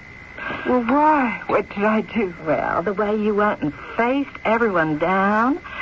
And those are all tough hombres. I mean, especially that fat John Manning. Mary Lou, shall I tell you a secret? I was petrified. I never spoke like that to anybody. And it's just that, I don't know, I guess I was out of my head. Oh, yeah. Oh, you had a bad time. Well, I really don't want to think about it. Just poor Bobby. Oh, now. So why did we have to come out here? You know, we'll make millions, he said. I suppose now we will. From that mine. But you see, he won't ever spend a penny of it. Well, I guess them things just can't be helped. Why didn't we stay home in Philadelphia? I could have taught music. Why did he feel driven to... Oh, well, there's no use of that now. How am I ever going to manage alone? You know something, Miss Truesdale? You're managing pretty good as it is. What have I done? Well, just to begin, you gunned down them two desperados. I was out of my head. And then, of course, for me, the real brilliant thing you done was the way you went about getting them diamonds into Fat John Manning's safe. What did I do that was so... Oh, look. Had you gone to see old John all alone without no one knowing and giving him that sack of diamonds, well... Well, what? He might have stolen them from you. Stolen? Are you saying he's a thief? Well... Is he or isn't he? Well, it ain't always that clean cut. But he's such an honorable-looking man. Huh? Looks. Oh, and that Joe Selleck. He wouldn't mind trying to find a way to separate you from them diamonds neither. I find that impossible to believe. Listen, anything you can think of ain't impossible. But the way you worked it, you done the entire transaction in front of the whole town. Everybody's seen them diamonds. Everybody knows where they are and how they got there. So, you're safe. Good morning, Mrs. Truedale. Come about the safekeeping of your diamonds. I'm sure they're secure enough, Mr. Manning. May I inquire as to your plans? Is there a telegraph office nearby? Yes, 20 miles south. The railroad station at Sadler's Gulch. Well, I would like to send a wire. The stagecoach leaves at noon every day, and I'm sure the driver would accommodate you. Would you be good enough to handle it for me? Why, it would be my pleasure. Thank you. I wish to send a wire to a Mr. Edmund Napier. That's Napier. Yes. At 21 Delaware Street in San Francisco. Please come to Drywell, Arizona, to appraise diamond samples as per agreement with my husband. All right, I have that. I am sending $500 for expenses and partial payment of fee. Oh, and signed Harriet Tuesday. Very well. This should be wired from Sadler's Gulch this very afternoon. Thank you, Mr. Manning. Now, who is this Mr. Napier? Oh, Professor Napier is a leading authority on diamonds and precious stones. Oh. He emigrated here from South Africa. South Africa? Oh, my goodness, I understand that has become a virtual El Dorado for diamonds. Oh, yes. He was quite famous back there. That's how Bobby heard of him. And your husband knew him? Well, poor Bobby, he was a geologist. He heard of the fantastic diamond discoveries in South Africa, and he said to me, "Why, Harriet, it's the same kind of desert terrain we have in the American Southwest. Why, aren't there diamonds all over Arizona and New Mexico and California?" So he started a correspondence with Professor Napier, and they became friends. How long should it take the professor to arrive from San Francisco? I'd say a week, perhaps less. I hope the time won't hang heavy on your hands, Mrs. Truedale. Well, it doesn't really matter. Without Bobby, there isn't any time. Are there any more chops? Yep. Well, serve them. Nope. What are you saying, Jessica? I'm saying it's time we had a talk, John. About what? About the future. What about it?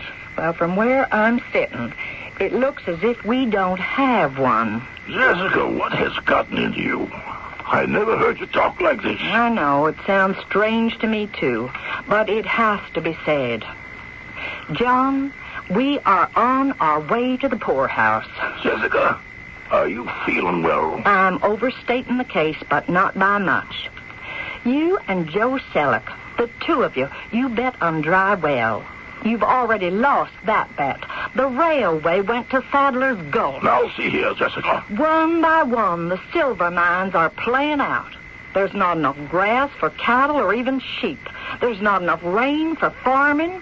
In 10 years, maybe less, this is going to be a ghost town. Jessica, you are unnecessarily alarmed. You took all my money, John. You invested it in this town. Well, this town is doomed. Well, you have absolutely no idea about how business should be run. And will you please bring out the rest of the chops? Nope. Nope. You can't hide behind all that food any longer. It won't protect you. No, sir. Not when the crash comes. So what are you going to do? Well, what can I do? There's a fortune in diamonds in your safe. Now, what plans do you have for them? What plans could I have? You mean you haven't even thought about it? Yes, I've thought about it. And? Nothing. What about Joe Selleck? What ideas does he have? I haven't said anything to Joe Selleck. Has he said anything to you? No. Well, don't you think it's time the two of you started talking? About what? Somewhere. Not far from here. There's a field or a mine that's full of diamonds. Now, why can't you get your hands on them? I am trying to think. Well, think faster. Think harder. Who do you have to outwit? Some silly little slip of a woman?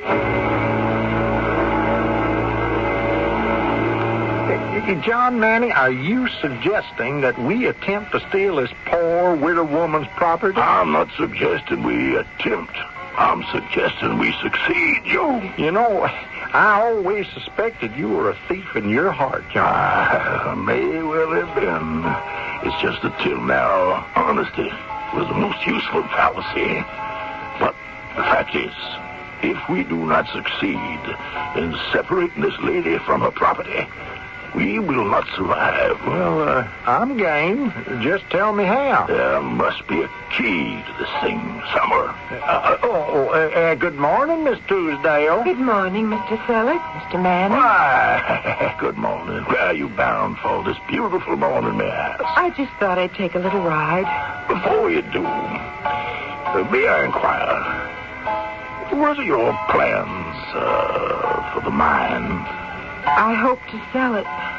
You mean you don't choose to operate the place yourself? Oh, what do I know about mines or diamonds? And besides, my heart wouldn't be in it. Well, now, if you plan to sell, perhaps we could form a syndicate locally. Oh, that would be fine. Now, what do you suppose might be a fair price for the property? Well, that's why I'm waiting for Mr. Edmund Napier. He can judge the grade of the diamonds and determine the value of the fields, you see. At least that was what Bobby thought. Yes. Sounds like an eminently sensible idea. I'll see you gentlemen later on. Of course. Good morning, Mrs. Truesdale. Good morning.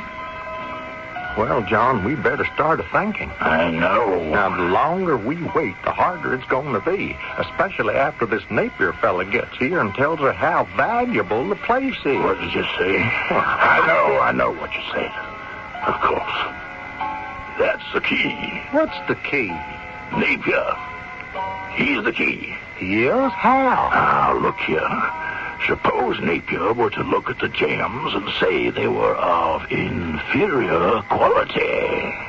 Not worth the trouble. Yes. I suppose she would release the rights to the property for a song. But why should Napier come to such a conclusion? Well, he might, if we ask him to. Oh? You see, Miss Truesdale doesn't know this Professor Napier. She doesn't? She says she never met him. Her late husband only corresponded with him. I see. Then we could find a Professor Napier of our own, couldn't we? Oh, yeah, sure. Now, all we need is a very smooth confidence operator. And I have just the man in mind. Good. And I think I know where I can find him, too. Now, wait.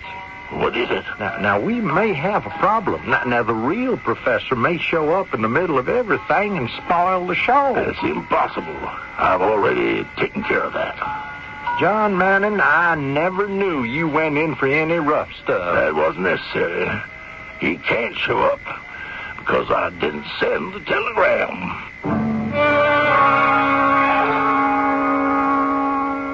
Is that what he did? Or didn't do? What is that passage from the book? A certain man went from Jerusalem to Jericho and fell among thieves. Look at our own Mrs. Harriet Truesdale. She has certainly fallen into what can only be described as a nest of vipers. And the worst kind at that. Because these vipers are the highly respectable kind. Well, we shall see who gets bitten in Act 3 shortly.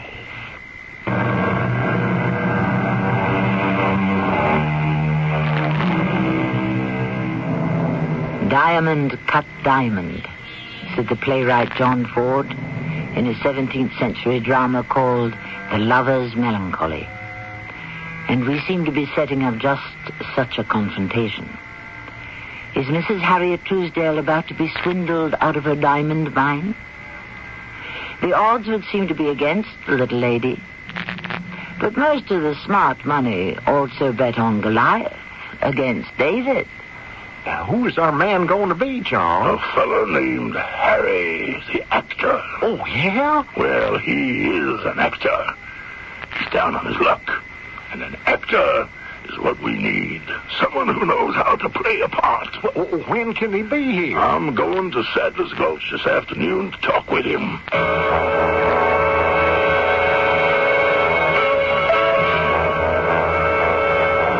Well, Harry? Call me Professor Napier. I must begin to live the part.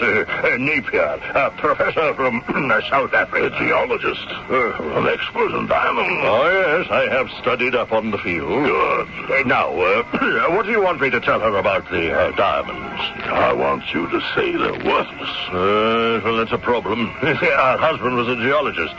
He convinced her that they were valuable stones. Perhaps. But you are Professor Napier, world-famous expert. But she still owns them. And if they're worthless, why do you want them? Why do you want the title to her claim? All you have to do is convince her that the diamonds are worthless. And I will do the rest. You're the producer and director of this little drama. How soon can you be ready? Just give me another day to read up on diamonds and become an expert.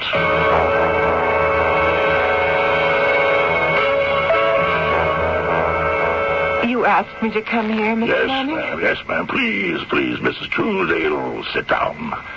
Now, first, I want you to verify that your property is still here, still intact. Please examine the sack and count the stones.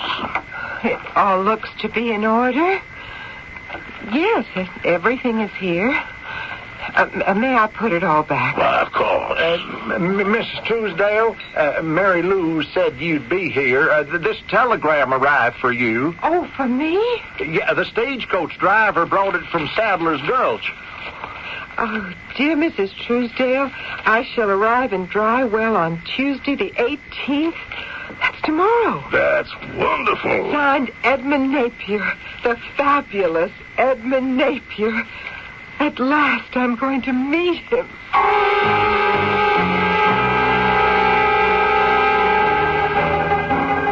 Mrs. Truesdale? Professor Napier.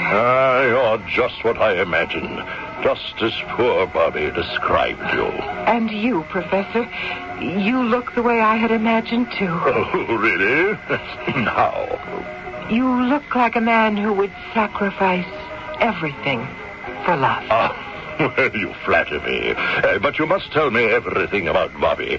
We never met face to face, but we wrote so much and said so much to each other. I felt we were such good and close friends. Well, there isn't much to say, Professor. He simply couldn't think of anything besides diamonds. Yes, I know. I'm that way myself. See, he was looking for a certain type of terrain, certain weather conditions, and he found the correct combination, staked a claim, and then we just came upon them. A field of diamonds. Oh. But a pair of desperados came across the trail. They attacked him and killed him. Oh, no. But they didn't notice me. But I had Bobby's gun. And, I really can't talk about it anymore. Well, I'm sure you've been asked this question before, but what are your plans? I want to go back east. I shall sell the mine. I will accept your word for the value. I wish I could just walk away and forget about it, but it's all I have in the world. I understand. When shall you start your appraisal? My dear, there is no time like the present. Well, Professor Napier? Well, Mr. Manning? What is it, Professor? What do you have to say? My dear, do you have all the letters I wrote to Bobby? No, not all. Well, then, perhaps you may not be aware that I kept writing over and over again that I simply could not believe diamonds could be found on the North American continent. Oh, but Bobby insisted. Well, in North America, you do not have the same calcareous deposits. You do not have the identical clay masses necessary for the formation but of... Bobby said... Yes, Bobby. You couldn't talk him out of it. Now, look here. These are diamonds. It's true that they could shine more brilliantly, but that's all a matter of just cutting the facets. You know that. But these aren't diamonds. Well, what are they then? My dear, they're almost diamonds. Almost? Perhaps that is why poor Bobby was fooled. Almost diamonds? All of these are what is known as bought. What? Yes, bought. Impure crystals. They cannot be used for jewelry. They, unfortunately, have no value. No, they are diamonds. They are diamonds. Please say they're diamonds. Yes, I would give anything to be able to say that they were, Mrs. Truesdale. And Bobby, poor Bobby, he died for nothing. For nothing. Mrs. Truesdale, where are you going? Harry the actor, you've never done a better job in your life, I'll wager. Where did you learn all about diamonds? I don't know the first thing about diamonds, Mr. Manning. I just read some of the patter. Remarkable. Well, what happens now? Now, I will have to do a little acting myself.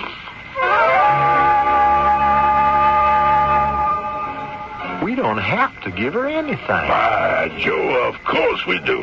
Otherwise, she'll walk away with the stones and the deed to the field. But if they're supposed to be phony, why should we want to buy them?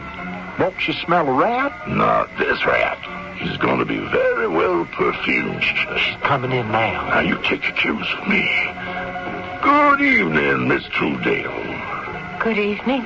Please sit down, Miss Truesdale. Thank you. I had a most terrible shock. Yes, I can imagine. I suppose I always knew deep down that there couldn't be any diamonds. Now, Miss Truesdale, don't say that. I thought I was a wealthy woman. I had all those diamonds. But I have nothing. How am I going to pay my bill? Oh, now you just forget about it. No, I'm sorry. I can't. I'm back in the real world now. You say you have nothing, Miss Truesdale? Nothing but the clothes on my back. Oh, no. You have more.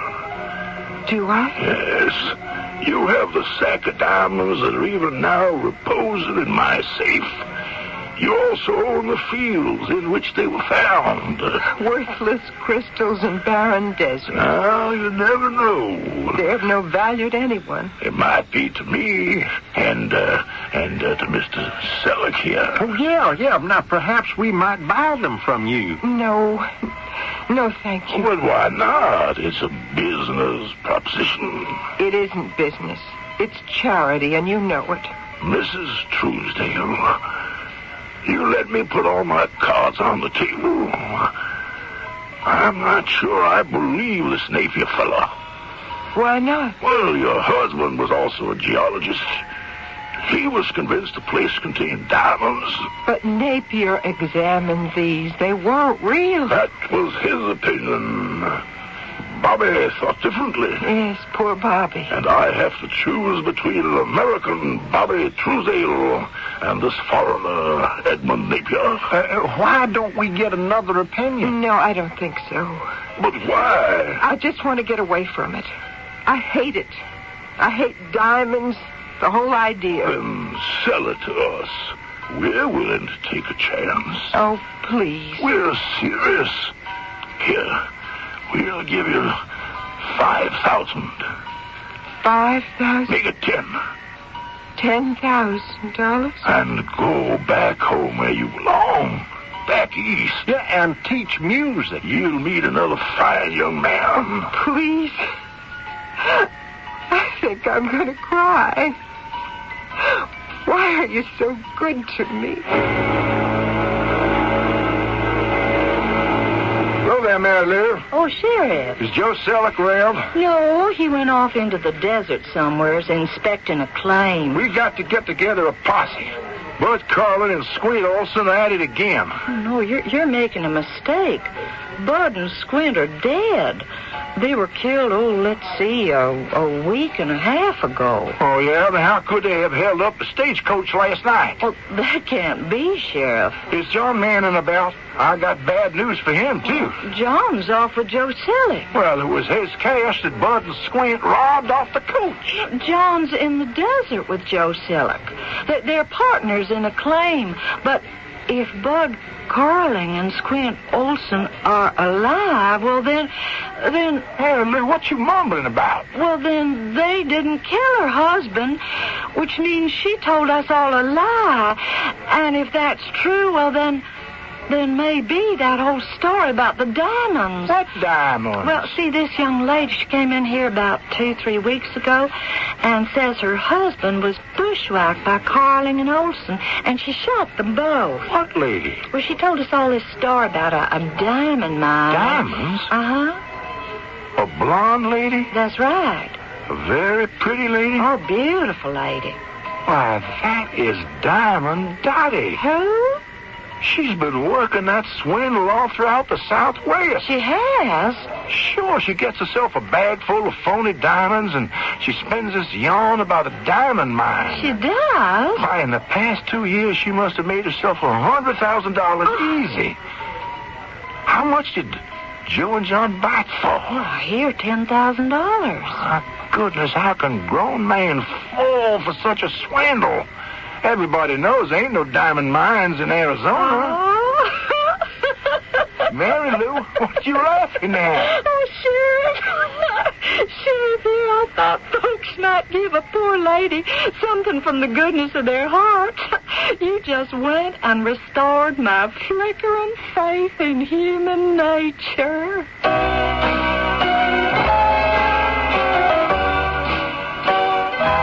A rather extreme and cynical view. But after all, Mary Lou lived in rather extreme and cynical times. What's the biblical saying? I was a stranger, and ye took me in. Sometimes that happens all too literally. Well, you and I, we're not strangers, and we shall meet again shortly.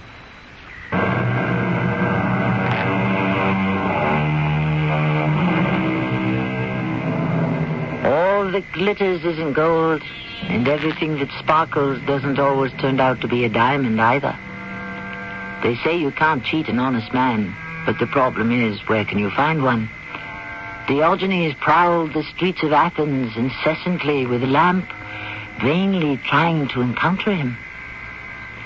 The truth of the matter, if there is a little bit of good, even in the worst of us, then there has to be just a tiny bit of bad, even in the best of us.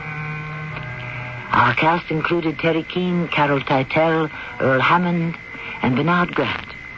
The entire production was under the direction of Hyman Brown. And now a preview of our next tale. Pin him down. But his type is like mercury, quicksilver. He kept smiling and nodding his head. Suddenly I realized he wasn't listening to me. So I started listening to myself. Do you know what I sounded like? A bitter, frustrated, middle-aged woman. I ran out of there at 2 o'clock in the morning. I got in my car and started to drive. I had to get away quickly. Do you know why? You wanted to kill him. I saw myself killing him. I saw him lying dead at my feet. Then when I was walking down Decatur and reached Howell, I turned my head to the right, and there he was, lying dead on the pavement, just as if I had wished him there. And that's what happened.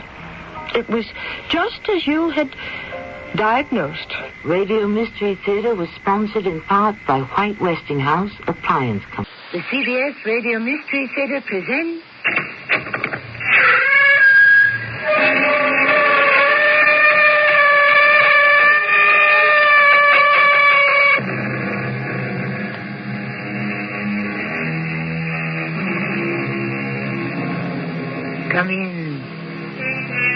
Welcome. I'm Tammy Grimes. The Greek god of love was called Eros. Eros was the first of the Greek gods, born from the cosmic egg, a physical and elemental force, a divinity of fertility. Now, millenniums later, love is still the prime principle of life. We celebrate and exalt it, as though our very lives depended on it.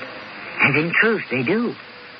And not only our lives, but the lives of all our descendants forever. Is it a deal? It's a deal. You like the idea? It's all right. You want the job? I've got nothing better to do. You approve of the plans? Sounds okay. Oh, really? I wish you could summon up a little enthusiasm. Lady, I lost my enthusiasm for anything a long time ago. If I ever had any.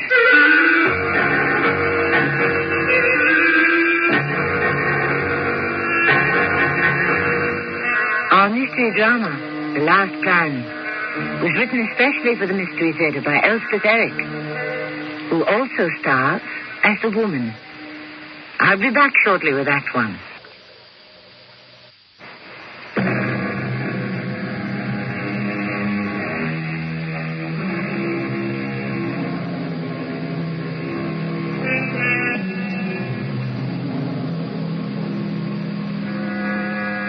We spoke at the opening of the Greek god Eros.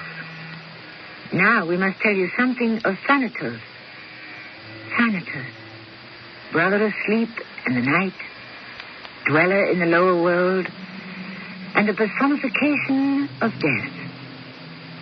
What, you may be asking, have these two, Eros and Thanatos, to do with each other? And what place do they have in a simple radio drama? Listen, and we'll try to tell you. I seem to have this cat. She wandered in one day and simply stayed. I can't tell if she's happy here or not. I don't know whether she likes me or hates me. I think to her I'm an adequate housekeeper. Not the best, not the worst, just adequate. She may move on any day now. That's what she seems to be thinking. As soon as she's figured it out. Meanwhile, oh, the phone. Well, it breaks the monotony. Yes? Hello? Hello? Is that you? Of course. Well, this is me. Can I come over? Why? Listen, it's happened again. Oh, no, not again. Yes, and it's worse than ever. Well, what do you want with me? I have to talk to somebody. It's getting serious. Well, what do you think I can do? Figure out a way to stop it. And it's been going on for years. I told you, it's getting worse. It's driving me crazy. You ask me, you're both crazy. He's crazy. That's who's crazy. Look, can I even talk to you about it? I don't like to get involved in something like this. Oh, that's what everybody says. I don't want to get involved. Well, somebody's got to get involved because things can't go on this way. Why can't they? You've made out all right so far. I told you, it's getting worse. Something awful is going to happen. Please, I need to talk it over. Please. All right. Is it okay to come over now? Yes.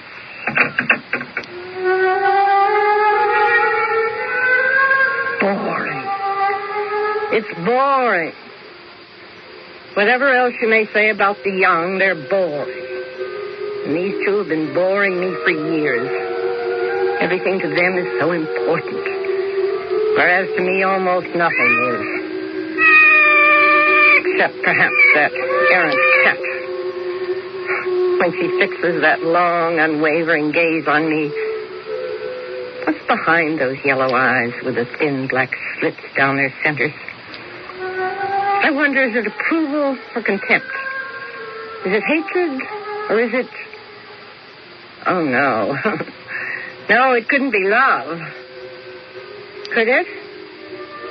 Oh, no, not even affection and certainly not love. Oh, she's here with her interminable doubts, fears, and complaints. Come in. Oh, thank you. Thanks very much. Give me your coat and go sit down. I really do appreciate this. Well, so far, there's nothing to appreciate. Well, just seeing Go you. sit down. Oh, I didn't know you had a cat. I don't. The cat has me. What's her name? I haven't given her one. I'm waiting to see what name she's given me. Heaven knows what that'll be. Oh, you're weird. You know it? Am I? Yes, I suppose I am. I think I've been weird for a long time. Sit down. That's probably why I like you. Because I'm weird? It's a strange reason to like someone. Oh, I know. But I feel you know things. Well, I don't. I hardly know anything. For certain, that is. But that's what I mean. If that last remark signifies anything, it escapes me. Oh, me too. Well, at least I'm glad to see you've recovered somewhat from your recent hysteria over the telephone. Oh, yes, that. Perhaps now you can tell me calmly and quietly the reason for it. He tried to strangle me. Oh, really? When was this? At breakfast. Any special reason? He thought I put poison in his coffee. Oh? And did you? Oh, certainly not. Would I do a thing like that? I don't know. Would you? I love him. Uh-huh. I think he's the most wonderful man in the world. Very difficult living with the most wonderful man in the world. Quite a strain. Well, don't you think he's wonderful? I hardly ever think about him at all. You'd better start thinking about him now. Because one of these days, he's going to kill me. If you don't stop him. Me? Stop him? How can I stop him? Oh, you'll think of something. Your confidence is touching. You don't want me to die, do you? No, I don't want you to die. Not actively, that is. Well, then. But do I want you to live? That's the question, isn't it? Do I actively, positively want you to live? I'll have to think about that. But I'm young, I'm attractive, successful. I have a whole life ahead of me. All true. But so many innocent victims have been young and attractive and successful, haven't they? Nevertheless, they died. Well, don't let it happen to me. Why don't you leave him? When I love him? Oh, I forgot. Where would I go? Any place. You're rich enough.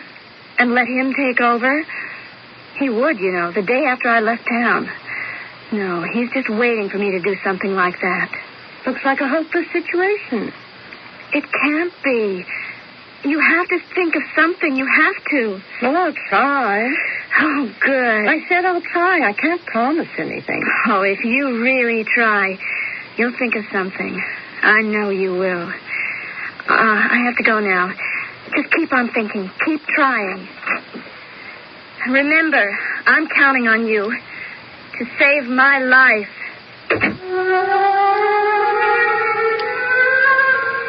Oh, very touching, but boring. Boring in the extreme. Why do young people think there's a solution for everything? Must be, has to be. Don't they know? No, they don't know. They don't know anything. Because they're young. What's that, a visitor again? Why don't people call first? Ask permission. Oh, well. Hello. All right to come in? What do you want? Well, is it okay to come in? You let her come in. Why not me? She told you she was here? Yeah. So is it all right to come in? You let her, so why not me? Did she tell you why she was here? She didn't have to tell me. It was the same old thing. I know that. Well, wasn't it? Never mind. I know it was. She said you tried to choke her to death at breakfast. It's all in her head. I wouldn't have done it. I just got mad and... Well, first thing I knew, but I wouldn't have done it, not actually done it. I love her. I mean, she's the greatest, the best. I mean, she's super. Look, is it all right if I come in for a minute? Come in for a minute, no more. Good, thanks very much. Oh, hey, you got a cat. She friendly? I don't know. I haven't had time to find out. Sit down if you want to. Hey, she's got funny eyes, hasn't she? Who has? The cat. Hey, look, it looks like she's sizing you up. Sizing me up? Yeah, you, me, everybody. The whole world, the whole setup.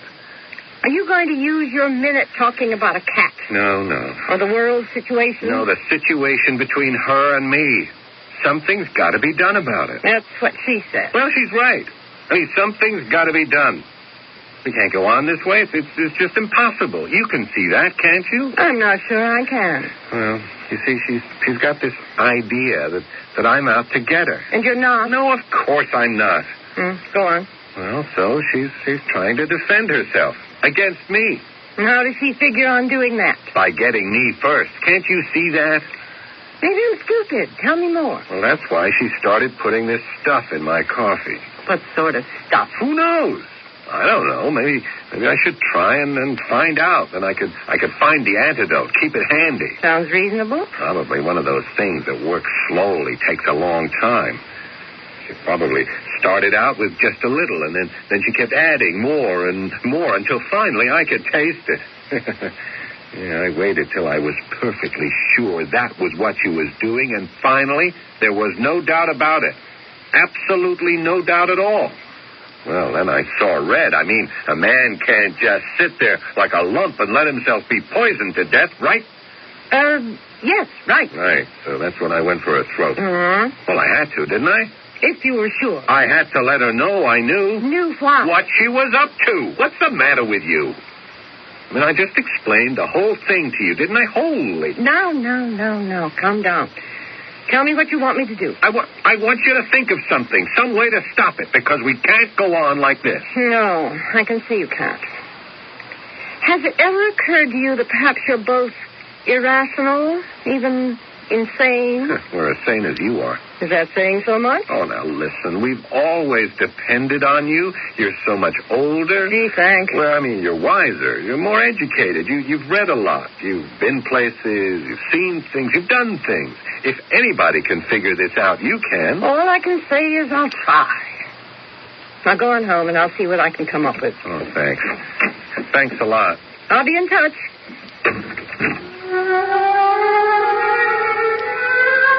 It's late. Even the cat is asleep, worn out with watching me. Or perhaps simply bored. Who knows about cats? Not I. It's laughable, really. I can't even understand a common cat. How am I to keep two ridiculous children from mutual murder? Why did I ever say I'd make the attempt? It's not too late to back out. No. Wait, hold on a minute. It's a possibility. Just a possibility. If he'd do it, if he could. Oh, but of course he could.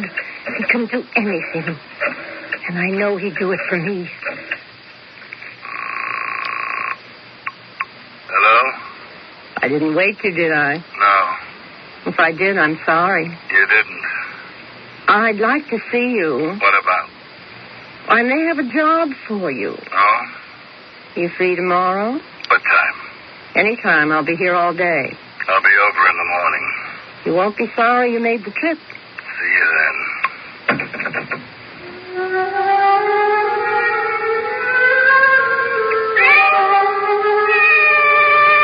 The cat's awake. Her yellow eyes are fixed on me with that calculating look. Did she listen to my whole conversation? Did she approve or disapprove? What do I care? She's only a cat. But I care. I care a lot.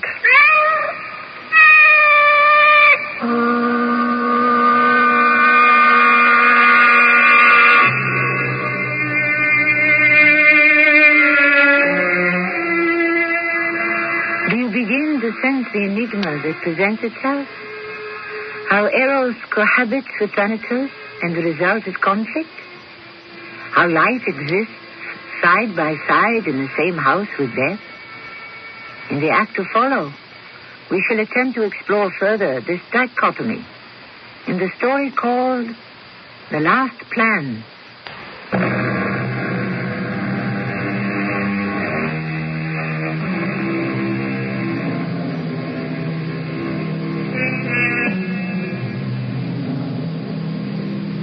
Yet each man kills the thing he loves. By each let this be heard. Some do it with a bitter look, some with a flattering word. The coward does it with a kiss. The brave man with a sword. These despairing lines were composed in 1898 by Oscar Wilde. But let us remember that he wrote them from Reading jail, where he had been confined under the most humiliating and degrading circumstances.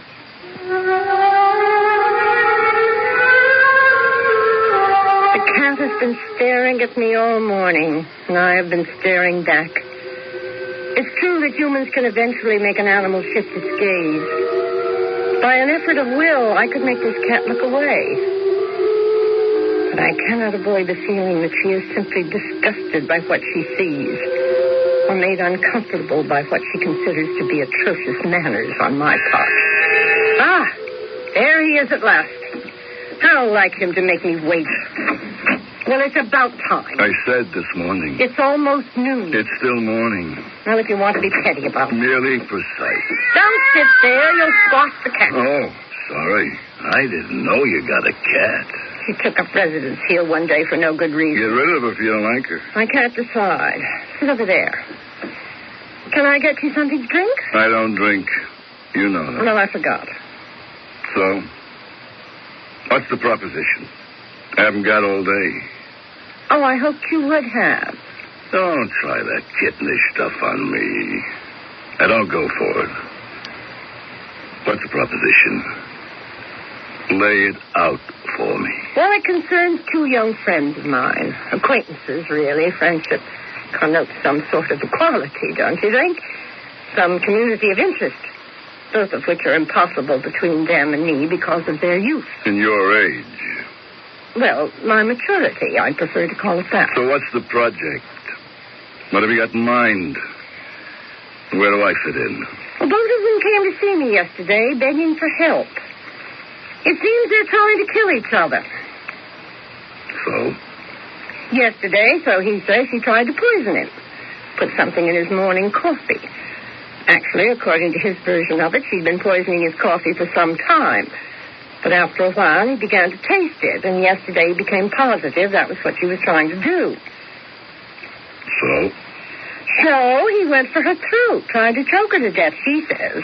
I take it he didn't succeed, or she wouldn't have called you? No, but he frightened her badly, which, according to him, is what he was trying to do. You see, he's convinced she plans to kill him in self-defense, because she believes he means to kill her. So, to protect himself, he has to let her know that if she tries to kill him, he will kill her. Purely a matter of self-defense, so he says. Sounds like they weren't getting along. Yes, it does sound that way, doesn't it? On the other hand, each claims to be devoted to the other. Mm-hmm. So they both come to me, asking me to devise a way to keep them from this reciprocal assassination. I said I'd think about it and see if I could come up with something. Well, did you? I racked my brains, and I couldn't think of a thing. It's not as though I was really interested in them and their foolish problem. They're young, self-absorbed, self-righteous, self-important. Who are they? Well, I don't think I should tell you that until you hear the plan I finally devised. After you've heard it, if you consent to it, then I'll give you their names and all pertinent information. You can ask anything you like. One thing I would like to ask up front. Have they got money? Money? Heavens, yes. They may not have brains or sensitivity or common sense, but money they have. Untold quantities of money. Enough to afford me? They could afford 20 of you. Are they fighting about money? Well, I'm not sure. That may be it. How to manage it, perhaps. Though why that should be a bone of contention, I'm sure I don't know. They have so much of it. So what's the big plan you've come up with? And how do I fit into it? All right, I'll tell you. It'll necessitate your watching them every minute of the day and night. I can do that. As soon as either one of them makes an aggressive move, you'll kill them both. Uh-huh. What am I supposed to take as an aggressive move? Well, that'll have to be agreed upon in advance. But who makes the decision? What I'm getting at, who gives me my orders? They've got to come from somewhere, don't they? Well, I think they should come from me. I suppose. It's your plan. I'm just the executioner. Are you trying to be funny? Me? I was never funny. You know that. I do know. So go on about your plan. So far, all you've told me is, if you think one of them means business, you tell me, and I waste the both of them. Is that it? That's the idea, but that's not what I believe will happen.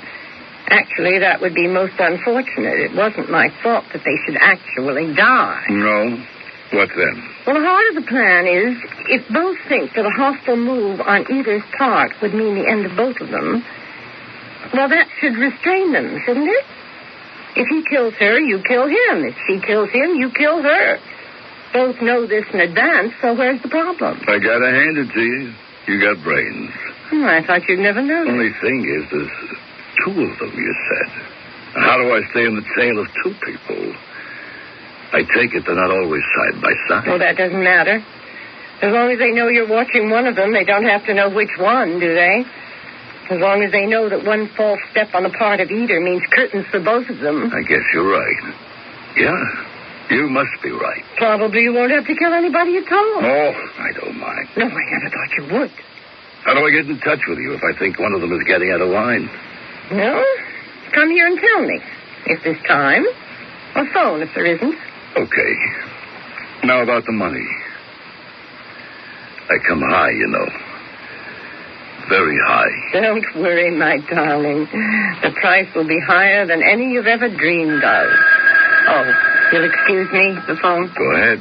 Think over everything I've said. Oh, I will. Hello?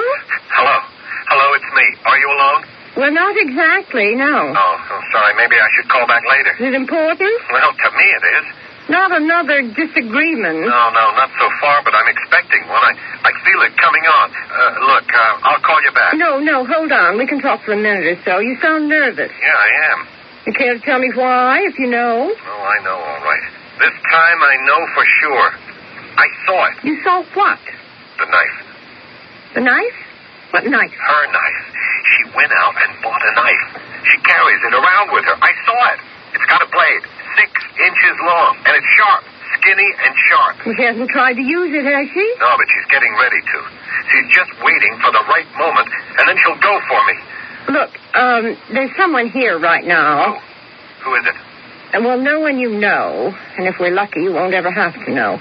But we're discussing an idea I had, a way to keep you two from killing each other. An idea? You said you have an idea? We're just in the process of working it out. Well, what is it? What's the idea? Call me back later, and I'll tell you once it's finalized. Okay. Now, you'll be sure and be there, won't you? Oh, I'll be here. Because I'm getting plenty scared. Well, try to control yourself and leave everything up to me. You'll come through for us. I know you will. I'm trying. I don't want to die. Call me back in a few minutes. Right. Will do. Well, I suppose you could figure out who that was. One half of the charming couple. The boy. It seems the girl has purchased a knife, a skinny one, very sharp with a blade 6 inches long. Women go for knives. I've noticed that. Yes, I wonder why. Search me. Well, what do you think of my scheme? It's okay. Foolproof, wouldn't you say? As much as anything ever is.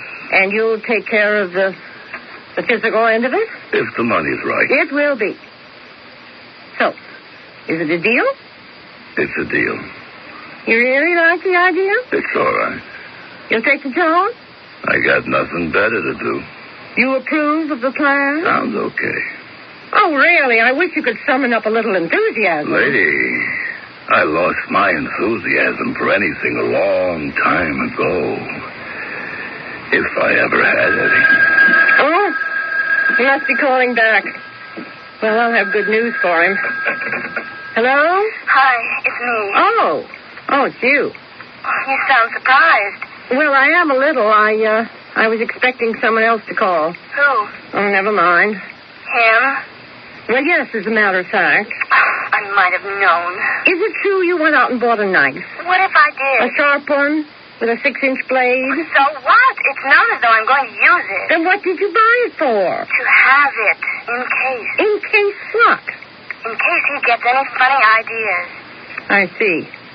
Did he tell you I bought a knife? Well, as a matter of fact, he did on the phone a few minutes ago. Oh, I might have known he would. Why shouldn't he? No reason. boy. He couldn't wait, could he? Dirty little coward. Wait for what? To defend himself against me. What's he done? That's what I called up to tell you. He's got a gun. Oh? Has he? Carries it around with him all the time, stuck in his belt. One of these days, you mark my words, one of these days. Look, I've got someone here right now. Oh, I'm sorry. I'll hang up. No, that's all right. It's just that my friend and I were working out a little plan that might just solve the whole problem. Really? You mean it? Well, with my brains and his muscle. Call me back. Oh, I will. How soon? 5 minutes to do it. Okay, bye. The other half? Yes. Just as hysterical as he was. She wanted to tell me he's bought a gun. Carries it around with him stuck in his belt. Sounds like they both mean business. Oh, but they don't. No, they don't. They don't really. They're just squared off against each other, hostile and suspicious, each waiting for the other to make a move. You could be right. If they both know, don't you see? If they both know that a wrong move will mean the end for both of them. You already told me. I got to be on my way. You really have to go. I really do. I thought maybe you and I... Nope. Not you and I. Not maybe. Not possibly. Why not? Tell me why not. Because, lady, you scare me. And I don't scare easy, as you very well know. I don't mean to. Must be a talent you have. Something you were born with. So long. See you tomorrow. Am I always to be left alone like this? Even by a common, ordinary killer like him? He could have stayed for an hour. We could have talked. I'm left with nothing but a cat. A cat who looks at me with contempt. Could it be that behind that icy stare lies a small trace of pity? I'd settle for that. Just a little bit of compassion. I've sunk so low, I'd settle for that. I need it. Even from a cat.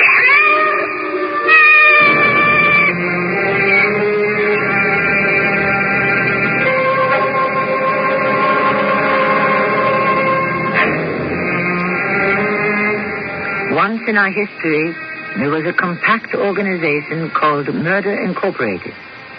At least, so they were named by the media.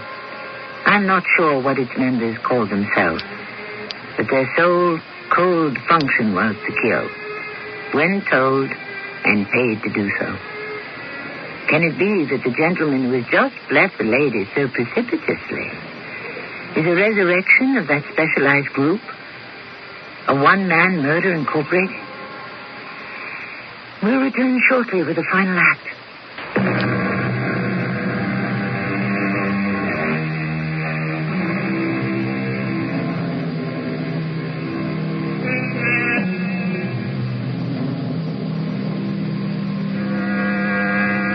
The lady who had devised the last plan in a desperate effort to deliver two young people from the threat and the fear of sudden death is a lonely lady, one given to morbid musings on the ways of power and its uses. Out of her isolation and her melancholy, she has evolved a bizarre solution we have elected to call the last plan. It was 6 weeks ago that I brought the young people together with the man, and the plan was laid. Was I right? Will it work? The cat is sleeping, her long body stretched out to its full length, one paw flung across her eyes. And the blue hour is coming on, that last gasp of light before the dark, the lingering of the day that whispers of the night. Alone with the indifferent cat, I think back upon what has happened since the meeting between the man and the young couple and the hatching of the plan. Aren't they supposed to be here by now? Any minute now. Why do I have to meet them anyway? Just this once, I think you should see them face to face. I don't want you to back out and spoil everything. I'm not going to back out. Not at these prices. There they are now. I just hope they're good for the money. Don't worry, they are. Come in. Come in. Oh, you've got us all excited, this idea you have. Yeah, it's going to be good. Anybody want coffee, tea, something stronger? Oh, I don't. No, neither do I. All right, then let's get down to cases. This gentleman, he's here because he's going to get to know you very well. All your moods, all your movements, even your thoughts, insofar as that's possible. I'm not going to tell you his name because you won't need it. You're better off without it. But he knows yours, and he knows where you live, where you work, where you play, in short, everything. Why? What for? Yeah, what's the point? He'll be your bodyguard in a rather unique way. That is, he won't protect you day to day, minute to minute from attack. No, his function is to watch for any seriously threatening gesture from either one of you toward the other. Before the threatening one can go into action, he will kill you both. Both? Kill us both? Yes, that's right. Well, what do you say? How about it? I don't know what to say. It's such a crazy idea. It's not so crazy. Well, I think it is. Both of us wind up dead? That wasn't what I had in mind. It's not what I have in mind either. I'm not wild about killing off people who haven't done anything. The point of this setup is to keep you both from doing something. That's what you wanted, isn't it? Well, yeah, but... Well, that's exactly what we wanted. Yeah, but I wouldn't kill her. Then why did you buy a gun? So you wouldn't kill me. I'd never kill you. Then why'd you buy a knife? Hold it one cotton picking minute. You know, I don't know as I want to bother with either of you. Why not? Why don't you? I don't know if you're worth it. If it wasn't for the money. But how much? Ask her. How much? Half of everything you've got. Half? Half of everything? I don't work cheap. I don't know. Half of it's everything. Your lives we're talking about, not mine. Our lives? Both of them. But if you want to take chances, go ahead. Be my guest. Well, do you? I don't. Neither do I. Okay, then. We start today. So it was settled. That was 6 weeks ago. And here I sit wondering if I was as clever as I thought. If anyone is so clever. What was it Nietzsche said? If you gaze long into an abyss, the abyss will gaze back into you. Well, that's the way I feel now. I stare into the unknown, and the unknown stares back. Still, when he reported to me 2 weeks later, he was almost flippant. It's a piece of cake. You mean that? They're on their best behavior. I got them scared silly. You have? We have. Between you and me and the plan, they don't dare step an inch out of line. Either one of them. It's a shame to take the money. You've already taken it. And I mean to keep it. Now listen, I work hard for it. Every so often I remind them I'm around. I stroll across their lawn. I look in the window. Run into one or both of them out shopping. I tip my hat. I give them a look. Don't worry. They know I'm around. And that if they take one false step, it's the end. I have to hand it to you. I really do. It's a great plan. I couldn't have dreamed it up in a million years. No, you couldn't have. It's not that I'm stupid. Yes, it is. That's just what it is. You're stupid. Just a minute there. But efficient. Big and beautiful and superbly efficient. That's what I love about you. With my brains and your efficiency, we could go far. Don't you think? I don't know. I'd have to think about it. Offhand, I don't think it would work. Well, think about it. What good would it do for me to think about it if I'm stupid? Not that stupid. Look, I better be going. No, stay, please. Stay. Gotta get back on the job. They're quiet now, but who knows when one of them might flare up. All seemed to be going so well. Everything progressing according to plan. Both of them were so frightened for their own safety, their own lives. They were keeping a tight hold on their own passions. I had been right. The only solution was to keep them afraid to destroy lest they be destroyed. That fear, that dread, that horror was keeping them in line. And then a few weeks after his visit, the phone rang. Yes? Hello? Everything's changed. What? What do you mean? Things are heating up. What are you telling me? The whole plant is deteriorating. It's bad. Will you stop talking like that and tell me what's making you nervous all of a sudden? I'm not nervous. I'm never nervous. Well, you sound nervous. I've got a nerve in my body. That's why you hired me, isn't it? Why are you talking like this? What's going on? He went to an electrical supply house today. I saw him go in. I watched him through the window. Yes, go on. He bought some stuff. What kind of stuff? Fuse caps, detonators, electrical wire. You sure? I made sure. I went inside. Did he see you? No, not at first, but I was right about the stuff he bought. All he needs now is the explosive. To do what? Blow her up. A car, probably. But he hasn't made a move in that direction, has he? So far, this whole thing could be your imagination. It could be. I thought of that. To be on the safe side, if there is a safe side. I stood near the door where he couldn't help but bump into me on his way out. And did he? He sure did. We were face to face, eye to eye. And he didn't flinch. Didn't back away. It was as though I didn't scare him one little bit. He was going to go ahead with what he had in mind. Whatever it was. Whatever. Oh, another thing. Remember she said he has a gun? I remember. Well, now she has one too. I saw it.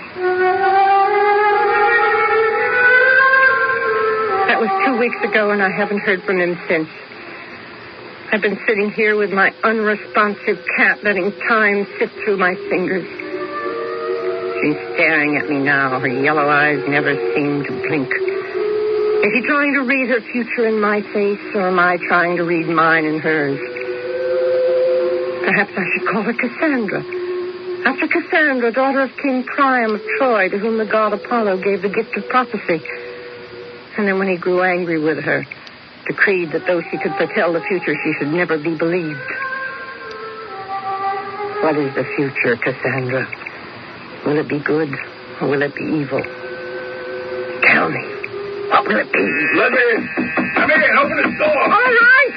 I'm coming. Just a minute. Hurry up. Let me in. All right, for heaven's sake. I thought you'd never open this door. Come in. Whatever's the matter with you? Look here. What have you got there?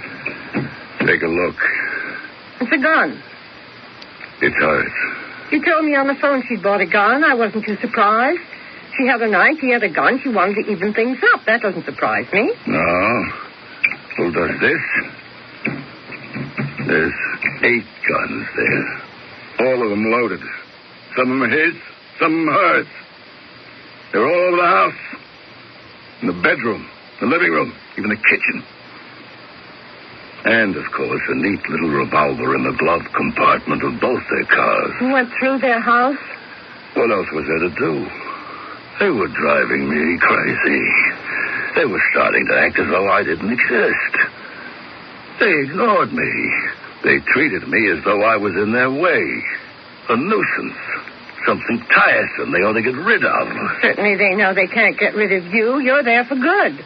How could I be sure? Sure of what? That they couldn't get rid of me if they got together. But they wouldn't. They couldn't. You're what keeps them from killing each other. But they were getting to a point where they didn't care. Don't you understand that?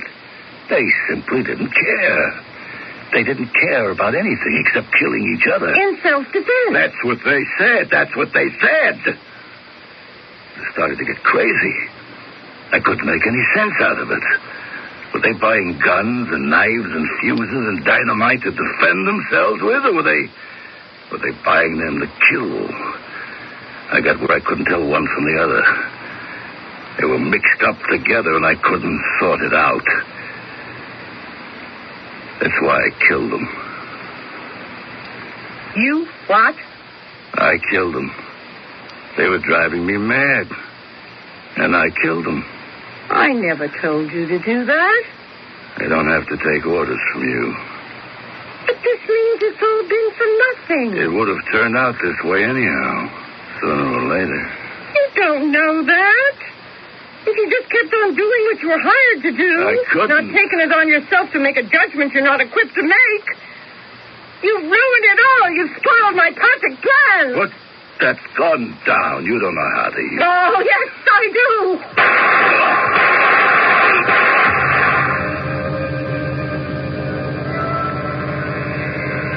I had to do it. There was nothing else I could do. You understand, I had no control over him, so I killed him. I had to. Didn't I, Cassandra? I did the right thing, didn't I? If you know the future, tell me I did the right thing. Tell me you agree. Tell me you approve. Tell me all will be well. Tell me you're not angry. Tell me you like me. Tell me you love me. Tell me. No! Oh, no!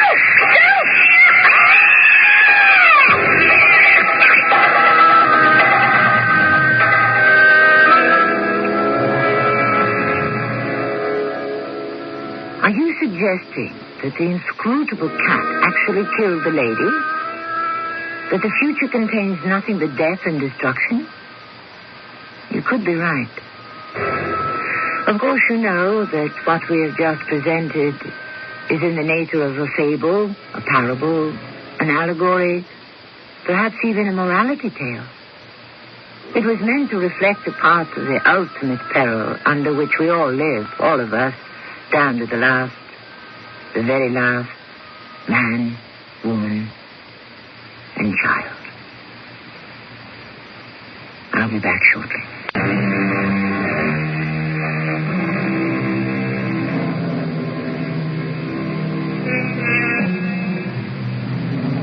So we have returned to the concepts of Eros and Thanatos. Which will triumph?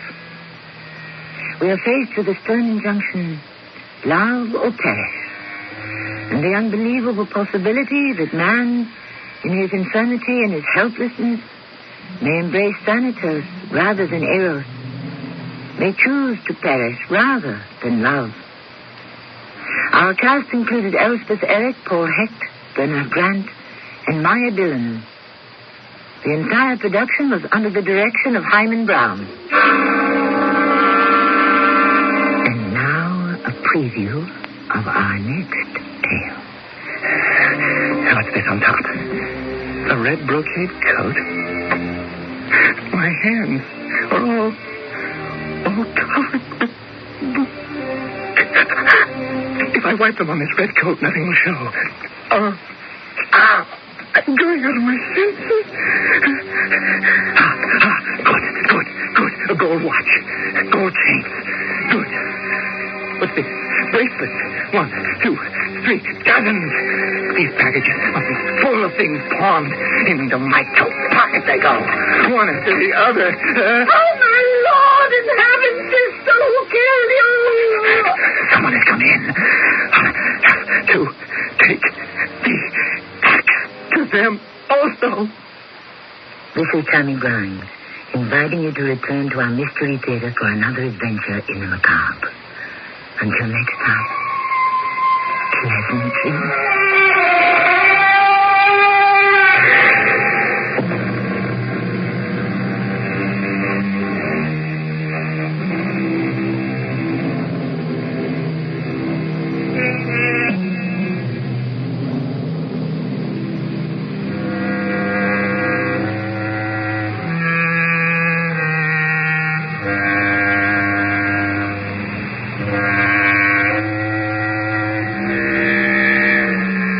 Radio Mystery Theater presents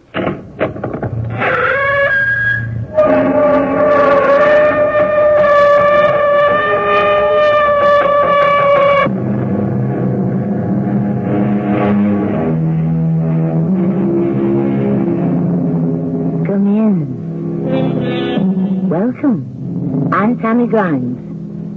Today's story is about love and hate. But I have to admit that hate plays a bigger part in the life and adventures of George Wallaby. Oh, I know what you're thinking. George Wallaby isn't a very inspiring name for the hero of a crime story. But then George is a somewhat different hero. He's not very tall. He's not very strong. He's, well, let's face it, George is short, bald, and what polite people call unprepossessing. But he's our hero just the same. And all because he meets a man he hates. Mr. Kipnis, I'm sorry to tell you this, but I hate Harold Buckhalter. Now, George... I'm sorry, Mr. Kipnis. I don't usually hate people. I don't think I've ever hated anyone in my life. But I hate Harold.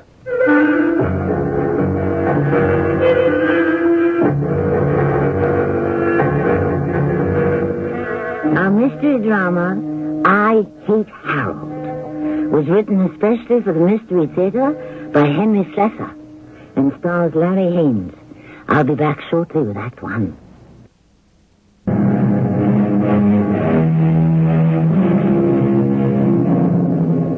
The time, 10:15 on a Monday morning. The place, the offices of Kipnis & Company, dealers of fine jewelry, wholesale only, please. It's a soothing, pleasant scene before us.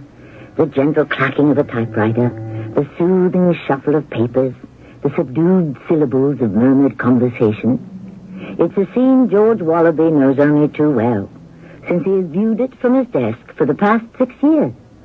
Although these days, that view has improved considerably, because now, sitting at the desk opposite George, is a lovely young woman named Gretchen.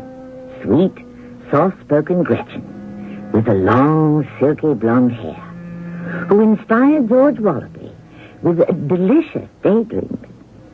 But today, George is about to have another kind of dream.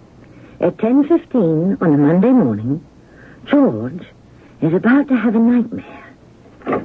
Hi, gorgeous. Is Mr. Kipnis around? Why, he's in his office, I think. Well, why don't you march right into his office and tell him that Harold Buckhalter is here? Do you have an appointment, Mr. Buckhalter? Yes, that reminds me. He said something about checking in with his executive assistant. Is that you, doll? No, that's Mr. Wallaby. Oh, too bad. You're Mr. Wallaby, I presume. I certainly am. What can I do for you, Mr. Buckhalter? Hey, come on. It's a small office. The acoustics are perfect. Didn't you hear what I told Gorgeous? I want to see the boss. I also heard Miss Simmons ask if you had an appointment. Just tell the old man Harold is here, Wallaby. Wallaby. Sounds like a guy gargling. You got a first name, Wallaby? Would you mind telling me what company you represent? I represent myself, kiddo, just myself. Now, will you tell the boss I'm here, or do I just walk into his office? I'll tell Mr. Kipnis, George. George. So that's your name. Good. I'll call you George, and you can call me Harold. Now, you better call yourself a cab, Buckhalter. I doubt very much that Mr. Kipnis will see you. Harold, my boy, why didn't somebody tell me you were here? Hi, Mr. Kipnis. Sorry I'm late. Come inside, Harold. We'll have a nice talk, and then we'll go out to lunch. No, have you met my assistant, George Wallaby? Sure did, Mr. Kipnis. Nice fella, George. Well, I haven't met Mr. Buckhalter, Mr. Kipnis. Not formally, anyway. Well, let me introduce you. You fellas are going to see a lot of each other. We are? Harold is our new sales manager. He's going to replace old Demetrius. You know Demetrius is retiring. Dead, Mr. Kipnis. What? Mr. Demetrius died last month. Oh, yes, of course. We sent flowers, didn't we? Yes, sir. Well, this is our little office, Harold. Small but efficient. This will be your desk right here, right behind George. I'll keep an eye on him, Mr. Kipnis. You do that, Harold. And I certainly intend to keep an eye on you, Miss Simmons. Yeah, well, come into my office, Harold. Do you like cigars? Well, what did you think of that? What, George? Did you see that Harold? Yes, I did. He had an awfully nice smile, didn't he? I just don't understand it, Gretchen. I talked to Mr. Kipnis about that sales job 2 months ago when Demetrius first left. Ooh, they have spinach steak on the menu today, George. Your favorite. You know, I've been there 6 years. 6 years, Gretchen. You'd think that would entitle me a little consideration. Of course, there's the peanut butter beef patty. You like that, too, How could Kipnis fall for a loudmouth super salesman like Harold Buckhalter? Our clients will hate him. Harold says they're all crazy about him. What did you say? Harold told me that all our clients just adore him. When did he tell you that? At dinner last night. Gretchen, you had dinner with Harold Buckhalter? Why? Well, because he asked me. But you never had dinner with me, Gretchen. I had lunch with you, George. You mean I'm more the lunch type and Harold is the dinner type? You know, I never thought about it, but yes, I guess that's true. You know something, Gretchen? I don't like Harold Buckhalter. Come on in, George. Well, sit down. You don't look well enough to be standing up. The truth is, I'm not feeling too well, Mr. Kipnis. What's the matter? You got a virus? Well, you could say that, I suppose. A virus named Buckhalter. How's that again? Oh, well, it's worse than a virus, sir. It's a galloping infection. It's a plague. What are you talking about, George? Well, I'm talking about your new hotshot sales manager. I'm talking about Harold Buckhalter. That man is plaguing me, Mr. Kipnis. He's driving me crazy. Now, easy now, George. Take it easy. He's inventing new tortures for me every day. He's dedicating his life to tormenting me, and it's got to stop. Now, you can't be serious, George. Why, Harold's too busy to do anything like that. He's out there selling every day. Well, before he goes out there, Mr. Kipnis, he's in here at my desk finding new ways to make me suffer, like yesterday, for instance. What did he do to you? Well, he put a pinhole into my coffee container. He what? He put a little pinhole into the bottom of my cardboard coffee container. It was a slow brown leak all over my desk, my correspondence, everything. Now, George, why would Harold Buckhalter play a silly trick like that? He's a grown man. Oh, is he? Would a grown man put a thumbtack on another grown man's chair? Would a grown man leave a message on my desk to call a Mr. Fish at a number that turns out to be the aquarium? I'm sorry. It sounds like harmless pranks to me. And last week, do you know what he did to me last week? What did he do, George? Well, I was having lunch in the House of Health restaurant. I was with someone, and Harold came in and took a table right near us. What's wrong with that? Now, wait, just listen. He kept butting in on my private conversation, and I got so irritated, I gagged a little bit on a piece of spinach. And do you know what he did then? What, George? He performed a Heimlich maneuver. A what? You know, the Heimlich maneuver, where they grab you around the waist to keep you from choking? Oh, yes. That's a great lifesaver. Yeah, well, only my life didn't need saving, sir. Don't you understand? He just wanted to humiliate me, make a fool out of me in front of people. Now, George, you're taking this much too seriously. I know you don't like Harold. I know you resent him a little. But he's a salesman, George. You're more of an inside man. Well, I just can't believe that a vulgar lout like Harold Buckhalter can be any kind of salesman. And I wouldn't be surprised if he turned out to be a complete fraud. Now, George... Well, how do you know the kind of deals he's making out there? How do you know he isn't some kind of a crook? Oh, don't be ridiculous. Well, did you check his references? Did you call his last employer? Well, no, I didn't. Mr. Kipnis, you've got millions of dollars in jewelry in this office. Now, how do you know he isn't planning something criminal? George, that's enough. I know you don't like Harold, but there's no reason to make wild accusations. Well, I'm sorry, Mr. Kipnis. I don't usually hate people. I don't think I've ever hated anyone in my life. But I hate Harold. Well,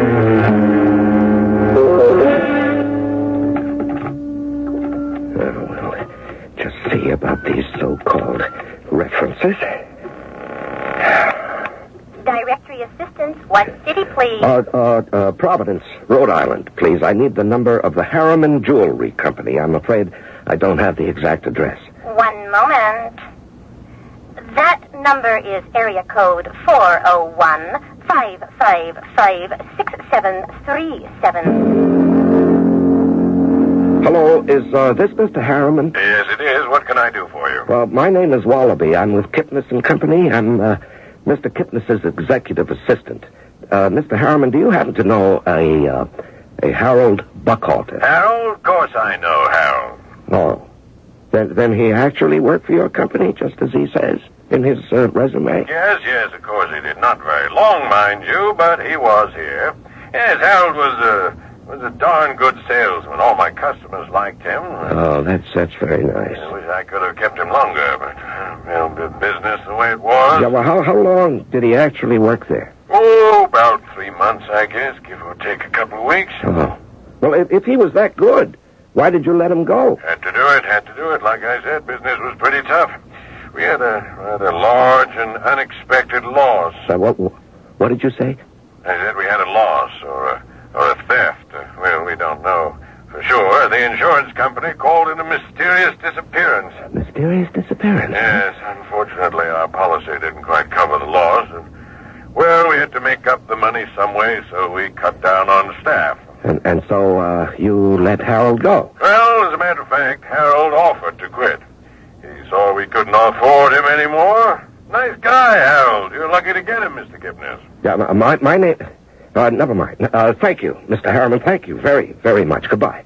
Oh, mysterious disappearance. Oh, how I'd like to see that happen to Harold.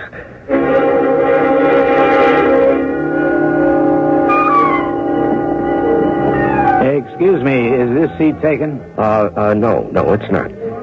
You're not expecting anyone? Lady, perhaps? No. Why do you ask? Well, to tell you the truth, I've seen you in here with a lady before. A very pretty girl. Long, blonde hair. Oh, well, I'm alone today. Her name is Gretchen, isn't it? Yes.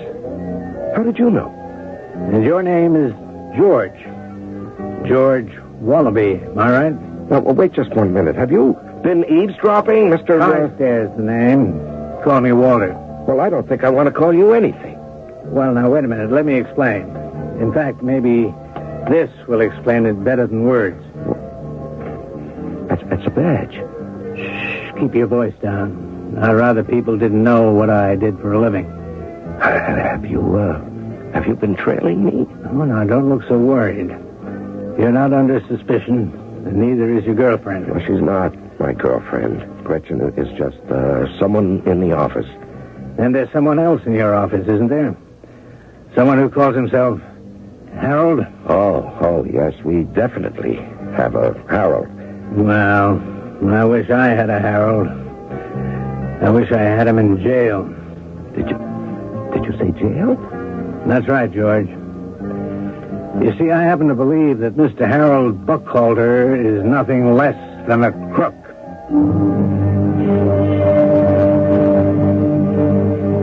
Speak about prophetic visions. Apparently, George Wallaby's instincts about Harold are correct. Harold may be more than loud and vulgar, but as George sits in a health food restaurant, there's a strange expression on his face. He doesn't look alarmed. He doesn't look worried. Why, anyone looking at George Wallaby right now would think that he had just heard very good news. We'll find out how good that news really is when we return with Act 2 shortly.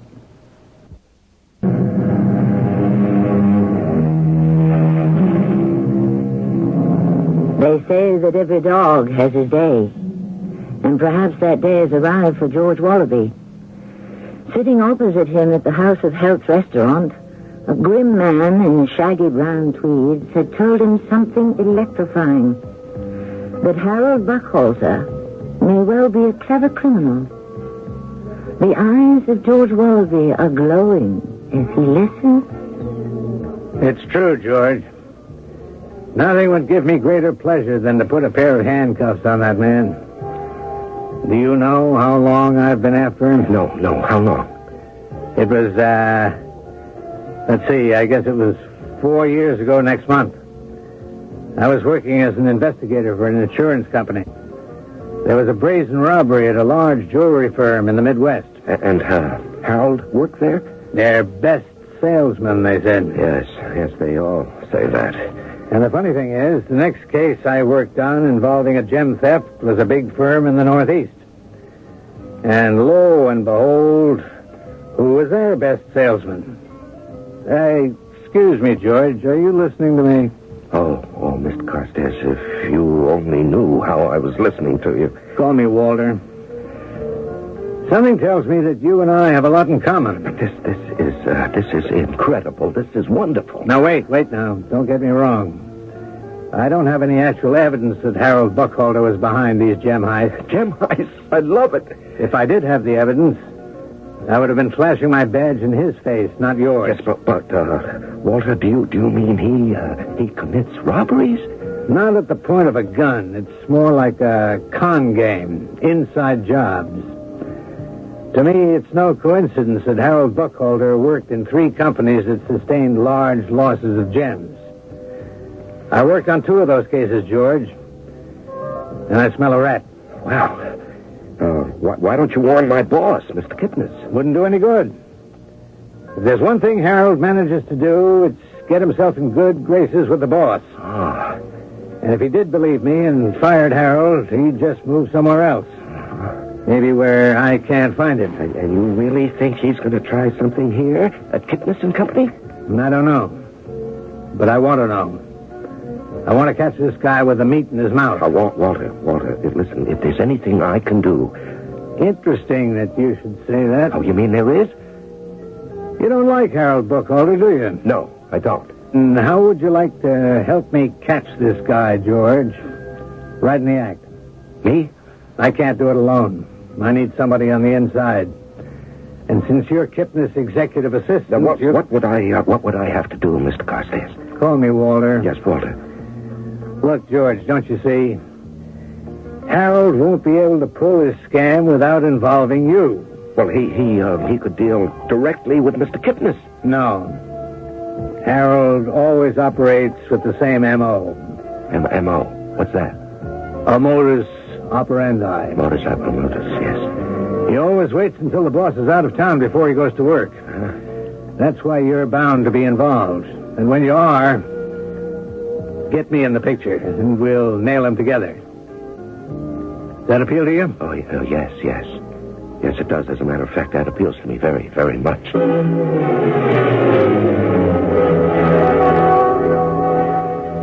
A week has passed since Walter Carstairs interrupted George Wallaby's bean and carrot soup with an invitation to adventure. It was a bad week for George. On Monday morning, Harold did Walter a favor and shellacked his wooden swivel chair. However, he forgot to advise George that the chair was still sticky wet. On Tuesday, Harold apologized by bringing George a present, a new hairbrush. George's bald head went pink when Gretchen giggled.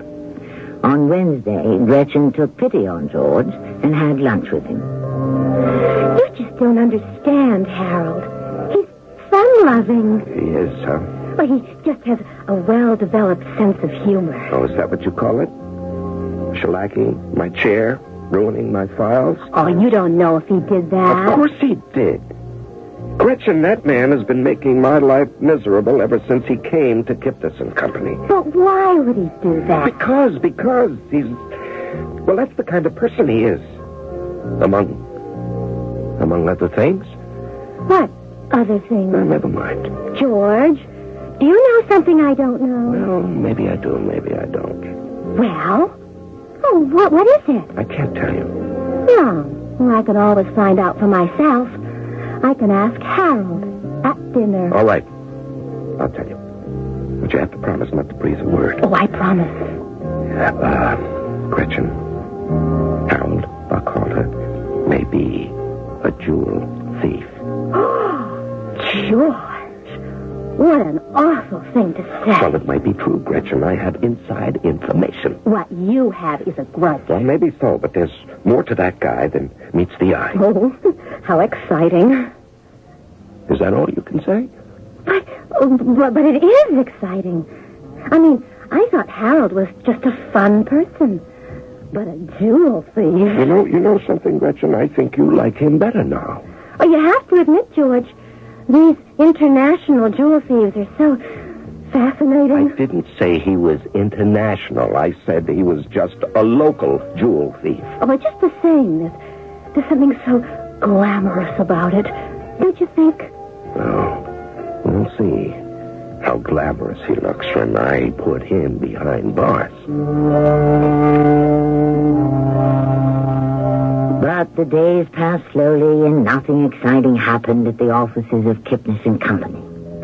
Except that Gretchen seemed even more impressed by the dashing Harold Buckhalter than ever before. Then it happened. The detective, Walter Carstairs, had told him that Harold rarely made his move until the boss was out of the office, preferably out of town. George, I'm going to the Far East on my annual buying trip. Yes, Mr. Kipnis. How long will you be gone this time? Couple of weeks. First stop Hong Kong, then I'm going to try to get over to Canton and maybe Peking. Oh, that sounds wonderful. You'll see about plane tickets, hotel reservations, ground transportation. Yes, sir. You'll come to my place tomorrow and pack. Oh, yes, sir, as usual. And, of course, you'll take Fifi again. Oh, do I have to, Mr. Kipnis? Well, you know Mrs. Kipnis doesn't want to put her dog in any kennel. Yes, sir. And don't forget about watering the plants.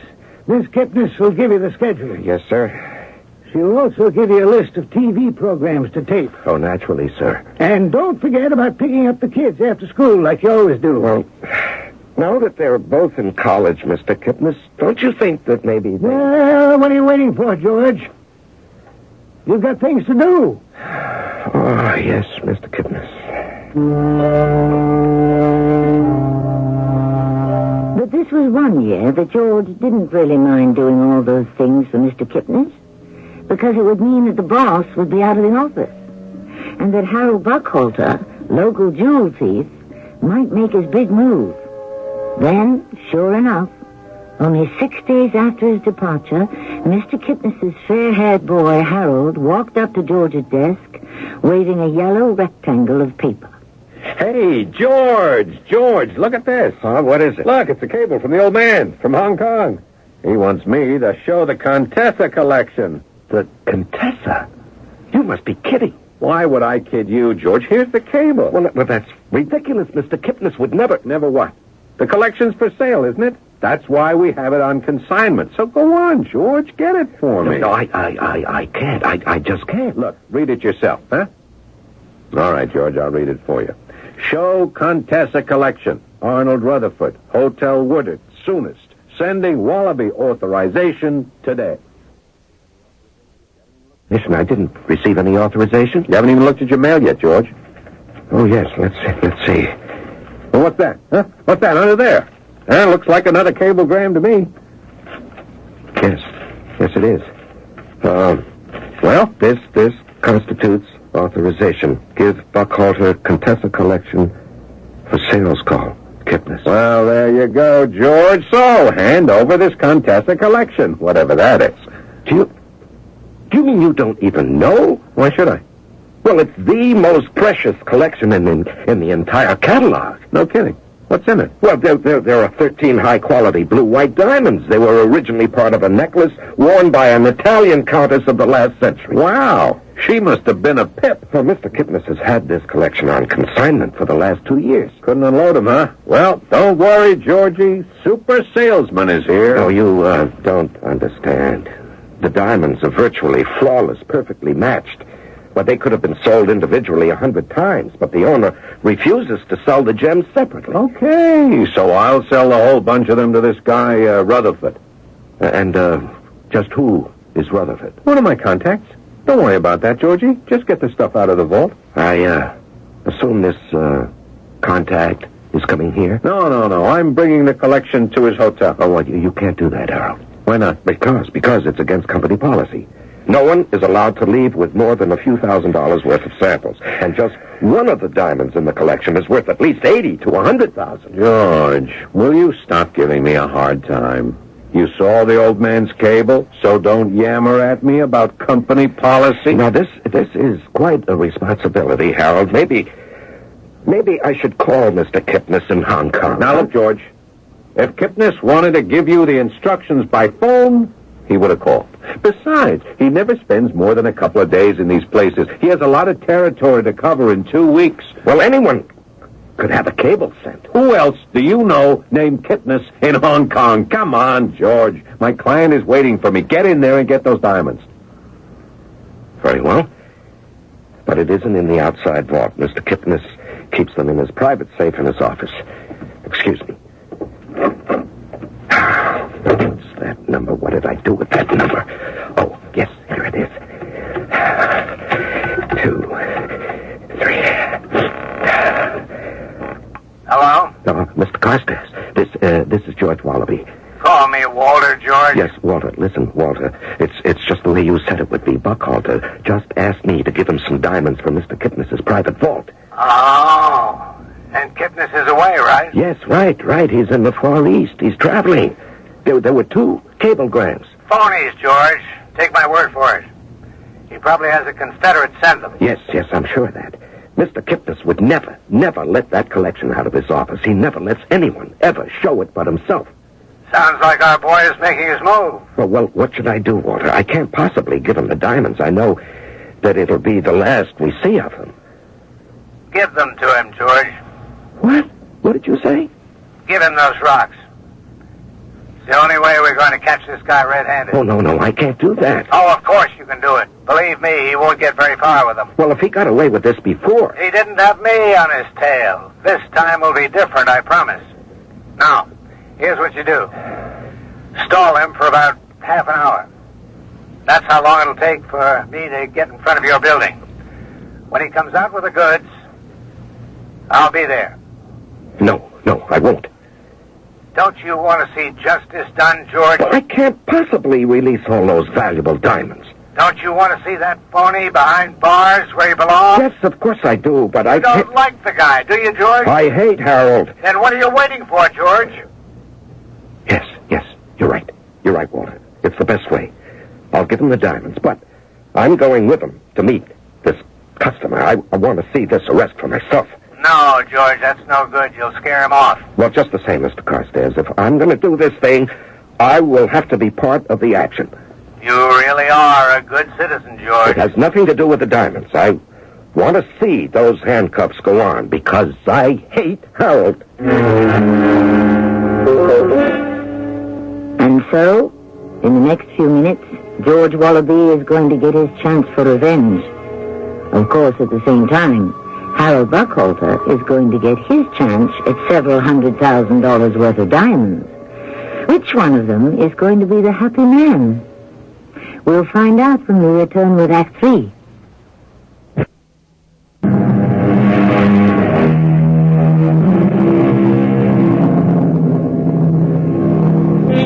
It's the moment of crisis in the offices of Kipnis and Company Wholesale Jewelers. A moment that George Wallaby will look upon as the turning point of his life. He has made a fateful decision, and now there is no going back. As he steps out of the private office of his employer, Mr. Kipnis, there is a flat steel box in his hand, and Harold Buckhalter looks at the box and smiles. Well, now, that's being sensible, George. Mr. Kipnis would have been very upset if you hadn't listened to him. Yes, we wouldn't want to upset Mr. Kipnis, would we? No, George, we wouldn't. Well, hand it over. No, it's quite all right. I'll be glad to carry them. You're really sure you want to do this, huh? Come along with me. Well, why not? You can tell Mr. Rutherford that I am your assistant. That's the way you treat me around here, isn't it? All right, George. If that's the only way you'll have it, let's go. Oh, just one moment. I want to tell Gretchen something. Oh, Gretchen, baby. Yes, Harold? Hey, I'm expecting a call from London this afternoon, maybe one from Marrakesh. Tell them I'll call back in a couple hours. Yes, Harold? And don't forget about tonight. I just got the tickets. 5th row center. Oh, I won't forget. Now we go back to my place later, and Listen to my new stereo, huh? Well, George, ready to leave? Oh, yes, I'm ready. You don't know how ready I am.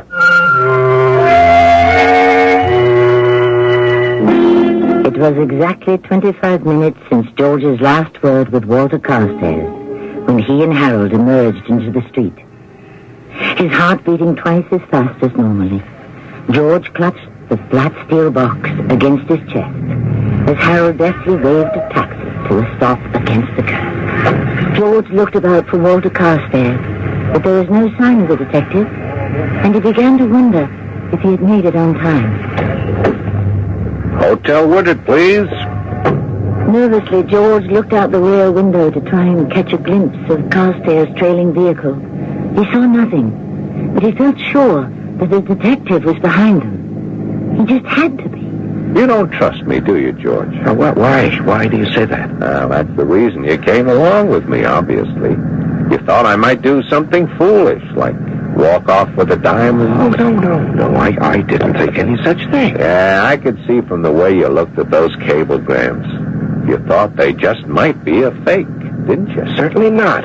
Yeah, I'll bet you were hoping they were a fake, George. And I'll bet you're hoping there ain't a Mr. Rutherford at the hotel, am I right? No, I have no idea what you're talking about, Harold. Tell me something. Why do you keep looking out the back window? Out the back? Oh, well, it's just a habit. That's a habit of mine. I'm always a bit nervous when I'm carrying so much precious merchandise. Oh. Well, I can help make you less nervous, George.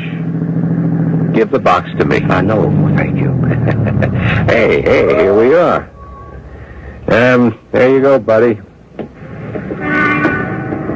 Well, are you all set, George? All set.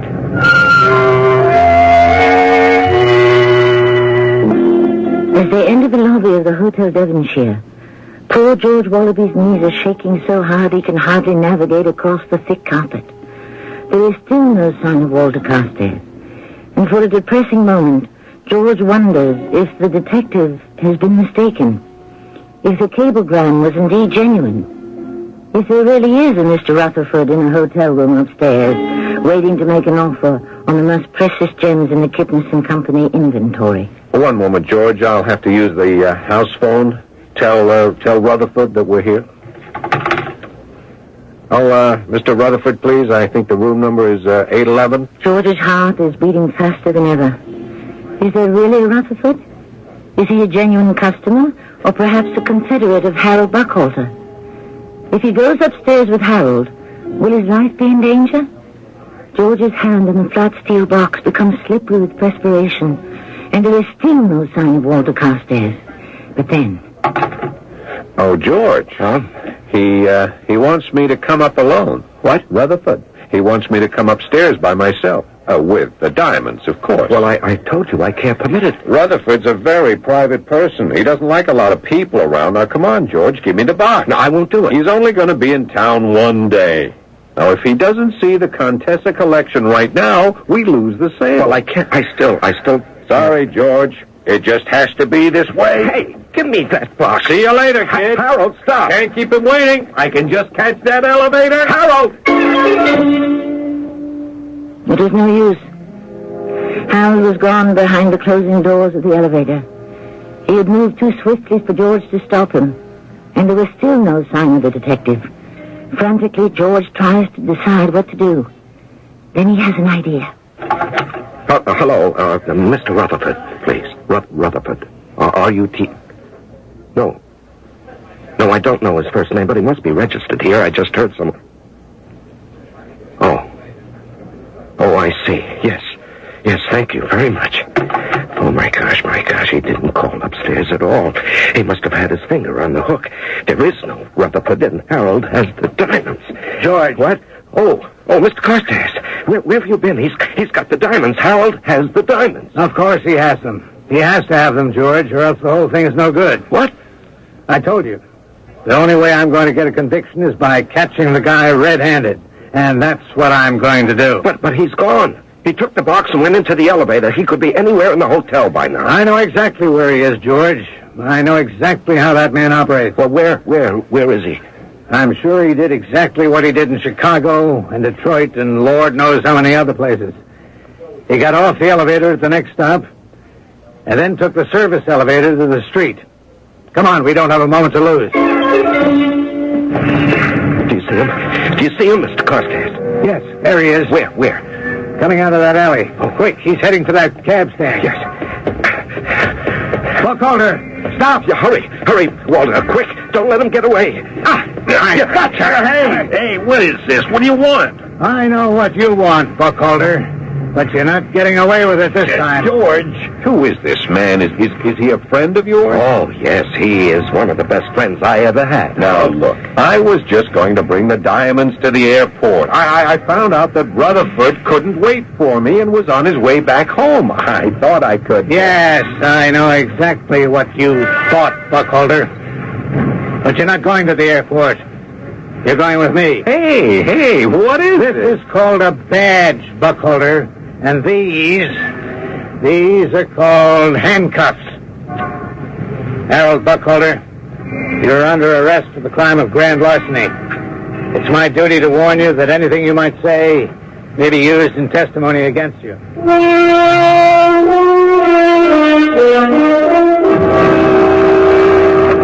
Good morning, Gretchen. Is Mr. Kipnis in yet? Yes, he's waiting to see you. Oh, George, is it all true? Oh, yes, it's true, all right. I'll tell you all about it at lunch, if you like. Oh, yes, please. Yes, I'll see you later, then. Oh, George.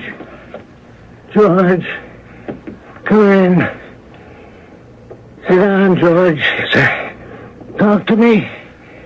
But whatever you do, don't tell me what a fool I've been. I know it only too well myself. Well, now don't you be too hard on yourself, Mr. Kipnis. No, you warned me, George. You told me I was being a silly old fool, trusting that young man without even checking out his references. Well, it wouldn't have helped, Mr. Kipnis. Harold's reference would have been verified. Nobody he ever worked for thought that he was a crook. That's why he got away with it for such a long time. You do have insurance, of course. Insurance? Mm-hmm. What are you talking about? Why, to cover the loss. What loss? What are you talking about? You mean you don't know? Well, you told me on the phone that it was a trap. That this detective, what was his name? Well, I call him Walter.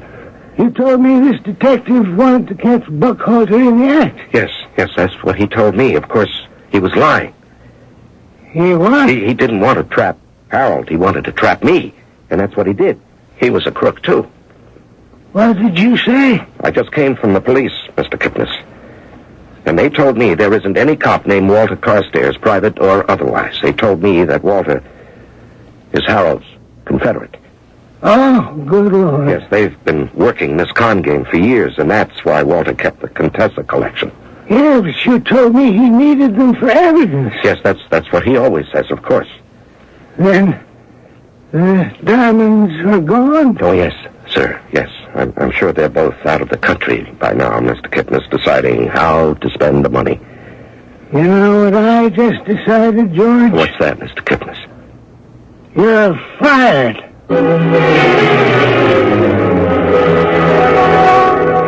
I don't understand, George. Don't you like the House of Health anymore? No, Gretchen, I feel healthy enough, thanks. But this is the most expensive restaurant in town. Well, I just wanted us to have lunch someplace special for a change. Oh, but you can't afford that, George. I mean, didn't you just tell me that Mr. Kipnis fired you? That's right. Did he give you severance pay or something? No, not a penny. You're not upset about it? Oh, no. I deserved being fired, and I certainly didn't deserve any severance pay. But what happened wasn't your fault. Wasn't it? But they fooled you, George. They were just too clever for you. Oh, yes, they were clever, weren't they? I'm sure Harold dreamed up the whole scheme. You know, I know this is awful to say, but I can't help thinking. You can't help thinking that Harold was clever. Well, you have to admit there was something romantic about what they did. Yes, I knew you felt that way, Gretchen, and how romantic jewel thieves were. That's why I did what I did. What do you mean? Well, you see, I didn't give Harold the Contessa collection. You didn't? Oh, no. You see, when Harold asked me for them, I went into Mr. Kipnis's office safe and took the diamonds out of the box. And then I put some cheap paste imitation in their place. And I locked the box again. Then the diamonds are still here. Oh, no. The diamonds are gone, Gretchen.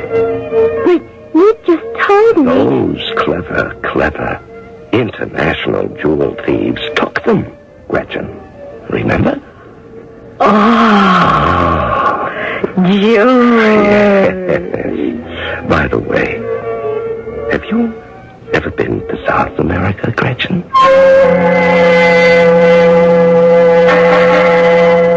It looks as if the Contessa collection has just been added to George Wallaby's collection. And so, for that matter, has Gretchen. You might say there's a moral to our story. Even though George started out hating Harold, he ended up by being very grateful to her, which goes to prove that you can always find something to like in everyone you meet. I'll be back with a further report on the Contessa collection shortly.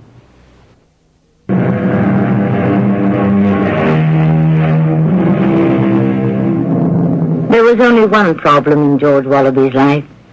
The day he and Gretchen showed up at the airport to board a plane for Brazil, they were approached by two gentlemen with badges. This time, the badges were the real thing. You see, George decided it would be much better to carry the Contessa collection aboard by hand.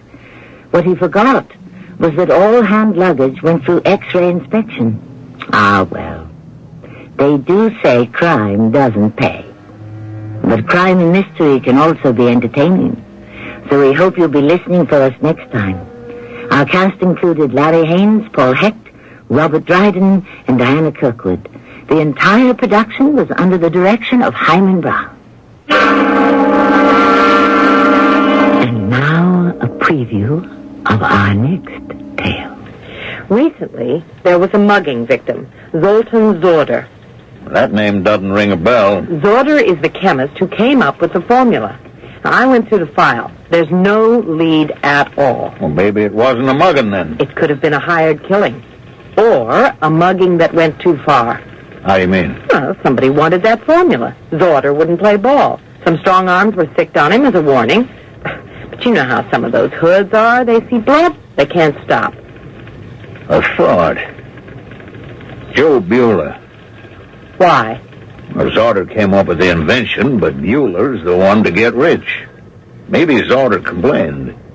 Maybe Joe was afraid Zorder would sell it to the competition. I think I'll pay Mr. Joe Bueller another call.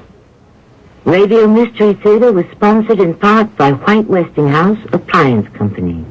This is Tammy Grimes, inviting you to return to our Mystery Theater for another adventure in the macabre. Until next time, pleasant dreams.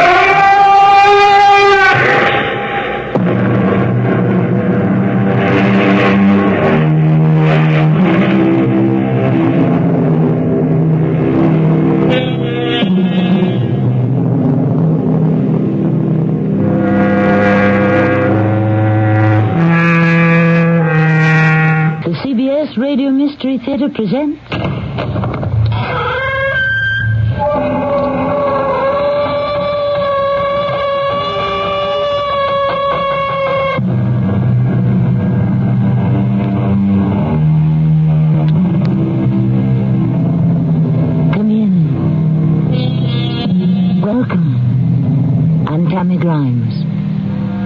If I may paraphrase the title of a beautiful old ballad, the song is over, but the memory lingers on. Yes. Long after we have forgotten the words, and even the melody, the memory of the music, and what it may have meant to us still lingers.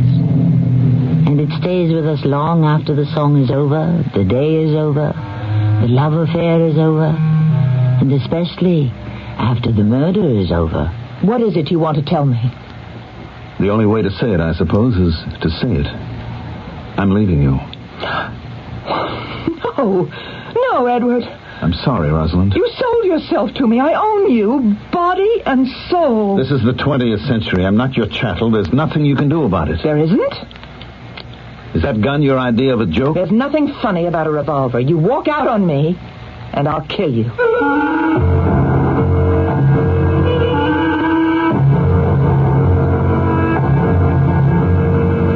Our mystery drama, The 12th Juror, was written especially for the Mystery Theater by Sam Dan and stars Marion Seldes. I'll be back shortly with Act 1. Give yourself and others a gift of cheer this holiday season, packaged in a long-playing album, cassette, or 8-track. Hi, Pat Summerall to say True Value Hardware Store's Happy Holidays record or tape features heartwarming and joyous music performed by popular artists. It's the perfect way to share the holiday spirit with people extra special to you, or as background music at holiday get-togethers. And Volume 17 of the Happy Holidays album or tape is just $1.99 while supplies last, exclusively at participating True Value Hardware Stores and home centers. And say that Pat Summerall sent you. Rod, if you saw any more wood, you'll have a backache. It's too late. My back's groaning now. Oh, dear. Well, sit there a minute. I think we have some Doan's pills in the house. That's what I love about you, honey. You think of everything. Good advice. Doan's pills for temporary relief of simple backache pain due to overexertion, stress, or strain. Use only as directed. You're walking like your back feels much better tonight, dear. It sure does, thanks to Doan's pills. I'm even ready to stack that wood now. What a way to start our vacation with a flat tire. There, it's fixed. My aching back isn't. Oh, John, your back? Yeah, lifting the tire did it. Look, let me drive and we'll stop for some Doan's pills. Hey, Doan's pills. That'll help. Good advice. Doan's pills for temporary relief of simple backache pain due to overexertion, stress, or strain. Use only as directed. Well, we made it before sundown. Yeah, and thanks to Doan's pills, we can go for a walk before dinner. One flight and you're out of breath? I smoke, remember? Oh, I wish you'd quit. You know I've tried. Then use Bantron. Bantron smoking deterrent tablets help you break the cigarette habit because they help ease your craving for nicotine. The more you want to stop smoking, the more Bantron helps. Come on, one more lap. Oh, you're not out of breath? The less I smoke, the better I feel. Bantron helps you break the cigarette habit. Use only as directed.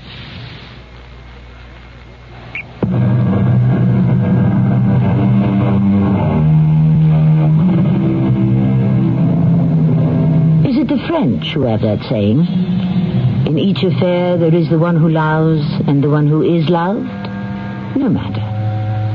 The fact remains that it's all too often true. And it's also true that while two people may fall in love with each other at the same time, no such neat and convenient scheduling can govern their falling out of love with each other. I'm sure you'll agree. And I hope it's not from personal experience that this may cause a great many problems. Edward!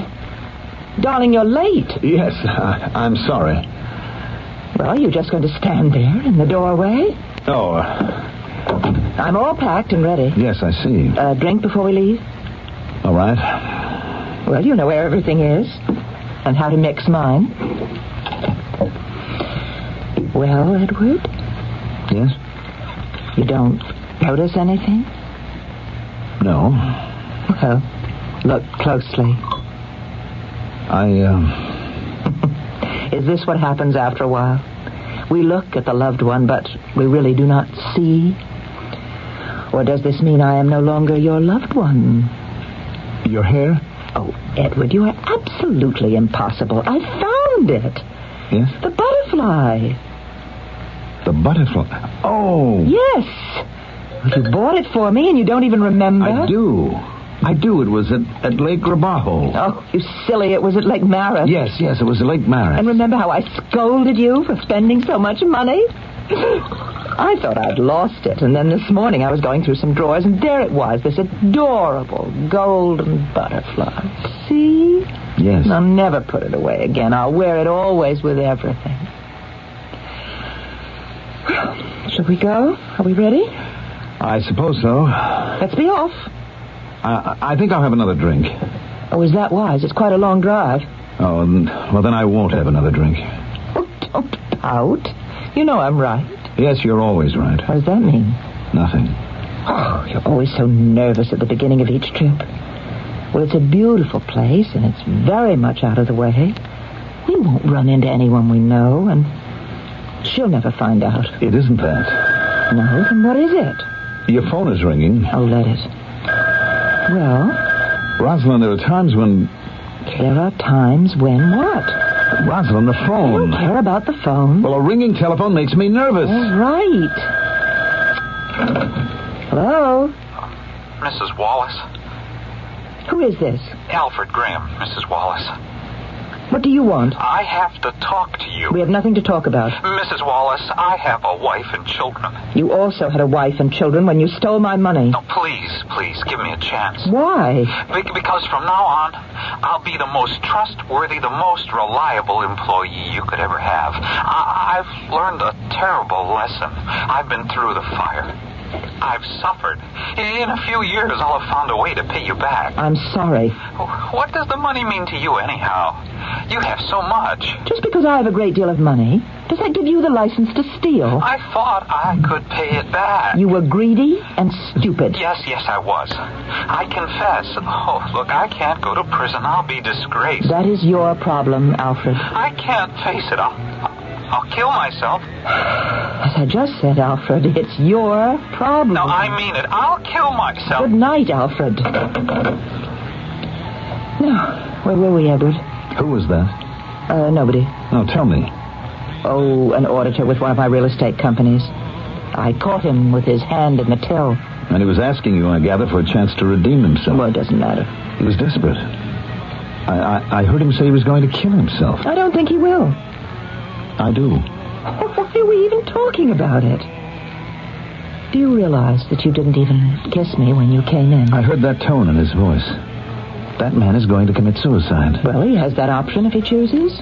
What are you saying? I'm saying it's time we were on our way. You mean that you and I will just go off and enjoy ourselves even while we know another human being is about to lose his life? Oh, people are always losing their lives all over the world. But this is one life you could save. I'm not the one who's holding a gun to his head. Rosalind, there's a basic morality here. Morality? Darling. Are you going to preach about morality? You are as immoral as I am. No. You just haven't learned to accept it. But you will. Never. What if Sheila were to find out about us? Sheila knows. About you and me? She doesn't know who it is specifically, but she knows there's somebody. When did she find out? I think she always knew. Well, that's good. Then she's had time to become accustomed to it. We talked, Sheila and I, and she's decided to forgive me. Oh, how noble. Provided I promised to end the affair. Oh. And I swore to her that I would. Oh. But you still made the reservations for this weekend.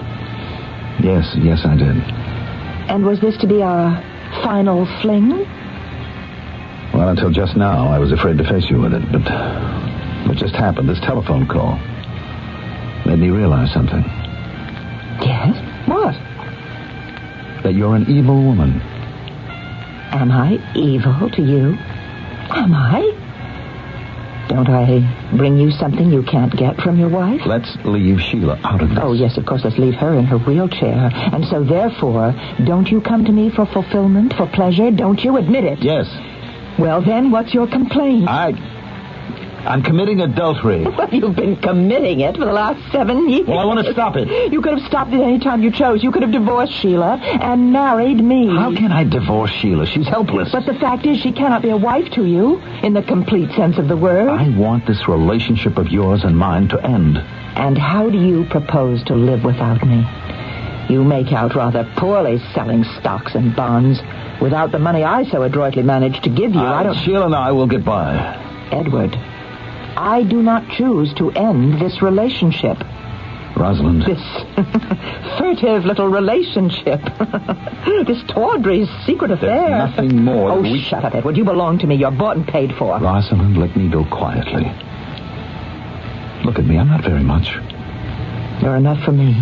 Rosalind, you're an attractive woman. A wealthy woman. You could do so much better. Well, you are what I want, and I intend to keep you. No. I'm leaving. You are not going to walk out on me, Edward. No one walks out on Rosalind Wallace. I am not your chattel. Yes, you are. You sold yourself to me, body and soul, and I do not choose to release you. There isn't anything you can do about it.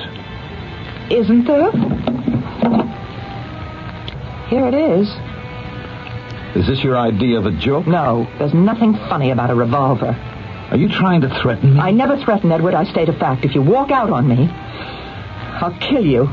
What are you laughing at? You won't pull that trigger. Why not? You're too shrewd a businesswoman, and this is just a bad deal. Oh, is it? You shoot me, you'll spend the rest of your life in jail. Is it worth it? Yes. I don't believe you. Don't take another step. I'll kill you. No, you won't. Goodbye, foolish Rosalind. Goodbye. Oh. Rosalind. You didn't believe me. You won't get away with it. Why didn't you believe me? You won't get away with it. Edward.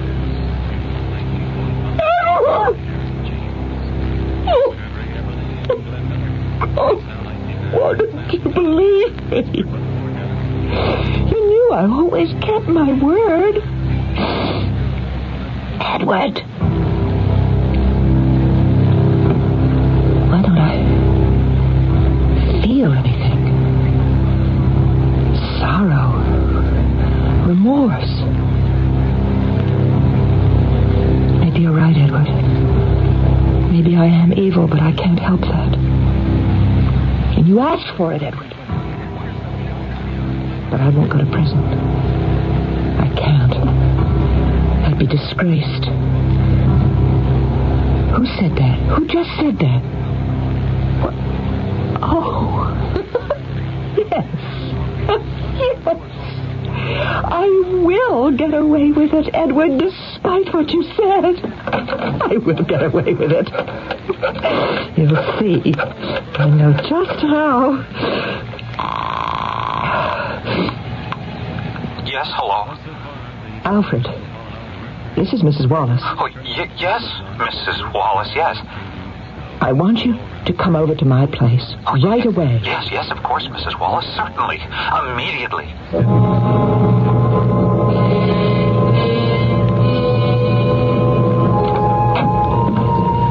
I got here just as fast as I could, Mrs. Wallace. Come inside, Alfred. I even broke the speed limit. Why, what happened? That man lying there on the floor, Oh, that's blood. Is he dead? Yes. Dead? Oh, how? He was shot. Who shot him? You did. Me? Yes, Alfred. You. What?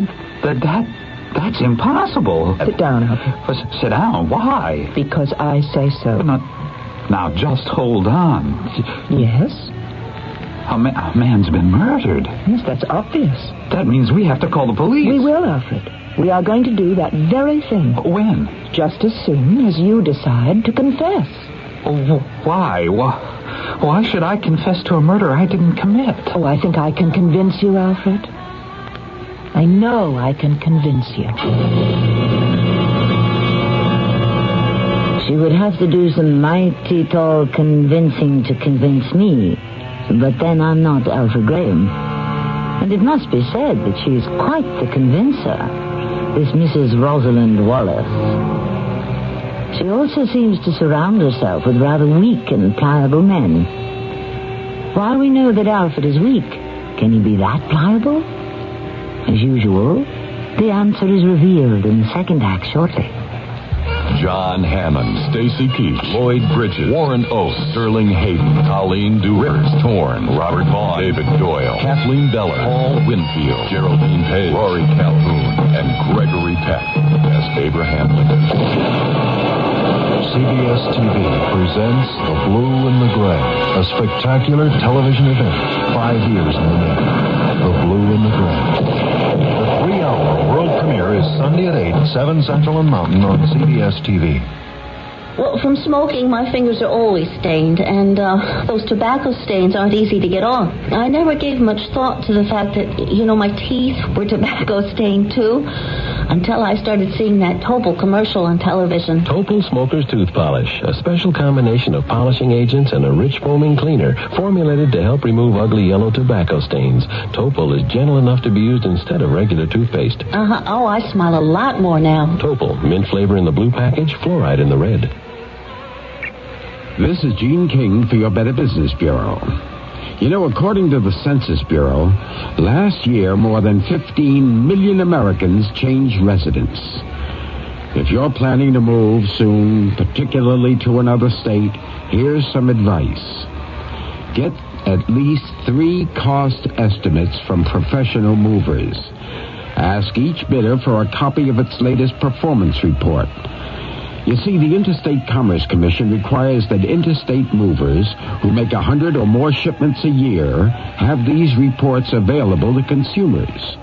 And the reports will show how often the company's price estimates turned out to be high or low, how often pickups and delivery were late, how often goods were damaged, and how long it took to settle customers' claims. Valuable information for anyone comparing moving companies. A consumer tip from this station and your Better Business Bureau.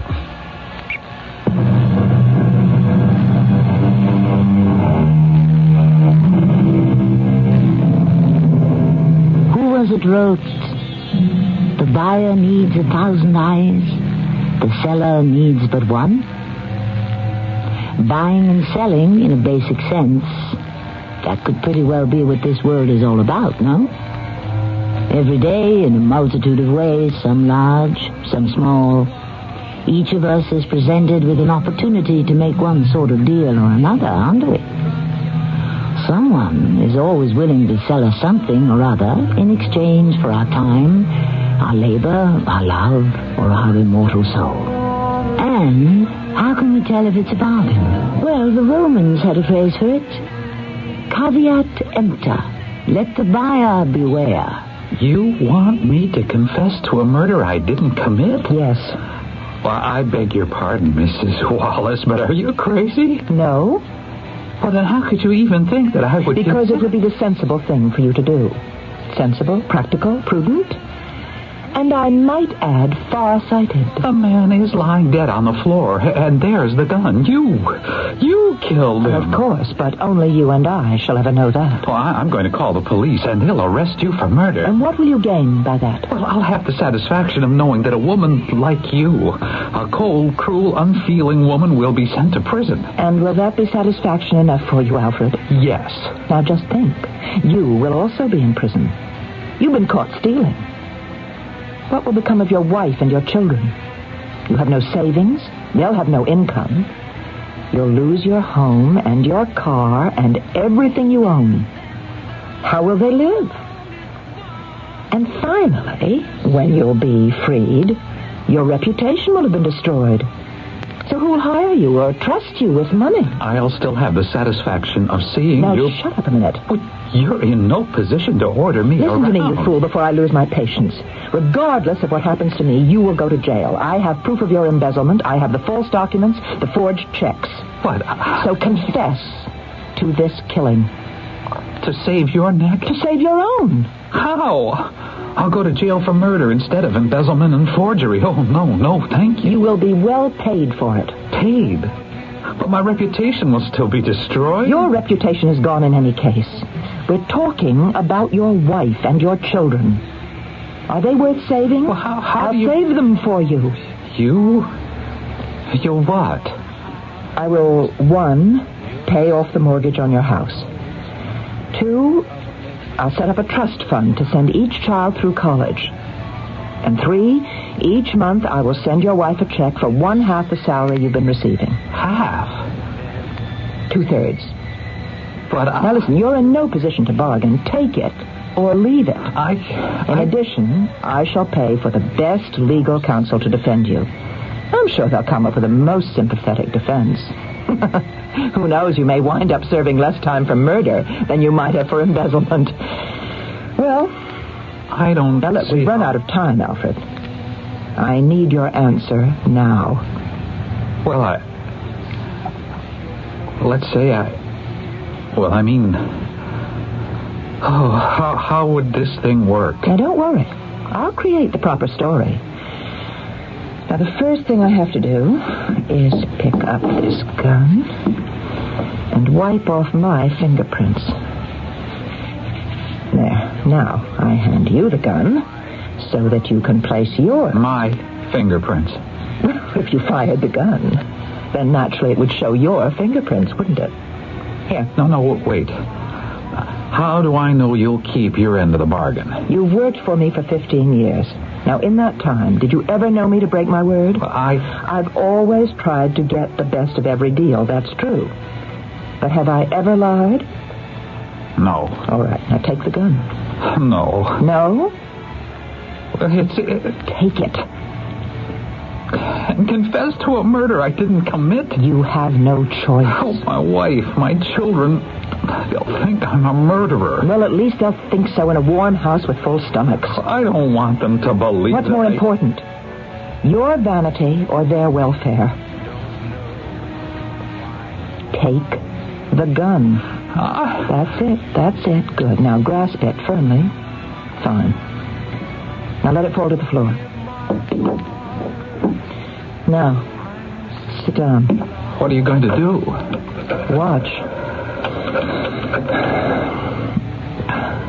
Hello? Oh, police emergency. There's been a murder at my home. I'm Mrs. Rosalind Wallace, 86 Harrison Crescent. Yes. What are we going to say to the police? You are not going to say anything. You are going to be in a state of shock. It's Lieutenant Muller, Chuck. The man's name is Albritton. Edward Donald Albritton. He's dead. Looks like one shot through the heart. You can send the lab people over and get the routine started. Yeah, right.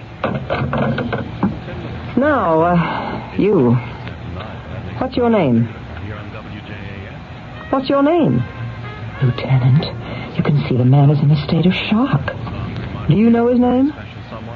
Alfred Graham. Alfred Graham. And he fired the shot? Yes. You know him? He's an employee of mine. What's the name of your firm?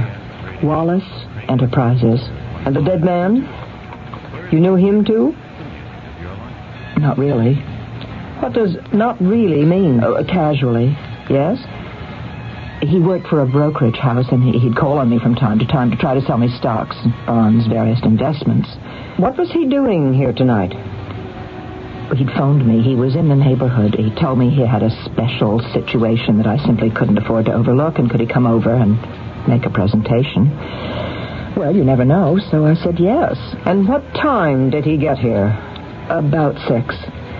We started to discuss it, and then I heard a noise in the next room in the library. I was afraid it was a burglar, and I wanted to call the police, and he said, "Oh, nonsense, let me handle this." Yes? Well, poor chap. I guess he really wanted to impress me. Before I could stop him, he'd run into the library, in here. I heard some words, and then a shot. I looked through the open door, and I saw poor Mr. Alberton lying on the floor, and Alfred Graham just standing over him. Alfred Graham had shot Edward Alberton. Why? I asked him, but he couldn't answer. He was in the same state of shock he's in now. But I didn't have to ask, really, because I knew why. Was there something between these two? No, I suppose it all has to come out. What does? Oh, I wish I didn't have to mention it. Alfred Graham has been stealing from my company. He's even forged my name on several checks, and recently I confronted him and I told him I had the evidence. So I suppose he was desperate. He must have come here to try to find it, the evidence, and destroy it. And while he was rummaging through the drawers of my desk, he came upon that revolver that you see there on the floor. Yes? Oh, it's registered in my name. I have a license for it. Go on, Mrs. Wallace. I said he was desperate. I suppose he thought if he couldn't destroy the evidence, perhaps he could destroy me. But Mr. Alberton fought with him, and Alfred Graham killed him. Poor Alfred, I mean at heart, he really isn't a murderer. And as you can see, the realization of what he's done, it's just too much for him. Well, I guess it's all pretty much open and shut. Rosalind. Rosalind. Wake up. Should I wake up? Wake up. Oh. Do you remember, Rosalind? We went to that summer theater, and we saw Shakespeare's Macbeth. Please go away. I'm asleep. Don't you hear a voice cry, "Sleep no more, Rosalind Wallace"? Like Macbeth, you have murdered sleep. Who is... Oh, thank goodness. It's just a dream. It's no dream. Edward. Yes, Edward. Where are you? I am dead. What fool's trick is this? I hear your voice. Of course. You will always hear my voice. Edward, what do you want? What do I want? You murdered me in cold blood, and you ask, what do I want? I'm imagining this. I'll tell you what I want. I want to make sure you don't forget what I told you as I lay there dying. Do you remember what I told you? I said you won't get away with it. Edward, you're dead.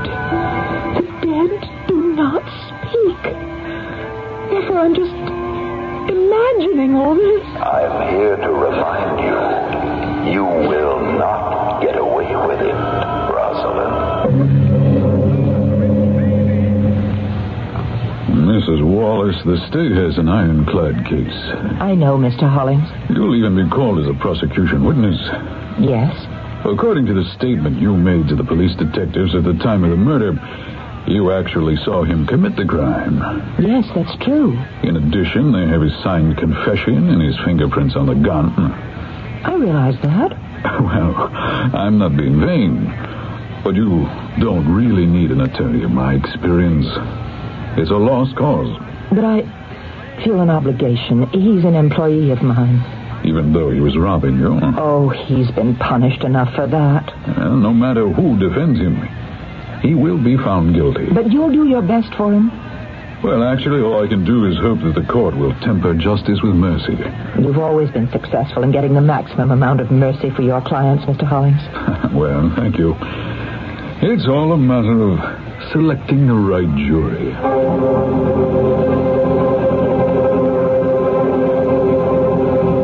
You are... Troy Bennett. Miss or Mrs.? I'm a widow. Are you employed, Mrs. Bennett? I'm a secretary at Collins and Parrish. And what do they do? Well, they're certified public accountants. How long have you worked there? 6 years. And what did you do before that? I was with My Lady's Choice. Oh, what's that? A chain of boutiques. Located where? In various resort hotels. And what was your job? I managed one of the stores. Was that a better position than the one you have now? Yes. May I ask why you left? I was fired. Do you know the defendant, Alfred Graham? No. Do you feel that you can judge him conscientiously? I do. Your Honor, the 12th juror, Mrs. Sarah Jean Bennett, is acceptable to the defense. Are you satisfied with your jury, Mr. Hollings? Yes, I think we have a sympathetic group. Are you sure? Well, it's not an exact science here. You go with a gut feeling. Yes, you know, the one I like best is that Mrs. Bennett. Why? She has courage. How can you tell? Why did you leave your job? I was fired.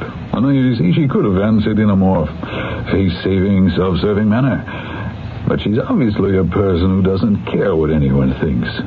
And she is the holdout type. What's that? A juror who isn't afraid to be on the short end of an 11-to-1 ballot. Oh. In cases where it's 50-50, I would disqualify her. And she could hold out against me. But here, with the verdict practically assured before we ever begin, she could only hold out for me. Despite all the evidence?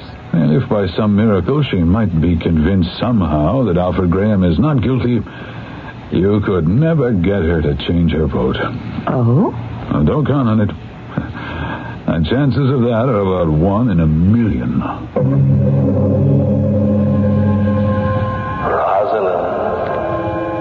Rosalind.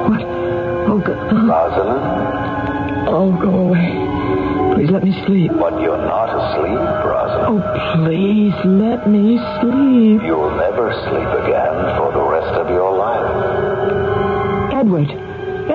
Sarah Jean Bennett. Sarah Jean Bennett. What is happening to me? I'm hearing things. Sarah Jean Bennett. Juror number 12. Oh, but what? What about Sarah Jean Bennett? Think, Rosalind. Think.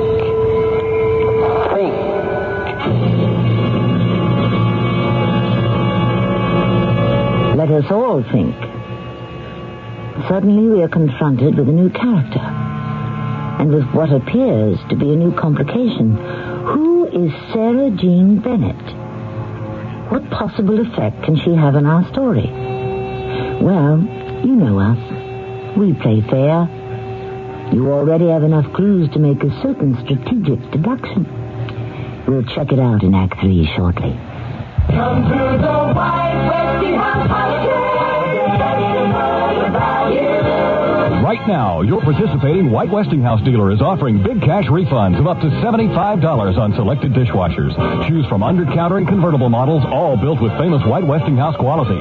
Plus, during his holiday festival, he's offering big savings on the full line of White Westinghouse appliances. So see him today.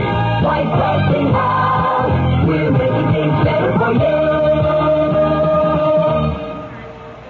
Serial introduces Mr. Buster Crabbe, film actor and author of Buster Crabbe's Arthritis Exercise Book. I wrote a book on relieving arthritis pain, and I recommend Icy Hot Cream in the tube. Rub it on.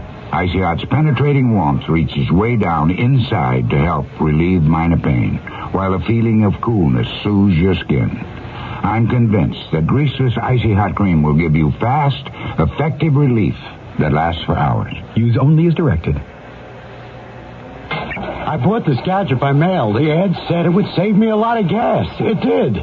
Since I put it in, my car won't start. They said I could make money stuffing envelopes at home. I'd like to give those envelope guys a licking. If you shop by mail and don't get what you were promised, it could be mail fraud, and there are many different kinds, from products that don't work to worthless work-at-home schemes.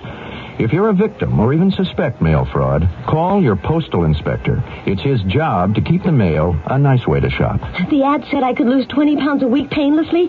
What I lost was $20, and that hurt a lot. They said there were hundreds of dollars to be made working at home. They were right. I worked at home, and they made hundreds of dollars. Remember, most of the time when you shop by mail, you do get what you were promised. But if you suspect mail fraud, call your local post office and ask for your postal inspector or postmaster.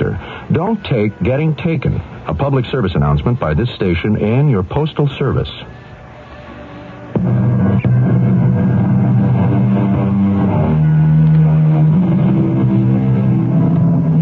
All guilt, said Goethe, is punished upon this earth. Well, sometimes it is and sometimes it isn't. And so far in our own story, we have a case where the guilty party would seem to have clear sailing. It's true that the dead man, the one she killed, keeps telling her that she won't get away with it.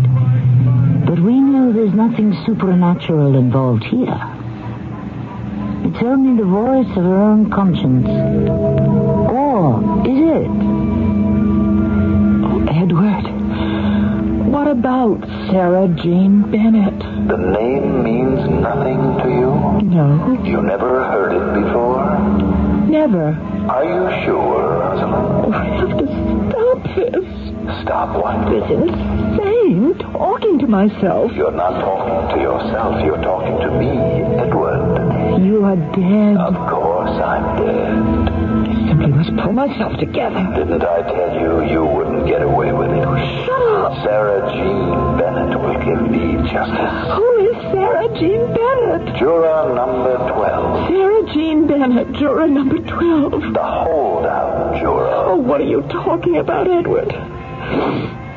Edward?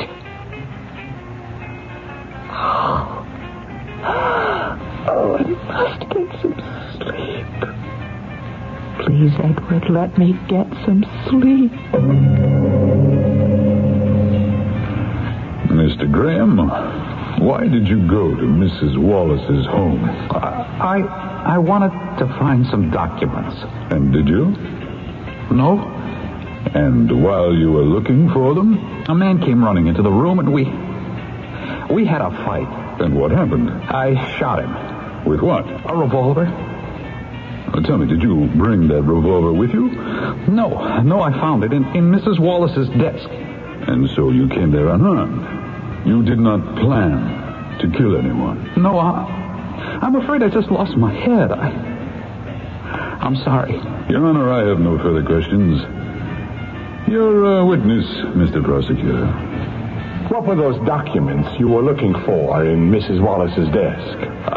Were they false contracts you had written, checks you had forged, which could prove that you had stolen some $50,000? I must ask you to answer that question. Yes. That will be all.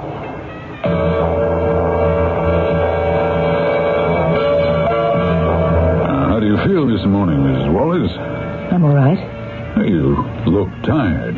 Well, I'm having trouble falling asleep. A murder trial can do that to you. I should know. And juror number 12. Mrs. Bennett? Yes, she keeps staring at me. Are you sure? Oh, I'm positive. Well, it could be your imagination. No, I don't think so. It's not easy to be the key witness at a murder trial. You mean it's normal for me to be so nervous? Well, everyone's nervous. Some of us manage to hide it better. Let me look at you. Yes, your costume is just right. Properly subdued. What is it? Well, I'm not sure about that pin. A butterfly pin? I think it's just a bit flashy. That's just what I said to him when he bought it. Oh. Matter of fact, we had quite a scene about it in the hotel. He really had no taste, never did. But he meant well. What are you talking about, Mrs. Wallace? What? Oh, nothing. Nothing at all. Are you saying I shouldn't wear this gold pin? Why? I wear it all the time now. Oh, no. It'll be all right. After all, you're not the one on trial. Mrs. Wallace, you told the police officers at the scene and testified here that the deceased, Mr. Albritton, came to your house to sell you some securities. Yes. How well did you know Mr. Albritton? How well? Yes. Well, I didn't really know him at all. Are you saying that was the first time you had met him? Oh, he may have called on me at the office once or twice. But the relationship you had with him, it was purely a business one? Yes. You knew nothing else about him? No, not really. And you were discussing an investment with him when you heard noises in the other room? Yes. Mr. Albritton went inside to investigate. There was a scuffle. The defendant shot and killed Mr. Albritton. Yes. Your Honor, I have no further questions. Rosalind? Listening to Bach, are you? Yes. He would be your favorite composer. He's so mathematically precise. Edward? Yes, it's Edward. What do you want? Your plan was so simple, so logical, but it isn't going to work. They'll find him innocent, and you'll face the murder charge. Oh, never. It's all over. It hasn't even begun. Juror number 12 will attend to that. Mrs. Sarah Jean Bennett. You've seen her before. I don't remember. And she's seen you before. She's also trying to remember. Even now, she's sitting there in that jury room. It's bothering her. Suddenly, each of you will remember where you had encountered the other. It will occur to you both at the same time. And then it will be all over. She's trying to remember. Trying to remember.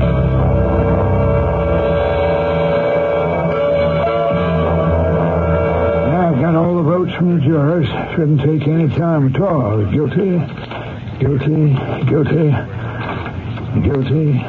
And this last one makes it unanimous. Oh, what's this? Not guilty. My dad. Whose vote is this? Mine. Mrs. Bennett, you vote not guilty? I do, Mr. Foreman. Miss Bennett, the defendant, Alfred Graham, has confessed. I don't believe him. You don't believe him? His fingerprints are on the gun. I don't care. I just don't believe him. You don't believe he embezzled the funds and forged the checks? Oh, yes, I can believe that. But murder? Oh, no. Why not? Because I look at him.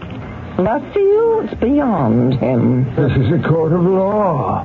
We have to consider the evidence. I have considered the evidence. And? I don't like it. I just can't believe it. Shouldn't they have returned by now? Oh, yes, Mrs. Wallace, long ago. Well, what's happening? It's that one shot in a million I told you about. There's a holdout juror. It's 11-1 for conviction. You mean there's a juror holding out for acquittal? And I'm sure I know who it is. But why? Why? Why, Mrs. Bennett? After all, we're all reasonable people. Tell us what you're thinking. I don't believe the defendant committed murder. Why did he confess? Well, there's a missing piece here. I'm trying to remember something. Please, everybody, bear with me for just a little while longer. Rosalind, why aren't you asleep? Shut up. Oh, how sharp we have become. What does she want, this stupid woman? Why is she holding out? She's trying to remember where she saw you before. Why would that make such a difference? What does it have to do with anything? I have to get some sleep. I'm losing my mind. You lost it long ago when you killed me. Alfred Graham killed you. No. The jury will acquit him. How? The evidence. Mrs. Bennett will have caught you in a lie. Lie? And then the whole thing unravels. You will confess. You will have to. But what lie? The lie that you told the district attorney. I didn't lie. You did. When he asked you how well you knew me, you answered, I didn't really know him at all. The truthful answer had to be, Mr. Albritton and I had been having an affair for almost 7 years. How could I say that? Mrs. Bennett is about to catch you in that lie. Mrs. Bennett. Oh, that name. I've seen that name. I remember it. It was on a shop window in the hotel at Lake Maris. Ladies' Choice Boutique. Sarah Jean Bennett, manager. Now, Mrs. Bennett, you must admit we have been very patient. Yes, now I remember. What do you remember? Please, everybody, just listen to me. About 7 years ago, I managed a boutique in a resort hotel at Lake Maris. Well, what does this have to do with... Everything. It was a difficult store to manage. You see, I had bought some gold pins. It was a mistake. They said if I couldn't get rid of them, it would cost me my job. Mrs. Bennett, are you all right? I was fired because I could only sell one. And I just remembered that sale. A man had come in. It was a hard sell, but my job was at stake. The woman he was with, it was a kind of a place popular with unmarried people. Well, she lit into him. I'll never forget how she called him a sucker and a fool. Are you making a point, Mrs. Bennett? I forgot all about it after all these years. And then in this courtroom, during this trial, I saw that ugly gold pin again. Now I remember the man who bought it. And the woman he gave it to. The man was the murder victim, Mr. Edward Albritton. And the woman, she was spending the weekend with him. I recognize her now. She was Mrs. Rosalind Wallace. But Mrs. Wallace has testified that she hardly knew Mr. Albritton, that their relationship was purely a business one. Mrs. Wallace is lying. Under oath? Yes. She knows, Rosalind. She knows. Yes, I I think she does. She remembers. And they'll have to place you on the stand again. Oh, I'm so tired. I'll leave you now. You'll be able to sleep.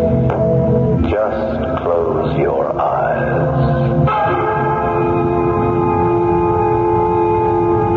Mrs. Wallace? Mrs. Wallace? Wake up, What is it? I rang and rang your bell. There was no answer. But the door was open, so I walked in. Oh, you're the police lieutenant. I was asleep. I was so good. It was so refreshing. Yes, I have instructions to bring you back to the courtroom. Oh, I see that gold butterfly is on your coat. I must confiscate it. I know. I understand. I knew you'd be here. You did? How? It's all finished for me, isn't it? I mean, once they check at places like Lake Maris, they'll prove I was there with Edward. The silly pin. Without it, she'd have never even thought about me. You'd better pack a bag. You see, I knew that Edward was trying to leave me, and I thought by wearing the butterfly pin I would awaken certain memories. Well, I did, but I awakened them in the wrong person. But it's all right. Oh, it's all right. At least now I'll be able to sleep.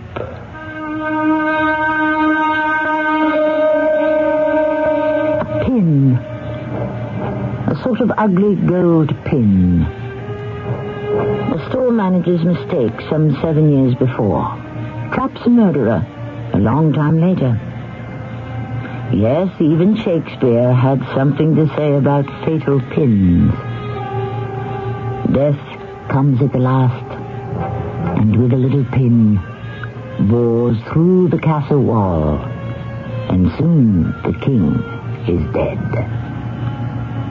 Meanwhile, I hope that you shall stay pinned to our radio till I return shortly. I've had my share of winning teams over the years, but one of the best teams ever fielded, in my opinion, is not at the stadium, it's in the library. This is Ara Parsegian, and I'm here to urge you to check out the teamwork at your library. You'll discover a winner.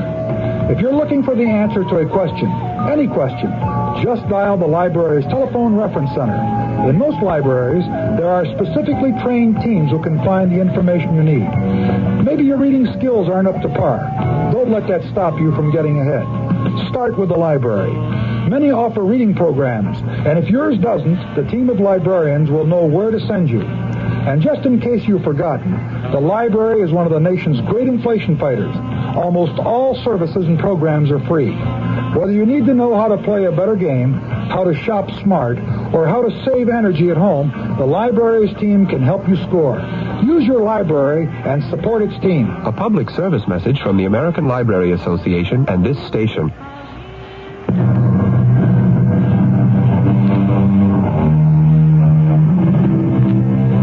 Salvador Dali painted a masterpiece which he titled The Persistence of Memory. Yes, memory, which stays with us always. We never really forget anything we have ever learned. True, it may become twisted and faded. It may lose its form and shape, and even its meaning. But it stays somewhere deep within us. Then one day, for some reason, or for no reason, it bursts before our eyes in all its original color and brilliance and freshness. Our cast included Marion Seldes, Mandel Kramer, Lloyd Battista, and Joan Shea. The entire production was under the direction of Hyman Brown. And now a preview of our next tale. You know what Anne had the nerve to say to me? Henry, calm yourself. Oh, to put it mildly, le majesté, huh? I made that woman, and I can break her. I was forced to marry her. You'd have me believe that? Yes, her sorcery bewitched me, but it's all over. Over and done with. It's because of young Jane Seymour, isn't it? Well, Might be. She's a charming creature. I won't be punished if I marry her, I can assure you of that. Your Majesty, who has punished you? Who would dare? For a wise man, you talk like a fool. A man is denied a son.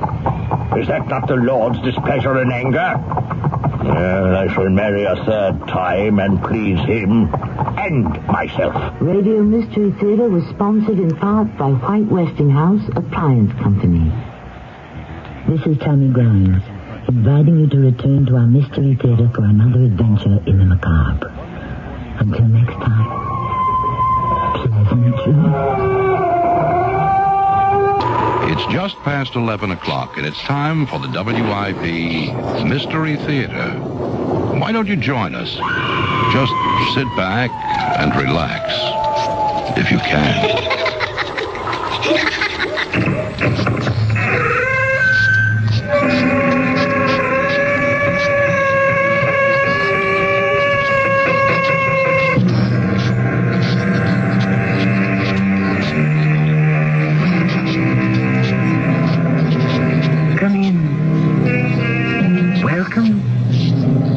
Tammy Grimes. Justice has been defined in many ways by philosophers, scholars, and lawyers. Caesar put it one way, Seneca another, Sophocles had his words, Mark Twain and Tom Jefferson had theirs. And Shakespeare's Portia, to whom I admit a keen kinship, asked that justice be always tempered with mercy. Such was not always the case concerning those Anton Chekhov described in his stories, particularly in the Mystery Theater's tale of today. It is wrong for me to love you, Natasha. You are married, I am not. I should not have allowed our friendship to go this far. And if I were not married? But you are. And your husband is in exile here in Siberia. Could you love me if I had no husband? If I were a widow? How could that be? Unless he were to die. Perhaps that could be arranged.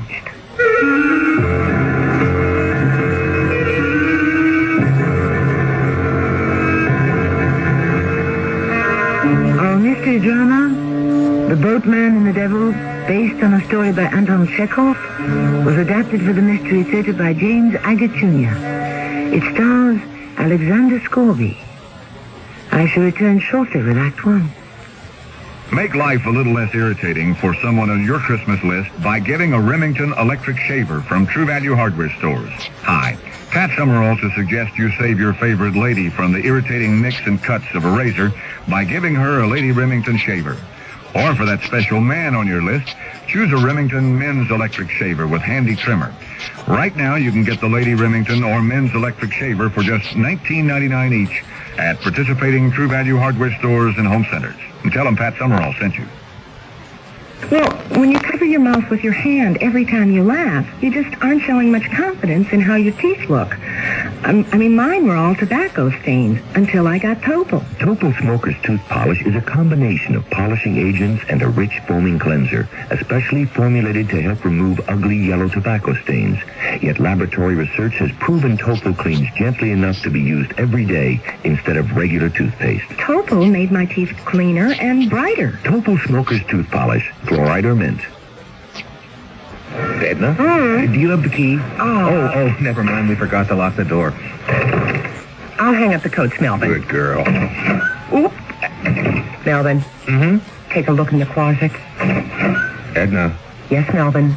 There's a dog in the closet. Hiya. Don't worry, it's me, McGruff, the crime dog. Oh, he talks? Of course. How else could I tell you not to leave your door unlocked? Oh, you're McGruff, the crime dog. Edna, you're talking to a dog. I'll say it again. Lock your windows and doors, use a timer to turn lights on and off. Oh. And tell your neighbors to keep an eye on your house. Good idea. By the way, you got a neighborhood watch program? Neighborhood watch? What's that? That's where you and your neighbors learn how to protect each other and your neighborhood. Oh. But find out more. Write to McGruff, Box 6600, Rockville, Maryland, and help take a bite out of crime. Edna, lock the door. Gotcha. message from the Crime Prevention Coalition and the Ad Council.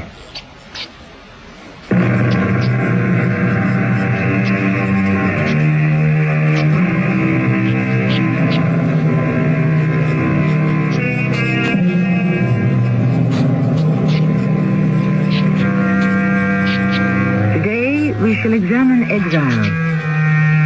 From 15 to 50 years in some Siberian outland, deprived of family and friends, left alone to survive or die. One man in the Russia of 1890 is the boatman who conveys the convicted across the river from Russia to Siberia. In the boatman's hut are two exiles. One, obviously a man of position, asleep in a fur coat. The other very poor and younger, who warms his hands before the blazing logs. He is waiting to be ferried across the river by the boatman, whose name is Sasha. It is he who will tell our story. Young man, you have just arrived. At this moment, you feel sorry for yourself because you believe you're innocent. That gentleman, lying there asleep in his fur coat, also believes he is innocent and doesn't belong here in Siberia. His name is Vasily. Count Vasily, I believe. What's yours? My name is Radek. And mine is Sasha. I'm the boatman. I advise you to get as close to the fire as you can. When I take you across the river, you will find it very cold there. Sir, can a man be as well dressed as that man, Count Vasily, in a fur coat and still have committed a crime? He has been found guilty and exiled. How old are you? 25. What crime did you commit? I stole nothing. I robbed no one. I hurt no one. Whom did you offend? The state and the judge. Russia is not a country where one may call a spade, so to speak. There are those in power, and then there are the rest of us. Powerless. My boy, it has always been so. My wife, my baby, my parents. I can't bear to live without them. I shall go mad. You will not. We had a happy life. And then I was unjustly accused of theft, of beating an old man. I broke out of jail and joined a movement of people. They told me there could be a better life. We all ended up in jail. In a worse life. Hardly a life at all. You haven't even tasted it yet. You haven't crossed the river. As soon as the wind dies down, I shall row you across to be officially admitted at the post office at Girino. Don't you understand, old man? I can't accept this exile. How many thousands of times have I heard that? In a week, the river will have gone down. The weather will have warmed. And you will go wandering across Siberia, finding ways to amuse yourself. Never.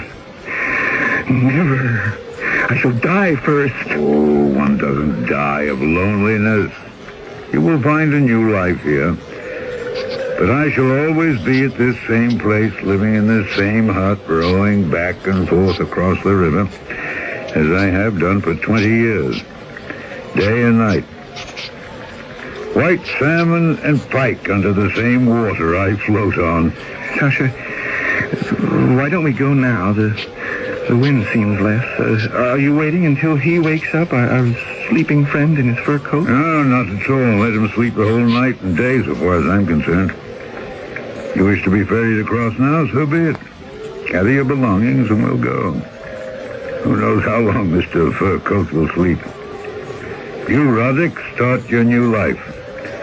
Yes, as the Chinese say, a journey of 1,000 leagues begins with the first step.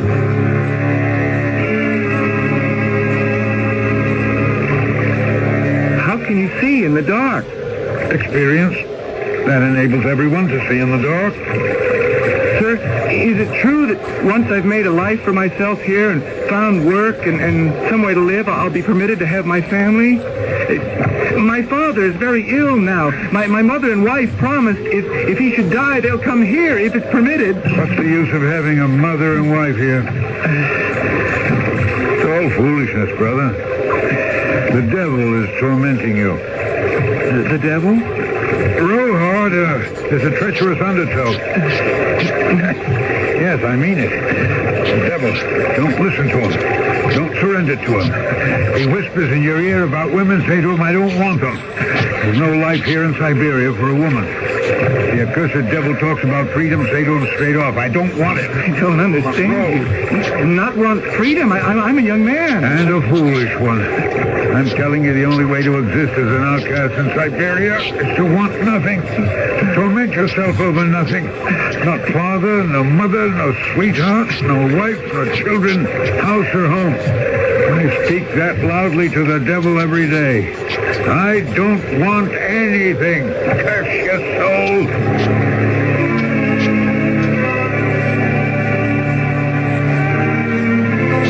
Here's the shore. Follow that road where the sign points to Guillenot for 10 kilometers. You will arrive there. The government office and the post office is always open.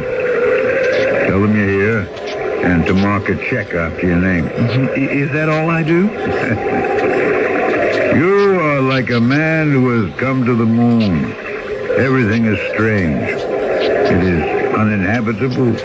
You must learn from those who live there how one exists. Find shelter. Gains employment. Now, think of yourself as a lone pioneer. Here. And keep this bottle with me. Take a swig. Oh, thank you. Oh, what a fine taste. Brother, I am no peasant. I don't come from a class of slaves. I'm the son of a sexton. Years ago, when I was a free man in Kursk, I wore a frock coat. But now I brought myself to such a point that I can sleep naked on the earth and eat grass. It is wanting nothing that enables one to survive in Siberia. From the very first day they sent me here, would you believe it? I don't even remember my crime. From that day, I wanted nothing. You had no family? You left no one behind? As many as you and more. Radek, don't complain. Don't envy. Find some joy in every day. Accept your lot. That is the secret. Take, for instance, that Vasily. Who? Oh, Count Vasily likes to call himself wealthy, well-educated. The man we left snoring in front of my fire in his fur coat. He will not find peace either until he accepts completely the life he has to live. I'm going back across the river now, and I shall tell him that for the umpteenth time. But do you think he'll take my advice? I doubt it.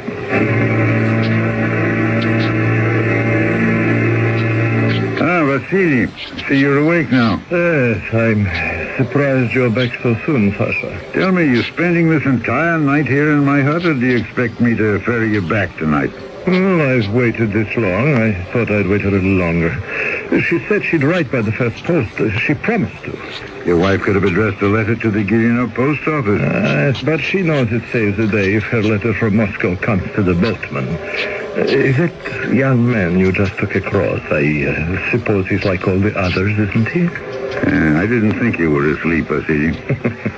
He reminded me of you when you were first exiled to Siberia. Of me? Mm-hmm. That boy hasn't 2 kopecks to rub together. I was a government official. I had money. If you remember correctly, I agreed with everything you told me, Sasha, and I made a life for myself here. I bought a house and some land. No more a life of pushing papers across a desk as I did in Moscow. Yes, in the beginning you were fine. But your family had money. I think I'll wait just one more day for her letter. I'll go back to sleep then. I'll wake you in the morning. Yes, when you walked in the door now, I was dreaming it was yesterday. Well, perhaps I shall return to that dream, huh? You're letting the devil torture you. I can't help myself. I can't.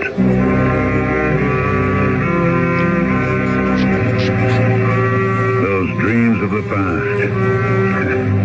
It was almost as if I was dreaming by his side. I knew Vasily's dreams so well. I warned him that to want money is only the beginning. His family had it, and so they could send it. Every month he would cross the river with me for a whole year.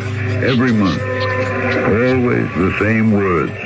Sasha, it's a long time since they sent me any money from home. You don't need money, Vasily.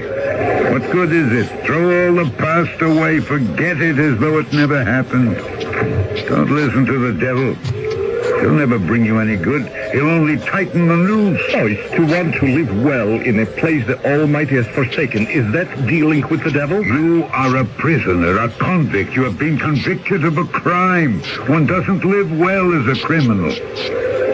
No, you want money. Every month you wait for your family to send more. My crime was not that great. I forged my father's will so I wouldn't have to share with my brothers. And those same brothers you tried to cheat are now sending you money. Yes, I needed to live. I cannot live without money. To live, a man needs only to be content and happy.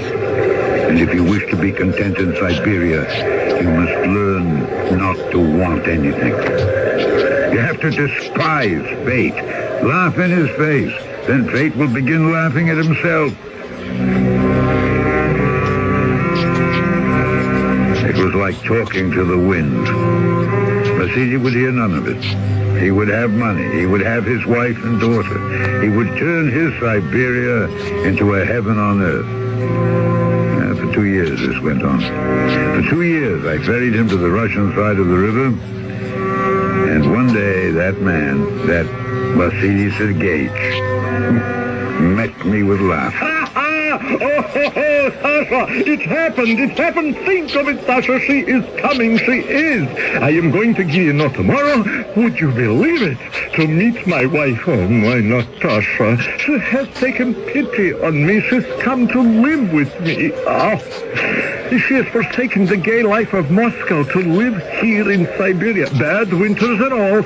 And to be with me. She misses me. What do you think of that, Sasha?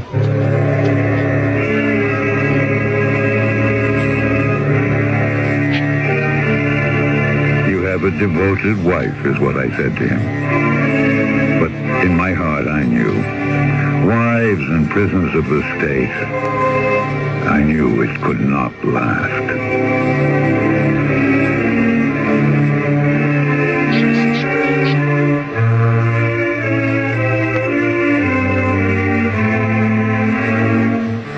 Many have written about the Gulag.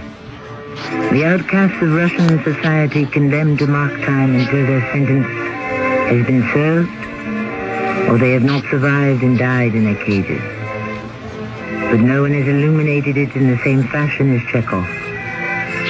What it takes to become used to this moonscape from which there is no escape. Our boatman will tell us more when I return shortly with Act Two. I bought this gadget by mail. The ad said it would save me a lot of gas. It did. Since I put it in, my car won't start. They said I could make money stuffing envelopes at home. I'd like to give those envelope guys a licking. If you shop by mail and don't get what you were promised, it could be mail fraud, and there are many different kinds, from products that don't work to worthless work-at-home schemes. If you're a victim or even suspect mail fraud, call your postal inspector. It's his job to keep the mail a nice way to shop. The ad said I could lose 20 pounds a week painlessly. What I lost was $20, and that hurt a lot. They said there were hundreds of dollars to be made working at home. They were right. I worked at home, and they made hundreds of dollars. Remember, most of the time when you shop by mail, you do get what you were promised. But if you suspect mail fraud, call your local post office and ask for your postal inspector or postmaster. Don't take getting taken. A public service announcement by this station and your postal service. Mommy, I cut my hair. Oh, no. What did I do? Oh, Mommy, I'm bleeding. Can you stop the bleeding? Can you clean a wound properly? What if he stops breathing? What if his heart stops too? How do you handle an emergency at home? Many of us panic when prompt action may be needed to save a life. If you'd like to learn what to do and how to do it before you're faced with an emergency, contact Red Cross. We'll help you learn how to prevent accidents. We'll teach you first aid, Red Cross CPR, family health and home care. Countless lives have been saved through safety and health care skills learned through Red Cross courses. And because of these skills, millions of Americans live safer, happier, healthier lives. Learn how to take better care of yourself and your family. Call Red Cross. We'll help. Will you?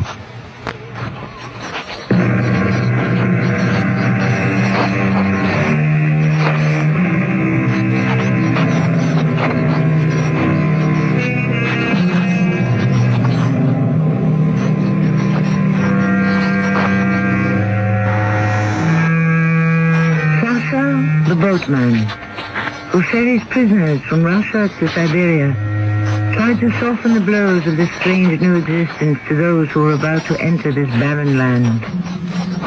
Sometimes he would talk to the new convicts in his hut before the fire.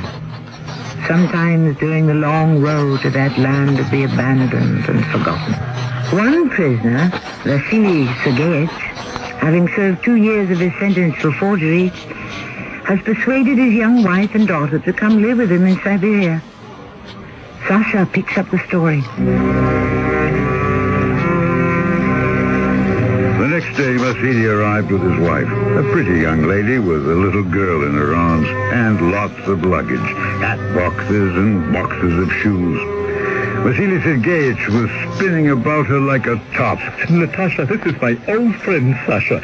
She has made life bearable for me here. Sasha is the boatman, our only link with civilization. Sasha, this is my wife. This delightful, beautiful creature. Now, how often have I spoken of her, huh? Yes, madam, he has often and glowingly. And deservedly, too, eh? What?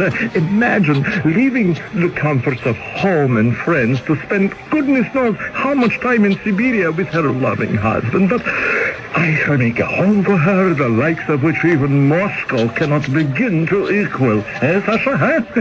Certainly, if anyone can transform this wilderness, it will be your husband, madam. Oh, and my little one, whom I haven't seen since she was a babe in arms. Now, how are we going to transport all this luggage aboard that little skiff of yours, huh? I shall make as many trips across the river as necessary. You see? Problems, solutions. Didn't I write to you, Natasha? Nothing but the best people here. People with heart, with love. Oh, you will enjoy yourself, I promise. Now, come.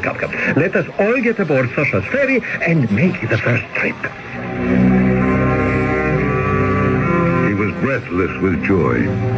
I thought, all right, be happy today, Vasily. You won't always be showing such a happy face to the world. From that time on, he went every week to the post office to find out where the money was being sent from Russia. That wife of his, Natasha, needed a lot of money. Vasily, will you please stop walking up and down the room? Well, I'm only thinking, Natasha. Is there a special post on Saturdays, or do I have to wait until Monday? You are making me very nervous, pacing up and down like that. I can barely make up my face. Oh, I hope this party you're giving, I don't know if... Oh, I hope that it's more amusing than the last two. The people here are so boring. Oh, no, all new people. No, I promise you, they're all in government. Well, I prefer artists. Oh, my darling, we are meeting the best people, and they're all charmed by you. I am not charmed by them. The people here have no manners. Haven't you noticed? And you, too. You have become somewhat crude and boring like the rest of them. How I long to meet just one gentleman, just one. I ask no more. Oh, I have become crude and boring. Yes, just like them. Oh, Vasily, you don't even realize it. But Siberia... I know. For others, it is a prison. But you assured me in your letters that for us it would not be. And we are paying for your indiscretion, Vasily. It's not fair. Every day to be surrounded by riffraff and barbarians. No, that is not entirely so, Natasha. There are gentlemen here, and some of them have even invited you to go hunting. But I am not interested in hunting. Besides, for a woman alone, it's not proper. Well, government officials and commissars and their wives hunt. It is only we, not you, but I, a prisoner, who may not carry a gun. Well, you went on the last hunt. I didn't hear any objections then. You acted as though you had a very good time. You don't understand anything. Month after month, my child is longing for a proper education. I asked myself, why did I come to Siberia in the first place? Well, Why? I thought... You thought what? Well, never mind. But I do mind. What were you going to say? I thought you came here because you missed me and loved me and wished our little family to be together. But I can see I was mistaken. I am exiled not only from my country, but from everything that was once dear to me. Siberia is a cruel punishment. It does not fit the crime. How long could a spoiled wife of a once wealthy man exiled to Siberia stand it here? Not very long. How could she? Clay soil on which nothing grows, cold water, cold weather, no vegetables, no fruit, and surrounded by ignorant people. So she found amusement where she could. Anton? Forgive me, my princess. I could not come sooner. Anton, where have you been? I've missed you so. A commissar cannot always prescribe his hours. I have work responsibilities. Anton, I hate this place. Even my little Anna knows how I feel. And although she loves her father and would do anything to remain here in Siberia with him, she knows it is not good for her. So we had a little talk, and I am going to take her home to Moscow. She is too young to stop learning. Moscow? When? At the first sign of spring, April or perhaps May. Now, you will come too, won't you? I cannot leave here. This is my post, my career, my future. I have no way of going to Moscow in the spring. I am taking Anna to Moscow, and as soon as I am certain that she is installed in a good school and her uncle can take care of her, I may return. And then what? We shall see. If you are still interested, I will be with someone who can make Siberia bearable for me. And if not you, then someone else. Crumbs of happiness. It's all wrong. You are married. I am not. I should not have allowed our friendship to go this far. Would you feel that way if I were alone? Alone? If I had no husband? If I were a widow? Then I would demand to be transferred to Moscow. I would pester them until they agreed. In Moscow we could be married. They like my work. I know I should be promoted. Natasha, would you marry me if you were a widow? Yes, I would. I believe in you, Anton. So only one thing stands in our way. Yes, only one thing. Am I to remain the wife of an exile or his widow? Anton, you're an excellent shot. Remember those geese you shot down, one after the other, without scarcely taking aim? Tomorrow I shall tell Vasily that for her sake I am taking Anna back to Moscow. And perhaps, who knows, while I am away, a hunt is organized and accident happens. So that when I return, I find myself a widow. A hunting accident. How long will you be away? I can arrange almost anything. How much time do you need?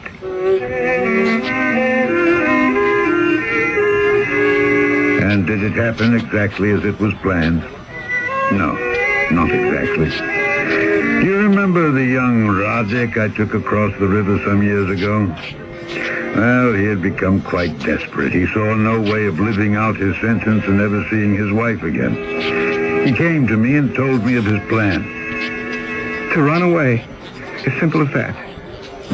And you think they won't find you? Well, I shall run quickly. You have clothes enough? Only what is on my back. Food enough? At night, if I'm near a farmhouse, I can steal food. How did this change of mind come about? Sasha, I can make no money. I can get no money. I have no place to which to bring my wife. Not many have. Vasily Sergeyevich has. Well, he could bring his wife and daughter to this frozen hell. For 3 years, they've been here with him. 3 whole years. I would give anything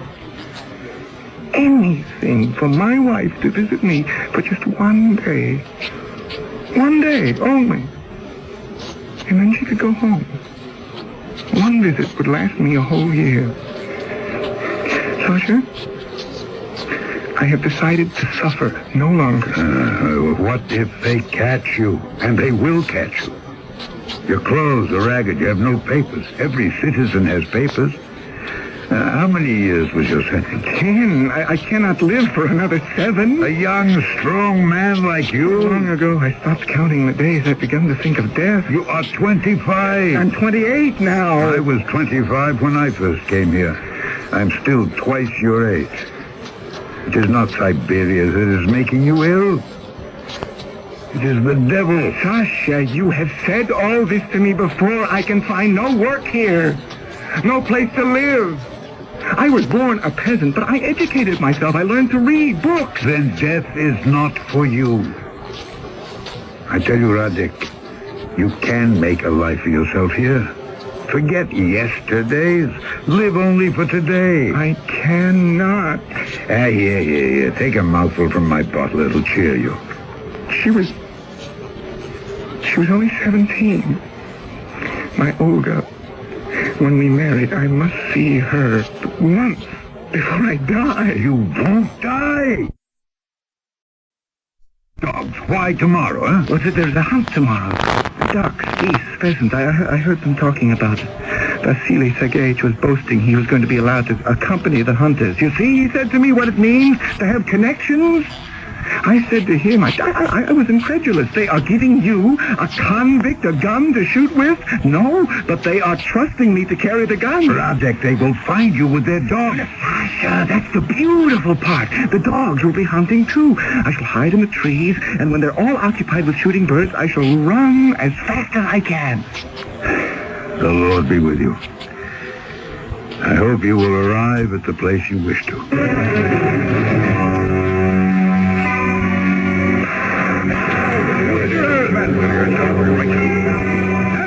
Poor Radek.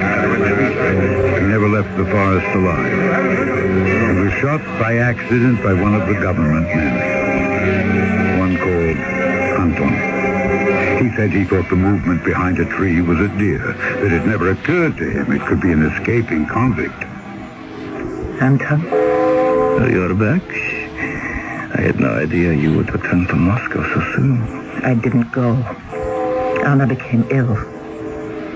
Is that the man you shot? They're burying? It was an accident. The wrong accident. Vasily told me all about it. He was standing quite near when you shot the wrong man. I shouldn't have even dreamed of doing it. This innocent boy is dead now. They said he was escaping. Did you shoot the wrong man on purpose? I don't know what I did. It was all so sudden. It was wicked to even plan such a thing. How could we have lived together with your husband's death on our conscience? That boy died so that Vasily could live. We must never forget that. Now, let us bow our heads as they lower the coffin into the grave.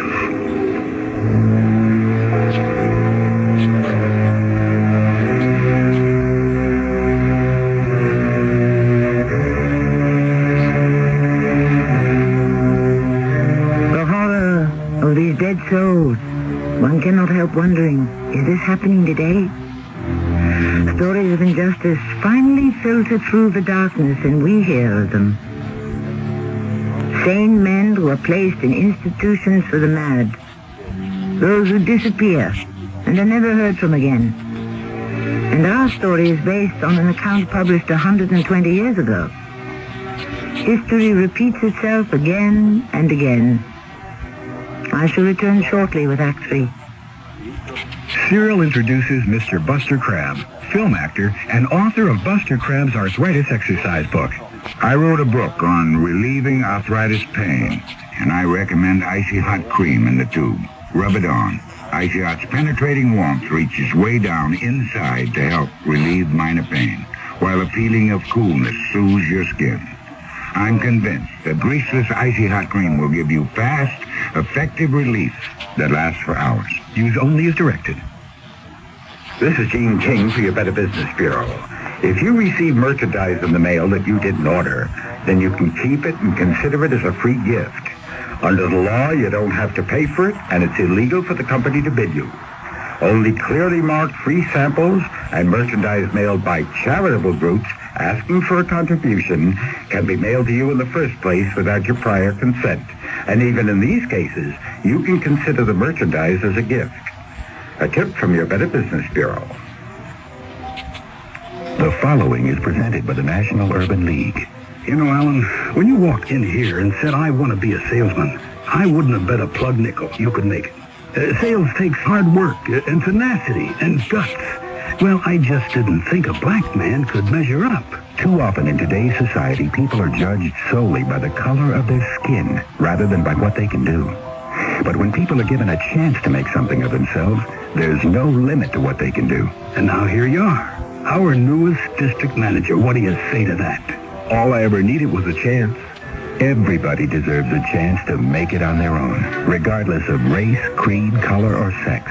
The Urban League is dedicated to achieving that, and you can help by opening your heart and your mind and giving someone that chance. To find out exactly what you can do, write National Urban League, 500 East 62nd Street, New York, New York, 10021. A public service message of this station, the Urban League, and the Advertising Council.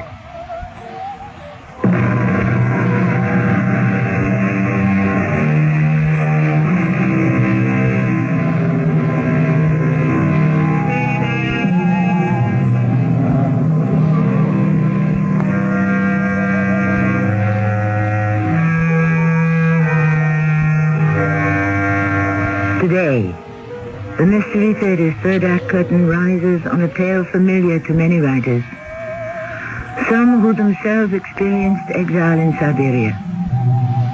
We have used Chekhov's account written in 1892 because we hope by 1992 that such bestiality towards man will be forgotten history. Our spokesman is Sasha, the boatman, the link between freedom and living death. He himself is in exile. 50? 60? No one quite knows. And strangely enough, he has forgotten whether he has served out his sentence. For he has remade his life here in Siberia. I stand in a corner of the yard where the dead are placed. It is so cold they cannot dig very deep. Anton, the man in love with a prisoner's wife, has shot and killed the young man who lies in that coffin. From the distance, the bell of death. Coward! You stupid coward! I should have known. Natasha, I ask you to observe the ceremony and contain yourself. Coward! Coward! Coward! You shot the other man on purpose. You couldn't bring yourself to do away with Vasily. Your own words. I've wasted my love on you. Natasha, for the Lord's sake, stop whispering to me. There's a burial going on. Someone will see you. They will suspect someone. You're not only a coward, but a fool. Vasily still lives. My daughter Anna refuses to go to school in Moscow and leave her father. My life is all upside down. Yours goes on as if nothing has happened and nothing has touched you. I was a fool to think that you could free me. Please let me explain all this to you later. There's nothing to explain, coward. I never want to see you again. I thought of Radek, the poor boy, who meant no harm to anyone, who was caught in a chain of circumstances and now would never see his Olga, his mother, or his cherished province of Sibirsk. 6 months later, a troika drove up outside my hut, and the driver just sat there. I spoke to him, but he said nothing. Someone had hired him, and he was waiting. And then there was some shouting from the other bank. You! Haven! Boatman, we wish to get across! Well, I brought them across. It was Anton. Even though it was dark, I recognized him with his tortoiseshell glasses. There was a lady with him all bundled up, but I recognized her, too. They had some luggage, not much. They got into the Troika, and that was the last I ever saw of them.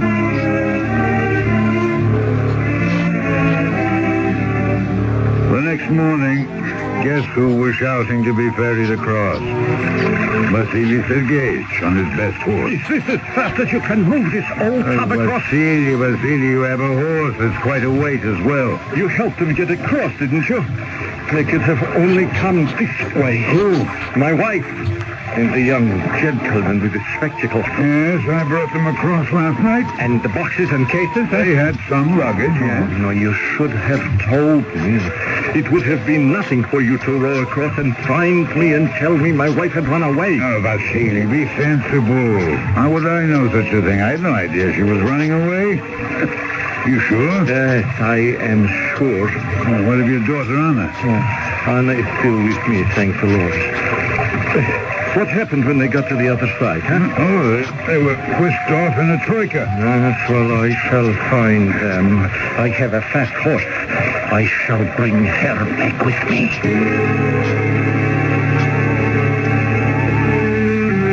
5 days and nights he chased after his wife. Of course, he didn't find her. I won't rest. I won't. I will have her back. I will have my freedom. I must. Who do I see to beg for my freedom? Well, you know all the influential people in Kirillov. You entertained them at your house. Whom do I know? They are all leechers and traitors. Is there an honest official among them? Go speak to Pyotr Vishnevsky. Tell him you're an old friend of Sasha's. He may help.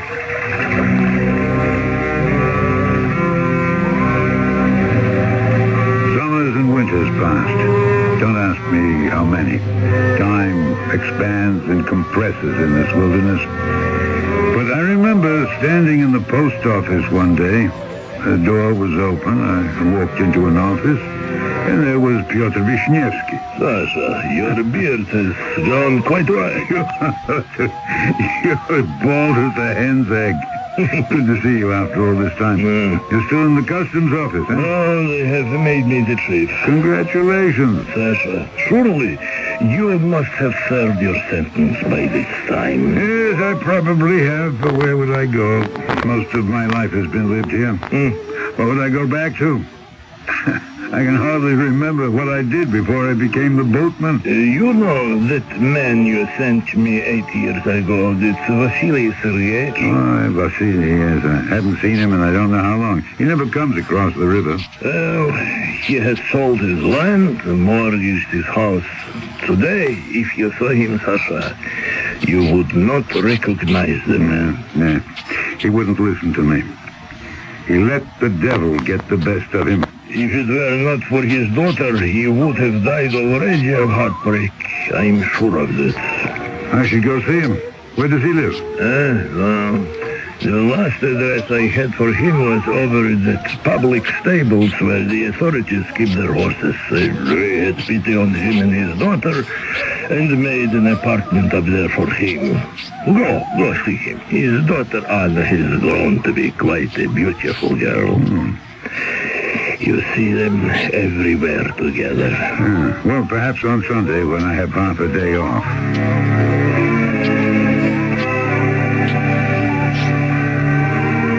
Good morning, Vasily Sergeyevich. Yes? Who is it? I can't see very well. Anna, do you see the gentleman? It is a gentleman with a white beard. I think I know him. Yes, I do. You are Anna. Yes, and you are Sasha. Yes, you used to ferry the boat across the river into Siberia. Oh, I still do. Yes. Did you say Sasha? Oh, my goodness. How long has it been? Of course, I never cross the river anymore. We live very simply, Anna and I. You know my daughter, Anna. I would have recognized her anywhere. Oh, how would you have recognized her? She was a little one in those days. I was very little when you met me first, but I'm 18 now. Sasha, do you still talk about the devil? Sometimes, yes. Well, for a man who knows as much as you were very wrong. Was he really, Papa? Well, weren't you, Sasha? Come. You're among friends. Come, confess it. What do you want me to say? And I am the proof you were wrong. After everything is said and done, I am the living proof that people can live in Siberia. That even in Siberia, there is happiness. Look at her. Anna. There she stands. Oh, Papa. She takes good care of you. We are counting the months now. Little less than a year and my sentence is over. We're full of plans, my little Anna and I. One more winter and that will be it.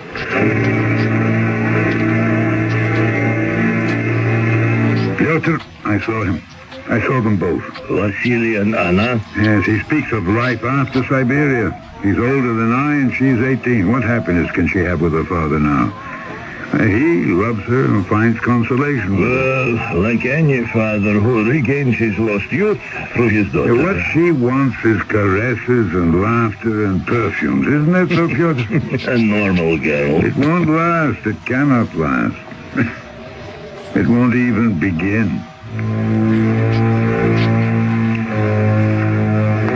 I didn't realize how prophetic my words could be. I didn't see them then for months at a time. The frost was beginning, the signal of a very hard winter. The ice forming on the river. What happened, Vasily? What do you mean? Oh, here it is, winter already. It was last spring, remember? Saw you and Anna outside the church. She was so happy and dancing about. Reminded me so of her mother. Well, the whole summer has passed. You said you'd pay me a visit. Things have not gone as well as I'd hoped. I have been troubled. We have both been troubled. Yeah, I could have told you. You know nothing. No, let us not quarrel. I've heard of your sorrow. I don't wish to add to it. You said you could have told me. What did you mean? I could not have foreseen everything, but some things, yes. Sasha, are you saying to me what happened was because of the life here in Siberia? Did you know I came to your door often and knocked, and no one would open the door? I ran everywhere to find doctors. I could have been out when you knocked. Yeah, well, my friend Piotr told me. He said Anna withered and wasted away until she was too weak to stand on her feet. It happened almost overnight. I spent a fortune on doctors. They all shook their heads. They could do nothing. Yeah, consumption, I know. That's your Siberian happiness for you. No fruits, no vegetables, no sunshine, no life. You kept her in prison with you as you tried to keep her mother. That must be it, the load I'm supposed to row back to the other side. Four men carrying it. Yes, Anna's coffin. I will ride across with you. Oh, forgive me. I had no idea. They told me there would be a load to carry across the river. I had no idea it was her. What will you do, Vasily? I'm taking Anna to Moscow. And then? Nothing. My life is over. Vasily, we're both of the same age. Come back. Be a boatman with me. It's a healthy outdoor life. We could live to be 100. I have a cousin in the Urals who is 125. Now, come back. You could help those who are making this passage for the first time. We will share life, you and I. We will not let the devil rule us. We will rule him. Let me think about it, Sasha. You may be right. But I may not have the strength to return.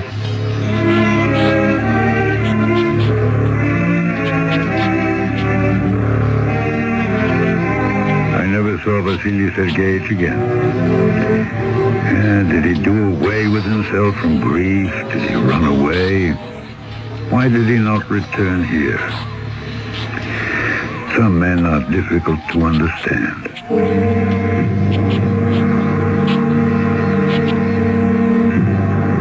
Today, when I introduced our production of The Boatman and the Devil, I pondered a little bit upon justice and judgment.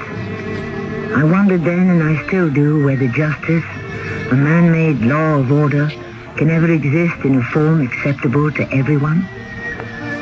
Putting it in our terms, is it because, as someone has said, no one understands a policeman because no one understands the Bill of Rights? I shall return shortly. This is Jason Robards for the National Council on Alcoholism. I'm Jason Robards. I'm alcoholic. There was a whole world out there that applauded me as a success. So how could I be alcoholic? I thought only losers became alcoholics. Then I found out alcoholism is a disease. And my wife convinced me that drinking for me was like committing suicide. I got the facts and got into a program to stop drinking, and I don't drink anymore. Now I really know what success is all about. Not just with my career, but with my wife, my children, and my life. Get help like Jason Robards got. If you or someone you love has a drinking problem, call the National Council on Alcoholism in your area. I'm living proof you don't have to die for a drink. A public service message in cooperation with the Advertising Council.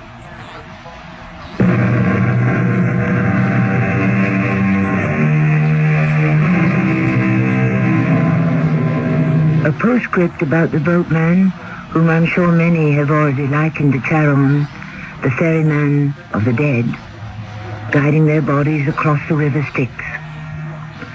For the fare of one silver piece, Charon would ferry his soul to eternity. Surely, man could do better than bring others to eternal death, the death of places like Siberia. Were my opinion to be asked, I would banish forever exile. Our cast included Alexander Scorby, Marion Seldes, Russell Horton, and Earl Hammond. The entire production was under the direction of Hyman Brown. And now a preview of our next tale. Thank you for the coffee. Well, you're very welcome. Come back sometime. Thank you. Thank you very much. Why did you ask him to come back? I don't know. He looks so unhappy, so haunted. No, so screwy is more like it. Look, he's coming back. He's turned around and he's coming back. Good Lord. Don't be mean to him, Charles. Please don't be mean to him. I won't. Forget something? Please, don't make me leave. Don't make me go away. I have to stay here. It's important. Believe me, it's very, very important that I should stay here. This is Tammy Grimes, inviting you to return to our Mystery Theater for another adventure in the macabre. Until next time, pleasant dreams.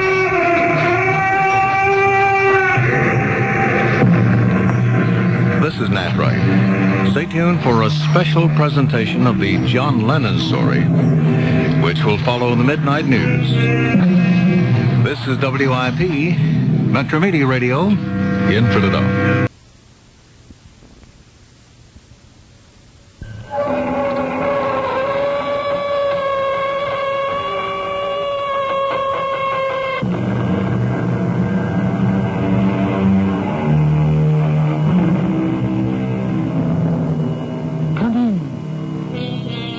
Welcome. I'm Tammy Grimes. Whenever I go to a museum or art gallery and I see the work of a great artist, a creation of canvas, of a woman of mystery, of beauty, I wonder who were those women, those girls who served as models to the artists. What were their lives like? How did they inspire? And why? Today, Mystery Theater brings you one such story with an uncanny beginning and a mysterious end. I found Pierre this morning with a palette knife in his hand. He had fallen across a canvas he was working on. He was dead. But how did he die, Max? Yvonne, there wasn't a mark on him. His heart just stopped. But such a young man. I was posing for him only yesterday. That painting, it was, shall I call it, his last act. I don't understand, Max. He had taken his knife and slashed it from top to bottom. And it was as though when he could do no further damage, that his heart failed.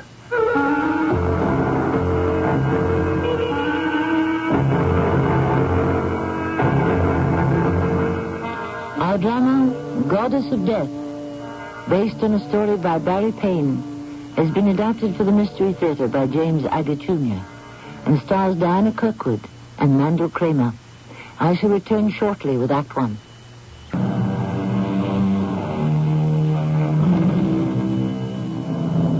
Yvonne was an extraordinary creature. Her mother had also been an artist model. I'm sure you have seen this extraordinary beauty interpreted on canvases by artists of the first rank. And so had the English painter George Haller. Also, he had heard that Yvonne was not happy with Pierre Maurice, who had hired her to pose for him that winter of 1879. December was very cold in Paris, and Pierre's paintings were not selling well. As George Haller walked upstairs to the top floor, he could hear a woman's voice pleading. Then a man who he recognized as Pierre Maurice, the painter. The woman must be Yvonne, his model. There was desperation behind that door. No, Pierre, don't, please. Don't point that gun at me. Yvonne, what you're doing is going to be the death of me. I can't stand it any longer. Pierre, it's me, George Haller. Let me in, will you? Pierre, don't be foolish. If someone is going to die, Yvonne, it won't be me. Pierre, unlock this door. Pierre! Put the gun away, please. Pierre, let me in. I'm breaking the door down, I warn you. Pierre, what have you done? Have you killed her? I didn't mean to. I was just trying to frighten her with a gun, and it went off. Thank heavens, she's opening her eyes. Mademoiselle, are you hurt? She's not saying anything, but she is breathing. I don't see any wound on her. Monsieur, I am all right. But I didn't shoot at her. See, the hole is over there. She kicked my arm and the bullet went into the wall over there. Mademoiselle Yvonne, are you all right? It's true, monsieur. Pierre did not shoot me. Here, let me help you to your feet. You're quite sure now? You have no pain anywhere, because I could take you directly to the hospital. No, I didn't mean it. It's been coming over me for a long time. Just hold on to my arms, mademoiselle. Up we go. All right. Now, Pierre, give me that gun. What in heaven's name were you trying to do? Now, give me the pistol. I'm not pointing at anyone. You are not to be trusted with a gun. Just take the girl and go away. What you don't seem to realize in your state of mind is that you might point that thing at yourself, and I won't have that. So give it here. I don't want the horrible thing. Yvonne, I don't know what came over me. I'm truly sorry. You go away from me. Go away. I wouldn't hurt you for the world. What in heaven's name were you trying to do with a loaded revolver? Well, it's an accumulation. The intense work, the concentration, and she drove me to it. But I wouldn't hurt her, really. Yvonne, can you ever forgive me? Pull out a gun and aim it at someone? You should be put away where you could do no harm. Pierre, you don't know how lucky you are. I am not dead. Georges, I'm begging you. Get her out of my studio. She is the very devil herself. Yvonne, will you let me see your home? If you like, monsieur. I'm George Haller. I happened to stop by here hoping I could persuade you to come and pose for me. I'm glad you came when you did. Now, look, Pierre, I want you to lie down. And as soon as I've taken Mademoiselle home, I shall come back and we'll talk. You needn't bother to come back, George. I want to be by myself. I'm through with that witch. I don't care what happens to the painting. I, too, have finished with you, Pierre. But pay me the 50 francs for the past week's work. As for posing for you, Monsieur Haller, I don't know. I must take a rest. This has been very upsetting. I never dreamed being an artist's model could be such a dangerous profession. Well, as a rule, it isn't, I assure you. Something has happened to Pierre. Get out. Get out, the both of you. When I'm sane enough to understand what I'm doing. George, you want her to model for you? Well, don't say I didn't warn you. Having her for a model will be the biggest mistake you have ever made. Mademoiselle Yvonne? Au revoir, Pierre. Perhaps I'll drop by tomorrow and we'll talk then. Don't bother. I don't want to see you again. I don't know what happened in there, mademoiselle. And what's more, I don't wish to know. Will you meet me tomorrow at Le Deux Magots? We will have some food and wine and discuss whether you wish to pose for me in the painting I have in mind. Well, all right. Tomorrow, 12? But please, I can get home all right alone. The metro goes right by my door. Tomorrow, then. 12 o'clock at the cafe.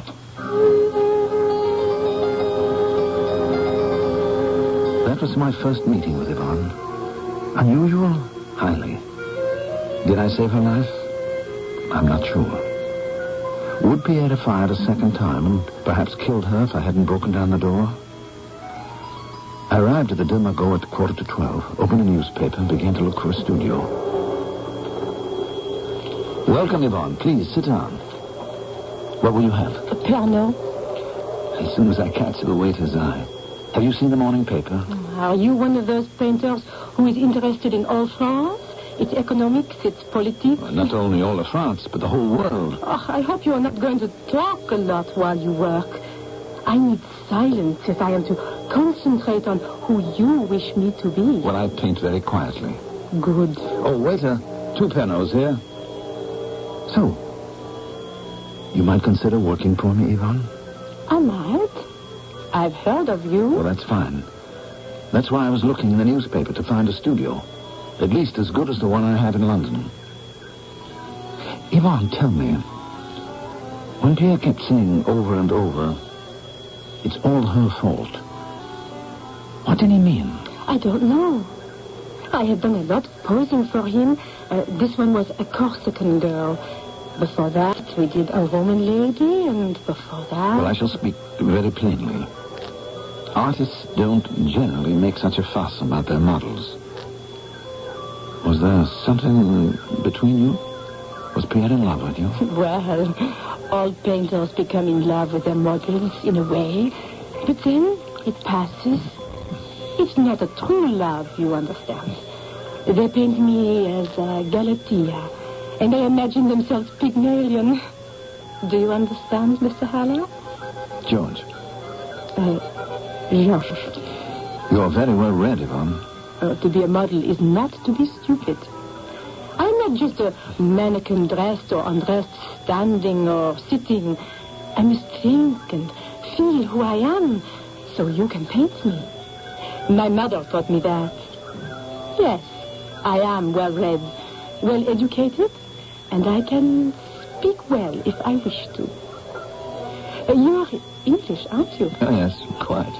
Then I will tell you a little secret. The artists here in Paris think I'm French. Your first name is George, isn't it? Yes, Yvonne. What did you just say? I said your name is George, isn't it? Why, you're not French at all. Governor, I was born while Bow Bells was ringing. I'm an honest cock sparrow, I am. Well, you do a French accent very well. And I'm not Yvonne, either. It's me professional name, but I'm not going to tell you me baptismal. Yeah, Parisian or Londoner, Yvonne is perfectly all right with me. I've heard of you, George. I have friends in Cheapside. They've talked of you. You're a good man. Well, I'm selling well, if that's what you mean. Well, that was the trouble with Pierre. He wasn't selling. Well, that isn't the only thing troubling him. Well, I mean, we all have those dry spells. Look, since you've been honest enough with me, I'll do the same for you. Yvonne, although you have the reputation in Paris of being an excellent model, there are certain painters who would avoid you. I suppose you mean that Toulouse-Lautrec. We didn't get on. And you know why? He's a very particular man. If I was 1 minute late, he'd start throwing brushes at me and cursing. I don't like to be spoken to like that. Sometimes you wouldn't show up at all. It's possible. On a very wet day. If it's too dark to paint, I'm saving the artist money by not arriving. Well, that could be one of the reasons Pierre was so angry. You think so? Yvonne, before we begin, I'll tell you this. If you make a promise for a session, rain or shine, I shall hold you to it. If you fail to appear, even if I have to start all over with another model, I shall. I never made a promise I couldn't keep. Yvonne, if you wish to be my model, you begin by acknowledging the truth. I do I? Now, you know the truth as well as anyone. And if you don't keep your word and arrive at the time we agree, then the truth is I'm not the painter you will be happy with. Now, I plan to start an important canvas, important to me. I'm calling it Aphrodite. One of those goddesses who don't wear clothes. Can't you paint her in the summertime when it's warmer? My Aphrodite will wear a gown, and you will help me select one. A simple Roman or Grecian toga. If I can't find a studio I can keep heated in Paris, then I'll have to bring you to my studio in London. Now, there's good money in it for you, but I don't want to miss one working day. Not one. All right. I like you. You're a serious man. And I think you know I'm just as serious about my work. It's a partnership. A painter and his model. We both know that. You're right. I've always thought that. I suppose I have been a bit candid with these French painters. I'll be a model. You'll see. Fine. I trust you will, Yvonne. That waiter never brought the drinks. You see? The French are just as casual. Oh, there you are, George. I've been looking everywhere for you. Max, what will you have to drink? Please, sit down. No, I can't stay. Hello, Yvonne. Hello, Max. Tell me, how's your Adam and Eve canvas getting on? I've had 4 Adams and 5 Eves, including Yvonne. The original creation was faster. George, have you heard about Pierre? Well, I saw him yesterday. He's in a bad way, Max. At least he was. Oh. So you know. Well, I didn't want to spread it around. You must have heard, since yours is the apartment just below. He was fooling around with a pistol yesterday. He almost hit Yvonne. But I managed to calm him down. He did seem quieter when we left him. Oh, then you don't know. Pierre is dead. What? Did he shoot himself? No, not so far as I know. The landlady found him this morning lying on the floor. He'd crawled from his bed to a painting he was working on. No signs of anything. His heart just gave out. Pierre dead? So young. How very strange. It's interesting to me that only the works of man are immortal. Shakespeare and Ben Jonson have long turned to dust, but their words are as alive today as when first spoken. The same is true of the great composers, sculptors, architects, painters. Their lives live on in their works. And the model, Yvonne, will be the only memorial to those last months of Pierre Maurice. Perhaps also of George Haller. When the memory of those artists as people have completely faded. I shall be back shortly with Act 2.